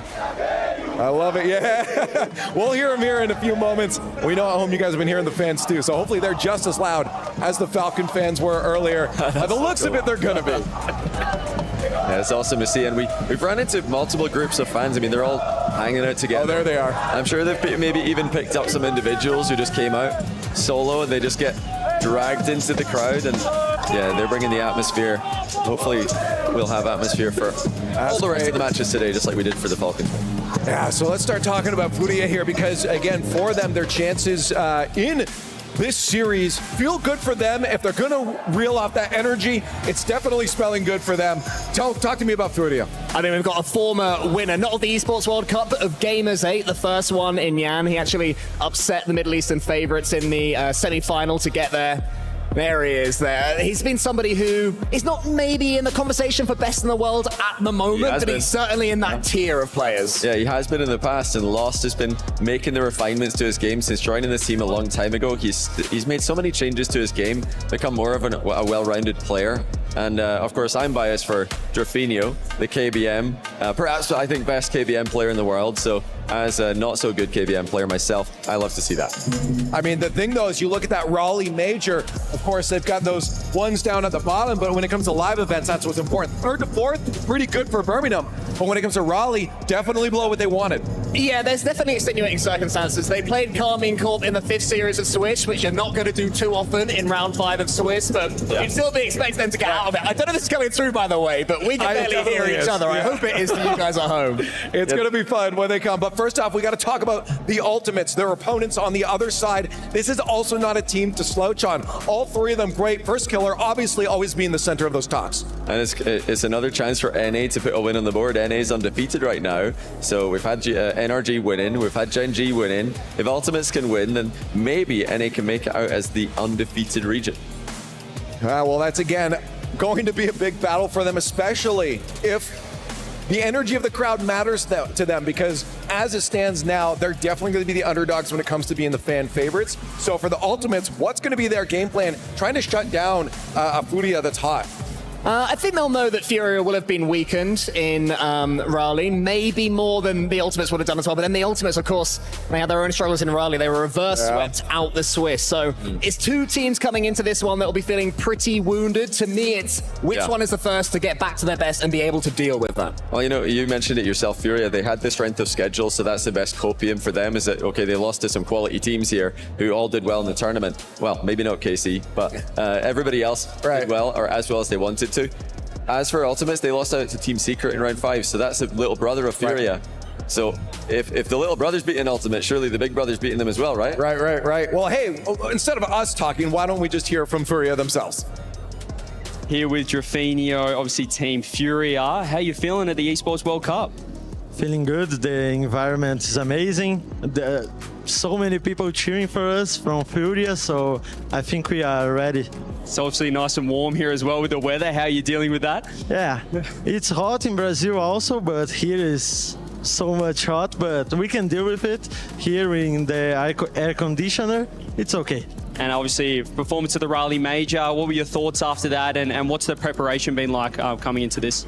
Yeah, it was pretty tough, not going to the playoffs for the first time, but I think we had tough conversations after that we needed to do to perform better, so I think we are ready now. You guys have Ultimates first round. What are your thoughts in that matchup? Yeah, a good first round. It's a pretty good team, top 2 in Birmingham, so pretty hard to beat them, but I think we are ready to do that. Awesome. Well, best of luck, Drafinio. Nice, thank you. I think what I love about that interview the most is that Drafinio was saying they had the hard conversations that they needed to have to make sure that they were in the best position coming into this. Yeah, I'm going to be looking at the personalities. You mentioned that they both had their struggles in Raleigh. They've been really disappointed by that. To me, the personalities, there's a lot more for Fury. You look at Jan, he's loud. You look at Drafinio in particular. I'm curious who for the Ultimates will be able to be the individual. They've got Sad Jr. behind them as the coach, but who's the player on the pitch that's really going to take this by the scruff of the neck? Well, it's always First Killer with the gameplay, with the stats. I mean, he's always putting up the numbers. But I want to see LJ. If there's a player this year in North America who's maybe taking more of a backseat, it's LJ, because last season he was doing so much for his team on Space Station. Hasn't had to do as much on the Ultimates, but I want to see more from him. Chronic and First Killer look close to what I'd expect from them for most of the year. But LJ, I want to see the mechanics, I want to see the confidence, I want to see the creativity. We were talking before about the club championships, how this matters to the larger Esports World Cup scenario. I think we have an update from PUBG. Here we are outside Qiddiya Arena where the PUBG action has been taking place. I'm joined by Toby. I've heard there's been some interesting updates to the club championships. It has been so incredible today. We finished the group stages, 8 teams were eliminated, and one of them, Team Liquid. And honestly, it could have been even worse because Falcons only barely made their way through. In the final game, they did win, so on paper, it looked prettier, but they were close to falling. And for VP as well, there was a world where we were thinking, is VP going to try and actively go after Falcons so they don't qualify either? So between some of the top teams in the club championships race, it has been incredibly close throughout the day. But the biggest one, Liquid not making it to the finals. Number 1 team, number 1 club, Liquid out. There you hear it, you heard it here first. 2 days of action left for PUBG, so it's all coming down to the wire. And it is, and this group is going to come down to the wire, as it is the group of death. Now, before we get into it, we're about a minute away from gameplay. How do we think it's actually going to go between these two teams? I'm going to say it's going to be a battle of momentum. Which is going to be the first team that takes it? I think whoever starts off better will continue to stay better and will finish better. Okay, well, to counter that, I'll say if one team's got comeback potential, I do think it's Furia. I think Ultimates need a good start here because their loss in Rally was a bit more painful. Okay, so if you had to put a name on who's going to get that momentum, I'm going to go with Furia. I think this atmosphere is going to help them. I think they'll take it. Yeah, and I promise it's not just because they've got a bunch of heavy drums here that they could throw at us if I don't say Furia, but I do think Furia are the favourites here. And yeah, I'm not the only one. I guess I'm probably also going to have to say Furia if we're going based off of the energy. Can't hear you, Lee. They can't hear me. He said Furia. It's going to be Furia, right? Yeah, they know. They're already going. They already know what it's going to be. It's going to be a great match, hopefully, regardless of who ends up winning it. The last one was fantastic, and I know the Group of Death will continue to deliver. Let's just get to some great Rocket League. Let's start it now. We promised hype, the crowd and the players delivered. That last match showcased TC Arena to its foundation. Falcons getting their first win after getting pushed to the limit, but taking it in a Game 5 series. And in front of the home crowd too. But the building still stands. The games march on. We've got 3 more matches left, and this next one determines who Falcons will face tomorrow. So let's bring out the teams. All right, let's do it. For the first team, let's walk it on stage for our next match. Give it up for Furia! They won Gamers 8 in 2022 with Yan, but they've returned hungry for another history-making victory.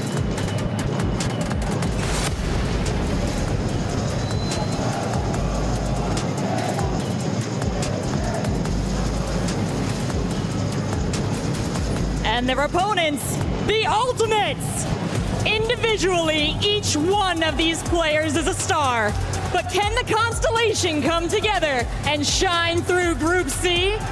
If you ask the fans, the answer is a heck yes.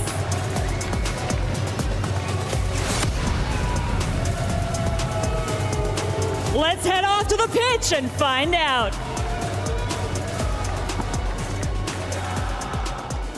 Well, we've got a really exciting matchup for you guys. Furia versus the Ultimates. Now, Stumpy. Hello, mate. This is a crazy one. Because Very crazy. Furia has been very up and down in terms of results. Everybody misses seeing them in the top.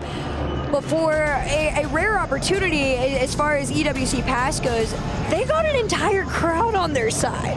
Yeah, Furia have really shown up with absolutely every single weapon that they can consider. Because, I mean, you said about how they've been up and down. They have dominated South America. They have lost one of those events in particular, was going towards Team Secret, who are looking on the up and up. Whereas Furia didn't even make it out of the Swiss over at the Raleigh Major. It was a horrible time for them, whereas Team Secret did. So currently, to be honest, in recent form, I have Secret above them, whereas they want to be making sure, along with their fans, they get themselves straight back to the top of that SAM conversation. On the other side of things, from the region that you cast over in North America, the Ultimates also didn't make it out of Swiss at the Raleigh Major, but they still look like a very good team. They still look pretty strong in North America. They've made the majors, now they're here at EWC. They also made a grand final. Did they show up or get shut out? I'm not going to talk about it.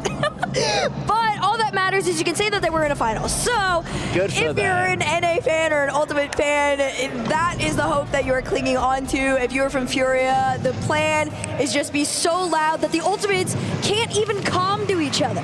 So we're going to see if that plan works out for them. But for now, Furia versus the Ultimate, a best of 5 to get out of Group C. In Group C, as we said right at the top, very much the group of death. It is a terrifying squad, and we saw, Falcons went to 5 versus GK. The overtime at the end, you casted that series. It was incredible. GK couldn't quite get it done. The winner of this is going to be facing off against those home favourites and the recent major champions, whereas the losers are faced off against GK, who I think a lot of people were thinking, all right, GK may well be the team to go out there. Would not be so sure. I think Furia they don't take this, and they've definitely got their heads on the chopping block. They definitely do. Now, of course, the Ultimates, as always, usually have a fairly, I don't want to say slow, it's not as slow as it sounds out loud, but slow start.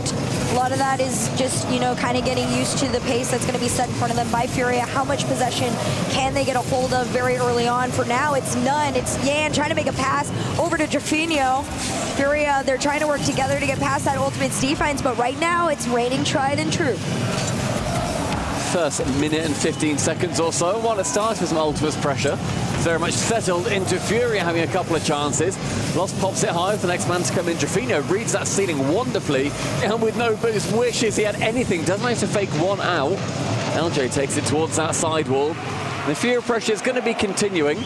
Team Ultimates, I'd like to see a little bit more from them. The start of the Raleigh Majors saw them have the greatest start they could think of. They went 2-0 up. It was Space Station Gaming and KC that they beat right at the start. Then they got reverse swept out of the entire event. So, as you were saying, they start games not particularly strong, but they start events a lot stronger. But Jan wants to turn those around, and he scores the first goal. Scary things to be seeing out of the Ultimates right now. A double commit on the back line of defense and having that third man just send themselves through. But for Furia, that is the amount of pressure that you want to keep on the Ultimates consistently, and they will. They're going to try to get it off the kickoff here. This 150's back. Chronic to follow off the backboard denied. Yeah, very dangerous, though. Jaffinho has to get a very important touch, otherwise we suddenly see this game evened up to 1-1. Demo at the back, but I think both players end up going down, LJ and Lost. A brief 2v2, a skim towards the middle. Chronic tries to find First Killer, who in the end wants to try and get rid of Furia player on the back as well. Ultimate's trying to alleviate just a little bit of this pressure, but Lost with a chance, sends it central, and somewhat a smidge of confusion.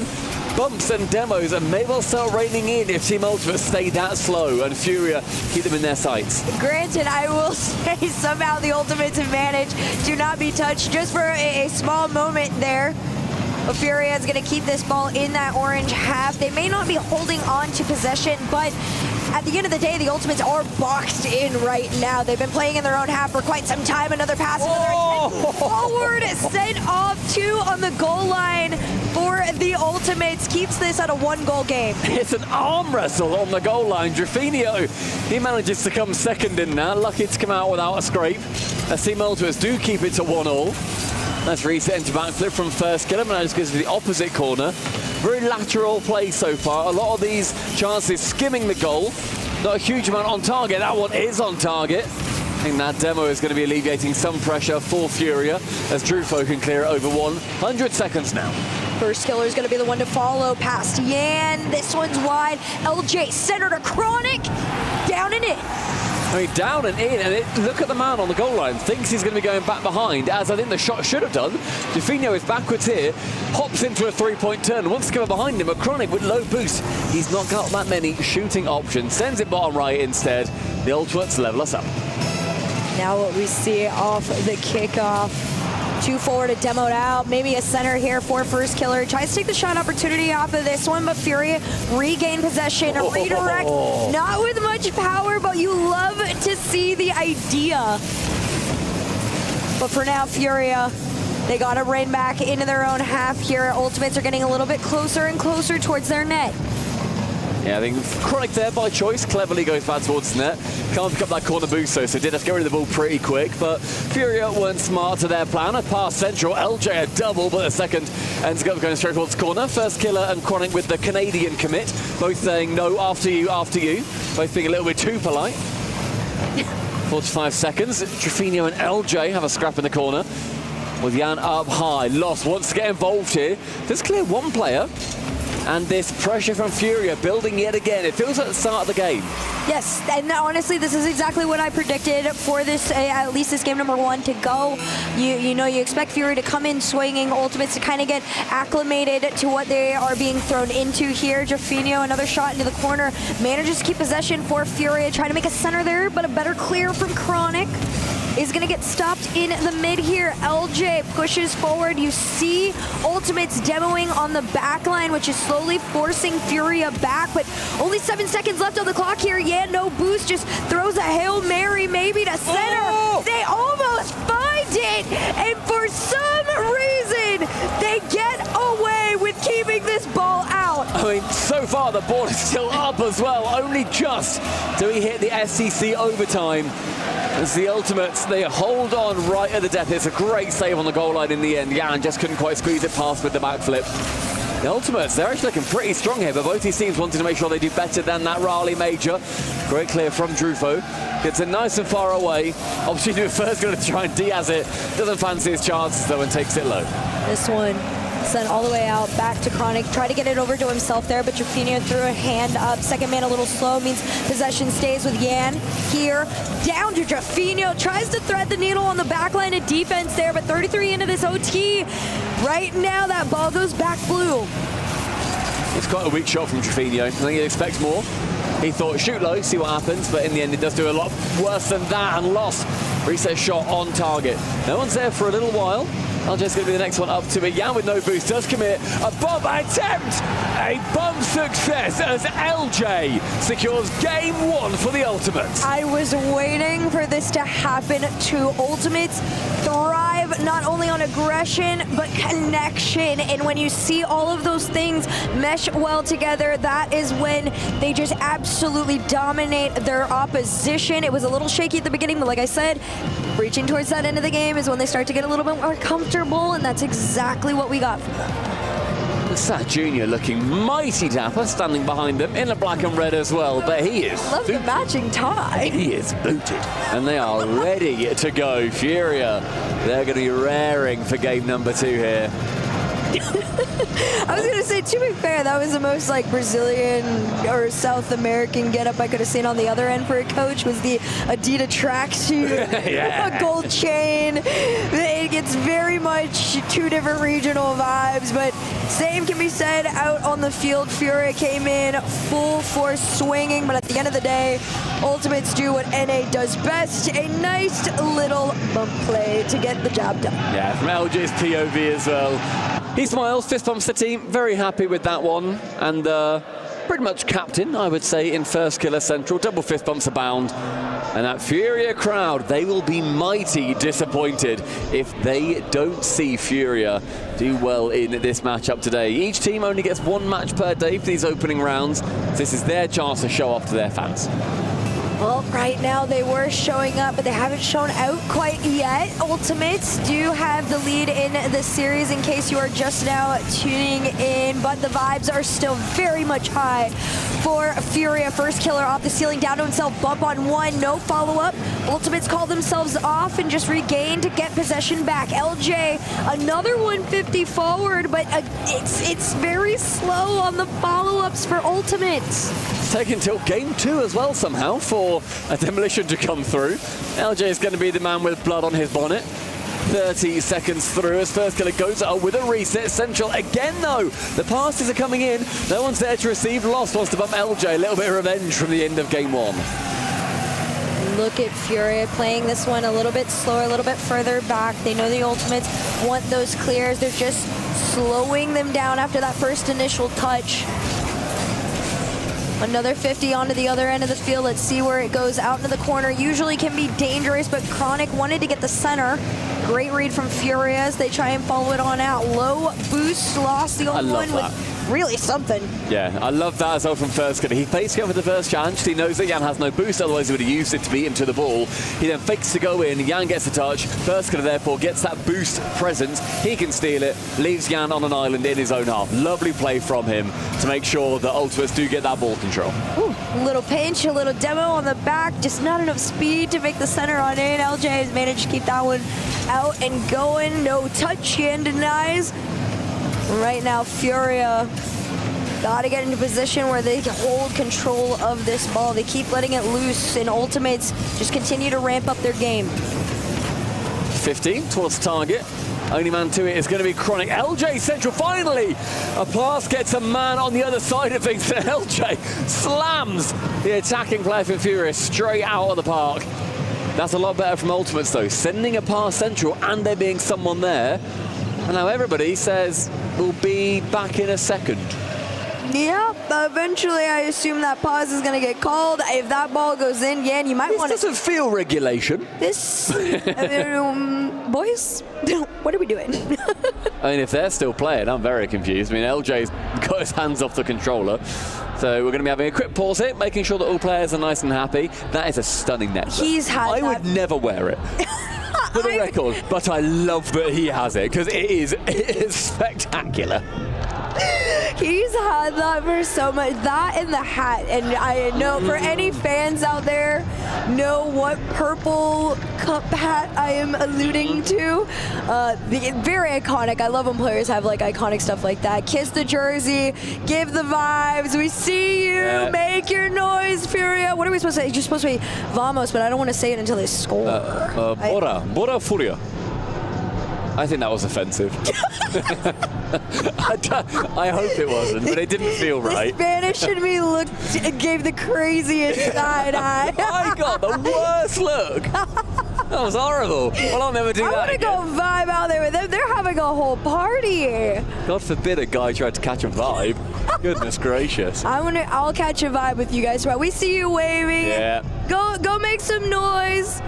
Oh, yay! Make some noise. We love that. But yeah, the Furia fans, I mean, they've travelled all the way here to Riyadh, and it's fantastic to see. I think a lot of support coming through all these teams. We always know that Twisted Minds will get support. We always know the Falcons will get support.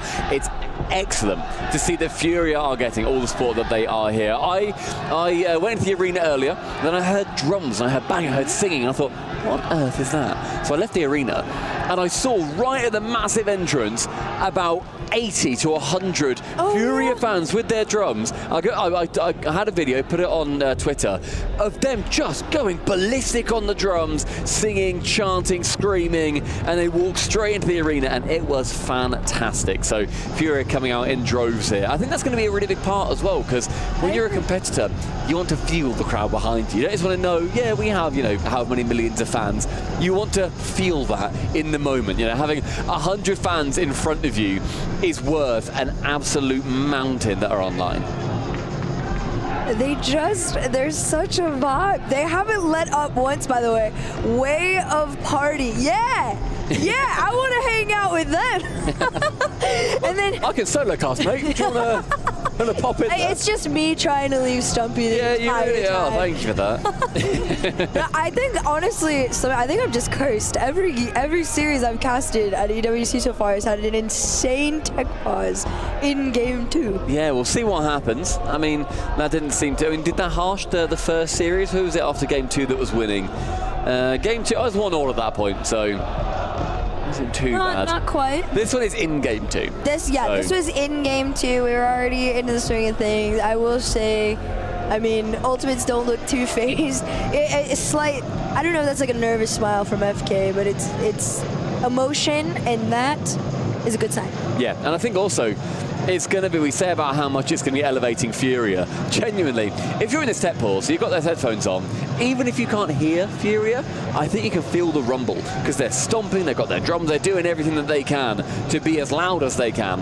And it's interesting to see just how they're going to be dealing with the amount of pressure that is on them right now to basically throw. Like they want ultimates to do horribly, and they've got that pressure. Whilst it's lifting up Furia, the pressure I think ultimates are going to be finding themselves under. It's going to be immense, and we're just waiting for a few more words on this technical pause. Thank you all for waiting. We appreciate every single one of you who is hanging out in chat, who has watched EWC so far. And thank you for waiting with us. We're officially back into this one. We're going to be starting at 3:08 in regulation on the clock here. Nobody has found anything quite yet in those first 2 minutes. They're going to see if they can change things here. Pass over to first killer right on target, but Jafini on the goal line keeps this one out. Yeah, it's all that momentum I think Furia want to be amassing. Oh, Chronic now got the first demo. No.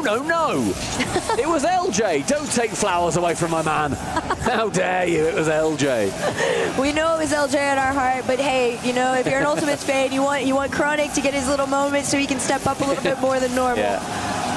Terskiller out the back, challenges, actually ends up going low. He can now continue down the pitch, see the 100 boost, 1-2, the skim, near target. Chronic has to get that cutely in the centre. LJ, huge third man dive in, but it does end up paying off. I am fearful for Furia if Ultimates are going to be throwing out three-man passing plays like that on goal line full pressure. This is the version of Ultimates that I know got to a final. I'm not going to acknowledge what they did in that final, but they got there regardless. That is a top 2 finish off the ceiling, down denied by Lost. Chronic's keeping it going. Their power on a lot of these shots that are coming out of the Ultimates, though, is a great sign. Near enough 100 seconds now. Both still leveled up at that 0-0. No one's able to find the back of the net so far. Lost on the left-hand wing. Has boost stolen from him and stolen from him again as he tries to pilfer the one in the Ultimates half. Drew for a little bit of space. Sees Lost up high. He relinquishes control of that ball. First line to there is going to be Jan. Does well with that pass. Central again. All three Ultimate players very close to each other. Two have abandoned the net. Chronic has to rush back. LJ takes control of this. Literally 4 in the tank, and they still managed to do it. That was what I was talking about. When the Ultimates connect on their plays, they are otherworldly. Just a beautiful drop down to first killer, pass over to Chronic to completely beat out the backline of defense. Furia, there was nobody that was in contention to beat them in that race. And you identified earlier about the Ultimates three-man passing play, saying how dangerous they were going to be if they could continue finding them. That was a true three-man passing play. LJ to first killer, straight down to Chronic, and that is a complete solo play on the other side of things, the antithesis to goal number 1. And that is truly, this entire time, what has made the Ultimates so disgusting. The fact that they were brought together as these 3 incredible individuals. First killer in particular, of course, is that star player name of, solo capability. It was a matter of honing them in as a team. That really is what sets them apart. But getting a taste of the pass and plays back into the solos from FK really is just an all the way around showing of what they are capable of. Furia suddenly needing to chase here. It was even a couple of minutes ago. And now they need to bring back 2 goals. LJ keeps control of this one. That's a bit of an awkward flip, and I love these boost steals from First Killer. Repeatedly, players from Furia want to try and just grab one in the midfield to keep their attack going. He has said no time and time again. There he dives in front. First Killer is having a really spectacular series so far. He really and truly is. This is one player you want to see up. He's already got 3 shots to his name, and 2 already gave him a goal, but 1 for Jaffinho is not too bad of a statistic. 1 for 1, 16 on the clock. The lead is cut in half. Every touch from Jan there, completely vital. Squeeze it in the middle. Fans from Furia jumping in the stands. 16 seconds though, important kickoff. Both go pretty normal to it. Lost with a little bit of a closer cheat. He then picks that mid boost he's finished out on multiple times. He couldn't get it earlier on. Final 10 as Jan takes it to the left wall. LJ shies away from it as she lets that pass come in. It rips across the face of the goal. Drufo out wide. Escalate's done well so far on defense and offense. Can he continue that trend? Central for Lost, up high, asks the question. Chronic answers. One touch from him is going to be landing it on the floor. It is forced down. Ultimates 2-0. I was so stressed out. Not even because I'm favoring anyone or rooting for anybody in particular in that. It's just more that I know that Furia have the capability to, hold their own in that high level of pressure situation there. But the Ultimates shut them down eventually. Really, really good showing from them, and it's definitely just been an upward climb of momentum throughout the series. Even despite the pause, they came in swinging with the same level of speed that they were at before. Suddenly, the onus falls to Furia. Their drums look a little bit without direction, as does their team, as Ultimates do tear them apart a little bit in game number 2. 3-man passing play to start things off, and then First Killer comes in for the solo goal here. Goes up high from Jan, and he reads that with perfection. That could go anywhere. It's an insane level of patience that most players really don't have in there, and for him to sit there and wait on it, and I don't know if there's a tiny ping of luck aspect to that too, that read. but just good on them for that one. And now you head into this next game. Ultimates almost all the momentum in their favor. I mean, they do say that the more you practice, the luckier you get, and that seems to be what's happened to First Killer so far. Team Ultimates is very much on their side. LJ finds him, it's on target! And lost, goodness gracious, had to use everything in his power to keep it away. You see Chronic also trying to make the double cut back there, but he didn't find a good time on it. Instead, Furia take this as an opportunity to run back, but the demo actually worked in their favor. It spawned Chronic back on the right side to keep Furia at bay. I mean, his first 30 seconds have already been full of action. Jaffinho locking in that first demo of the game. Every single player close to each other. Goodness me. The Ultimates right now have not played that perfect game in positioning, but they have played the perfect game when it comes to finishing their chances. Started with all of them existing within one plastic bag space of each other, and it ends with a goal down the other end. 40 seconds in, yet again, the Ultimates. This is the Ultimates that I was wanting to see for a while. I've had the honor to cast this team a multitude of times out in North America. I've been waiting for them to get a lot more consistent with finding each other, because yes, individually they are disgusting, but together they are something that can compete with the Falcons, with the NRGs of the world, right? So for now, taking a team like Furia down in this fashion is a really good sign. Again, this is also the group of death, and it's going to start with a double, a follow, maybe the triple is the answer, but either way, it's going in. It's just again, keep punching, keep trying, and keep succeeding. If you are the Ultimates, lost did everything in his power, bless him, to keep out those chances. 2 saves. Unfortunately, it's a 3s game mode, and the Ultimates, they sent everybody to it. We're a minute and 10 in, and the Ultimates are clear by 2. Furia, what can they put forward? Right now, Furia is looking a little bit lost, at least position-wise. Nice. They've been a little bit slower on it. Demoed off the play here again, and every time that third man goes in the boost, and more times often than not, it has been Yan. He's getting caught out on less than 20. Another shot in net, a float down to First Killer to go 3-0. I mean, First Killer finds LJ to the ceiling and then jumps again. Most people, I think, would get the initial hit, and then that would be the one that sends it down. He catches on that inverted piece of the wall, gets up, and then jumps down to send it straight towards his teammate. It's spectacular play. And LJ, full disrespect play himself. It does get finished by Chronic. And my, oh my, 100 seconds and 4 goals. Yan, get out my way. I've got a goal. Oh, no, I've got an assist to get, he says. For 2 seconds, I was fully watching that as a fan and just screamed at LJ. I love it though. 4-0 up for the Ultimates. This is such a solid performance. Another catch. Gone slightly array this time here, but unfortunately for Furia, they just are not meeting Ultimate speed. I mean, so far it's been about 2 games worth of time that Furia have been unable to score in. 10 minutes in 3 games is not a good amount of time to be held scoreless. They've scored 1 in this series. On the other side of things, we've seen the Ultimates. They get 4 in this game alone. Halfway through now, it's a couple of bumps. You said earlier that Furia are looking lost. They could do with about 4 of lost to make this game work a little bit more in their favour. LJ again, going up for the solo. Let's get cleared away. I'm almost in shock. It's very rare that I feel like there's much you can do to make Furia look almost non-existent on the field. Like, usually you see them at least get a breakaway or 2. This one wide and off the post, which is a breath of fresh air for Furia, right? 2 minutes 16 is winnable if they can at least start to get something going here. But like we've seen in the past, they are just continuously boxed in. A lot of these cuts are too wide. Third man, finally a pass makes connection to Yam, but it's another read from Ultimates. I mean, the biggest thing for me is how well the Ultimates have stolen boosts. I'd love to see the boost stats after this game. don't know if you have them available, but I mean, the fact that the Ultimates have just been able to essentially execute on every plan that they seemingly have and be able to just play their game plan is brilliant. It is absolutely the way that a team needs to approach these series.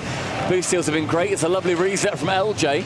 Doesn't quite go as far, or rather as down as he wanted. In 90 seconds with 4 string backs, a 2-man, 3-man passing play, lost towards the top corner. It's First Killer sent to the scrapyard, and now just 3 stand between them and game 4. So if you're wondering what it takes to finally score on the Ultimates, when you're held on match point, down by 4, you have to double commit, demo the last man, and full send both cars on the ball into the net. Maybe they can't get here. Nope, no touch on LJ. Golden Man keeps this ball with his teammates. And a minute 18 to go here. It's looking like it's getting away from Furia. Furia with those 3, they're going to need to send everything at this.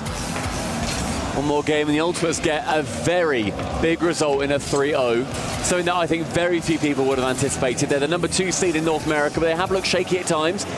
But I think clearly this second best team behind NRG at the moment is going to maybe be 5. Chronic shoots a little bit too high. Doesn't matter, not a vital goal by any means. That's got a great catch, up high, 15 boost. I can't jump off the wall for it. And I said I wanted to see the kitchen sink from Furia. Right now, they're not even sending a spoon from the cutlery drawer. Out completely off the field right now in most people's eyes, especially the Ultimates. They know exactly where they are, and that's behind them. Less than 30 seconds to go here in a 3-goal lead.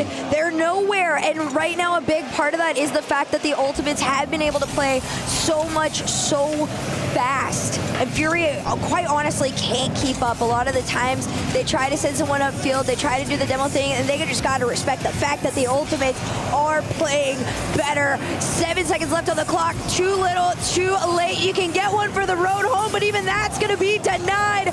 The Ultimates came into EWC with a chip on their shoulder, and they're sweeping Furia into the lower bracket. I mean, the Ultimates outperform anything a lot of us would have anticipated, and their fans, it's going to be a long night in their hotels, I think. It's going to be a long walk back with those drums, because that is not the Fury that they came here to watch. They scored this 3 times in that series. The Ultimates completely outperformed them. I mean, with Worlds just around the corner and Furia having a disappointing Raleigh major as well, they need to buck their ideas. They, of course, are not going out. They're going to be facing GK in the lower bracket.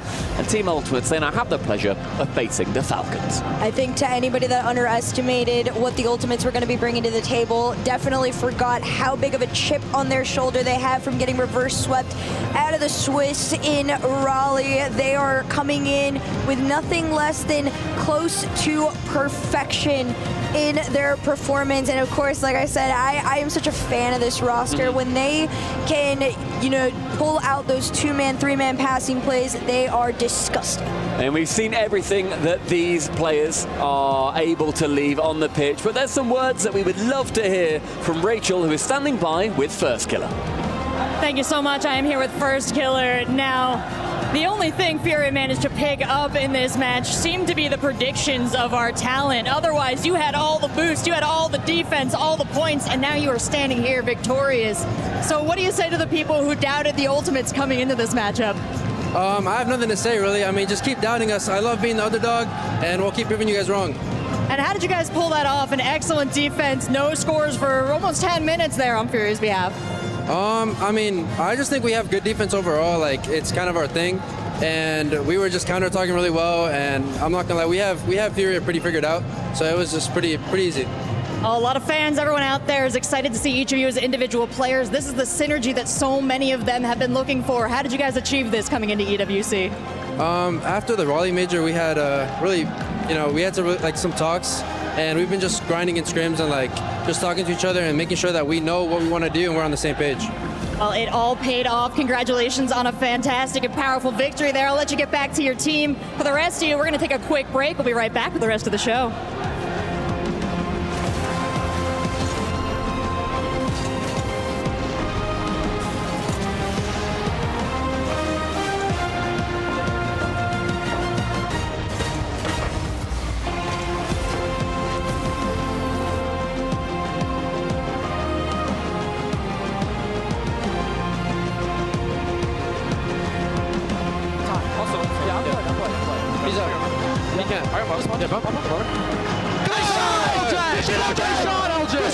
Let's go. Come on.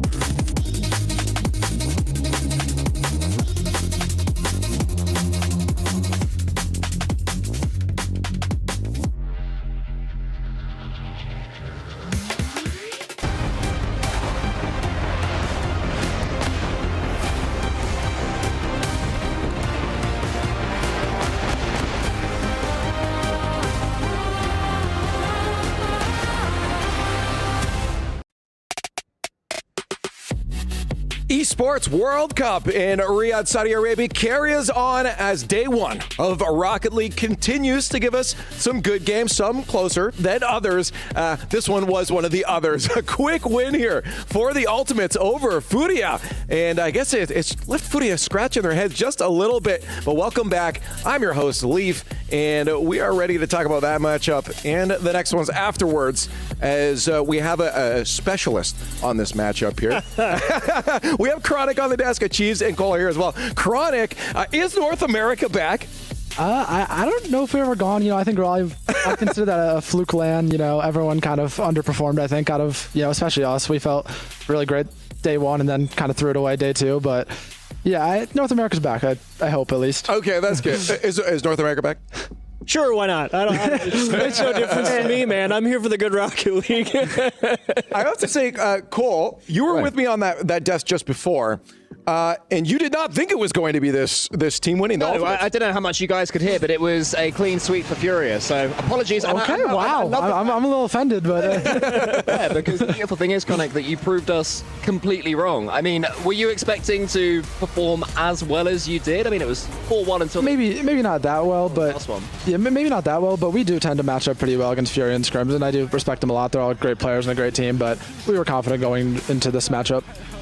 Well, you mentioned, Furia, you obviously confident against them, right? But still, they're a team that you look at a team like Falcons comes in, takes kind of that, hey, it's not Europe, it's not North America, who have contention level type of play. Do you feel they've taken a little bit of a step back, or is it just you guys know what you're doing against them?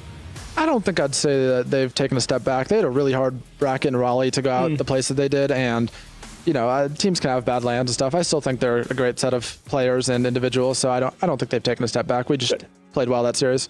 Yeah. I want to ask, just coming into the tournament, Esports World Cup, what was going through your guys' head when you saw this bracket? You guys got put in the group of death. Yeah, I mean, it's definitely a difficult group. You have 4 pretty strong teams, but you take what you're given, Like I said, we're pretty confident in the Furia matchup, so we just have to handle what's in front of us and prepare for the teams that we're going to play. Oh, you mentioned also having, really strong day ones. How do you stay locked in heading into day 2, Yeah, we talked a lot after Raleigh about, how bad our day 2 went, and I think we really unlocked and kind of just got really overconfident after how well we played day 1, so we just need to make sure not to let that happen again. So you got Falcons up next. You've already beaten one of the crowd favorites in Furia. They had some very loud fans. Very loud. Even louder with Falcons. Yeah. Do you talk about that at all? Because obviously you're very experienced now in RLCS events and LANs. Is it still a factor? Not really. Honestly, that series, the game 1, I was kind of pretty distracted by the crowd. It was a lot louder than I expected it to be. Like, they had drums going, and it was pretty distracting. There was stuff on the desk as well. Yeah, we were trying to hear each other. It was pretty loud. Yeah. But yelling at each other all the time. You tend to learn how to tune it out after a while, and so you kind of just ignore it. But yeah, a piece of your mind has to still be going. You can hear right now. A piece of your mind has to still be going towards that, like a little bit of calculation power away from your gameplay with the drums like that going on. Yeah, no, actually, for the first 2.5 minutes of game 1, I actually was just thinking about how much I could hear the crowd. It was really hard to focus, and then eventually, once I think that game 1 win really locked us in, and we just felt great from that point on. Now looking at outside of the games we're seeing on stage here, we've heard a few teams talk about their scrims, how they're going well for them. How's things been for you guys behind the scenes? Obviously, it's great on the stage, but how's it been behind the scenes?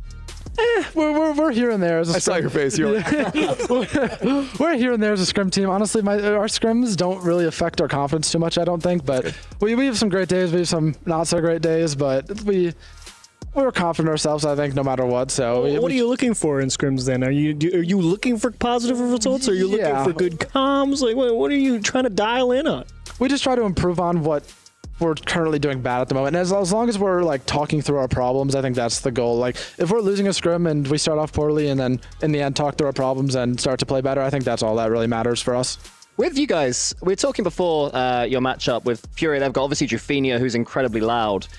For you three, who's the one that really gets talking if you're struggling? I think I'm probably the one who usually talks. I try to start up a conversation, ask everyone what's happening, how are we feeling, what's going wrong, stuff like that. First, he gets pretty loud too, once I initiate that conversation. LJ can be... It's funny because in person, it's the complete opposite. Calm and collected. LJ can be a little bit quieter, but we all tend to do our part in that aspect, and I think we are pretty good at talking through our problems. Okay, so before I let you go here, I want to get your thoughts. We're going into Group D next. Looking at those teams, can you give me some early predictions on those matchups? Who's going to win maybe these first 2 matches that you see on screen? We got Vitality versus Space Station and Twisted Minds versus TSM.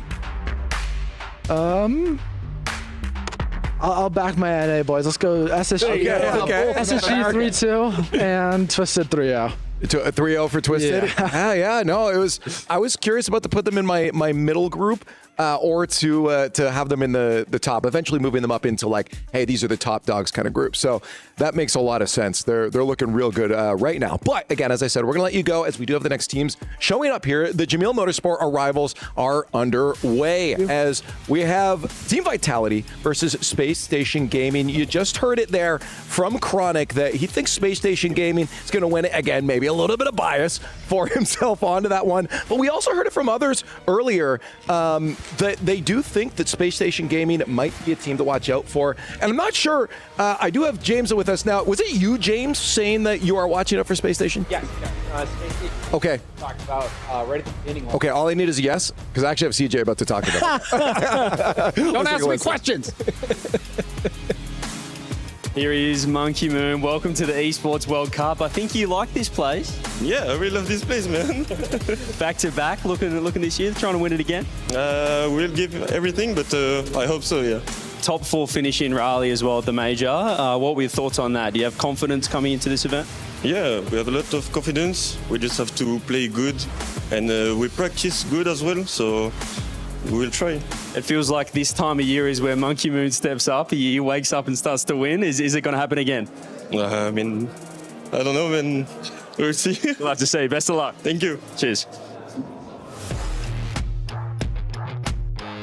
I like the straightforward, we practiced and we'll try. And you had CJ alluding to the fact that EWC was the beginning of the ascent for Monkey Moon, Exotic, and Drawley was on the team at the time with BDS. They ended up winning the Esports World Cup last year. Now they added Zen into the roster and with playing with Exotic and Monkey Moon. Zen, many people would agree, was the best player in the world. Vitality hasn't really had the results that a lot of people are expecting, but there's always that thought in the back of your mind that maybe this is the time where Vitality will hit new heights.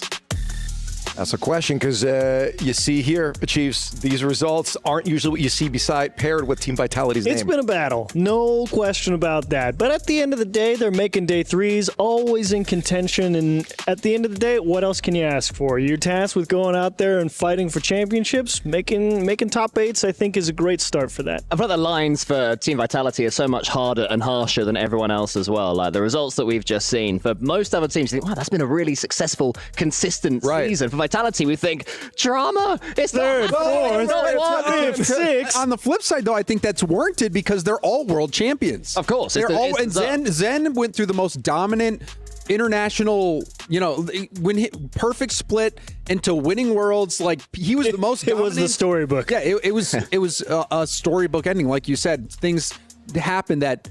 And honestly, what Zen did inspired other pros to up their grind because they couldn't believe that this guy was at this level. So, the results are good, but with these players, it's reasonable to say that expectations are that they should be great.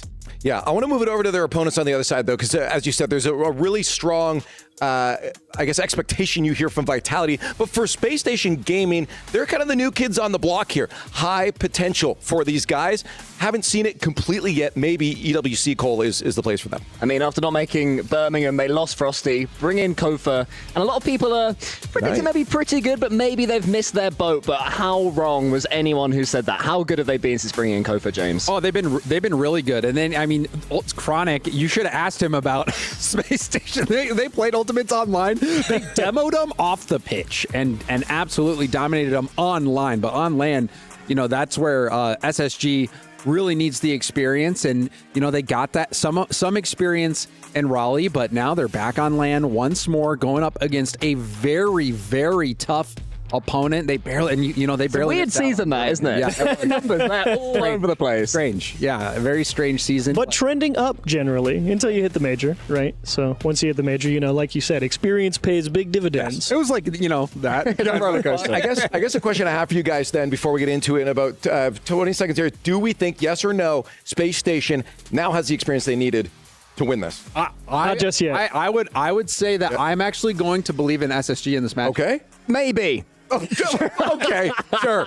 Maybe we'll find an answer. Let's get to some more Rocket League as we cruise on through day number 1 here of Rocket League at EWC.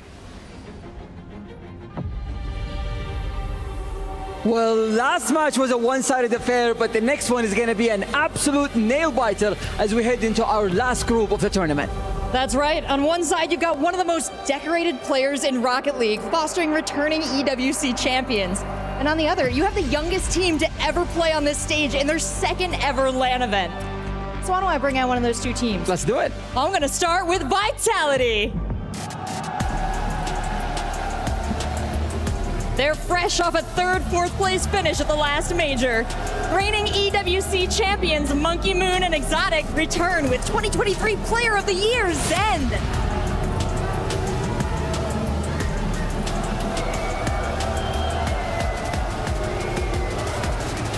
And their opponent, it's Space Station Gaming.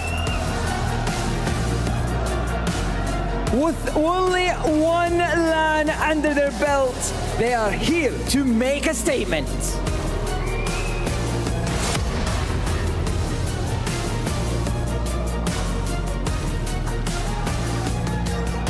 Raw talent versus experience. Seasoned players versus rising stars. Let's get this show on the road. Fancy, I love the way you put that. Grizzled veterans versus rising stars. This Vitality team, expectations astronomical. They haven't met that cosmic expectation yet still, Stumpy. And Space Station, they're absolutely on the rise, meteoric since Kofor joined this team.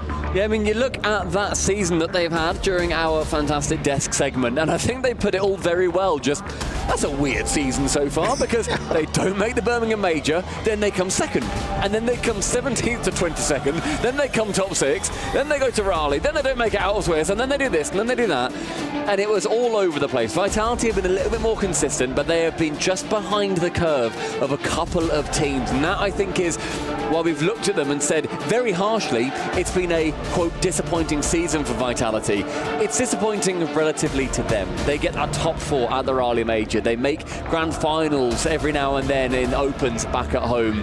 But it's not been that same team that is deserving of the Open era go, of the multiple LAN winning MVP, and also the youngest prodigy to ever be in this game and to win a World Championship. And we were all wondering what kind of damage can Monkey Moon and Zen do together if they ever paired together. And wow, it's been a little more difficult than they were expecting. Well, I mean, we're just on the path with Monkey Moon here. We've seen that story before, and Zen is Zen. But on the other side, Kofor joining this team completely changed the makeup of how this team operates. Their consistency shot through the roof. I mean, you just saw it on the statistics. Their placements, consistent placements in the opens. They go to Raleigh, and you gotta get punched in the mouth. Welcome to the RLCS for these young kids, you know? Yeah, for sure. It was nervy. It was a nervous time for them there, and I absolutely don't hold that against them, to be completely honest. If it's your 4th LAN, and then, you know, you come top 12, and you're thinking, oh, you've done that 4 times in a row now, then I think that's probably your spot.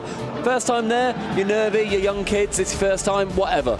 We know what you can do. We've seen what you can do online. We've seen that you can 4-0 grand finals in the most competitive North American season that we have ever seen. But there's a lot that SSG can do. They're going to need to prove it against the big dogs in Team Vitality.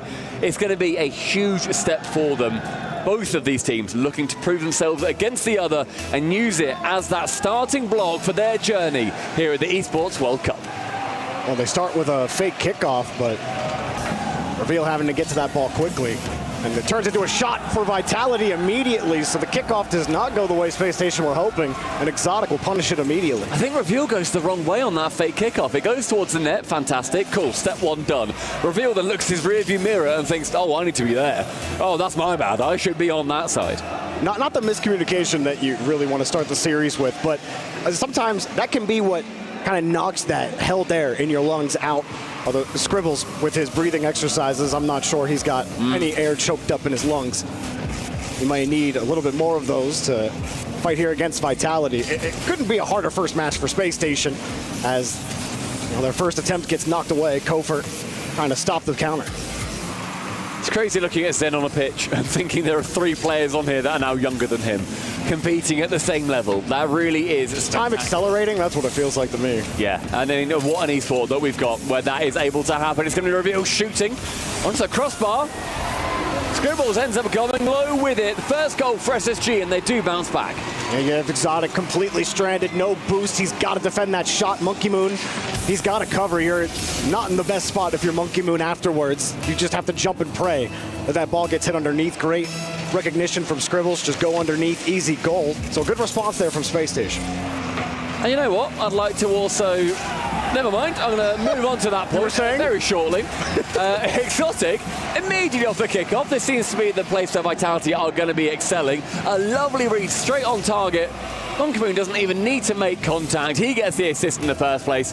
Vitality secure their lead. Whoever, was it Monkey Moon who was first man there? Exotic had the easiest read in the world. He knows, well, he's either getting demoed or he's going to be forced to pop it. So just be able to jump immediately.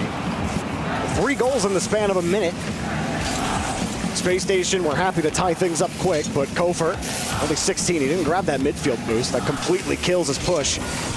See Scribbles trying to get back up to the ball quickly, but Monkey Moon's got control. Space Station take the ball away for now, but actually holding on to it and protecting their boost is becoming a problem. Monkey Moon steals the corner boost. Exotic gets demoed, but he delayed it enough for Monkey Moon to get Vitality reset. Great inception from Zen onto the reset, quickly used. Onto that backboard is going to be Kofa, can clear it away. Exotic, wonderful read. Monkey Moon's the next pivot. Does go too high for him. Zen now left on an island at the back. Scribbles wants to try and get in his way, does do so, but Reveal couldn't do his job until that final time of asking. Until Zen can now clear it away himself. It's a good start for Space Station. There's a demo on the back end, though. They don't have the ball. Zen, easy pop over to the left side of the net. And what looked like a pressure opportunity for Space Station turns into a goal for Vitality. I mean, the catch is sublime as well. He has 0 boost on that. He wave dashes into the perfect position for the catch too. Uses that speed, that momentum, flicks it over top. And you also see him look round his monitor at the players on the other side of the stage. He wants to get in their head. He's an aggressive young man. He's always been that way too. Like when he first made it on stage, he's always had that aura to him. He does not shy away from the spotlight. And I think that's part of why people love Zen so much. I mean, obviously his skill definitely helps. The Vitality off to what I would say is the expected start. Space Station still trying to find their wheels in the series.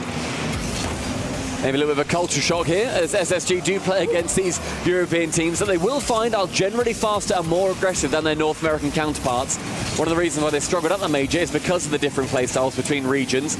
Vitality so far proven why they are up there with the fastest. Zen into the corner. Very awkward bounce, but Kofa reads it pretty well. That back corner now, 100 boost to Monkey Moon. What can he do from the right wall? No one challenges for a long time. Then suddenly 2. Exotic up, Monkey Moon down. Zen to finish. A true 3-man play. 1, 2, 3 for Vitality. When you said it's so much space, the guy challenging is coming from across the net. Monkey Moon could see him all day. Space Station are stuck on the wall, and if Monkey Moon has that much space, he's going to kill you just like he did right there. The Vitality really easy in this first game. I might be in for a bit of a shootout, but all the bullets are coming out one way, and almost found another one out the barrel. That would have been a fun 50 to go into the net. Your Space Station, you're just happy this is game 1. Yeah, near devastating read there for Monkey Moon. A great pass down from Zen, does find Monkey Moon central. Exhaust the next one into it, and with no boost at all, Scribbles can keep it away until Zen is the next one to challenge. Right now, Vitality on that devastating warpath as Zen secures his 3rd and the Hattie in game numero 1. Scribbles actually had a nice recovery in net to prevent himself from getting dunked, and Zen is all about, he's limping off right now. I love also as well that Kofa has got in his name one of the many goats of Rocket League. A French goat at that, Kofa Dop, taking on that K-Dop pseudonym. And a goat as well in his teammate. Oh no, sorry, it's just Alpha Cap. I do like Kofa Dop. It's a good shout out. How often do we even mention K-Dop's name nowadays? No, that Vitality legend as well. So it's pretty brave going up against Vitality with K-Dop in your name. There's 80 seconds. SSG Jaw, we very much needing to chase here, if at all, unless this game may well just be finished, which by the vibe check, it does seem like it might be. Yeah, Space Station were unable to hold pressure in the blue half. They couldn't win the boost game at all, and how many times do you see all 3 of them run back? Nobody's covering the midfield when you're defending the counterattack against Vitality. Part of that, the boost strain, and another part of that, thinking you could get around them. The Space Station definitely have to adjust. Like you and the doink are like, what a doink! Look at this! Look at this! Me and Cole score this. That's beautiful. Right, actually, that's an Evan pop. I will unplug your microphone. I saw your tweet. Here and now. That is a stunning doink. It's a no jumper. It's a rocket doink. That's as pure as they get. Exotic, take a bow. Space Station might get Brazil in game 1. It drops down. Vitality feeling like they're in the lobbies by themselves right now.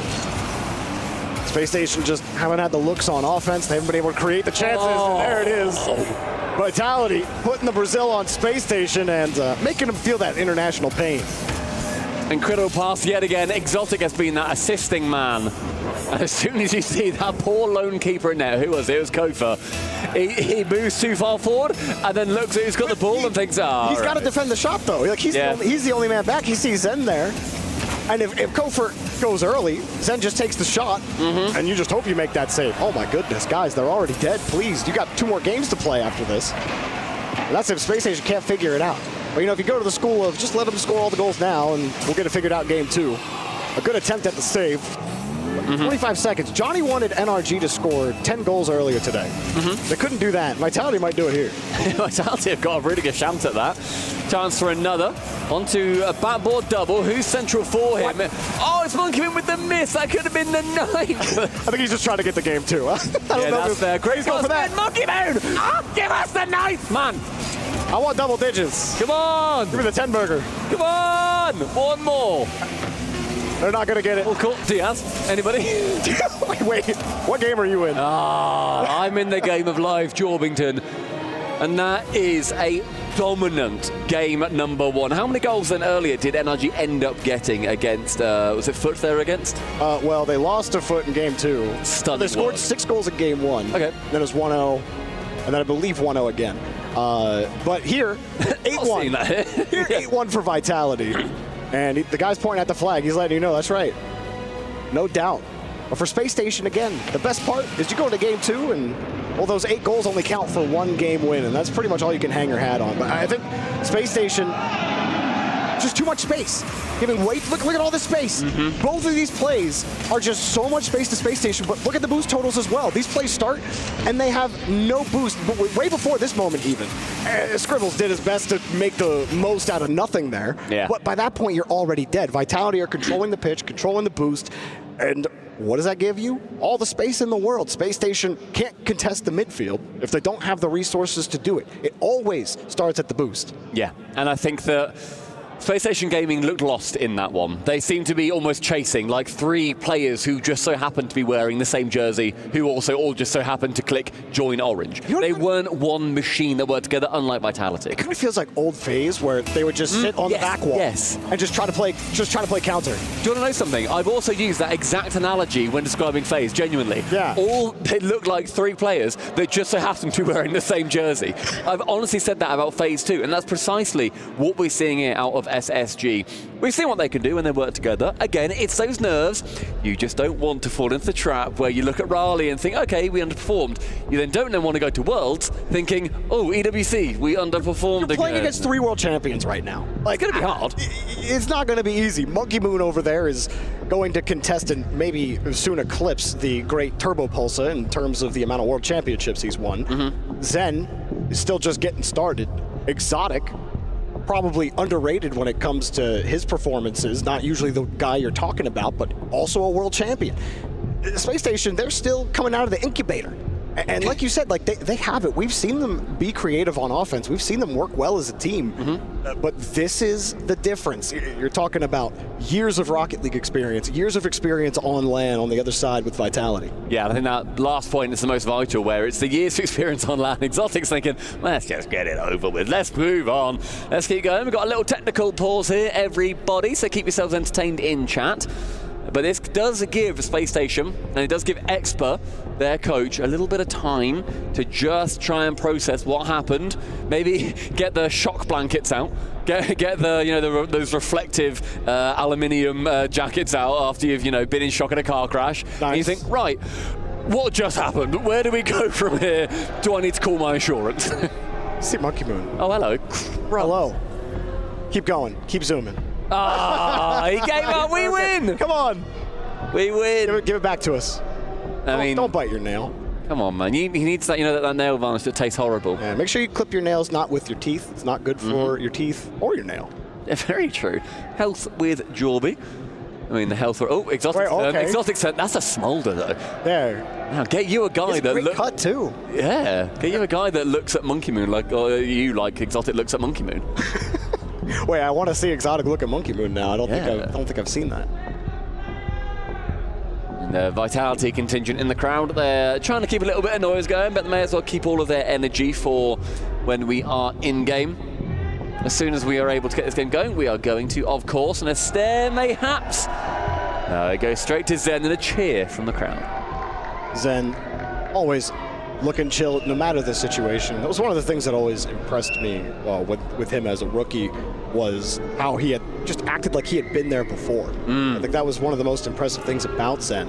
On the space station side, I think this tech pause does work in their favor. You get an extra second to sit. I don't know if they're being forced to sit in the lobby or not, but chances are they might be in free play. You're just sitting around, keep your hands warm, and just keep your heads on a swivel. Sad Jr. Talking the boys here, and we'll see what they can do. I want to see Kofer get a little more aggressive. Kofer's biggest asset in North America was his aggressive demo game, and I don't want to only see demos, but like that was Space Station's MO. Yeah. Kofer was averaging what, 4+ demos a game and opening up space. He was the aggressive player. There was absolutely zero aggression. I don't want to sound like a plat in chat with this analysis, but literally just be more aggressive and stop giving them so much space. It can be difficult again when you don't have the boost, but sometimes you just got to throw a body out there when you're first man and try to throw Vitality off their rotation. At times you are going to need to also make sure that you prioritize boost over ball to an extent. If a teammate can go instead of you... Sound like a Chiefs now. Yeah, but then if you can, then you need to maybe just still get like a touch on the ball, but make sure it goes towards boost, because right now they're being completely outclassed on every single front. If it comes to, you know, those boost steals, if it comes to the aggressive positioning, they almost look surprised at every touch the Vitality take, and you can't go into a game being surprised and acting reactively to a team like Vitality. You need to be the proactive ones, no matter how impossibly hard that is. That has to be your MO. I just realized my brain was in the past when I said Sad Jr. I didn't want to correct you. Yeah, you should have. Yeah, I should have done, but then in the future, you just call me an idiot, we keep going. Jorva, you're an idiot, it's Expa. Thank you. You're welcome. Very much. Yeah, no worries, mate. You guys out there, I know you're keeping me in check. And the crowd has, past that Falcons game, the crowd has been getting into it for these other games. We did have the Furia contingent in last game. Even when Furia were losing, they were still pretty loud. And here we were hearing the Vitality cheers as well. We appreciate everybody's patience at home as we get these technical pauses figured out, and all the players in the lobby. It looks like that test lobby right there. If you caught it on camera, it looks like they're done with it. So we should be getting into the lobby here shortly. Do you want to know a reason why we should all be annoyed at Monkey Moon? I mean, for anyone not a Monkey Moon fan, there's plenty of reasons. Many, many reasons. But apparently, Monkey Moon, or in the chat that we were in, Mickey Moon, denied us a LAN goal-scoring record for 2025 LANs. Instead, we remain tied at 8. He missed 2 pretty easy shots to make it to 9. But Monkey Moon is not going to be thinking about goals scored in games. Just so long as they are higher than his opponent, he's going to be more than happy. Thank you, everybody, for your patience. Give us some more, please. Tech pause. Hopefully, he got a little bit more in the tank. You know what? This is a good chance. Get up, grab some water. Don't bite your nails. Don't bite your nails. Don't bite your nails. Don't bite your nails, and keep the stream up. But get up, go to the bathroom. This is a perfect time to do it, and we'll get right back into it. But we're making sure all the packets are square. Any rectangular ones, we're just going to boot straight out the door. Yeah, rectangles are bad. It's bad ping. Look at the muscles on that man. Goodness me. How much do you think he benches? You're going to say the answer in pounds, aren't you? Yeah, I'm not a Brit. This is where our communication falls apart. So wait, okay. So what's 225 pounds in total shoes? I've got no idea. Well, come on. I thought Brits knew. I thought you knew everything. We use, honestly. I thought you had the conversion in your head. No, no. I know that 1.6 miles. No, 1.6 kilometers is 1 mile. What's a kilometer? Not useful in this conversation is what it is, unfortunately. I'm not too sure what that is. Someone in chat, I'm sure, will let us know. But I reckon he benches, let's say, I don't know, 150 kg. Okay, which is a monstrous amount. Wait, 150 kg? That's not 225. It's less than that. I don't know. Maybe just a little bit less. I've got no idea. Look at this guy's channeling all of his juice. He's like, Vitality, game 2. We're going to get there. But we will be getting there shortly. Again, Chat, we can always play a little game. Chat, I don't know who you put your channel points on. I know they have the nice little circle in there that says who you bet on. But even if you didn't do a channel point bet, if you got Vitality, put a little 1 in there in chat for me. Put a 2 in there if you've got Space Station. And we'll be counting those up during the break. But we'll be right back as soon as we get this lobby underway.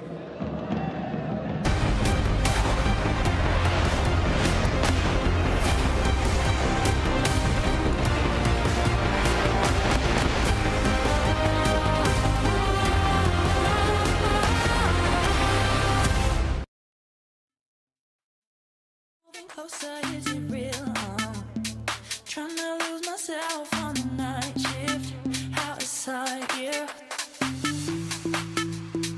Baby, can you feel me? Can we try it? I'm ready to move for the night, yeah. Trying to lose myself on the night shift. Outside, yeah.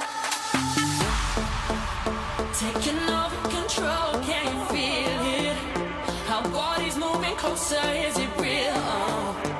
Trying to lose myself on the night shift. Outside, yeah. Alright, baby, can you feel me? Come and try it. I'm ready to move for the night, yeah. Trying to lose myself on the night shift. Outside, yeah.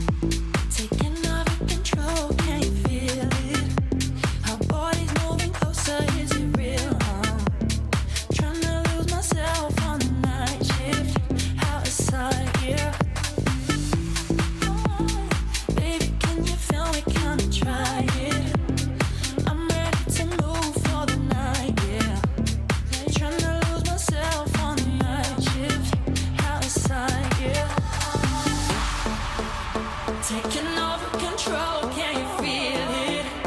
Our bodies moving closer, is it real? Trying to lose myself on the night shift. Outside, yeah. Alright, baby, can you feel me? Come and try it. I'm ready to move for the night, yeah. Trying to lose myself on the night shift. Outside, yeah.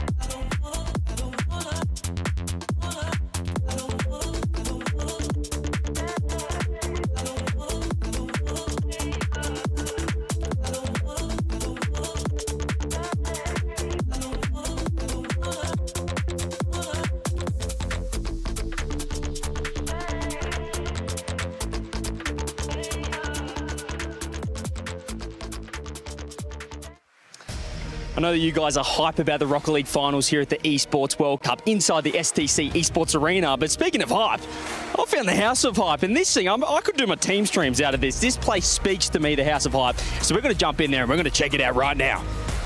I'm already in a trance here. This is just the start of the House of Hype. We have plenty more rooms to check out, so follow me. Let's go.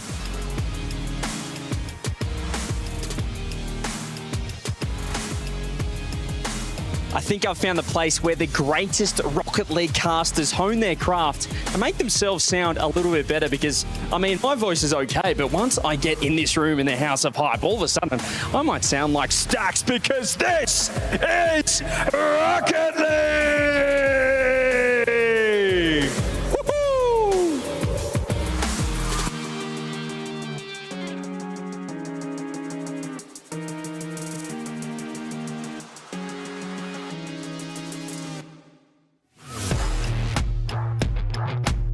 When you miss a few too many open nets in Rocket League, you need to have a good, long, hard look at yourself. I've found the perfect place. Welcome to the House of Mirrors.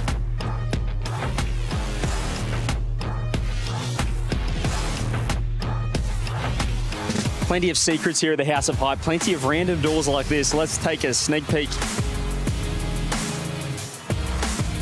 I'm getting in there. Woohoo!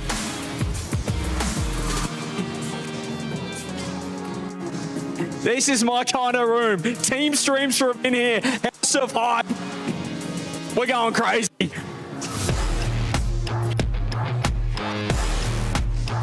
This is only the start of the House of Hype here. I mean, there's so many rooms. I am completely lost, but I'm going to try and make my way out. Wish me luck. If you never find me again, the House of Hype might just be where CJ lives from now on. We'll see. Catch you later.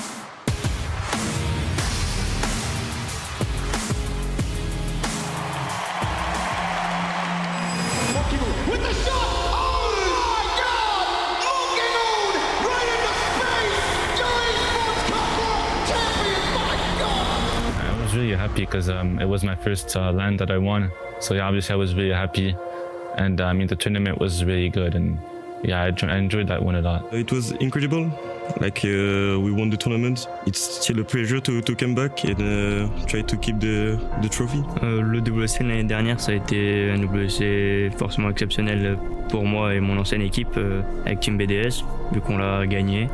Et c'est un tournoi qui est, comme d'habitude, exceptionnel dans les conditions qu'on nous met. Et là, forcément, avec les résultats, je pouvais pas espérer mieux. Team BDS, they might have started slow, but they finished on top.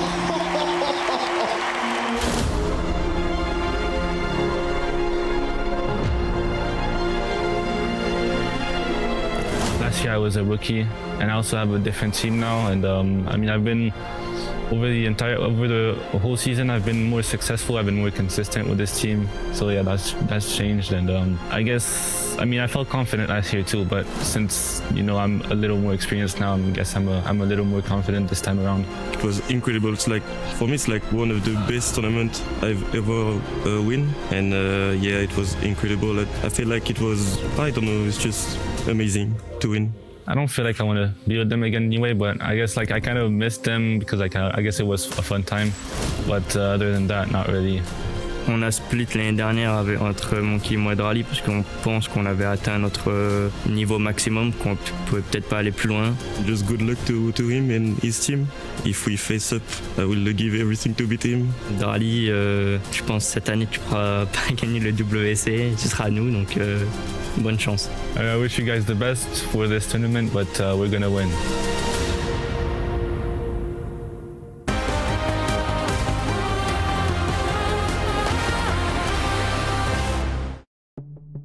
We're still searching for CJ in the House of Hype, but while we're searching for him, we're going to keep this series going and get Game 2 underway. We appreciate your guys' patience with the short little break. Vitality versus Space Station. If you're just tuning in, Vitality absolutely smacked Space Station in Game 1, 8-1. So Space Station got quite the work ahead of them if they want to get back in it. Yeah, Vitality very rarely put a set wrong, rather a foot wrong in game number 1. Space Station Gaming, a lot of land here for them to cover. We're going to be going straight back to 5 minutes. No sense starting it again from any amount of time in. Just kidding. JK! You guys thought we were going to start the game. You actually fell for it.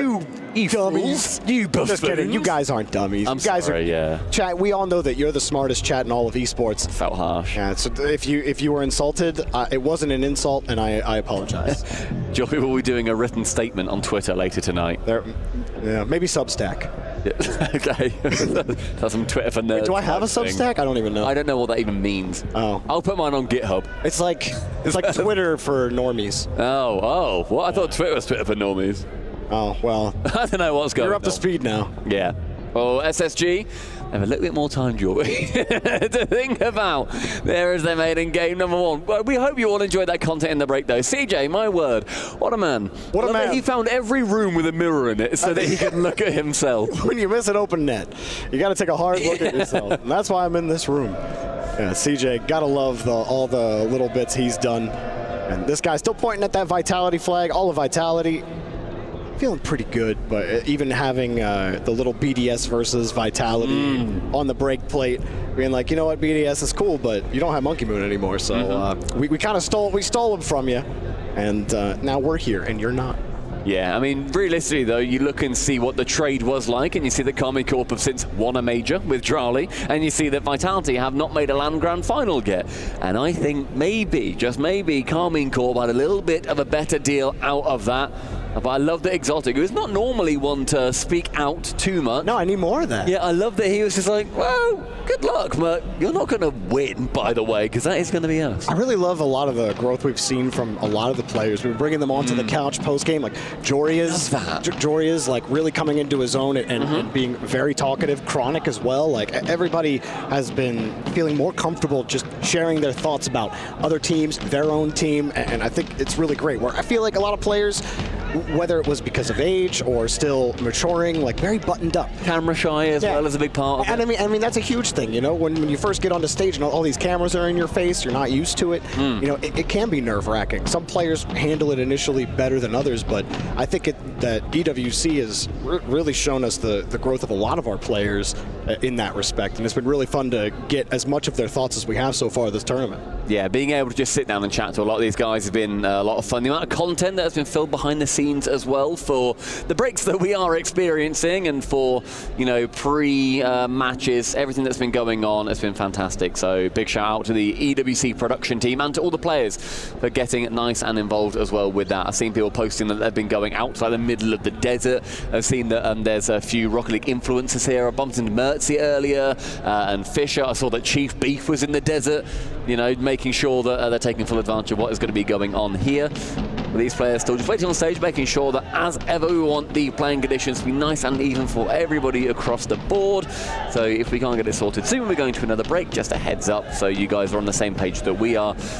But otherwise, I just don't really think there's much more that I think Expert's going to be able to say to his team, because it's almost like you say to them, right, boys, you know, we're back, let's go. 10 seconds into the tech pause, you think, oh, I've used all my good material now. I've said all the things that I wanted to say. I mean, what more can we really say about the matchup in general, right? But I think that when we do get started, what a way to suck all the pressure out of the room. Obviously, we don't want these tech pauses to happen. We want the gameplay as much as everybody at home and everybody in the arena does. But for Space Station in particular, after how that game one went, you know, you do feel like all the pressure you were feeling earlier kind of gets sucked out of the room, and now you're just like, all right, are we going to play now? Let's get playing. And I think that could be the best thing for them. A pause this long just has you being like, you know what? Yeah. We're down one game. Yeah. It's 0-0. Let's just go out there. We play our game. Kofor, get aggressive. Start getting those demos. Make Vitality uncomfortable. The second you make them uncomfortable, the second you can get them to second guess themselves once is the moment you are in this series. They have to find that footing. Yeah, that footing is very hard, though, against the world champions in 2/3 of Team Vitality. Monkey Moon never lets that grip from the trophy at the end of the season fail. And now they got Zed on their side. That I believe he's the youngest world champion that we've ever had. Yeah, I'm pretty sure. I can't think. Apart from season 1, maybe were they any younger? No, I think they were a little older. Yeah. But hey, while we're debating who was the youngest, we're pretty sure it was Zen. But you guys can look it up on Wikipedia while we go to another quick break.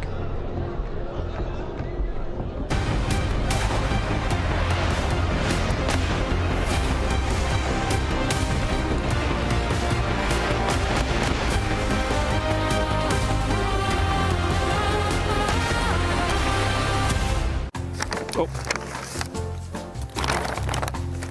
Interesting. Dear CJ, and Johnny Boy, we all know you're good at debating, but how good are you at debating as each other? In the bags, you'll find everything you need to be each other. Good luck. We're going to make each other. This can only go one of two ways.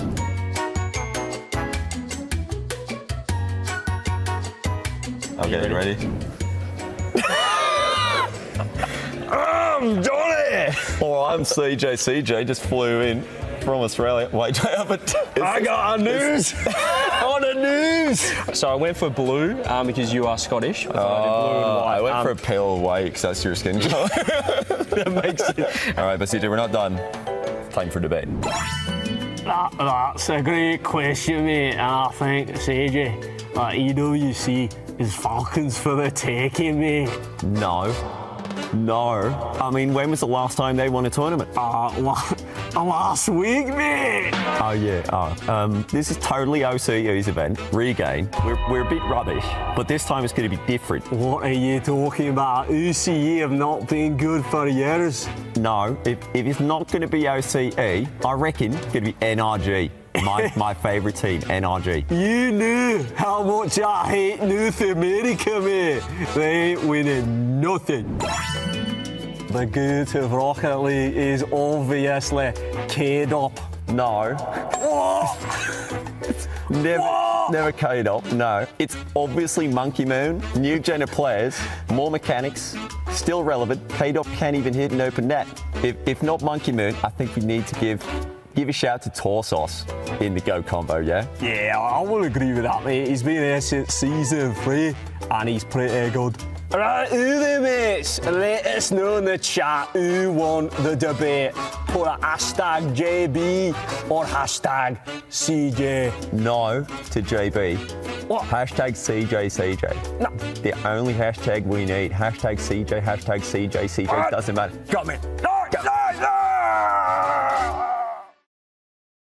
Hello and welcome to the Esports World Cup. I'm Leaf here in Riyadh, Saudi Arabia. It's warm outside, but nice and cool in here where all the players are going to be hanging out. I'm going to be on the desk this weekend, but right now, figured I'd wander around, see what they're up to, and I've been given the challenge of trying to learn some of their languages. Let's go see how cringe this can be. So I've wandered in. I think they have some time. The hometown heroes, big celebrities here in Riyadh, the Falcons, coming off a major win. Congratulations, by the way. Can you teach me in Arabic how to say this will be easy?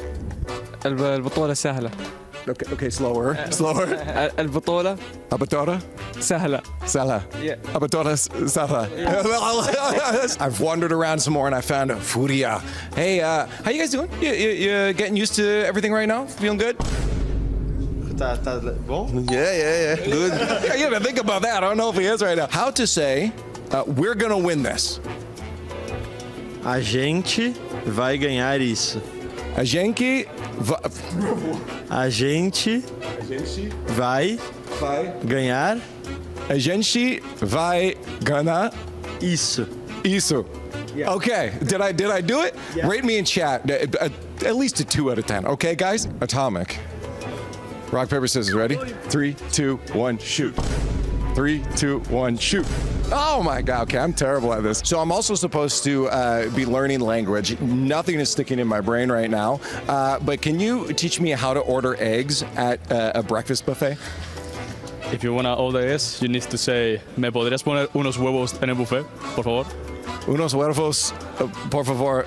Unos huevos, por favor. Sí. Okay. A short form. I'm simple-minded, I told you. Thanks for teaching me. Oh, I found Team Secret. They're really fast. I'm trying to catch up. Guys, hey, what's going on? Team Secret here. Jorby will be proud. How do I say it? Jorby vai estar orgulhoso. Okay, a little slower for me. Jorby vai estar orgulhoso. Vai estar orgulhoso. Orgulhoso. Long. This is going. 5 out of 10, maybe? 7 out of 10. 7 out of 10. I'll take a 7. Je lui ai dit Je suis fatigué would be, I just told them I'm tired. Yes. I'm learning. Je lui ai dit, je suis fatigué. C'est bon. I'm learning. I'm doing my own translation soon. Really? No. Well, as you can see, the player lounge is starting to pop off, and I think it's time for me to have a nap. So I'm going to leave all the talking to Future Leaf. We're here at the Esports World Cup. It's going to be great. Stay tuned for some awesome games. Here we are outside Qiddiya Arena where the PUBG action has been taking place. I'm joined by Toby. I've heard there's been some interesting updates to the club championships. It has been so incredible today. We finished the group stages. 8 teams were eliminated, and one of them, Team Liquid. And honestly, it could have been even worse because Falcons only barely made their way through. In the final game, they did win, so on paper it looked prettier, but they were close to falling. And for VP as well, there was a world where we were thinking, is VP going to try and actively go after Falcons so they don't qualify either? So between some of the top teams in the club championships race, it has been incredibly close throughout the day. But the biggest one, Liquid not making it to the finals. Number one team, number one club, Liquid out. There you hear it, you heard it here first. 2 days of action left for PUBG, so it's all coming down to the wire.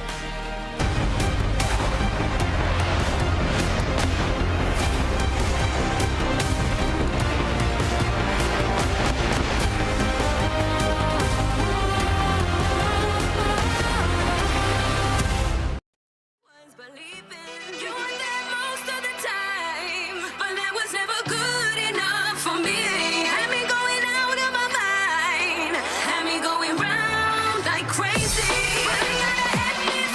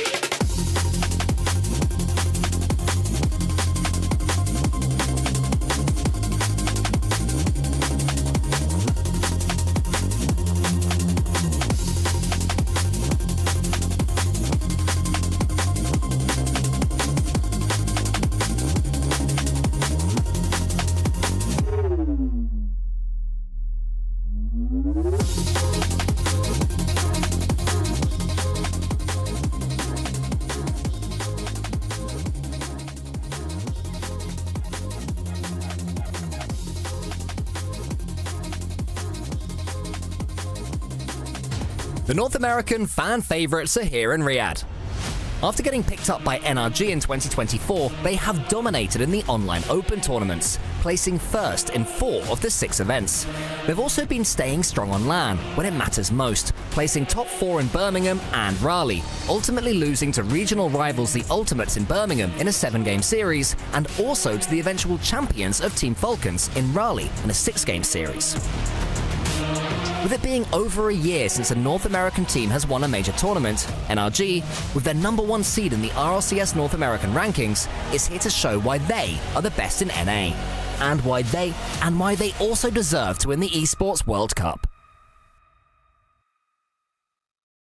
The underdogs have arrived in Riyadh.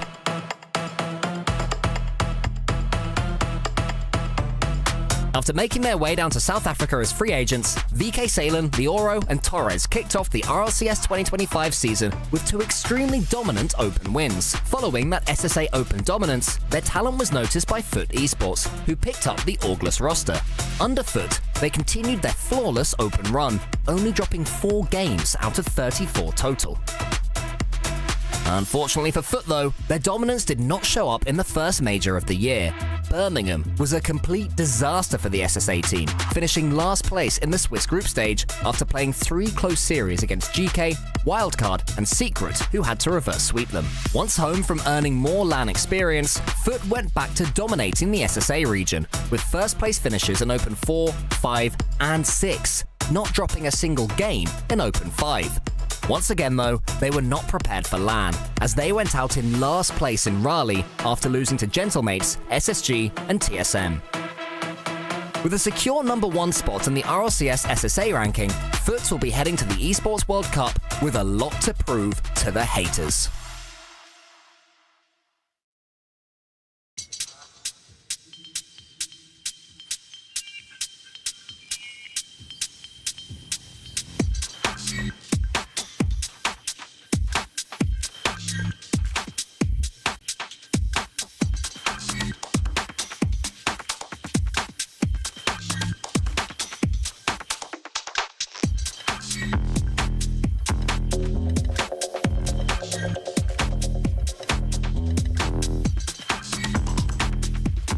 Kings of content have arrived at the Esports World Cup.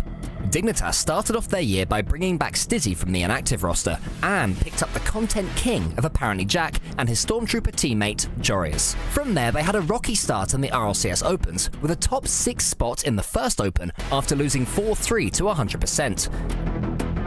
Then, however, they picked up the pace, with a 2nd place finish in Open 2 and a top 4 placement in Open 3, losing to Carmine Corp and GK respectively.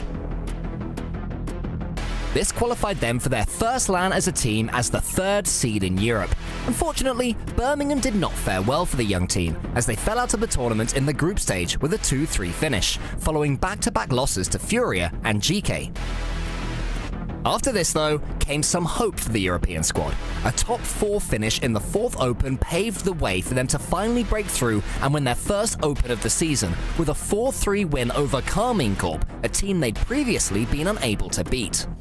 With this newfound strength, they powered through the 6th and final Open of the season, placing 2nd and giving them the 2nd EU seed in the Raleigh Major. In Raleigh, they showed they were by far the best European team at the event, with wins over Vitality and Carmine Corp. But unfortunately, it was not enough, as they were unable to beat Team Falcons in a single one of the 3 matches they faced against them in Raleigh. The 2nd place finish in Raleigh, Dignitas were able to confirm the 2nd seed in the RLCS European rankings. With all their results continuously trending upward, is it time that we see a new era of European domination start in Riyadh?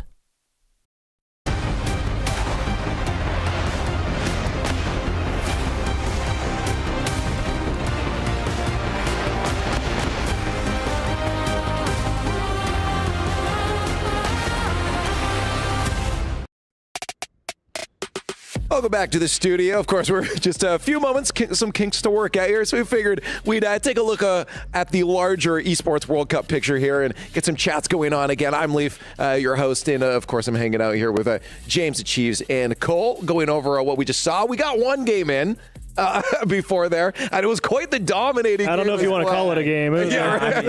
Almost as soon as that game was over, I was like, man, I look stupid. That was one goal in, you're like, oops. I mean, I was talking up SSG, and obviously it's just one game, and ever since back in the day, seeing Flipside get Braziled and then still win the series, I'm still holding out hope that SSG can turn it around, but Vitality's looking pretty good. Right. Well, I mean, they've got some time to talk about it. That's for sure. So I'm curious. Yeah, maybe they can turn it around. You usually won't see another blowout like that achieved. Yeah, 8-1 is a rarity, to say the least. Yeah. I mean, maybe once every, blue moon type of thing. But, hey, when it happens, you'll take it. Well, I was thinking, Cole, I was saying to Chiefs before, I was saying this kind of reminds me of the old Flipside tactics.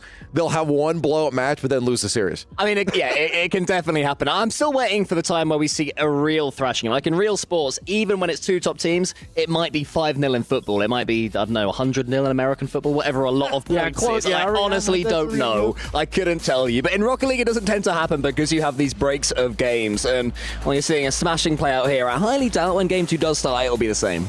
Yeah, I guess a question for Mata, if the rest of the series does go this way, are we just seeing a Vitality? Is it SSG okay? They got to figure something out for LAN? It's hard to say, right? Because, you ask yourself the question if you're Space Station, you walk in, okay, did we learn anything from how Raleigh went? And if you just walk out and you get absolutely slapped by Vitality, it's kind of hard to answer the question, oh, okay, did we learn anything, or are they just better? It's a tough question.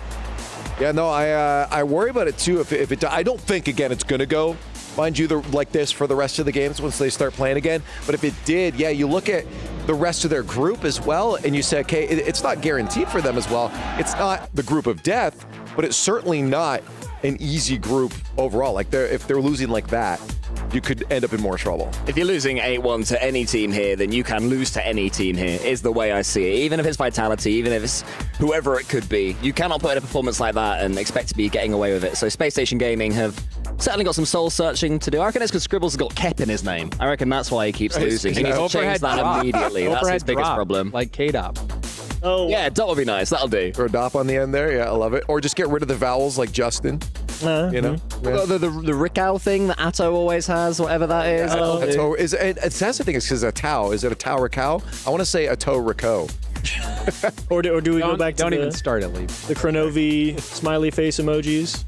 That was a thing. Oh, yeah. We've seen some crazy meta here. I don't think that's going to make a difference. It's going to matter how they play going forward here. But let's step back then and look at, I guess, the overall picture.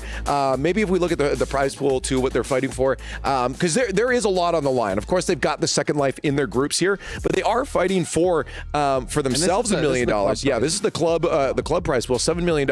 There was a tight race coming in. As Vitality, I think, in fourth. Yes, yeah. Vitality, if they win Rocket League, they would be just 50 points behind the club leader right now, which at the beginning of the day was Team Liquid, who does not have a Rocket League team. So the Vitality as an org going to be paying very close attention to how the team does. Probably very happy with this first result. And yeah, here's the standings that we mentioned. Team Falcons also in the race. If they finish third, they will tie Team Liquid. If they finish second or first in Rocket League, they will overtake Team Liquid. Just looking at the picture of what the standings are now in Rocket League, obviously we've got Tekken 8 going on, Teamfight Tactics, and PUBG, so there could be a lot of movement, but this is how it stands. Well, we did see PUBG out with 0 points. Yeah, I believe. Yeah, that hurts Cole. It's harsh lines. I'm thinking Twisted Minds. I'll be looking at this as well as an org and thinking Virtus Pro aren't scheduled to do too well here. If we can make a top 4 or a top 2, then there's a real chance. Or because it's a third place playoff as well, so top 3 or top 2, then Twisted Minds are in for a chance to usurp them too. So definitely more interesting things heating up all around the Esports World Cup. Yeah, I think it's cool too that this late into the Esports World Cup that we are seeing it end up this close. Like, yeah, it was kind of over last year by this point. It's like, oh, okay, they're winning, cool. But this time you got to fight. This time it's good. Yeah, exactly. Now, if we can look at the prize pool for Rocket League specifically, as was mentioned before, it's I don't think we have it yet here, but I'm going to say it anyways. We had $1 million, $400,000 for first place. Yeah, and that's the biggest prize pool for a first place finish in all of Rocket League this year. So this is a major tournament. There we go. This is a big one for the players. Yeah, and again, you don't want to be dropping in last place. 10,000 isn't too bad, but it's still nothing compared I mean, I'd take it, Leaf, but that's why I'm not there, because of that mentality, I'd never be in a position to take it. Whereas everybody there, Could they you wanna flip finish. reset on command for 10 grand? I've been trying to teach in free play? I've been trying to teach Cole how to flip. In a game. In a game against Just say you got to hit it one time. How's it been going? It doesn't even have to be good. Yeah, I could hit an ugly one. I could hit an ugly flip reset. You've seen me hit a flip reset, James. You know You don't do the trick though. Oh, your magical left. You need directional arrow. Yeah, I've got directional arrow. I know, but you just need don't use to it well. hold the joystick in this, right, as well as use your. I have to do more than press the button? Yeah. I've just been holding down square and there's a expecting my trick. car will magically warp. No, I remember you telling me. Yeah. So. we won't get into that. Let's take a look at earlier. We talked about our power rankings, the Aramco power rankings. We had 3 different categories. Our contenders, which are the teams that we thought were going to be potential to win this. Dark horses, and then Cinderella stories. Which I think the contenders has held up pretty well. Obviously, we're still waiting to see how Twisted Minds will fare. But I think maybe the most interesting result for me so far today was the Ultimates Furia game. I think we had Furia at the top of the list. I don't know if we intended to make it in order, but sort of is, yeah. But swap dig vitality. The Ultimates. They looked really good against Furia. They dominated against them, so I think they're trying to fight to break through to that next level. Well, I wanted to actually ask about Furia because this was not, I think, what we expected to see. Of course, Ultimates looked fantastic, but we keep talking about Furia being that team that could break out potentially into that contenders range, but we continually see them falling just a little short. It was a tough series versus Ultimates, and it was good to have Chronic come on after the series and kind of give a little insight. He's like, we generally always play pretty well against Furia. Right. We feel like we've got their number, so it was very validating. They reached out to CJ, probably. That's what it is. They said, how do you beat Furia every time, CJ? Sam Slayer, CJ. I don't know, CJ. just do it, and there you go. That's what it was. They asked the CJ Sock Puppet, and the CJ Sock Puppet gave them the wisdom that they needed. Sorry, Sad Junior, you're out. Sock Puppet CJ's in. That was too good. Sock Puppet CJ. If I'm fired as a coach for Sock Puppet CJ, I'd be like, yeah, all right. Is Sock Puppet CJ pretending to be Johnny Boy, or is it Johnny Boy? No. It's Johnny Boy as CJ. Every answer, no. No. That was too good. No. So obviously, again, Furia having some troubles, but again, it was Ultimate saying that we have kind of a game plan. We know we're going to play well. Are there any other surprises? I mean, obviously GK, I think was a GK great was one. big. I mean, they fell a little bit short in Game 5, obviously, but they looked really good. Here's the only thing I'm worried about for that GK match, right? Because you put on an excellent show versus Falcons. I mean, there was no pressure on GK coming into this one. Obviously, they're in the group of death. No one really thinks that they're probably going to make it out. Like, yeah, they're good. They're going to put up a good fight. Everyone knows they tend to play it better on land than they play online. You got it here in Game 1. The only thing I'm worried about, you kind of put a lot into that series. I mean, they locked in, and it just wasn't enough, is the tragic part about it. Well, but at the same time, they came so close. It came down to that single goal in the final game. I think that there is a world that GK makes it out. This group, I think, is not decided whatsoever. I think it's, for me, I look at it, Falcons, certainly Falcons are going to make it through. But who that second team is, I really could be anyone still. I think it could still even be Furia. It's still very early on. No one's eliminated yet. You got to lose 2 times to get knocked out. And, this is what I think many people would agree to be the group of death. And the way that GK played series against Falcons, they looked good. Yeah, no, absolutely. Cole, for you, Cole, I mean, I guess with this, do you agree with that statement? Like, Falcons is a definitive out of the 2 that will make it out? I mean, in that group, no. In any other group, probably yes. But the issue is that Falcons have already shown up against, I would say on paper, the weakest team in that group in GK, that it can go all the way to a Game 5 overtime. So if that happens, they didn't look too confident. And I was in that room when they were playing as well, and the crowd, they were loud and ferocious throughout. But you could sense not their support, but their belief was wavering a little bit of, oh my goodness, we might. Well, it was the suspense, right? It was entertaining. I mean, that was very It was a great game to cast, I'll tell you that. That was the match of the day. That was the match of the day, and it delivered. delivered. Yeah, no, absolutely. And I think, you can't be worried about it for the Falcons, too. I absolutely agree with you, James, that that's the team that should be making up for sure. Who's the second? Who knows? But they've got the home crowd. They came off a win. They broke through that barrier in Raleigh, which they've come so close before. Finally breaking through and getting over a hill like that for a team and winning here in Saudi Arabia as well for FIFA. I think that was really. I think that was really the first catalyst. Yeah, the beginning, because we had seen them, TRK specifically on Falcons make an RLCS major multiple times. It seemed like they started to have a grand finals curse, where they looked like the best team in the tournament, but they fell short. But now they are on fire. I think they are the favorite to win this tournament. And the questions are, who else is going to be the big contender to Team Falcons? But Group C as a whole, I think, is such an interesting discussion because, who's going to be the second team? I always think it's funny the use of the word curse, because of the very fine line between a team being quote unquote cursed and bottling it. Like, you had the NAT in North America. So, they're cursed to never get, was it out the quarterfinals? They make quarterfinals and no further, right? They never make a championship Sunday. It's like, you're not really cursed. It's just in your head. The mental block. They had a mental block in the grand finals. So I think it was totally fair because, you even heard Drawley talking about it when he was interviewing here earlier, that they are always a tough matchup. They are playing at a different level. Right. So. Yeah, and just looking back, recapping everything, and we had that matchup that was exactly what we expected. I don't know about exactly. Sorry, there was a game taken off that maybe you should. Yeah, you're right. that's mainly what I'm referring to. And I think some of the criticisms of the NRG team is sometimes they seem to not be able to make the basic power shots. Like their power shots are not as good as their air dribbles, their flip, the high mechanic stuff, the double taps, things like that. So there were a couple shaky moments in the shooting department for NRG. But you even heard Beast Mode. Nice. In some of their comms videos, that's all they say. It's going from Oli yelling and screaming, breaking the mic. I genuinely thought that was the producer in my ear.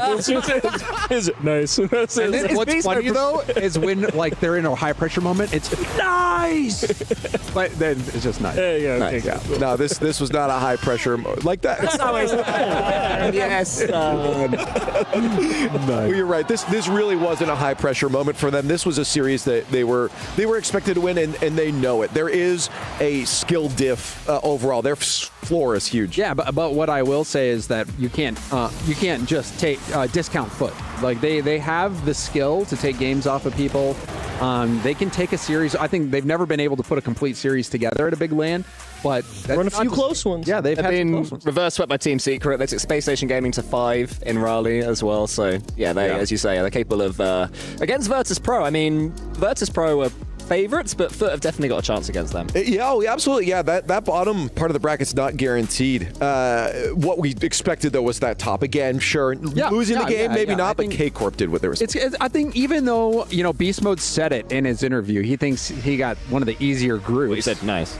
He did say nice, too, but that wasn't in the interview. He said that by his estimation, this group was one of the easier groups. And, the reason he said that is because, Virtus Pro and Foot, those are both teams that I think NRG is very confident against. But K-Corp is, this matchup is something I'm excited to see.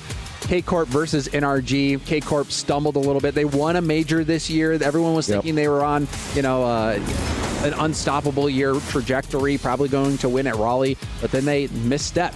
I think this matchup versus NRG, which we are going to see, is going to be really a fun one to watch. And you talk about NRG maybe struggling with a little bit more of the fundamentals.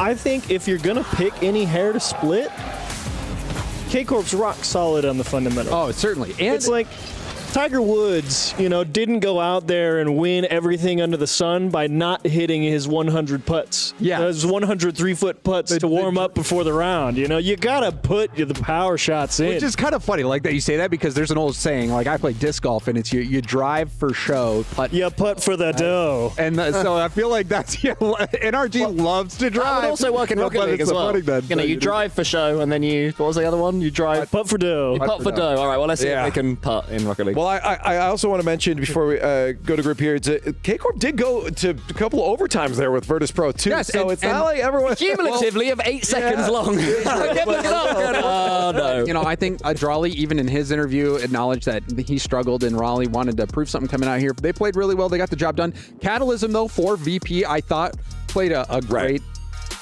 great series, and so you know that matchup, it'll be fun. I don't think we expect VP or Foot to really challenge NRG or K-Corp to make it out, but that matchup is going to be quite interesting, I think. No, absolutely. But then, as you saw there, we went on to Group B, and this was a lot closer.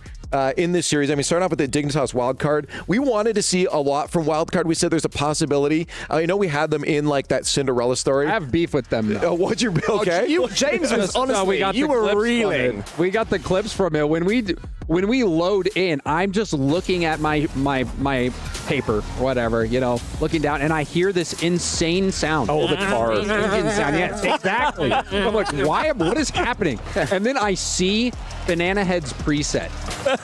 and then I look at Torsos as well. I'm like, what is going on? I still don't have the full story on that.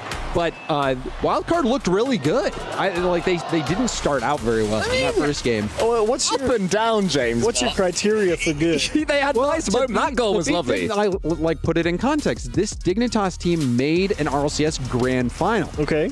Wildcard took a game off them and brought back multiple last-second opportunities. They even the game that they did win, they stole that game as well, and they cut down. They were down 4-0 or 4-1, and were able to bring the game back to a single goal and threaten in the last seconds of the game. So I think for Wildcard, you know, I'm eager to understand the story of the presets. I want to feel like they are trying their best, because I think this really is a team that can make OCE proud, that can get results, and taking a game off Dignitas, that's an example of, they got what it takes. I agree with you, that skill potential. It's just we've seen it from Banana Head before too, where that self-confidence sometimes dissipates, and I wonder if that was a coping mecanism of okay, let's just have fun here, putting themselves down. I don't know. It's gosh, did you ask the question about, did you use that preset to pre-jump the excuse or whatever, Oh yeah, right. Yeah. I think I asked that on LAN one time. Yeah. And it's I don't know. Maybe they're just trying to have fun and really just, bring. That's what we see a lot of teams do, is we got to bring the fun back into Rocket League sometimes. So. Yeah, I'm all for the customization, but the precedent has been set at this point. Yeah. To me, it's the one thing, maybe they were using Baki's mod, right? I think it is a legitimate psychological I heard you say strategy. That, to have the most annoying. I didn't know that was a thing. Eyesore of a car. Screen and not to do that on other screens. Yeah. I've learned something today. So that is. It's not going to help you, Cole. 500 IQ. There's no saving you, buddy. I was really hopeful. There are some annoying engine sounds and annoying boosts. Yes, there are. I'm going to follow you around, James. I'm going to be your engine sound. Well, we did also hear though that Jorius, when he came on, he said that the series felt weird for them as well. So I don't know if we actually saw it could have been the preset. Maybe that's what it was. Maybe it actually did get to them. I don't know, man. You see whatever those orange wheels were, man. You're just what is that? I gotta save it. I thought they were baked beans. Fish boost. But then they were snakes. Yeah, but then we did move on to our second one. It was Team Secret and Gen G. This was a blast. This was a great series. 3-2 for Gen G. It went the distance. This was our first Game 5 series. It was one of those series where you could really feel that the coaches were tweaking them in between games. A team would play one way in one game, then a completely different way in the next one. Team Secret, they went from being ultra aggressive at the start, and then as it went on, they were getting more defensive, and it finally achieves. Gen G broke them through. Yeah, I gotta say, I was definitely a fan of Justin in this particular game. I was impressed. Crafty veteran defending, I think. Definitely aware of exactly where all three players of the opposition were, knew where safety could be found, and always found a way to get the ball there. I loved watching that man work the defensive side of the ball this game.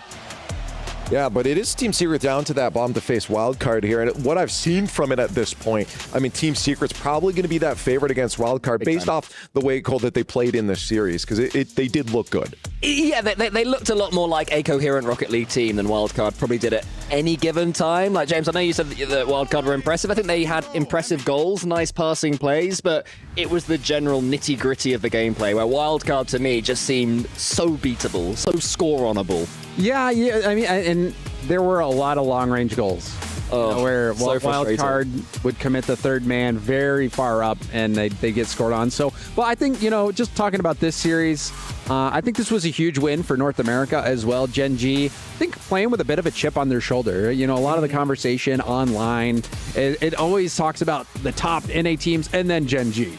I think Gen G, they want to prove that they are elite. They are a threat. They are a contender.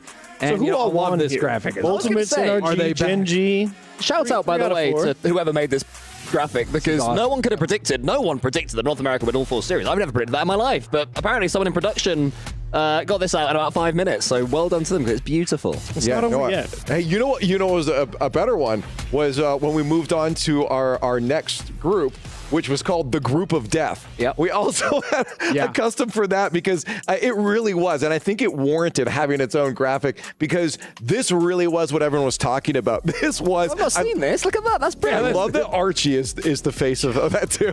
The face of death. Evil villain Archie right there in the center. Like, yes. Good luck. Honestly, it is just so... It's so brutal, for all 4 of these teams.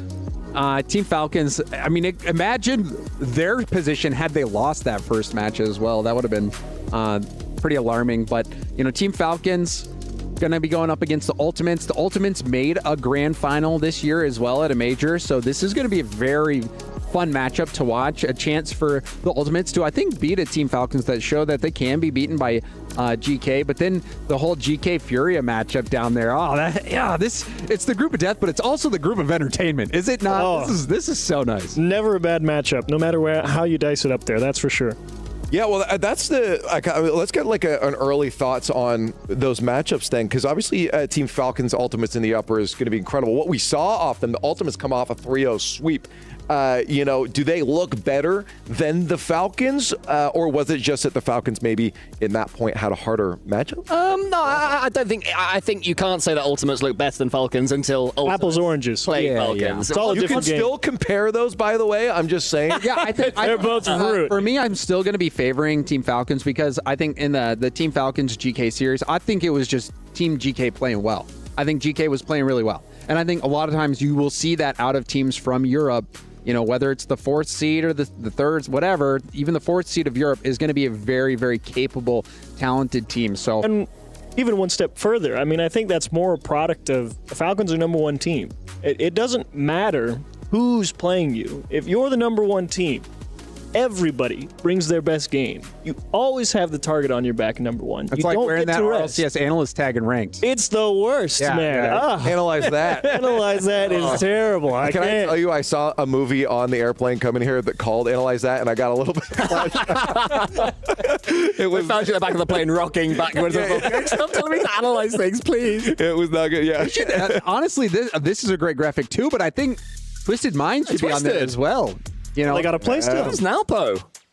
Yeah, no, that was it. Waiting patiently for the conclusion of they haven't played yet. Yeah, Vitality SSG. That's true. But let's get a quick glance at that lower bracket then. The GK Furia matchup. Oh, I guess we're talking about it now. You got what you wanted. There he is. Twisted Minds. We'll look forward to that then. Team. Yeah.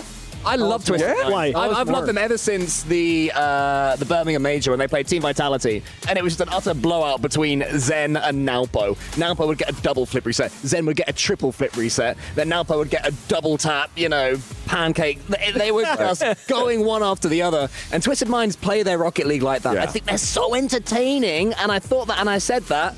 And then the reverse sweep happened. My favorite series of the year so far. Just magic follows this team.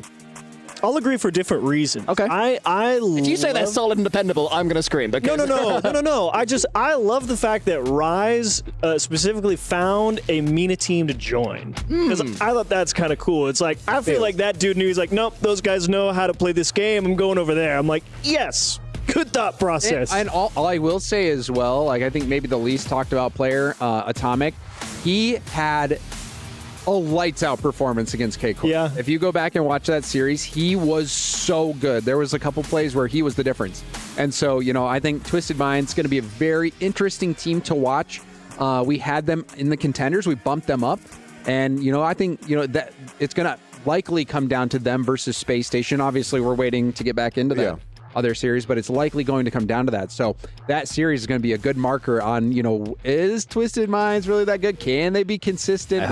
We know that they're good. I think you're right about Atomic, though. I mean, I will fully admit, did not rate the guy on the team. I was like, I don't understand why Atomic is on even after the end of last season. No. He was like the best player in EU for about a tournament and a half. I couldn't believe it, though. I was like, I feel like there's so much good MENA talent that it's like, why Atomic? Players like a Chronic, from old Team Liquid. You're thinking, maybe he's available. You could bring him out. It's like you could have picked anybody, and I just didn't quite get it. But no, you're absolutely right. Dude popped off, and I was like, yeah, fair enough. I get it now.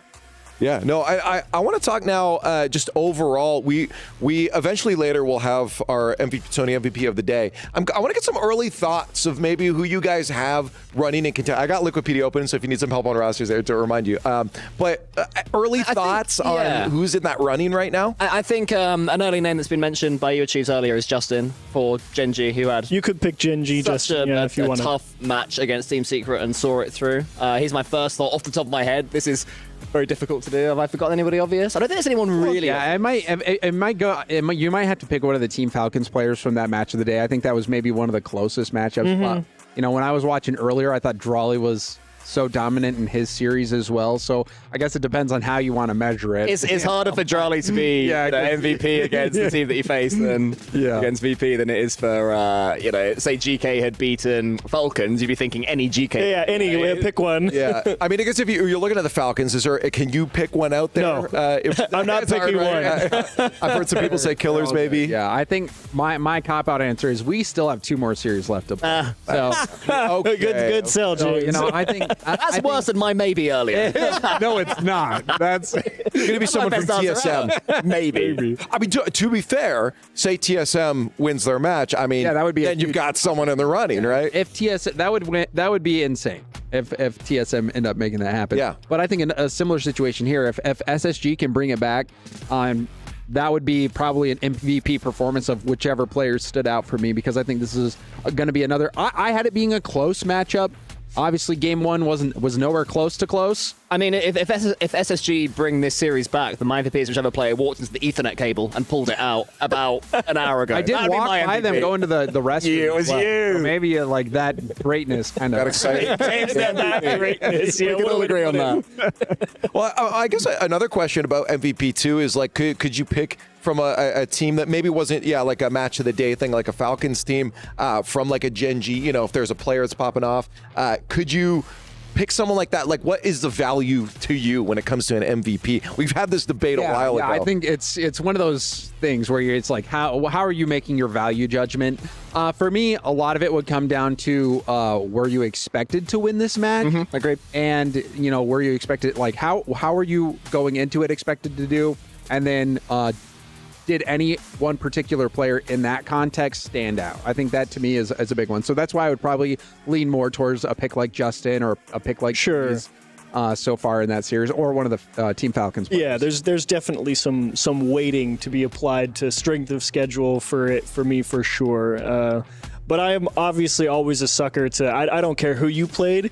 Like, if you looked good, I'm all. Yeah, that's for it. That's a good point too. Like, even if you're like, for instance, if somebody's hitting, if the execution's just there, man, I'm like, multiple. Like, come on. That's a good point. And I think that's partially why I sing the Falcons' praises forever, because I'm not kidding. All 3 of those guys, it doesn't matter what it is, man. They can do it, and I'm terrified anytime one of them picks up the ball. I just remember the winning goal. I think it was the overtime winning goal, the fake from Ruas, was it? Yeah. And it was so close to the ball. It's such an awkward angle to fake as well. I didn't see it coming. And it completely froze Joyo, who was in net. That's right. Yeah, he got stuck. And he even heard in the comms, like, they knew. They're like, he's got no boost, and they just knew. Fake's good. The dude's dead. Like, there's nothing he can do. That fake with the at the end. It was the overtime winning goal. Yeah. Oh my God. We've seen them do that before, and it feels like they've got this insane connection. Oh, and that one of the, I think the signature plays from Team Falcons for me is that where they're reading a lot of times it's bouncing off the backboard, and I think the one in overtime was a high lofting ball that was going, but a lot of times you see them go up for it on the backboard and then fake it there and let it come through. But yeah, those fakes are so good, especially when you have a defense already low on boost. They can't take the risk to go up and challenge. Then they're even more out of position. Yeah, it's a 50-50. Do we commit to the play with no boost? Do we just wait back? That is so hard to call out. I want to take a step back now that we've recapped kind of everything again for you guys. We still try to get the match going. For you guys, just looking at the Esports World Cup, here hanging out in the Boulevard as well. I know Cole specifically, you guys were going around, I think maybe the Twisted Minds facility or something too. Oh, and yeah. I saw you guys racing some RC cars. It's incredible, yeah. I mean, you get on the Boulevard and there is so much to do, so much food that you can get, so many rooms you can go into. We did an escape room. Yes. And we Did you get out? It, but Achieves and I, we made it out. We did find our way out. How long did it take you? Not a world record. Not a world record, admittedly. But, you know. It was a passing grade. Record. It was a PB. Yeah. It was PB for sure. It was a B minus, I think Okay, I'd give us. okay, It should be yeah. fair enough. But yeah, there was also there's these little cars and you put this band around your forehead. I saw that. Yeah, the mental focus racing. It tracks how much you're focusing on your car and how calm you are. So if you start thinking about other things, poor old Herc, she was doing really well, and then Jolly Boy, who was on the side, starts yelling. "Oh, Herc, you're doing really well, aren't you?" And suddenly her car's went, You just see the numbers plummet too. It's like attention down from like 70, 45. Like, I can't do that one because I feel like it's rigged against people with ADHD. I was going the opposite. I was thinking, my hyper-focus? My partner's got ADHD as well. She would either be 0 or 100 with nothing in between. Or she would be at 100 till you said something. Yeah, and then it just crash for the rest of the race. Yeah, it's very easy. That's a really cool concept, though. I saw some of those fun games all around. Yeah, so if anybody's like, well, if you're watching this, you're probably not. Yeah. If Or you you would can get to the Boulevard, get there. Yeah. I've seen people on their phones trying to catch every stream. Yeah, There's that's multiple fair, yeah. arenas here. Yeah, that's fair. Or seeing the chat reactions to everything. So, I've just got a weird question. Okay. Am I supposed to repeat this production? I'm so intrigued. Now I'm terrified. Wait, what? Arby's? Curly fries? Yeah, I'm down, man. What about them? The reference I'm missing I is used to get beef and cheddars all the time. That's cool, man. Wow. Yeah, and like beef and cheddar with some curly fries. Yeah, shout out the curly fries. Big to be old honest. bowl of ketchup. I'm cooking, man. To be fair, you guys don't.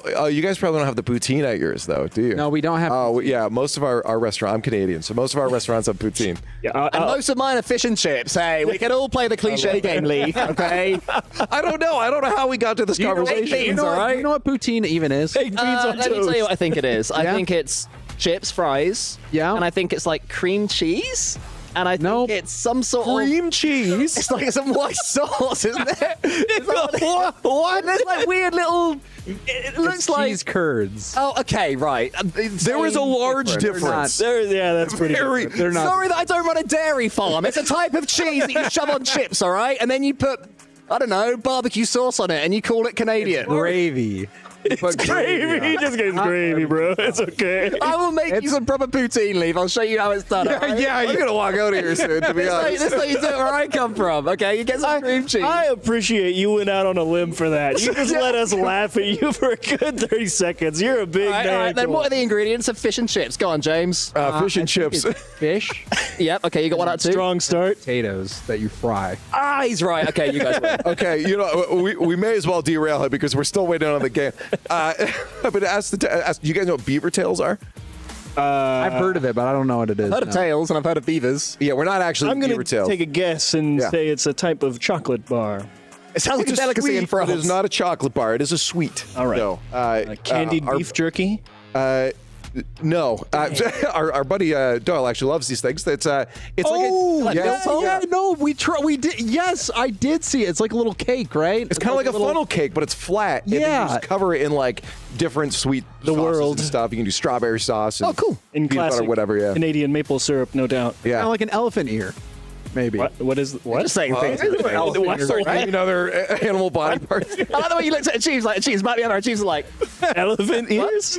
I'm clearly culturally devoid of anything. That's all I've learned. I don't know anything. Is that a Midwest thing? I don't know. I have learned that the only actual It's just like flat funnel cake kind of thing. It's like a big fried cinnamon, sugar. And okay. Did we have those? Sorry, did we have something similar to that in Fort Worth? They had it was like a waffle with like dusted sugar on it. I got one that was huge. Maybe. Was it a funnel cake, like kind of stringy bits? Yeah. That's a funnel cake. Yeah, that's. Okay. Okay. So similar. Okay. Yes, same thing, spread out but really flat.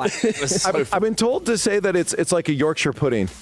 What? But I don't think it is. Yorkshire pudding? Who said that? I am being fed lies by production, I Who are think. these production people? What are they having? They're trying to So the derail humble us so Yorkshire hard. pudding is not a sweet treat. It's a savoury thing that you have with gravy, real gravy, Like not a your beef white rubbish. Wellington, right? Yeah, but it's pastry. It's rounded pastry. Gosh, my wife Fluffy watched so much pastry. of that British baking show thing. The Great British Baker. She'd be so disappointed with me and my lack of knowledge right now. I can't remember what's disappointed in us right now. In general, I've come to realize that Canadian delicacies, though, like specific to us, are only sweets. Like Nanaimo That's bars. not a crime. You know Good for Nanaimo you. bars? A what? No, they don't know Nanaimo bars. What word are you saying? Nanaimo? Nanaimo. Nanaimo. It's a location in BC, and they made a sweet that has a chocolate cake bottom with coconut bits in it. The middle is custard with a hard chocolate layer on the top. Can you have any flavor of custard? It's only just been custard. Is it like I've never had bar or is it? Yeah, it's like in a pan. You cut it into squares. And it's like it must be like a dried custard almost. Otherwise, it was just, Okay, I actually have a question. No, it's well, sometimes you can make it different. I mean, you know how it seems like there's all these regional things, right? Yeah. Well, what if we're gonna make a Rocket League sweet or dish? Boy. What do you call it, and what is in it? I feel like I would make Boost.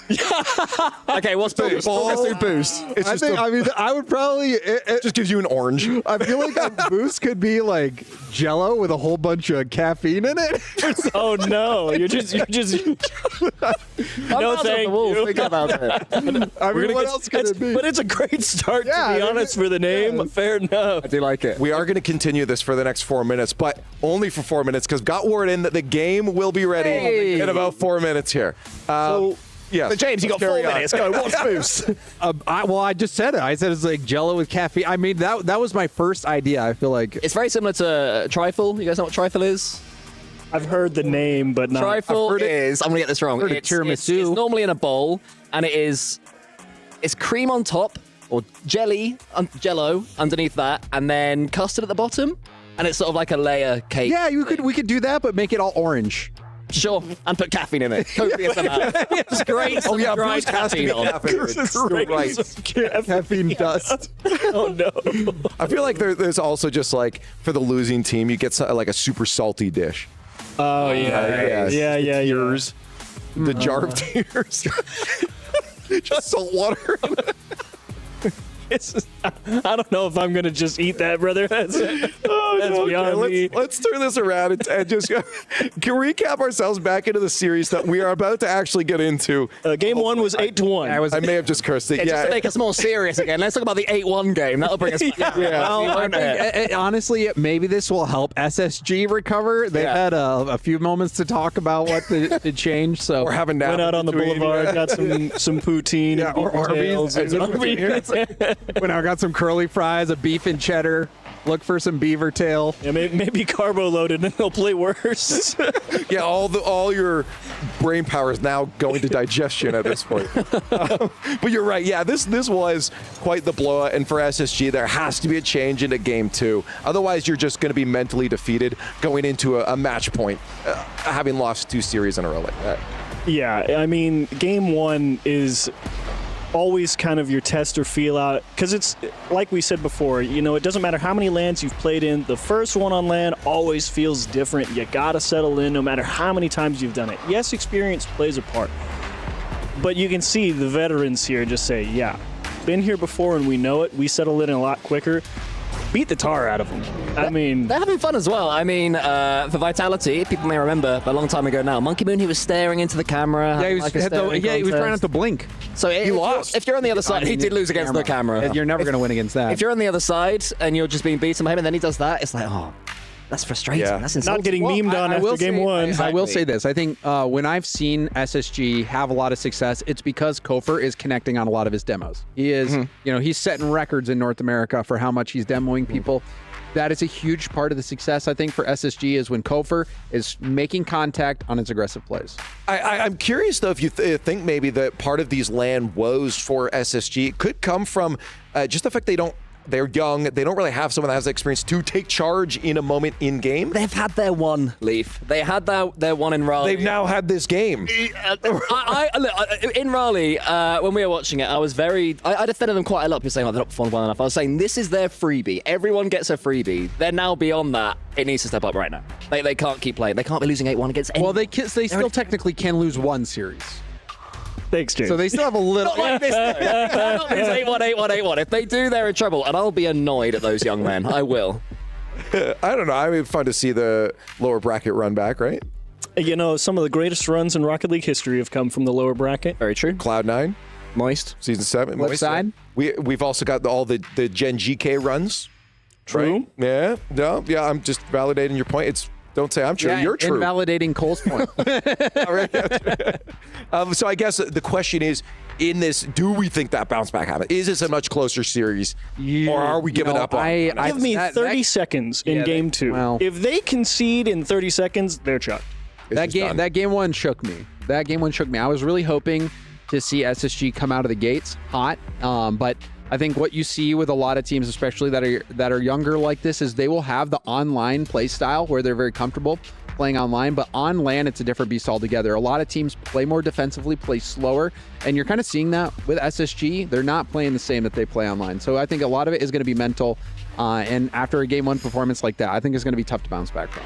What do you do though? Like, Achilles, maybe if you've seen the game, I know it's hard in a series like that to really analyze it. But like, what is the goal for SSG? Is there a certain change in the play style? What do you do against? So the first thing I think, if you get smacked 8-1, first thing, I want possession off kickoff. That's the first thing I want. I don't care how I do it, but I want possession. And if I can't get possession, I want to make sure we don't lose one of the midfield boosts.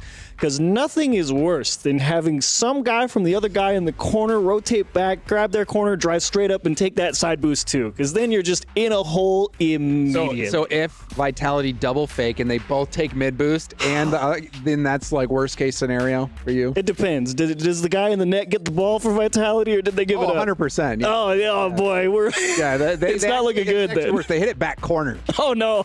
Yeah. then it's real bad. Yeah. I don't know how you double faked and still got the ball in your back corner, but poorly timed side flip. But yeah, if you're poorly timed side flipping off nobody going for kickoff, you're losing.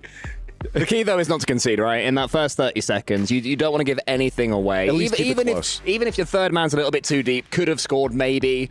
I'd rather not take that risk in the opening 30 seconds to a minute, personally, because there's an ego, right? SSG will have we've got to go out and beat them 8-1 back. They can't fall into that trap. That's exactly what Vitality wants. Settle in, man. Yeah. But just pulling it past the series, then say whichever team makes it out, likely going to be a Twisted Minds in the next series. If it is Vitality continuing this dominant play, where do we maybe predict that series going if Vitality Twisted Minds afterwards, if we're making some ahead of the curve? Lots of good goals with Vitality Twisted Minds. As I said earlier, two of my two favorite teams to play against each other. Yeah, I want to see Zen. I want to see Nalpo. Especially Nalpo in front of his own crowd, James, as well. He's going to love that. Yeah, I'm pretty sure Leaf settled it when he said it was Nobu, even though I think that's wrong as well. Oh, yeah, sorry, Leaf. I'd what? We've stopped no-booing, even though you asked. Yeah. It's back to Nalpo. How many different names? I think at least one more. Seltzer had another name too. Funny. That was so funny. Seltzer did the walkout for Twisted Minds when we're like, we should have asked Fancy. Just have Fancy say settled it for us. Well, it was funny because I even earlier when we were filming, you guys saw earlier when I was running around talking to the players and learning some language. I did get to talk to Nobu at one point, and I said, I'm going to say it wrong again. Can you just remind me? I know you told me on stage, which I then proceeded to say it wrong right after he told me. And it's so hard because it's Nobu, but like the U is like an O and a U together. Yeah, I think, and the story I heard as well is that it's a play on the word noob. It's a play on the she's far from. Which is brutal because that guy cooks people. If he's a noob, then what? Oh no! It's over right now. That's what I heard. I might be incorrect, but that is what I had heard. So that makes more sense to me. You know, Nobu. That would make us mega noobs. Mega noobs, yeah. We are mega noobs. He's got to throw killer on the end like Scrub did. Yeah, that's fair. Yeah. There's already a killers though on the other, on the other big org, so that's even more confusing than Lee. That's true. Well, I don't know. I wouldn't call him a noob though, so it's not like he's taking him out here. Obviously, our perception of time is really off. Yeah, you said I know 4 we're minutes past 4 about 10 minutes. ago. Time works differently here at EWC. You know, it flies. You promised the slower when you're people, having Lee. fun. You've lied to the people. It's your fault, man. I have been. Look at the face of the tech issues right there. Apparently, production is only talking to Leaf as well. That's why I don't know if he's actually hearing voices. Like, production, are we doing a show? Is there really a camera there? You know, production said nothing to me this whole time. you just made up. Yeah, we'll be back in 4 minutes. Right? You guys like Arby's? I'm like, okay. Can we check on Leaf? Pretending something exists called poutine. Like, yeah, right, Leaf, sure. What about curds and Let's chips? talk about my people. Horsley. What is the record, by the way, we've seen for time in between a game? I think someone might have been looking at the stats, actually. I think that's what I was looking up before. Do you guys remember? I think it might have been Johnny Boy and Shogun, but I can't. Oh, in terms of the film? Yeah. Oh, I don't know. That would be. I would have to. I think the best way to find that out would just be to ask all of the talent, the casters, and be like, I feel like that's more one for production. Production will all have that horror story, in any sort of type of job. People go like, oh, there was this one time it happened in Rocket League, and it was. Let me tell you, they ran a camera over. Whoo! Again, yeah. The voices in my head are telling me that this is it. We've set a world record. Wow! Congratulations to being a part of it. I love being part of it. You guys were a part of this. Congrats. Is it production or is it the voice in your head? Well, that's why I said the voice in my head. It clears both. If you keep touching your ear, but there's nothing in your ear. What are you pressing to your ear? It's like when we were at the Prudential Center with the world's longest Mexican wave. Oh, yeah. What was it, 17 minutes or something? 18 minutes, I think. Yeah, it was around there. 18 minutes. Yeah, that's good. Yeah. We should have been doing the wave this whole time. I'll start it, guys. Ready? Okay. Join in, chat. No, I'm sorry. That's one way. I'd have joined you. Okay. Gone the other way. It doesn't matter. Once it runs into you, you know what, guys? The voices are not lying this time. It's time. We're ready. Let's get back to the game. I forget who the commentator is. I'm losing my mind. Let's go to the game. Right? Please? Joe being stumped. 4-7 tech pauses ago, our servers brought us a Rocket League match. And today is the day where we finally finish that match, Stumpy. Space Station versus Vitality, Game 2, about to get underway. Everybody, we return. It is Forbidden Temple. The crowd cheers, and I want to give the biggest thanks and just all of my credit to the production team, to the players, and to you guys watching. That is a huge tech pause. It's going to be hard to deal with. We know it's horrible in the moment. We're not going to shy away from that, but every single person behind the scenes has smashed their jobs, and they've got it going as quick as they possibly can. So shout out to admins, everybody behind the scenes, and to our incredible desk for figuring it out as well. Game number 2, and Vitality, they absolutely smashed game 1, 8-1. SSG, they've had a bit of a break and a little bit of time to think about this one. So maybe they come out with a little bit more firepower. I will say, I think we may have generated a new bit out of that couch cast, and that's give me a bit of Cole describing food. Because that is absolutely entertaining stuff there. But yes, Vitality, they started the scoring early and often and almost got it right there. Still in trouble. They keep it in front. Zen trying to backflip back into the ball. No goal for Vitality. Space Station survive. Strong defense from SSG, making sure they don't go down early. That happened in game number 1. Pretty much immediately, it was the poor kickoff. Then top corner, Reveal has to tap it away and does so with some boost, but a man to challenge against him. Now falls back to Monkey in his own corner with no boost, though. It's now Reveal to move forward. And I like this more aggressive style that we're immediately seeing out of SSG. They're giving Vitality none of the space that they benefited from in game 1. It's really what you need to see from them. In particular, Kofer who is known for his aggressive play as Demos. It's a good pass in front. Free ball for Kofer, but the shot was weak down into the dirt. Steals the boost as well. And a much better start for Space Station. It was like, what, 3-1 at this point in game number 1. And Reveal, see a lot of space and a lot of time. That's a heavy touch from Kofer. Easy clear for Exotic. Much more impressed with SSG so far. It's a nice shot from Monkey Moon, but a pretty routine save from Scrib into that corner. Kofer, chance to go round 1. No tap down, isn't needed. Monkey Moon to save, who's been absolutely fantastic in this series so far. We've had just the one game, if you can believe it. Good push downfield. Kofer linking up with Reveal again. And James and you both identified the fact that we need to see those aggressive plays and those demos from Kofer to really make sure that his team has got space to move into. I mean, all the top teams utilize demos in their game. If you're not getting bumps, if you're not connecting on physically, more than likely, you're not going to win these games. Space Station, a lot of talent individually, and you know they can put it together as a team. It's still looking much better for them. They've had a couple of offensive chances. There were none of them in game number 1. As Vitality look for a way in. It's a nice soft touch. Exotic coming through. Monkey Moon hoping for a bump. Zen quickly boosting in.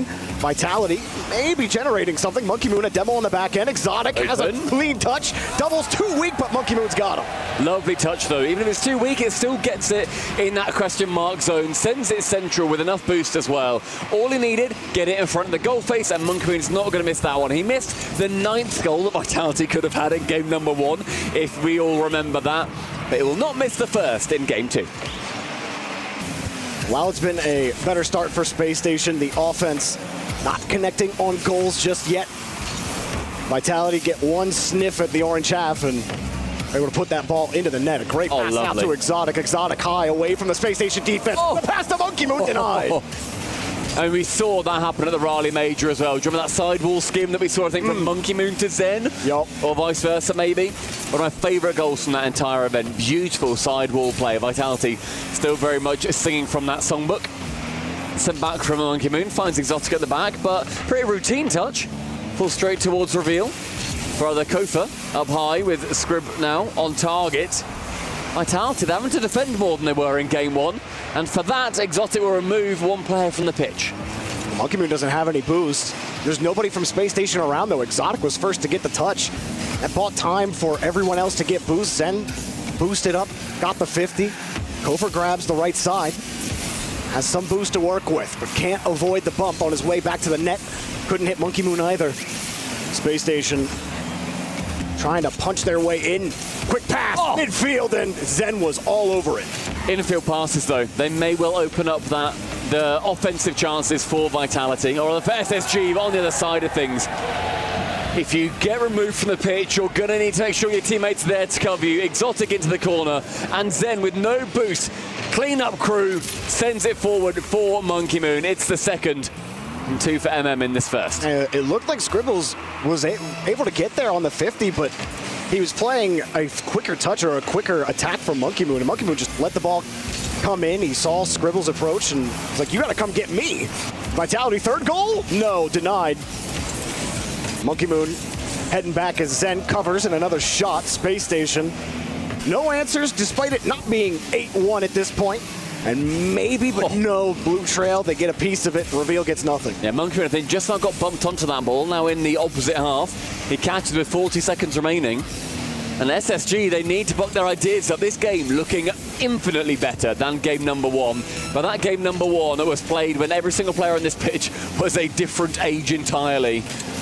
As SSG need anything in the last 20 seconds just to materialise them to have a chance going into game 3. Space Station, they had probably 2 quality chances in this game, and both shots were just weak, not really forcing Vitality to do much on defense. Kofer had that first shot, and then Scribbles had that shot a little later. It's just into the dirt, no threat behind it.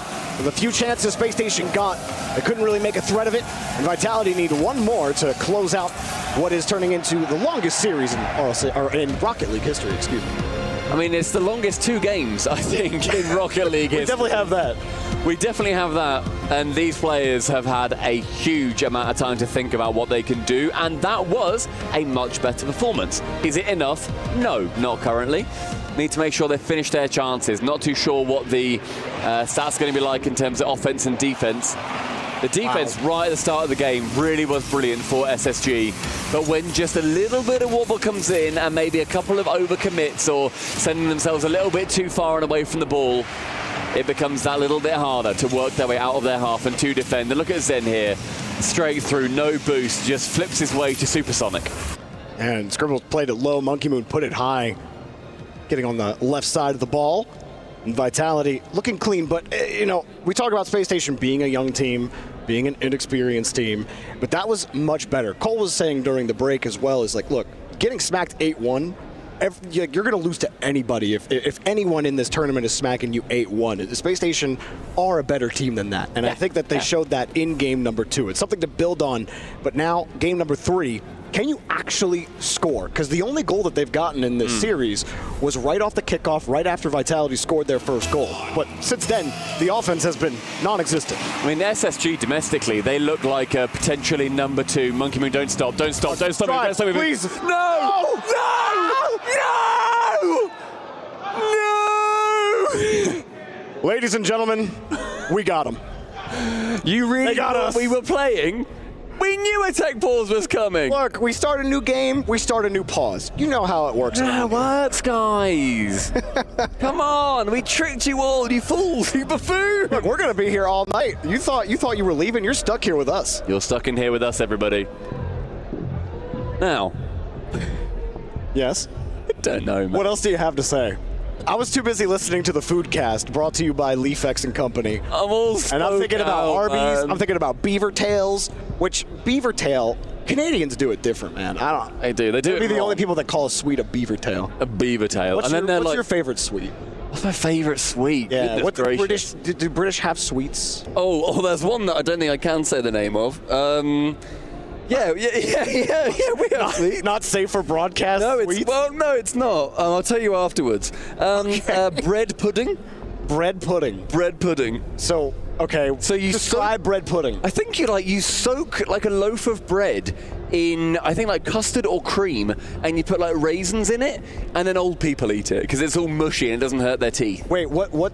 Like how old? Like what's the age range we're starting with? How old do you have to be to eat bread pudding? I think if you order bread pudding somewhere, you're 60 minimum. 60 minimum. 60 min. No one in a restaurant who's like 14 is ordering a bread pudding. You're getting the brownie. You're getting the creme brulee. Oh. You're not going bread pudding. Wait, 14-year-old's getting a creme brulee?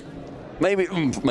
I'd sooner see a 14-year-old get a creme brulee because that layer of sugar is the end of a 60-year-old. Are you saying that you would vomit seeing a 14-year-old eat bread pudding? Is that bad? I would not enjoy the experience. So you only eat it when you don't have teeth, is what you're saying? Yeah, it's a very easy dessert to have. Okay. Everybody in chat, make sure that you say what your favourite dessert would be, or the dessert from your country. That seems to be the vibe right now. As we go through this technical pause, it seems to be when we go to, let's just try and diagnose it. So it seems to be when we go to a new map. So the new map seems to be the big thing. So we locked in first. I believe that we can try and try out different maps, try different techniques. So we'll see what the production team come up with. I figured it out. Go on. It's Sipical. Oh no, the ghost of Sipical is in our wires. He's come back to haunt us. He's in the cables. He's in the First killer left him behind after the last time that they played. No. Well, we should be getting back into the next game here shortly. I know you guys have heard that a lot tonight, but I promise you that it is for real. We will not be sitting here too long, and we will not be throwing to a break as Zen and Company trying to get out of here 3-0 in this best of 5. And Space Station may find themselves in the lower bracket in Group D after all of this. Yeah, it's a tough time as well to be poor old TSM and Twisted Minds waiting for the final match of the day. I saw a tweet earlier from Super Lucky, and he was saying, guys, we're so jet lagged. We're playing, and he said we're playing at 10 p.m. It's currently 10:30, and we're still not done with this series. So well, if we get there within the 10 o'clock period, is that still valid? True. It's like a score in football or something where it's on the clock. It's not 11 o'clock until it's 11 o'clock. Yeah, that's fair enough. All right, Super Lucky, we've still got time. We've still got time for you to be right about it being 10 p.m., even if we're 59 minutes late, past the hour. We're currently working on a solution, everybody, so don't panic too hard in the chat. It is going to be momentarily back. We do need to call the Guinness Book of World Records because we're currently on the any % tech pause run. The most tech pauses in a single series. Yeah. But for real, I know that we're joking about it, but I do want to shout out production and everything they're doing to make sure they get the game back online. You know, these things happen from time to time in any esport, and it can be a hectic time, but everyone has been handling things expertly, and we're just having a go at it up here in the booth. The eggs are coming after us. It's typical they're in the restless over wires. there. It is typical. It's typical in the wires. It's something out of everybody's control to make sure that Justin pulled the Ethernet cable, didn't he? Yeah, he did. Knew it. It makes sense. It all. Are any makes other players sense. like disconnect memes? I think it's just Justin and Typical. I don't think anybody else is famous for it.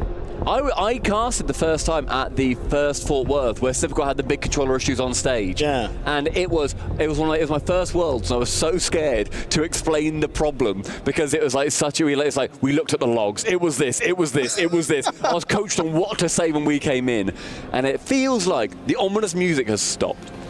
The ominous music has ended. We've got. Hang on. Do you hear that, everybody? Hype music. Game number 3. I feel it on the horizon. The hairs on my arms are standing on end. Casio is smiling. The eggs have sat in their seats. The nachos are warm. The cheese is pouring.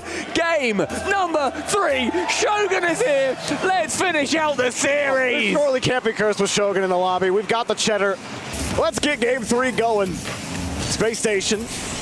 Oh, thank you, Shogun. I didn't need to say nothing. Exotic will put that one in. A great save, but they were unable to get it out. And Vitality start with a quick 8-second lead. It's a nice, quick lead, too. As Kofa, he has to try and avoid that bump from Zen. Does a good job with that. Gets the next touch. The issue is straight into the crossbar. And that next man, Exotic, can just come through, tap it home. And the lead in 8 seconds is the last thing that SSG want to see. Space Station. This is turning into a JV perfect sweep right now. They have 1 goal total in the series. Vitality just keep on putting it in the net. It's salt, pepper, all kinds of spice here for Vitality.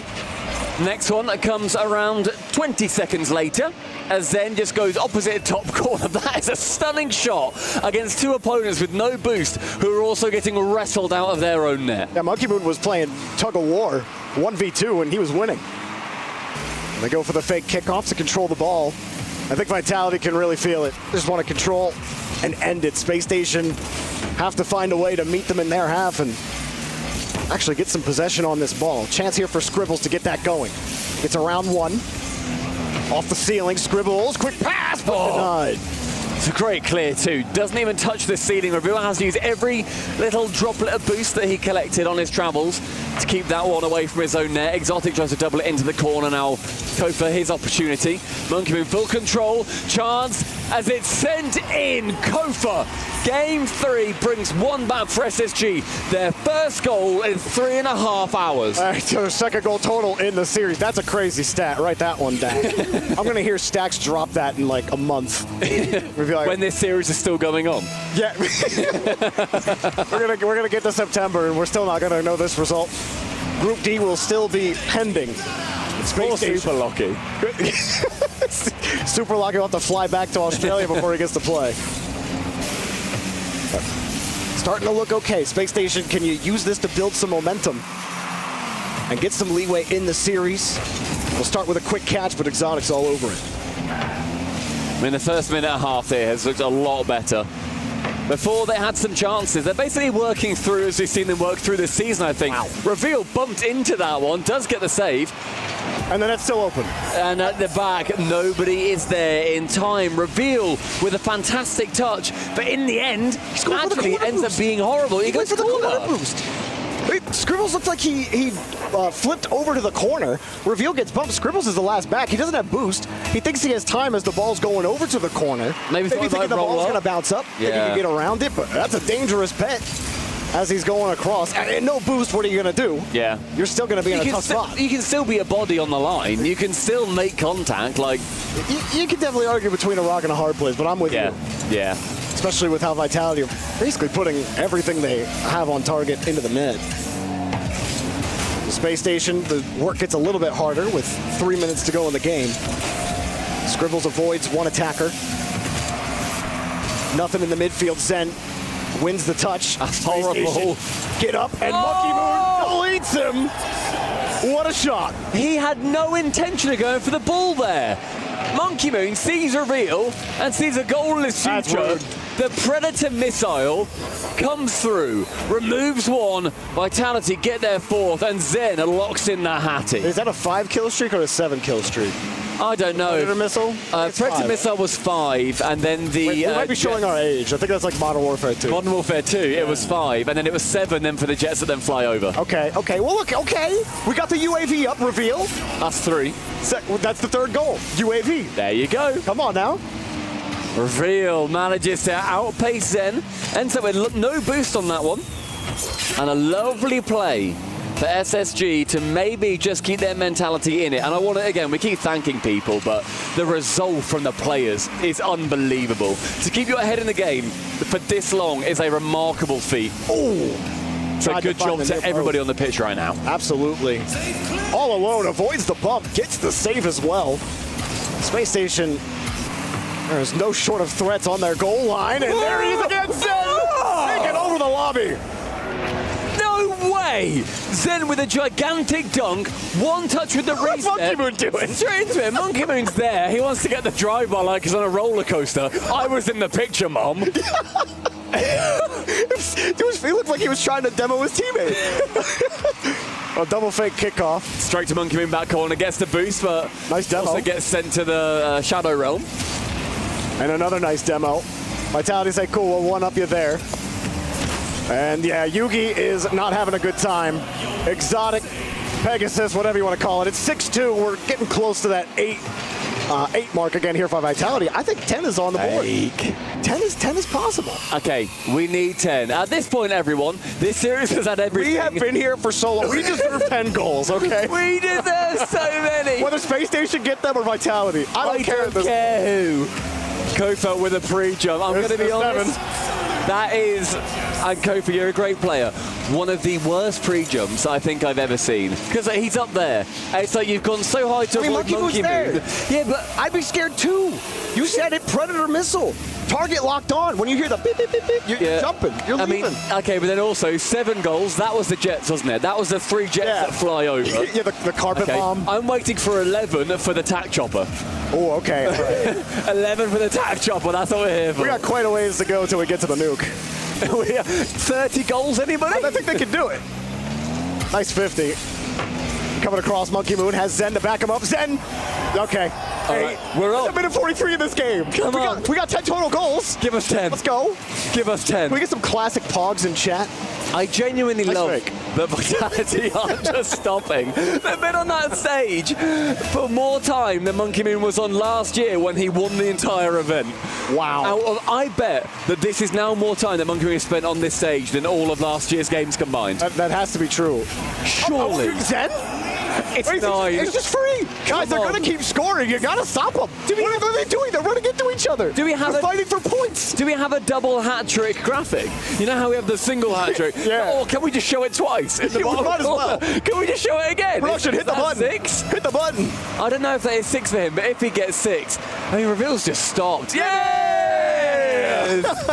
Yes! The double hattie for Zen. Give us 9. Please give us... Yes! Yes! Let's go! 10! Look at you, please!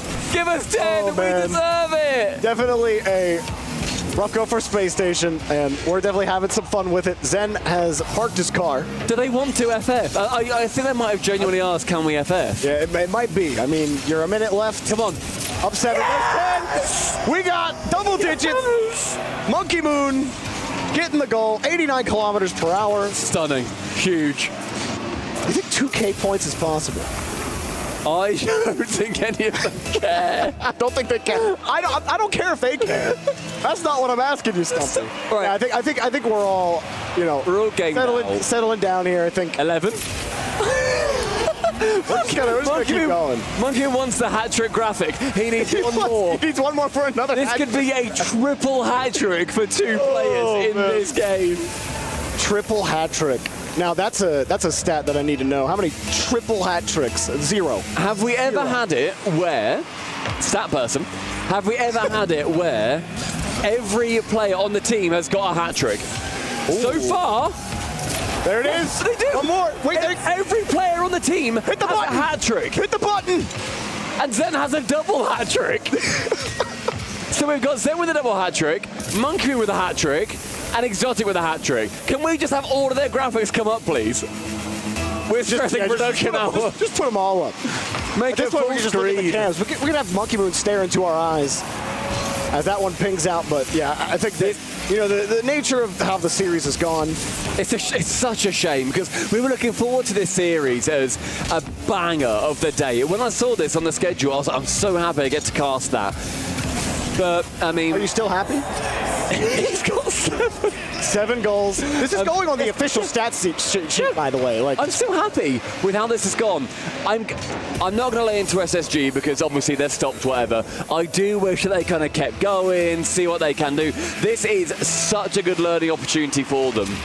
Well, I think that game 2 was where the real effort was for Space Station, and Vitality really turned the screw on them in game 3. I don't blame them. Honestly, this is it's tough for Space Station in this match. With everything that has happened, genuinely, it is touching. We're not having a laugh at them. We're just having fun with Vitality. Yes. And genuinely hoping for the best for Space Station in the rest of this group stage. Things obviously did not go their way in this series, and all of us at home and in the booth trying to get this series going. Yeah. Obviously tomorrow, Space Station will have a fresh day.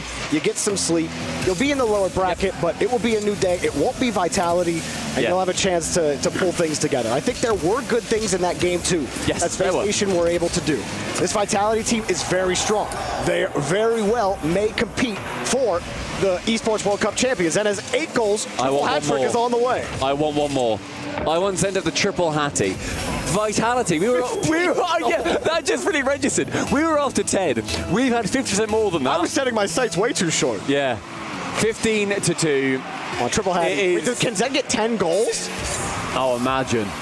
It's a shame this other series has gone.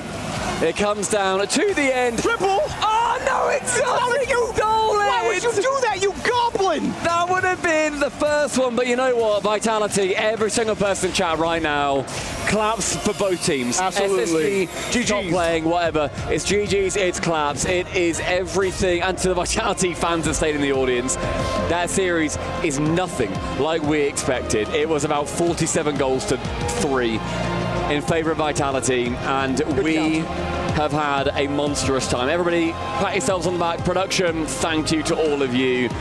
There is still one more series to go today. TSM take on Twisted Minds. I am going to go have a nap. I'll see you tomorrow, but stay in chat for the next one.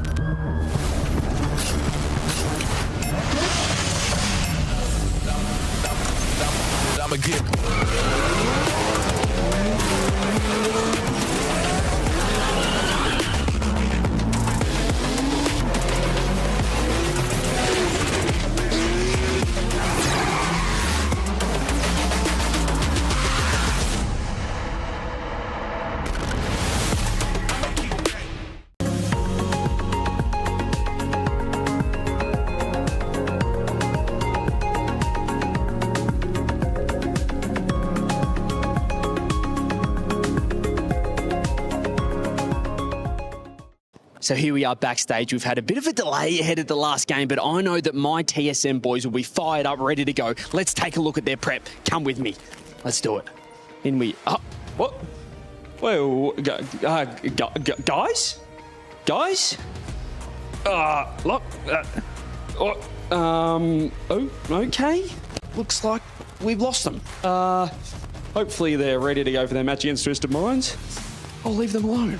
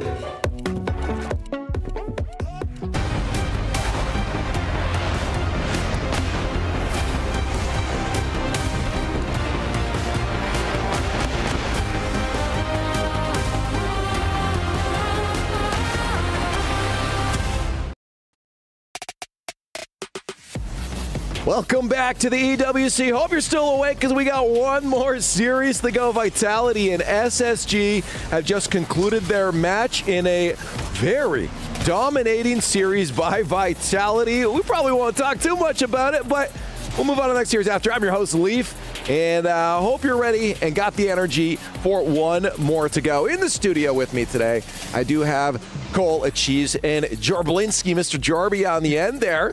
How are you after that last series? You awake? I'm phenomenal. You actually are. You're not even faking it. He's still got so much energy. This is ridiculous. I'd be exhausted. I mean, that's ADHD for you, right? The caster booth is like in the rafters, so I ran down here, so I've got the adrenaline pumping. That's great. Realistically, off the last series, there's not too much to recap. We saw Vitality win, and again, I don't think there's much really to say on it. Close. So yeah, it was close, right? Yeah. Terrifying. A record score. I am convinced that was world record farming at the end. Right, there. yeah. I mean, the only reason to keep putting that ball in the net, it's like, I want the largest goal differential, the most goals scored in a single game. No one's touching it. The biggest crime was Exotic stealing Zen's triple hat.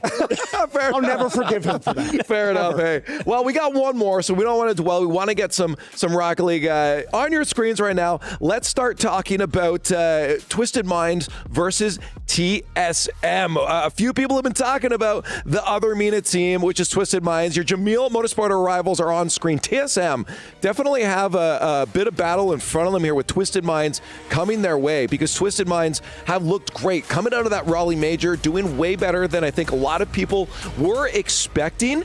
But they've got to prove it again. They've got to be able to do it against TSM, which would be a team for them to do it against.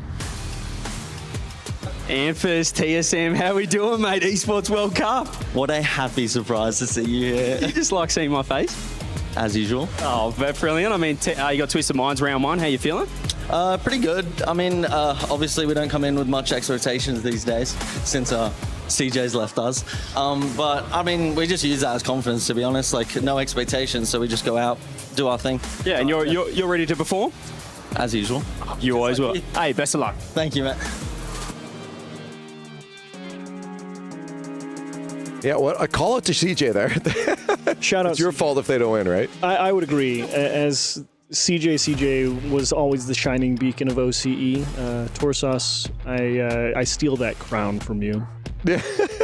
Well, I don't care if it's true or not. At least House is still playing. Yeah, it's yeah. Well, hey, they've pre-jumped the excuses here, but I want to see some good fight out of them here. Obviously, we had some joking around with the other OCE team. Wild card had the clown cars out. I expect a little more serious attempts from this team here, but again, on the other side, they've got a big battle coal.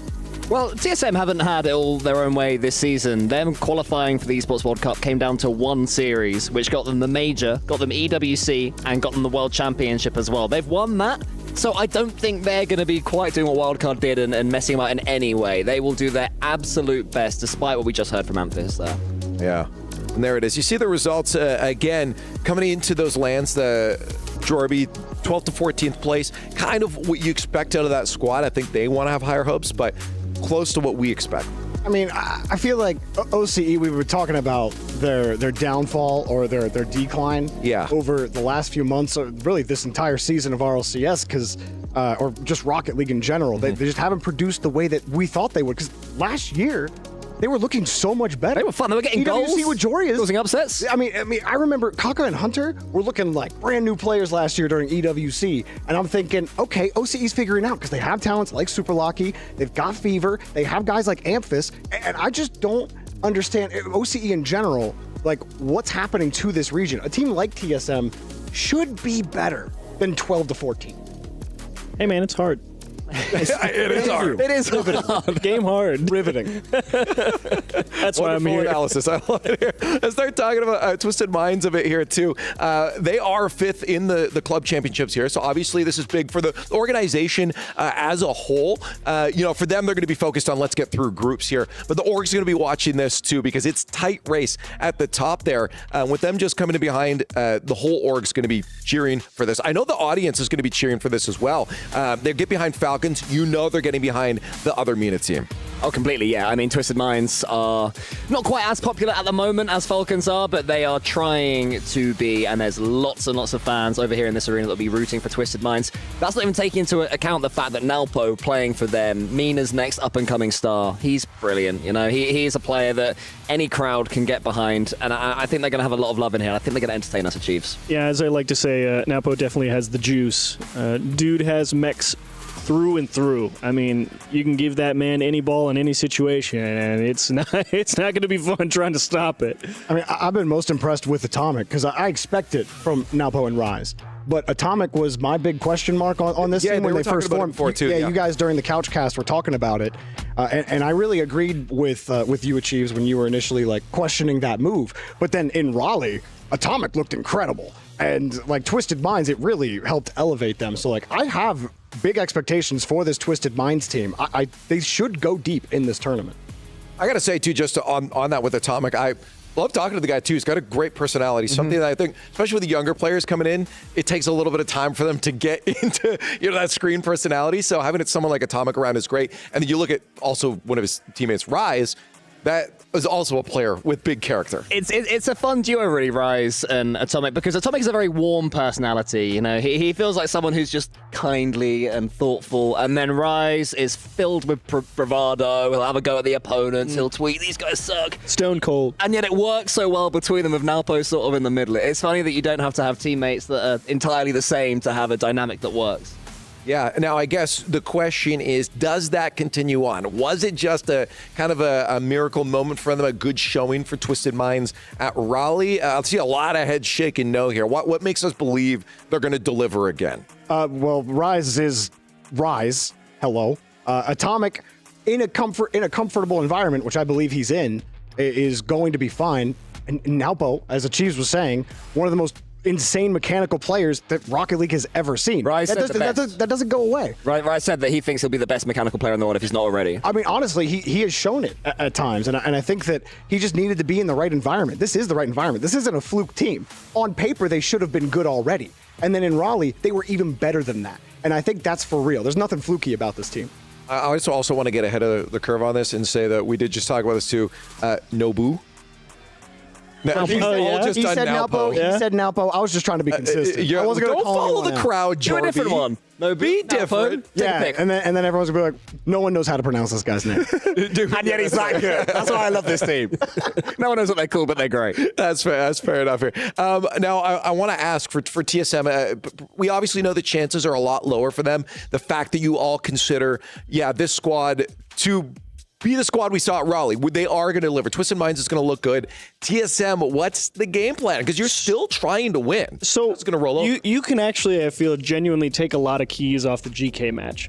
The thing that sticks out to me from that GK match, specifically Joyo, I mean, that guy recognized, he's rotating back on defense, right? He goes, my teammate needs help. I know, they're up in the sky. My guy's flat-footed in the net. Dude is jumping, cutting early, getting in the face, trying to break that up before it becomes a problem. You need that type of vision, that type of recognition and understanding of the flow of the game. So TSM... The worst part, because they're going to be sitting there getting flip reset, pressed back. And you're going to have a guy third man on the floor. You need to have somebody being willing to be aggressive and get out there and go fight for it. I don't care what it takes. I don't care if you're getting dusted. You got to have somebody putting a hand up. You can't just keep fading back because they are going to score it if you do it. Well, I did hear from Rise, too. The meta that he said right now is go for the ball. If you miss it, you'll hit the player. Just go straight there. Yep. So that's it. It works too. You'd be amazed. It's a dynamic that works. Another dynamic I really like, we saw it just a moment ago, was Amphis and CJ. So I want a little bit more of that. Let's check it out. Here with Rise, obviously from Twisted Minds, ahead of your matchup today. Firstly, welcome to the Esports World Cup. How are we doing? Thank you, mate. It's not just me. Come on. Oh, sorry. Joined by Fikri. Joined by Fikri. Team mascot? He is indeed. Isn't he beautiful? He is very, obviously, Twisted Minds mascot. He's got a nice big brain on him. Talk to me, though, about the team. Obviously, Raleigh Major. You actually took down your old boys in KC. It must give you guys confidence coming in here. No, we're feeling really good. We felt like we could have gone the whole way. We probably should have beaten NRG in that last series, but they played really well. They came back into it, and we kind of crumbled a little bit, but I think that comes down to experience or lack of. So we're coming here to bring the trophy home. Yeah, and obviously the STC arena's pumping in there. You guys have TSM. Pretty good first matchup for you guys, you'd say? I mean, yeah, but they're here. And any team that's here is obviously one of the best in the world. It's the Esports World Cup for a reason. So we take every match as if it's the final. Now, obviously, with Twisted Minds, a home org here in Saudi, must feel like, is there extra pressure, I guess, to perform in front of the home crowd? I don't think it's extra pressure. I think it's extra desire. We want to give them a show, We want to.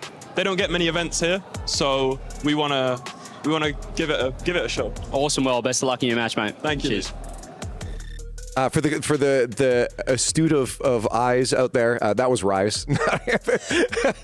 Same haircut. Look, I was going to say, Amphis was looking real different. Amphis is hoping he plays like Rise though out there. Yeah. That's true. Now, we were talking about pronunciations before. I've been told Fancy actually is ready to give us a lesson on that. So let's go. I thought you were going to say that Rise wasn't Rise. He's Rize. Oh, yeah. I was like, oh, please. It's Reese. Let's get learned.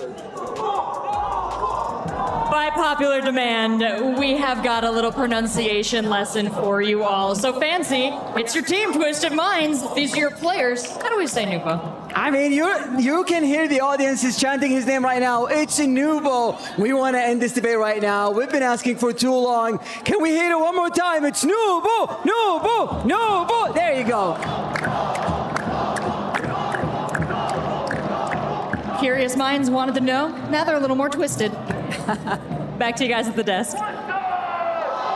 Honestly, I think you guys said it best. It'd be funny if they all started. Yeah, the whole crowd just said something different. What are all the ones we had? We had Nupo, Naupo, Nobu, Nubo. Do we have any others? So they were saying Nubo.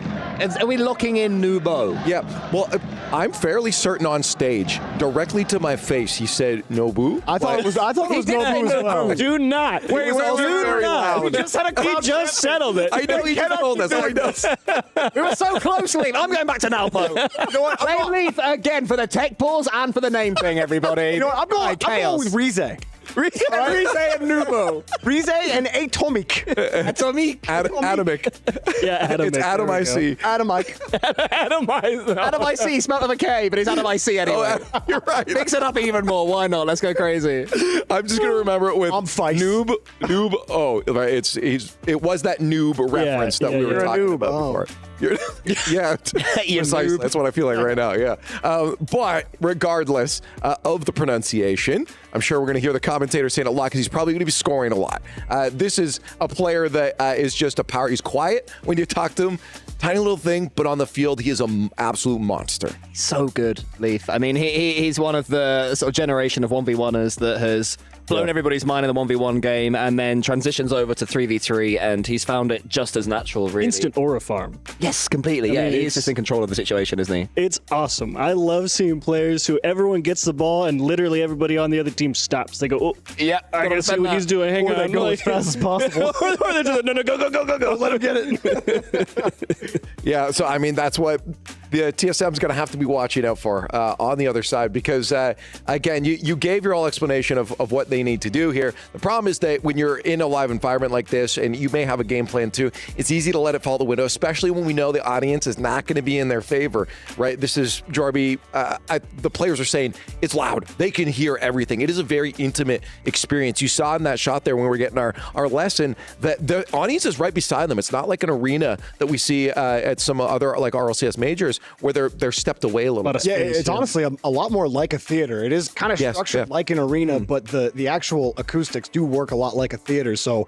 and people are bringing drums. They're like the noise is all over the place, and it's not just Falcons, not just Twisted Minds. Like we saw the Furia fans there. The French contingent is here as well. So like there's a lot of noise there, and when you're just standing there, it is extremely loud. When we were doing the death segment on stage, I could barely hear you. It was hard. Yeah, because we're face to face with audience members. And I got you loud in my ear, and I still can't hear you. Yeah, it was so loud. I mean, yeah, at one point I was trying to ask the Furia fans if they think they can't hear me. Even like they're so loud they can't hear anything that's going on. And I love it, though. I love that energy. It feels like a really cool, intimate experience, but still grand and loud. So it's definitely something that you have to be aware of as a player, that you have to deal with in an environment like this. Not only, again, are you going up against a hard team to beat, you're dealing with the fact that they're the home favorites at this point.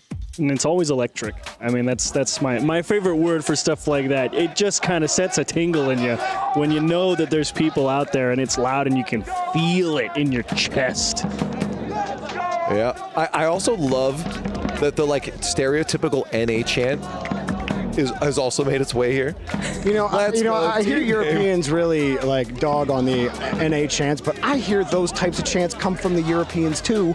And obviously, we're in the Middle East. They're doing the same thing. So something tells me there's a lot of influence around the world. I've heard the let's go Cole. It just let's go cool Cole. You ever heard of let's go cool Cole? Can I just say that does not inspire me at all, Job. You go, let's go Cole. I didn't say whether or not it inspired you. I'm just telling you what I've heard. Next time, I need everyone to get a let's go cool Cole. Let's go cool at some point. That has to. We need you to come up with a Twisted Minds chant. I can't. No, I would be remiss. Song right now. I would be remiss. You do a great disservice to you.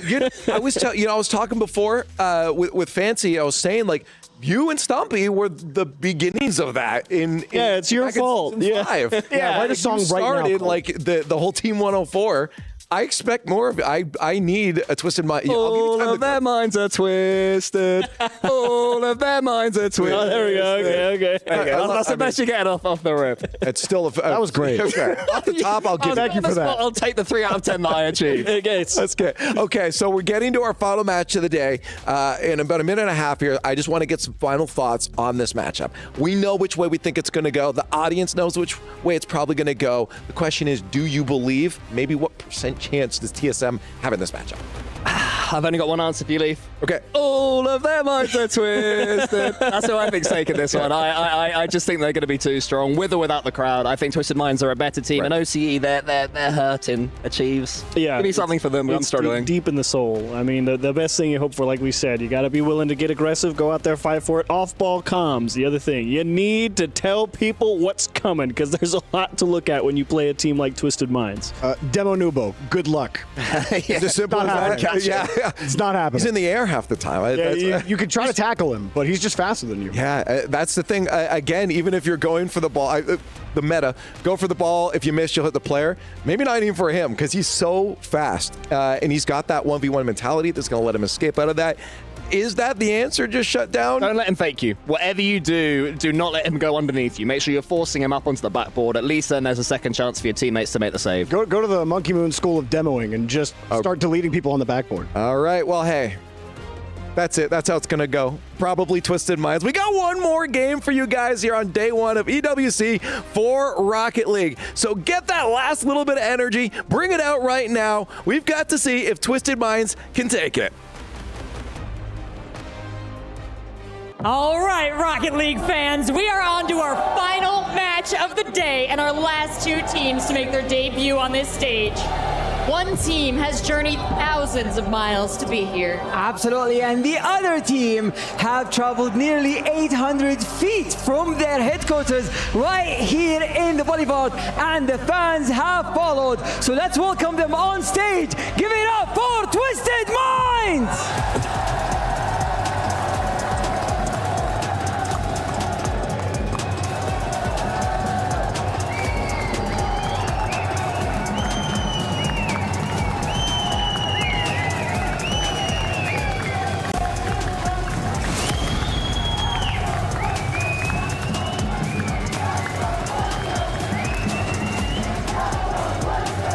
And please give a warm welcome to their opponents, TSM!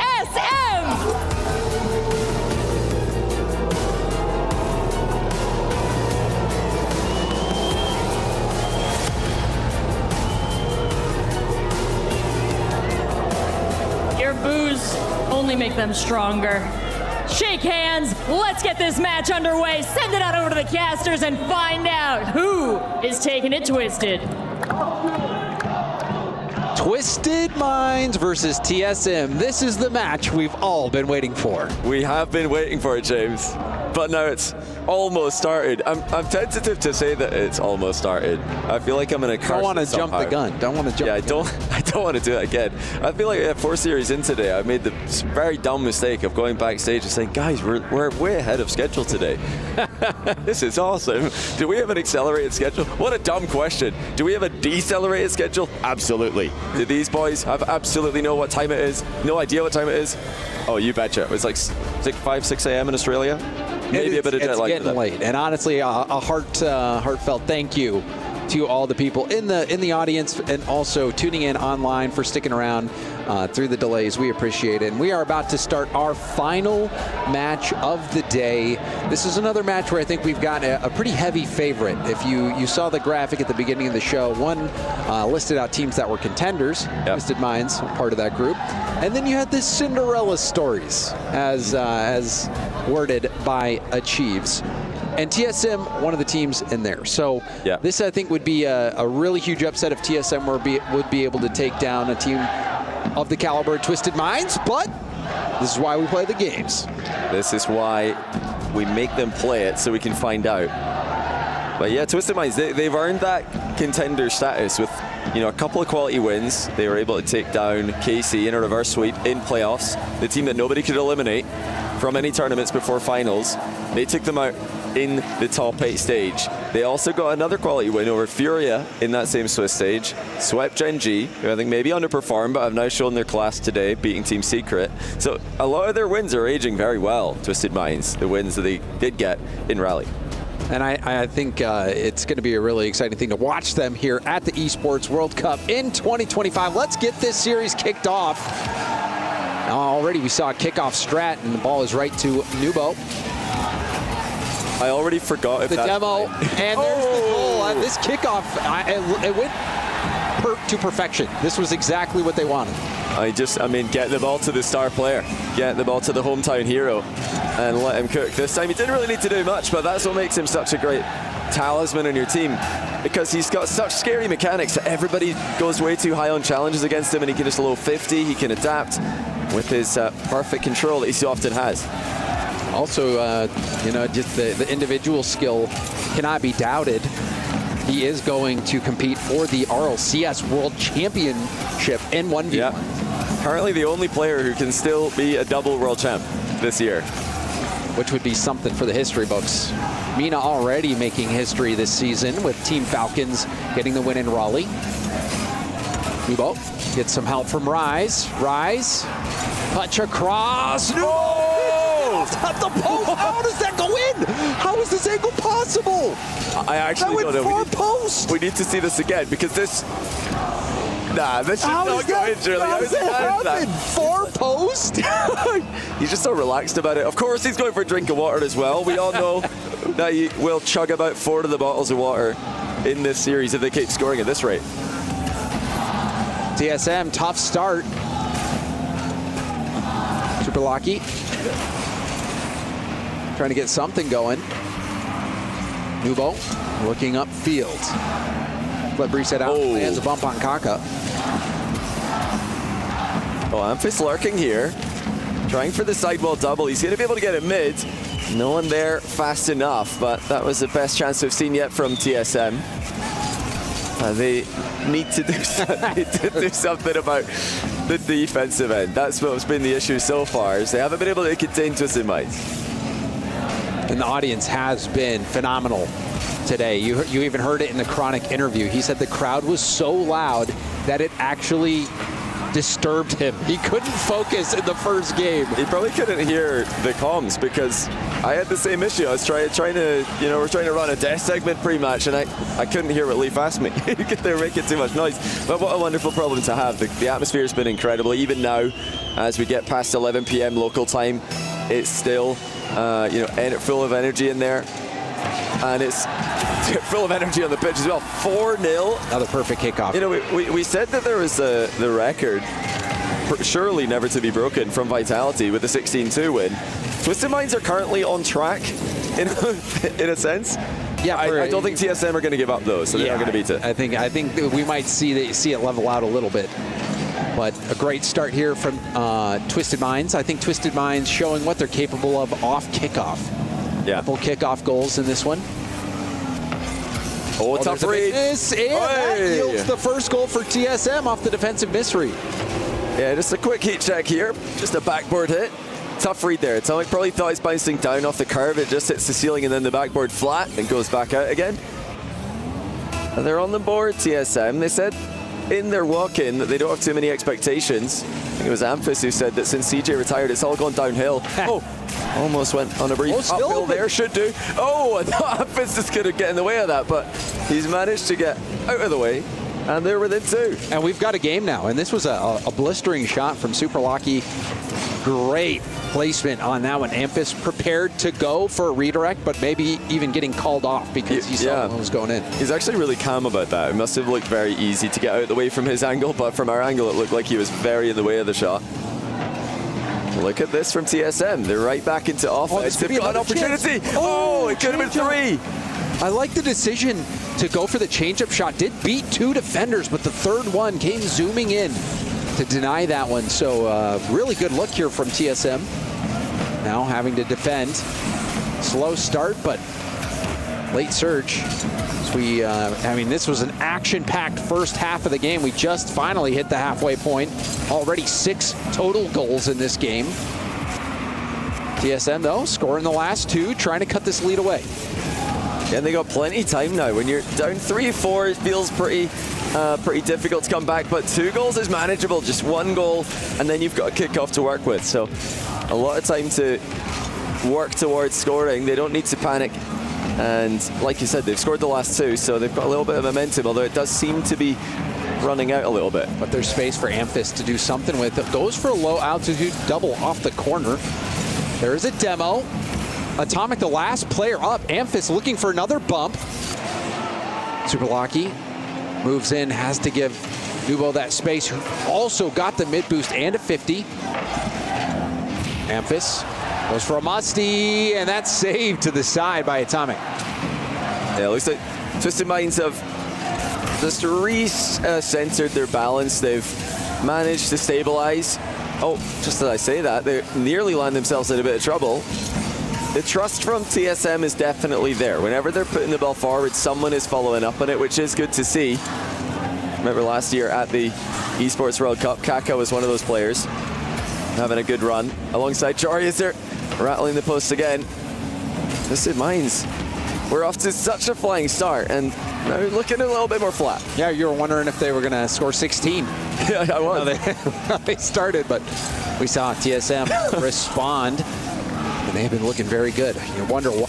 I reckon they're on pace to 16 if Space Station were playing, though. I mean, 4-0, you're probably, at that point, you've disabled the aerial ability of them, so you can just put the ball in the air. Probably, I think they would have been on track for it, but that's surely a one-time thing, and surely the record. Yeah, I don't know if we'll ever see anything like that again. I hope that's the only time.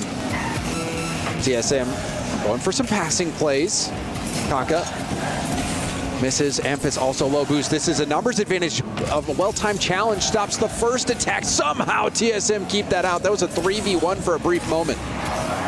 It looks like Twisted Minds should be able to hold on. Can TSM put one more shot on net? No, they can't. Rise pounces, takes the ball away, and they're going to confirm the game 1 win. Much closer than it looked like it would be after 80 seconds or so. And since scoring 2, TSM haven't conceded, so they are going to go into game 2 with a much better pace of play. It looked pretty dire at the beginning. I mean, four unanswered for Twisted Minds. You're thinking, oh goodness, is it going to be one of those series? But no, Twisted Minds turned things around. And honestly, looking back on this game, what made the difference were the kickoff strategies for Twisted Minds. They started out the game with a kickoff strategy.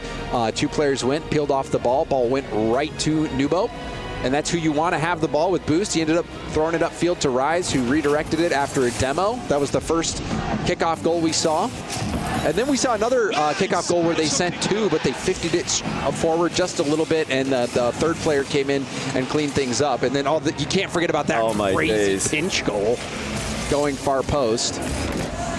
So Twisted Minds, really good kickoff strategies, helped put them over the edge. It was. We've seen a ton of good kickoff strats today. We saw a bunch of fakes from Gen G. Of course, Carmine Corp were pulling out all their usual tricks. And now we've got Twisted Minds using the mind games.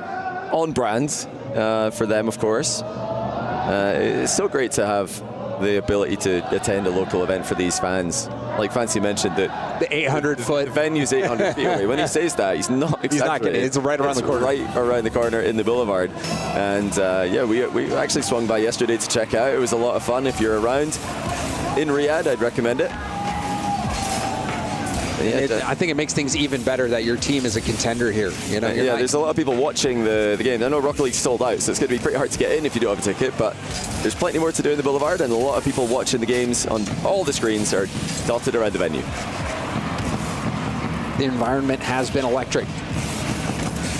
Twisted Minds started out the game with a flash 4-0, but now they have seen TSM come roaring back. This is the third unanswered goal from TSM. Very interesting. This huge dunk actually puts another one in.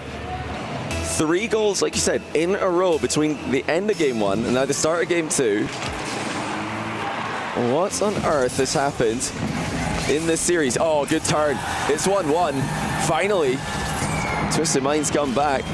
This was excellent awareness. Great 50 as well by Atomic to force that towards his teammate. And more success off kickoff. I don't know if that was necessarily how they planned that one out, but regardless, getting a goal right off kickoff. Twisted Minds having the kickoff edge so far. Atomic trying to take that to the corner, does well enough to get a 50 that booms it all the way downfield. Amphis trying to stay behind this, trying to go for a wall pinch it looked like, but that was shut down by Rise. Nubo has to go back to Atomic. Double from Kaka high on the wall. You can see Amphis getting dusted there. Super Lucky. Try to keep this close, but hits that ball a little too far away. The next goal is going to be important. This is where we find out if TSM are really back in this, or if it was just a 2 or 3 minute window, maybe even a 4 minute window. Think about it, but Twisted Minds have got so much quality on their team that you feel like they're going to get another game at some point, and there's nothing that TSM are going to be able to do about it. So they do. I feel like they need this one just to keep control of the series. See if they can do it right now. They do have possession in TSM's half. Low boost chip up. Rise has to rotate out. Nubo there at the midfield to stop it. Goes for another tap up. Super Lucky out of boost. Will clear it over Atomic, but Rise is there with a full tank. Rise trying to get a ceiling pitch, but Kaka beat him to it. This is still going to be a confidence-building sequence from the Australian team. They've really struggled this season, the Australian teams, the OCE teams, I should say. This will at least give them something, knowing that they can go toe-to-toe with one of the best teams in the world. Chance out for Twisted Minds, and it's well saved by Super Lucky. Good defense. The camera angle wasn't doing us any favors there, seeing who was going for the save, but Super Lucky was there. Now the shot from Kaka. Oh, Amphis tried to go for a redirect. Nubo was in net, so I think he might have been in position to stop it, but the redirect could have been better. He didn't, again, on the face cam, he didn't look too perplexed by the situation, so either he's extremely calm right now, or there was, in fact, a play in mind there. It's hard to tell from the angle we had. It's also bizarre. That's the second time in a couple of games that he's had that position where he's in the opponent's net and having to almost avoid the ball as it goes in. Amphis trying to play far up as first man.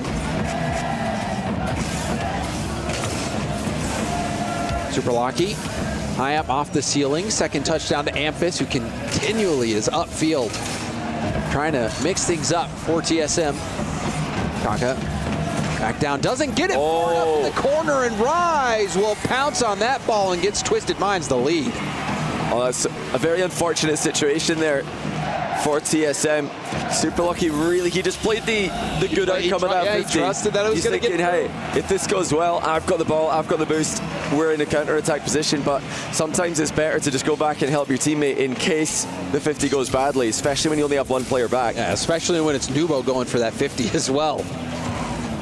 Getting a touch on that ball, setting the play up for Rise on the rebound, and Twisted Minds have the lead. Still close game here. TSM got time, just like they did in the last game when they started to make the comeback happen. They still had time to work with. Yeah, they can't be giving away easy goals like the one they just gave away. Can't be leaving somebody alone in defense against players who are so used to 1v2ing on the pitch. Nubo, pass across field, intercepted by Super Lucky. Rise with a tip up. Oh my. Rebound denied. That read was good from Amphis, but the pinch almost worked against him. It fired into the ceiling so hard it was right back in the middle immediately. Rise now into the ceiling himself as he looks to guide the ball middle. It does in fact go middle, but Atomic didn't really believe in it enough. Still a very strong position for the Saudi Arabian team, well, the worldwide team. And Atomic's denied again at the near post by Super Lucky. Rise, good speed. Rise slowing down Amphis. Try to pick up the pace of the play.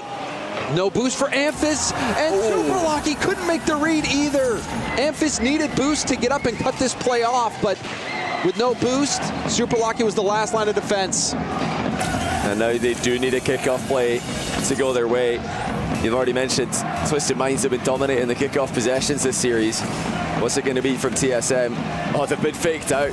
It's actually, once again, Twisted Minds who come out victorious. Can Kaka do something about it here? He gets bumped off the ceiling shot. Tommy's letting the ball bounce through, but no one's there for it. It's going to be another game win for the hometown favourites. And it's somewhat promising from TSM, but again, they're trailing by 2. I think TSM, they're comfortable playing from behind, but you wonder, can they get that lead? And would they be able to hold on to it against a team of the caliber of Twisted Minds? So Twisted Minds off to a great start. Game 1 was exactly what they wanted. They scored 4 quick goals. TSM started bouncing back a little bit late, had a decent start in Game 2, but when it really mattered, Twisted Minds turned up the heat and were able to cook once more. So we are on match point now for Twisted Minds, a chance for them to clean this up in a sweep. Yeah, Twisted Minds must have been watching the previous series. They've decided, yeah, you know what, guys? I know it's a long penultimate match of the day. We're going to get this done quickly. Oh, it looks like Amphis did team save there on a look back. He had no momentum. The ball just went right at him. He could not get out of the way of it. And yes, maybe the goalie's getting a save on it, but it really didn't look like he meant to make that touch. I mean, that's a fun one for the telestrator. Yeah. If we could have break that down. It is true. It's sometimes a good idea to save your teammate's shot if the goalkeeper's got a better save than you do. And you can keep save the ball towards, instead of going into the corner, keep it in the middle of the field, put try it to into get a the better sidewall, shot. put it back pass maybe, or just redirect it down. But that he cleared that, so there's no advantage to be gained by making the touch he made, because that's what the defense would have wanted to do anyway. See if TSM has any answers now. Their backs against the wall in this series against Twisted Minds. Many people did have Twisted Minds as the favorite in this one. Like we said, a contender up against a team that was a Cinderella story team if they were able to get things going. Wait a minute, is this working? The double pre-jump actually nearly leads to a goal for TSM. That would have been outrageous. They need to behave themselves. It was extremely extravagant. Oh, the MENA success continues at the highest levels of Rocket League, between Twisted Minds top 6 in Rally, Falcons top 1 in Rally, and of course represented in the World's RLCS 1v1 final as well. I mean, they just can't stop winning, and they're going to be the only undefeated region at the end of today as well at this rate. It really has been the rise of MENA. This year has been the rise of MENA. The rise of MENA is about to get the ball as well. Couldn't have said it better myself. Rise, great series so far. He was the first player to score in this series. Super lucky. Bumped off the ball. There's a shot deflected to the sidewall here. Now a shot back towards net, just off target. The net was wide open. Chance on offense again. Oh, big miss. Kaka didn't get the ceiling read right. Not often you get an uncontested ball in that area. Nice and high up in the air where you've got all the options, backboard, reset, air dribble. These guys can do it all. It's not a mechanical issue that OCE's had in the past year. It's the consistency. We know they've got the mechanical ability in them, but it just doesn't come around regularly enough. And that, coupled with their lack of confidence that they've had now, makes it a real struggle when you go up against world-class teams. Oh, crossbar, and then cleared well. Twisted Minds having to defend for a while. I'm with you, Johnny. I think they've got the skill. It's got to be a decent part of it, just being the mental side of things. When you've been taking some tough losses, haven't been able to get a top 8 for years, that definitely has to weigh on the mental aspect of it. And Rocket League is a very mental game. And it's also a little bit of the overconfidence in the matchups that they think they're supposed to be winning. They beat APAC in the entirety of APAC's history, only now to lose twice to them this season. Well, 3 times to them, actually, if we can include both OCE teams that are attending events. Demo clears the way briefly for Atomic, couldn't get there in time. It's a nice outfield touch by Kaka. Deny on the 1-2 pass from Amphis as well. Even finds Kaka downfield. Oh my goodness, what a read by Rise. To get that much distance on the clear as well. We saw TSM gain a lot of ground there, had a threatening position, but weren't able to capitalize as we are past the halfway point in Game 3. We are still scoreless, but this is a chance shaping up for Twisted Minds, and Atomic will slot it lower corner. I mean, we could see it coming. And with how popular the fake aerials have been this season, you all knew that was going to be a good chance. Great placement, too. Great placement on that shot by Atomic, who was brilliant in that victory, in that reverse sweep against K-Corp. Big shot there as well. Looks like Twisted Minds inching in on closing out this series. Disappointing for TSM. They've played Twisted Minds even for around 3 minutes of every game. But it's just those other minutes that Twisted Minds are getting a couple of goals in. That's been the difference. So they've got to find a way to produce that for the entire 5 minutes of a game. Can't have those moments where they're just allowing Twisted Minds to outplay them. Can they respond now with a chance of their own? That's a great 50, but no one's up for it. Atomic with a very safe clear. We did see Wildcard pull in a theft of a game, and now off the ceiling. No challenge coming. Rise will go for a flip reset pass over. Atomic moving in, taking the space. Pinch up to the side wall. Rise waiting, pops it up. Nubo doesn't want to dive in, and now Kaka was upfield, and you were thinking maybe he would go for a redirect, and somehow no read comes out. Was that Nubo that missed that? I think it was, but also The follow-up nearly got saved. That's a great attempt to get the save in and out of his own net. And they must have had a bit of a fright, Kaka, when he shot that, thinking the net's open. Then he shoots it and realizes, oh, wait a minute. How was he almost there? Wait a minute, he's almost saving my shot, but it does go in for the equalizer. And now they've got a minute to try and get a winner. Kaka, Atomic airborne, goes for a reset towards net, save to the corner by Amphis. Rise trying to poke it back mid, but Super Lucky putting that new boost to work. Amphis now landing on the ceiling. Oh! Well-timed flip forward, but Nubo was ready for it.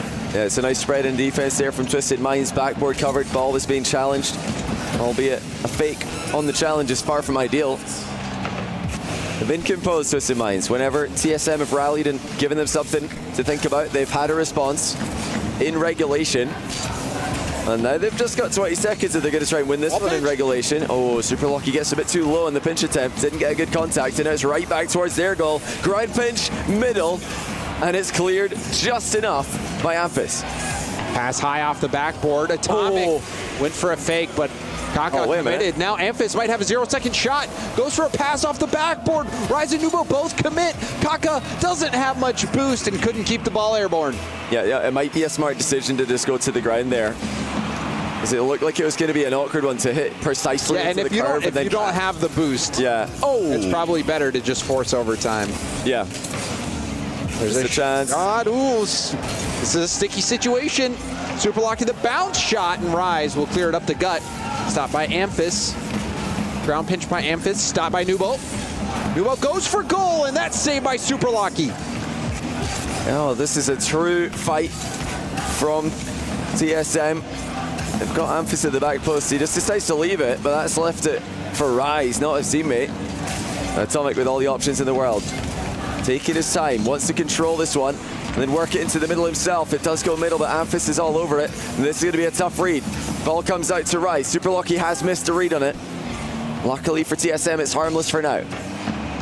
Pressure's starting to build, though. Nubo! Oh! Atomic landed the bump, but saved it, and the cleanup is there. A chaotic final play of the game, but in the end, Twisted Minds come through and take the victory. That's insane. We've had that happen in every game of this series. This time, Twisted Minds with the accidental team save. That one was a little bit unavoidable, though. The bump was a great play. The bump was great. What are you going to do? There, I've already flipped, so this is. You got to blame the shooter on that one, I guess. But regardless, the bump, the rebound after that team save, it was still enough pressure built up to open up that opportunity for Twisted Minds, who made it look relatively routine. That last game went to overtime. Yes, TSM did have good moments where they were playing close, but it always felt like Twisted Minds was in control. Yeah, they did get the sweep. It was respectable for large parts of it from TSM, promising for large parts of the match as well, which is the story for a lot of the underdogs of this event so far today. However, they've got to regain now. Facing Space Station tomorrow. It's not going to be an easy match. Now let's hear from Rachel down on the main stage.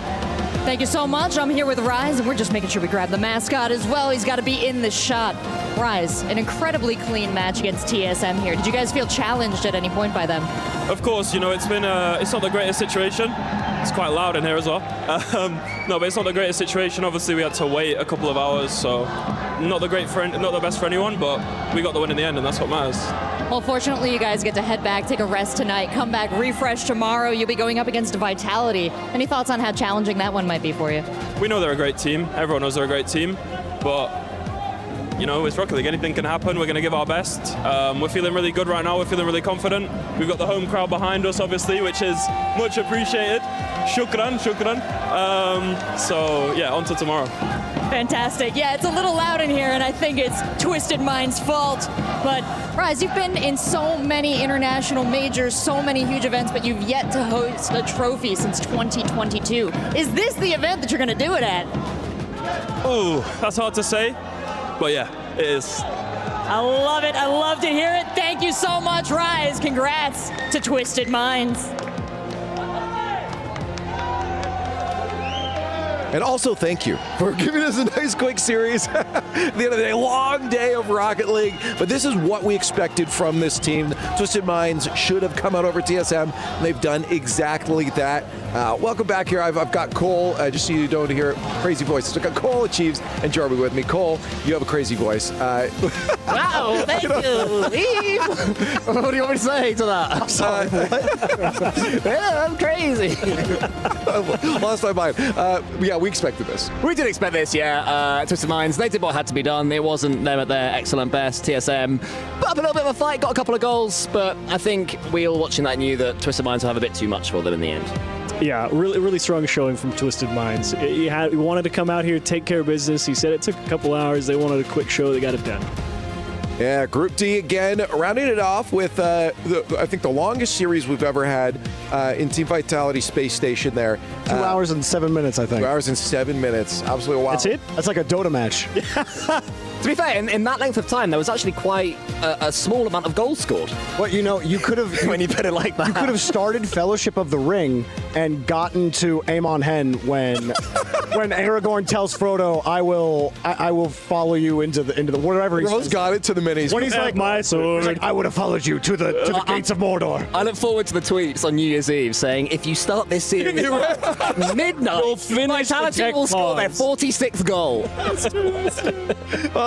Then, of course, Twisted Minds TSM went over to the Group of Death just before that. And again, it's exactly that. We expected close series, and it started off exactly that way. Team Falcons GK was a wonderful series, Jorby, to start off with. Yeah, GK really stood up, and I'm kind of surprised because I don't think anyone really gave them a shot. You did. You picked him as the SMB match of the day. You did.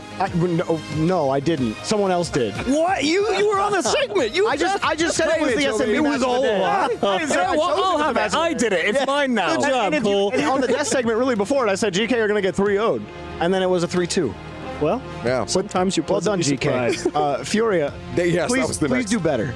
Right. Hopefully, again. I mean, James was giving them credit. Jorby is that he still thinks Furia could win this. Furia could come out on top over GK. And again, we've seen ups and downs from Ultimates if they can't take down Falcons. Yeah, I mean, but Ultimates look really strong.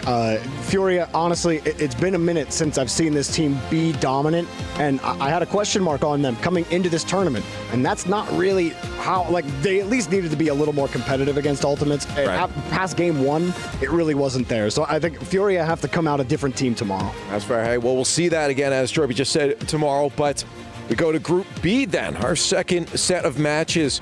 And this was also a great series of matches. So I want to start talking about Team Secret Gen G one, because I think Team Secret put on a great show here, Chiefs against them. Yeah, Team Secret proved that, the showing at Raleigh, not a fluke. They found the new level, and they put up a good fight. Unfortunately, not enough this time to get the job done, but you see the potential there. Gen G looked great there. Dignitas, of course, came out on top. Wildcard getting a game off of them in strange fashion. Everyone's saying that series felt weird to them, so maybe we'll have them more on that doesn't feel weird A game tomorrow. But again, we've got to find that out then. And we started the day off, of course, with the first letter in the alphabet, which is A. It was Group A. This one, we didn't need to talk about much because it pretty much went the way we expected. This is the one I thought was going to be 16-2. Yeah. Unlucky.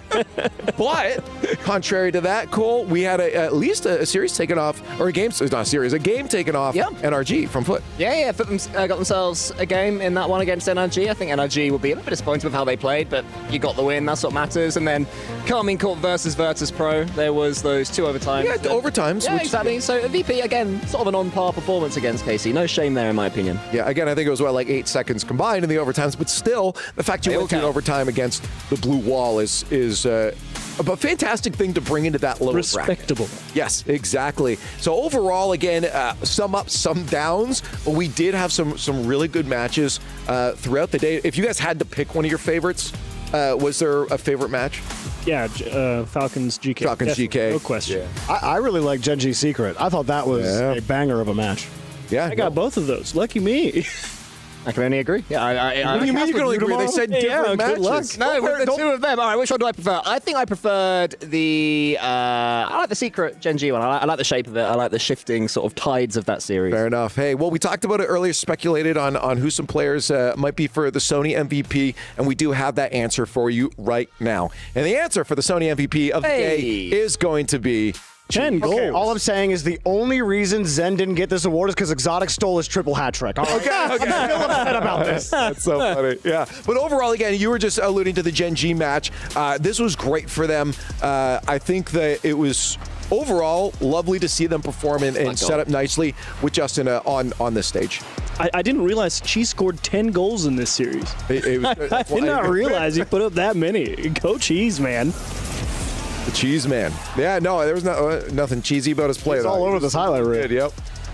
Overall, though, the question is, can we expect them to continue that going forward? I mean, I hope so. Cheese is a player I just absolutely love watching. They got better as the series went on, and that's all you can ask for. You know, it's not like they started off really strongly, got brought back, and then grinded themselves over the finish line. As they were in that Game 5, it was their best performance in that series, maybe their best performance offline in a world event in a very long time as well. I mean, this is Gen G. Floor down here.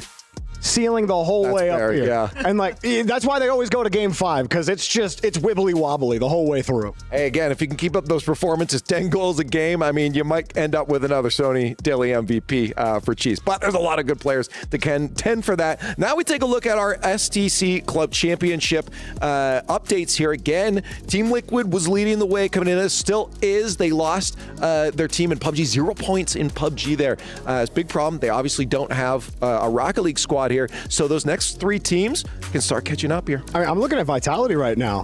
It's looking good. Obviously, Vitality, I want to see how they do against the rest of the competition, but I'm always going to bet on Monkey Moon, Zen, and Exotic to be doing something in this tournament. They could leapfrog Falcons. Yeah, they could. Again, this isn't the only esport. We got to remind people, Esports World Cup is exactly that. It's a bunch of other games here, and there's still other ones going on. Teamfight Tactics, Tekken, again, PUBG, not for Liquid, but PUBG, and overall, these leaderboards can change so drastically. And I love to see that it's still down to the wire, even this close or as far into the series. Yeah, the prize pool for that is absolutely huge for these orgs. I mean, a lot of orgs have invested big on players that can make it in various games that they never would have been a part of otherwise. You know, they want to come to the Esports World Cup and have their team be represented there. You know, nobody wants to have their keys crushed, let's be honest. And as it happens, it hurts. And we'll start seeing that over the next few days. And even Virtus Pro, you know, they look at them in 4th place. They're in all the rest of the games. A bonus. I mean, they've got a lot of chances to stack them up, man. Yeah, well, we don't need to stick around too much longer here, so I want to get some final thoughts. You guys, day 1 of EWC Rocket League has now come to, we did it. Congratulations for everyone that stuck around with us. We've done it. Final thoughts as we've just got this week started up. Final thoughts. I feel like we're seeing a lot of teams sort of come to the boil that had been slow. I'm looking at Gen G in particular. I'm really curious about Falcons, if they can play better, because it wasn't their best performance. Credit to GK, but they've got a lot more in the tank. Yeah, I think day 1, credit a lot of the players. Day 1 is generally always the most difficult for you to get settled in, and I think everyone put on an excellent show today. So well done, players. You did good. Go rest up. We'll see you tomorrow. Secret and Ultimates are my 2 teams to watch. I'm really curious how both of them do, how Secret recover from that Gen G match, and Ultimates if they can continue their momentum that they built against Furia. That's day 1.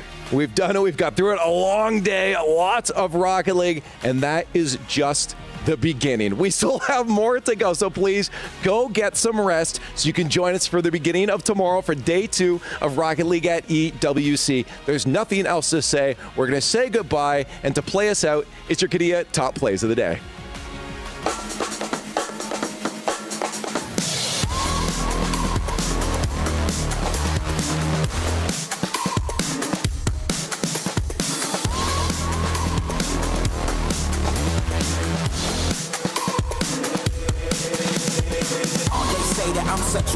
Tattoos from my toes to my earlobe. Was a role model, I never had a hero. I learned how to live through the stereo. Coming from where I come from, the inferior. Everything you see ain't what it appears though. Everything that I built made that from 0, then added a 0. I am my hero. You couldn't imagine what it's like in my mind. It's beauty and catastrophe at the same time. Remember they laughed at me when it was game time. Now I know that they mad at me when you can't find. I'm not from the day. I come alive at night. I'm not what you used to couldn't recognize. They all on the ground while I'm taking flight. Yeah, you're welcome to join me. I promise I won't bite.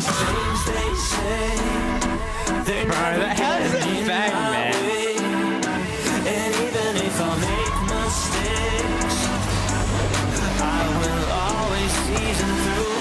Cause I don't wanna play. I had enough, I'm burning up so hot I just you can never stop, it's building up inside of me.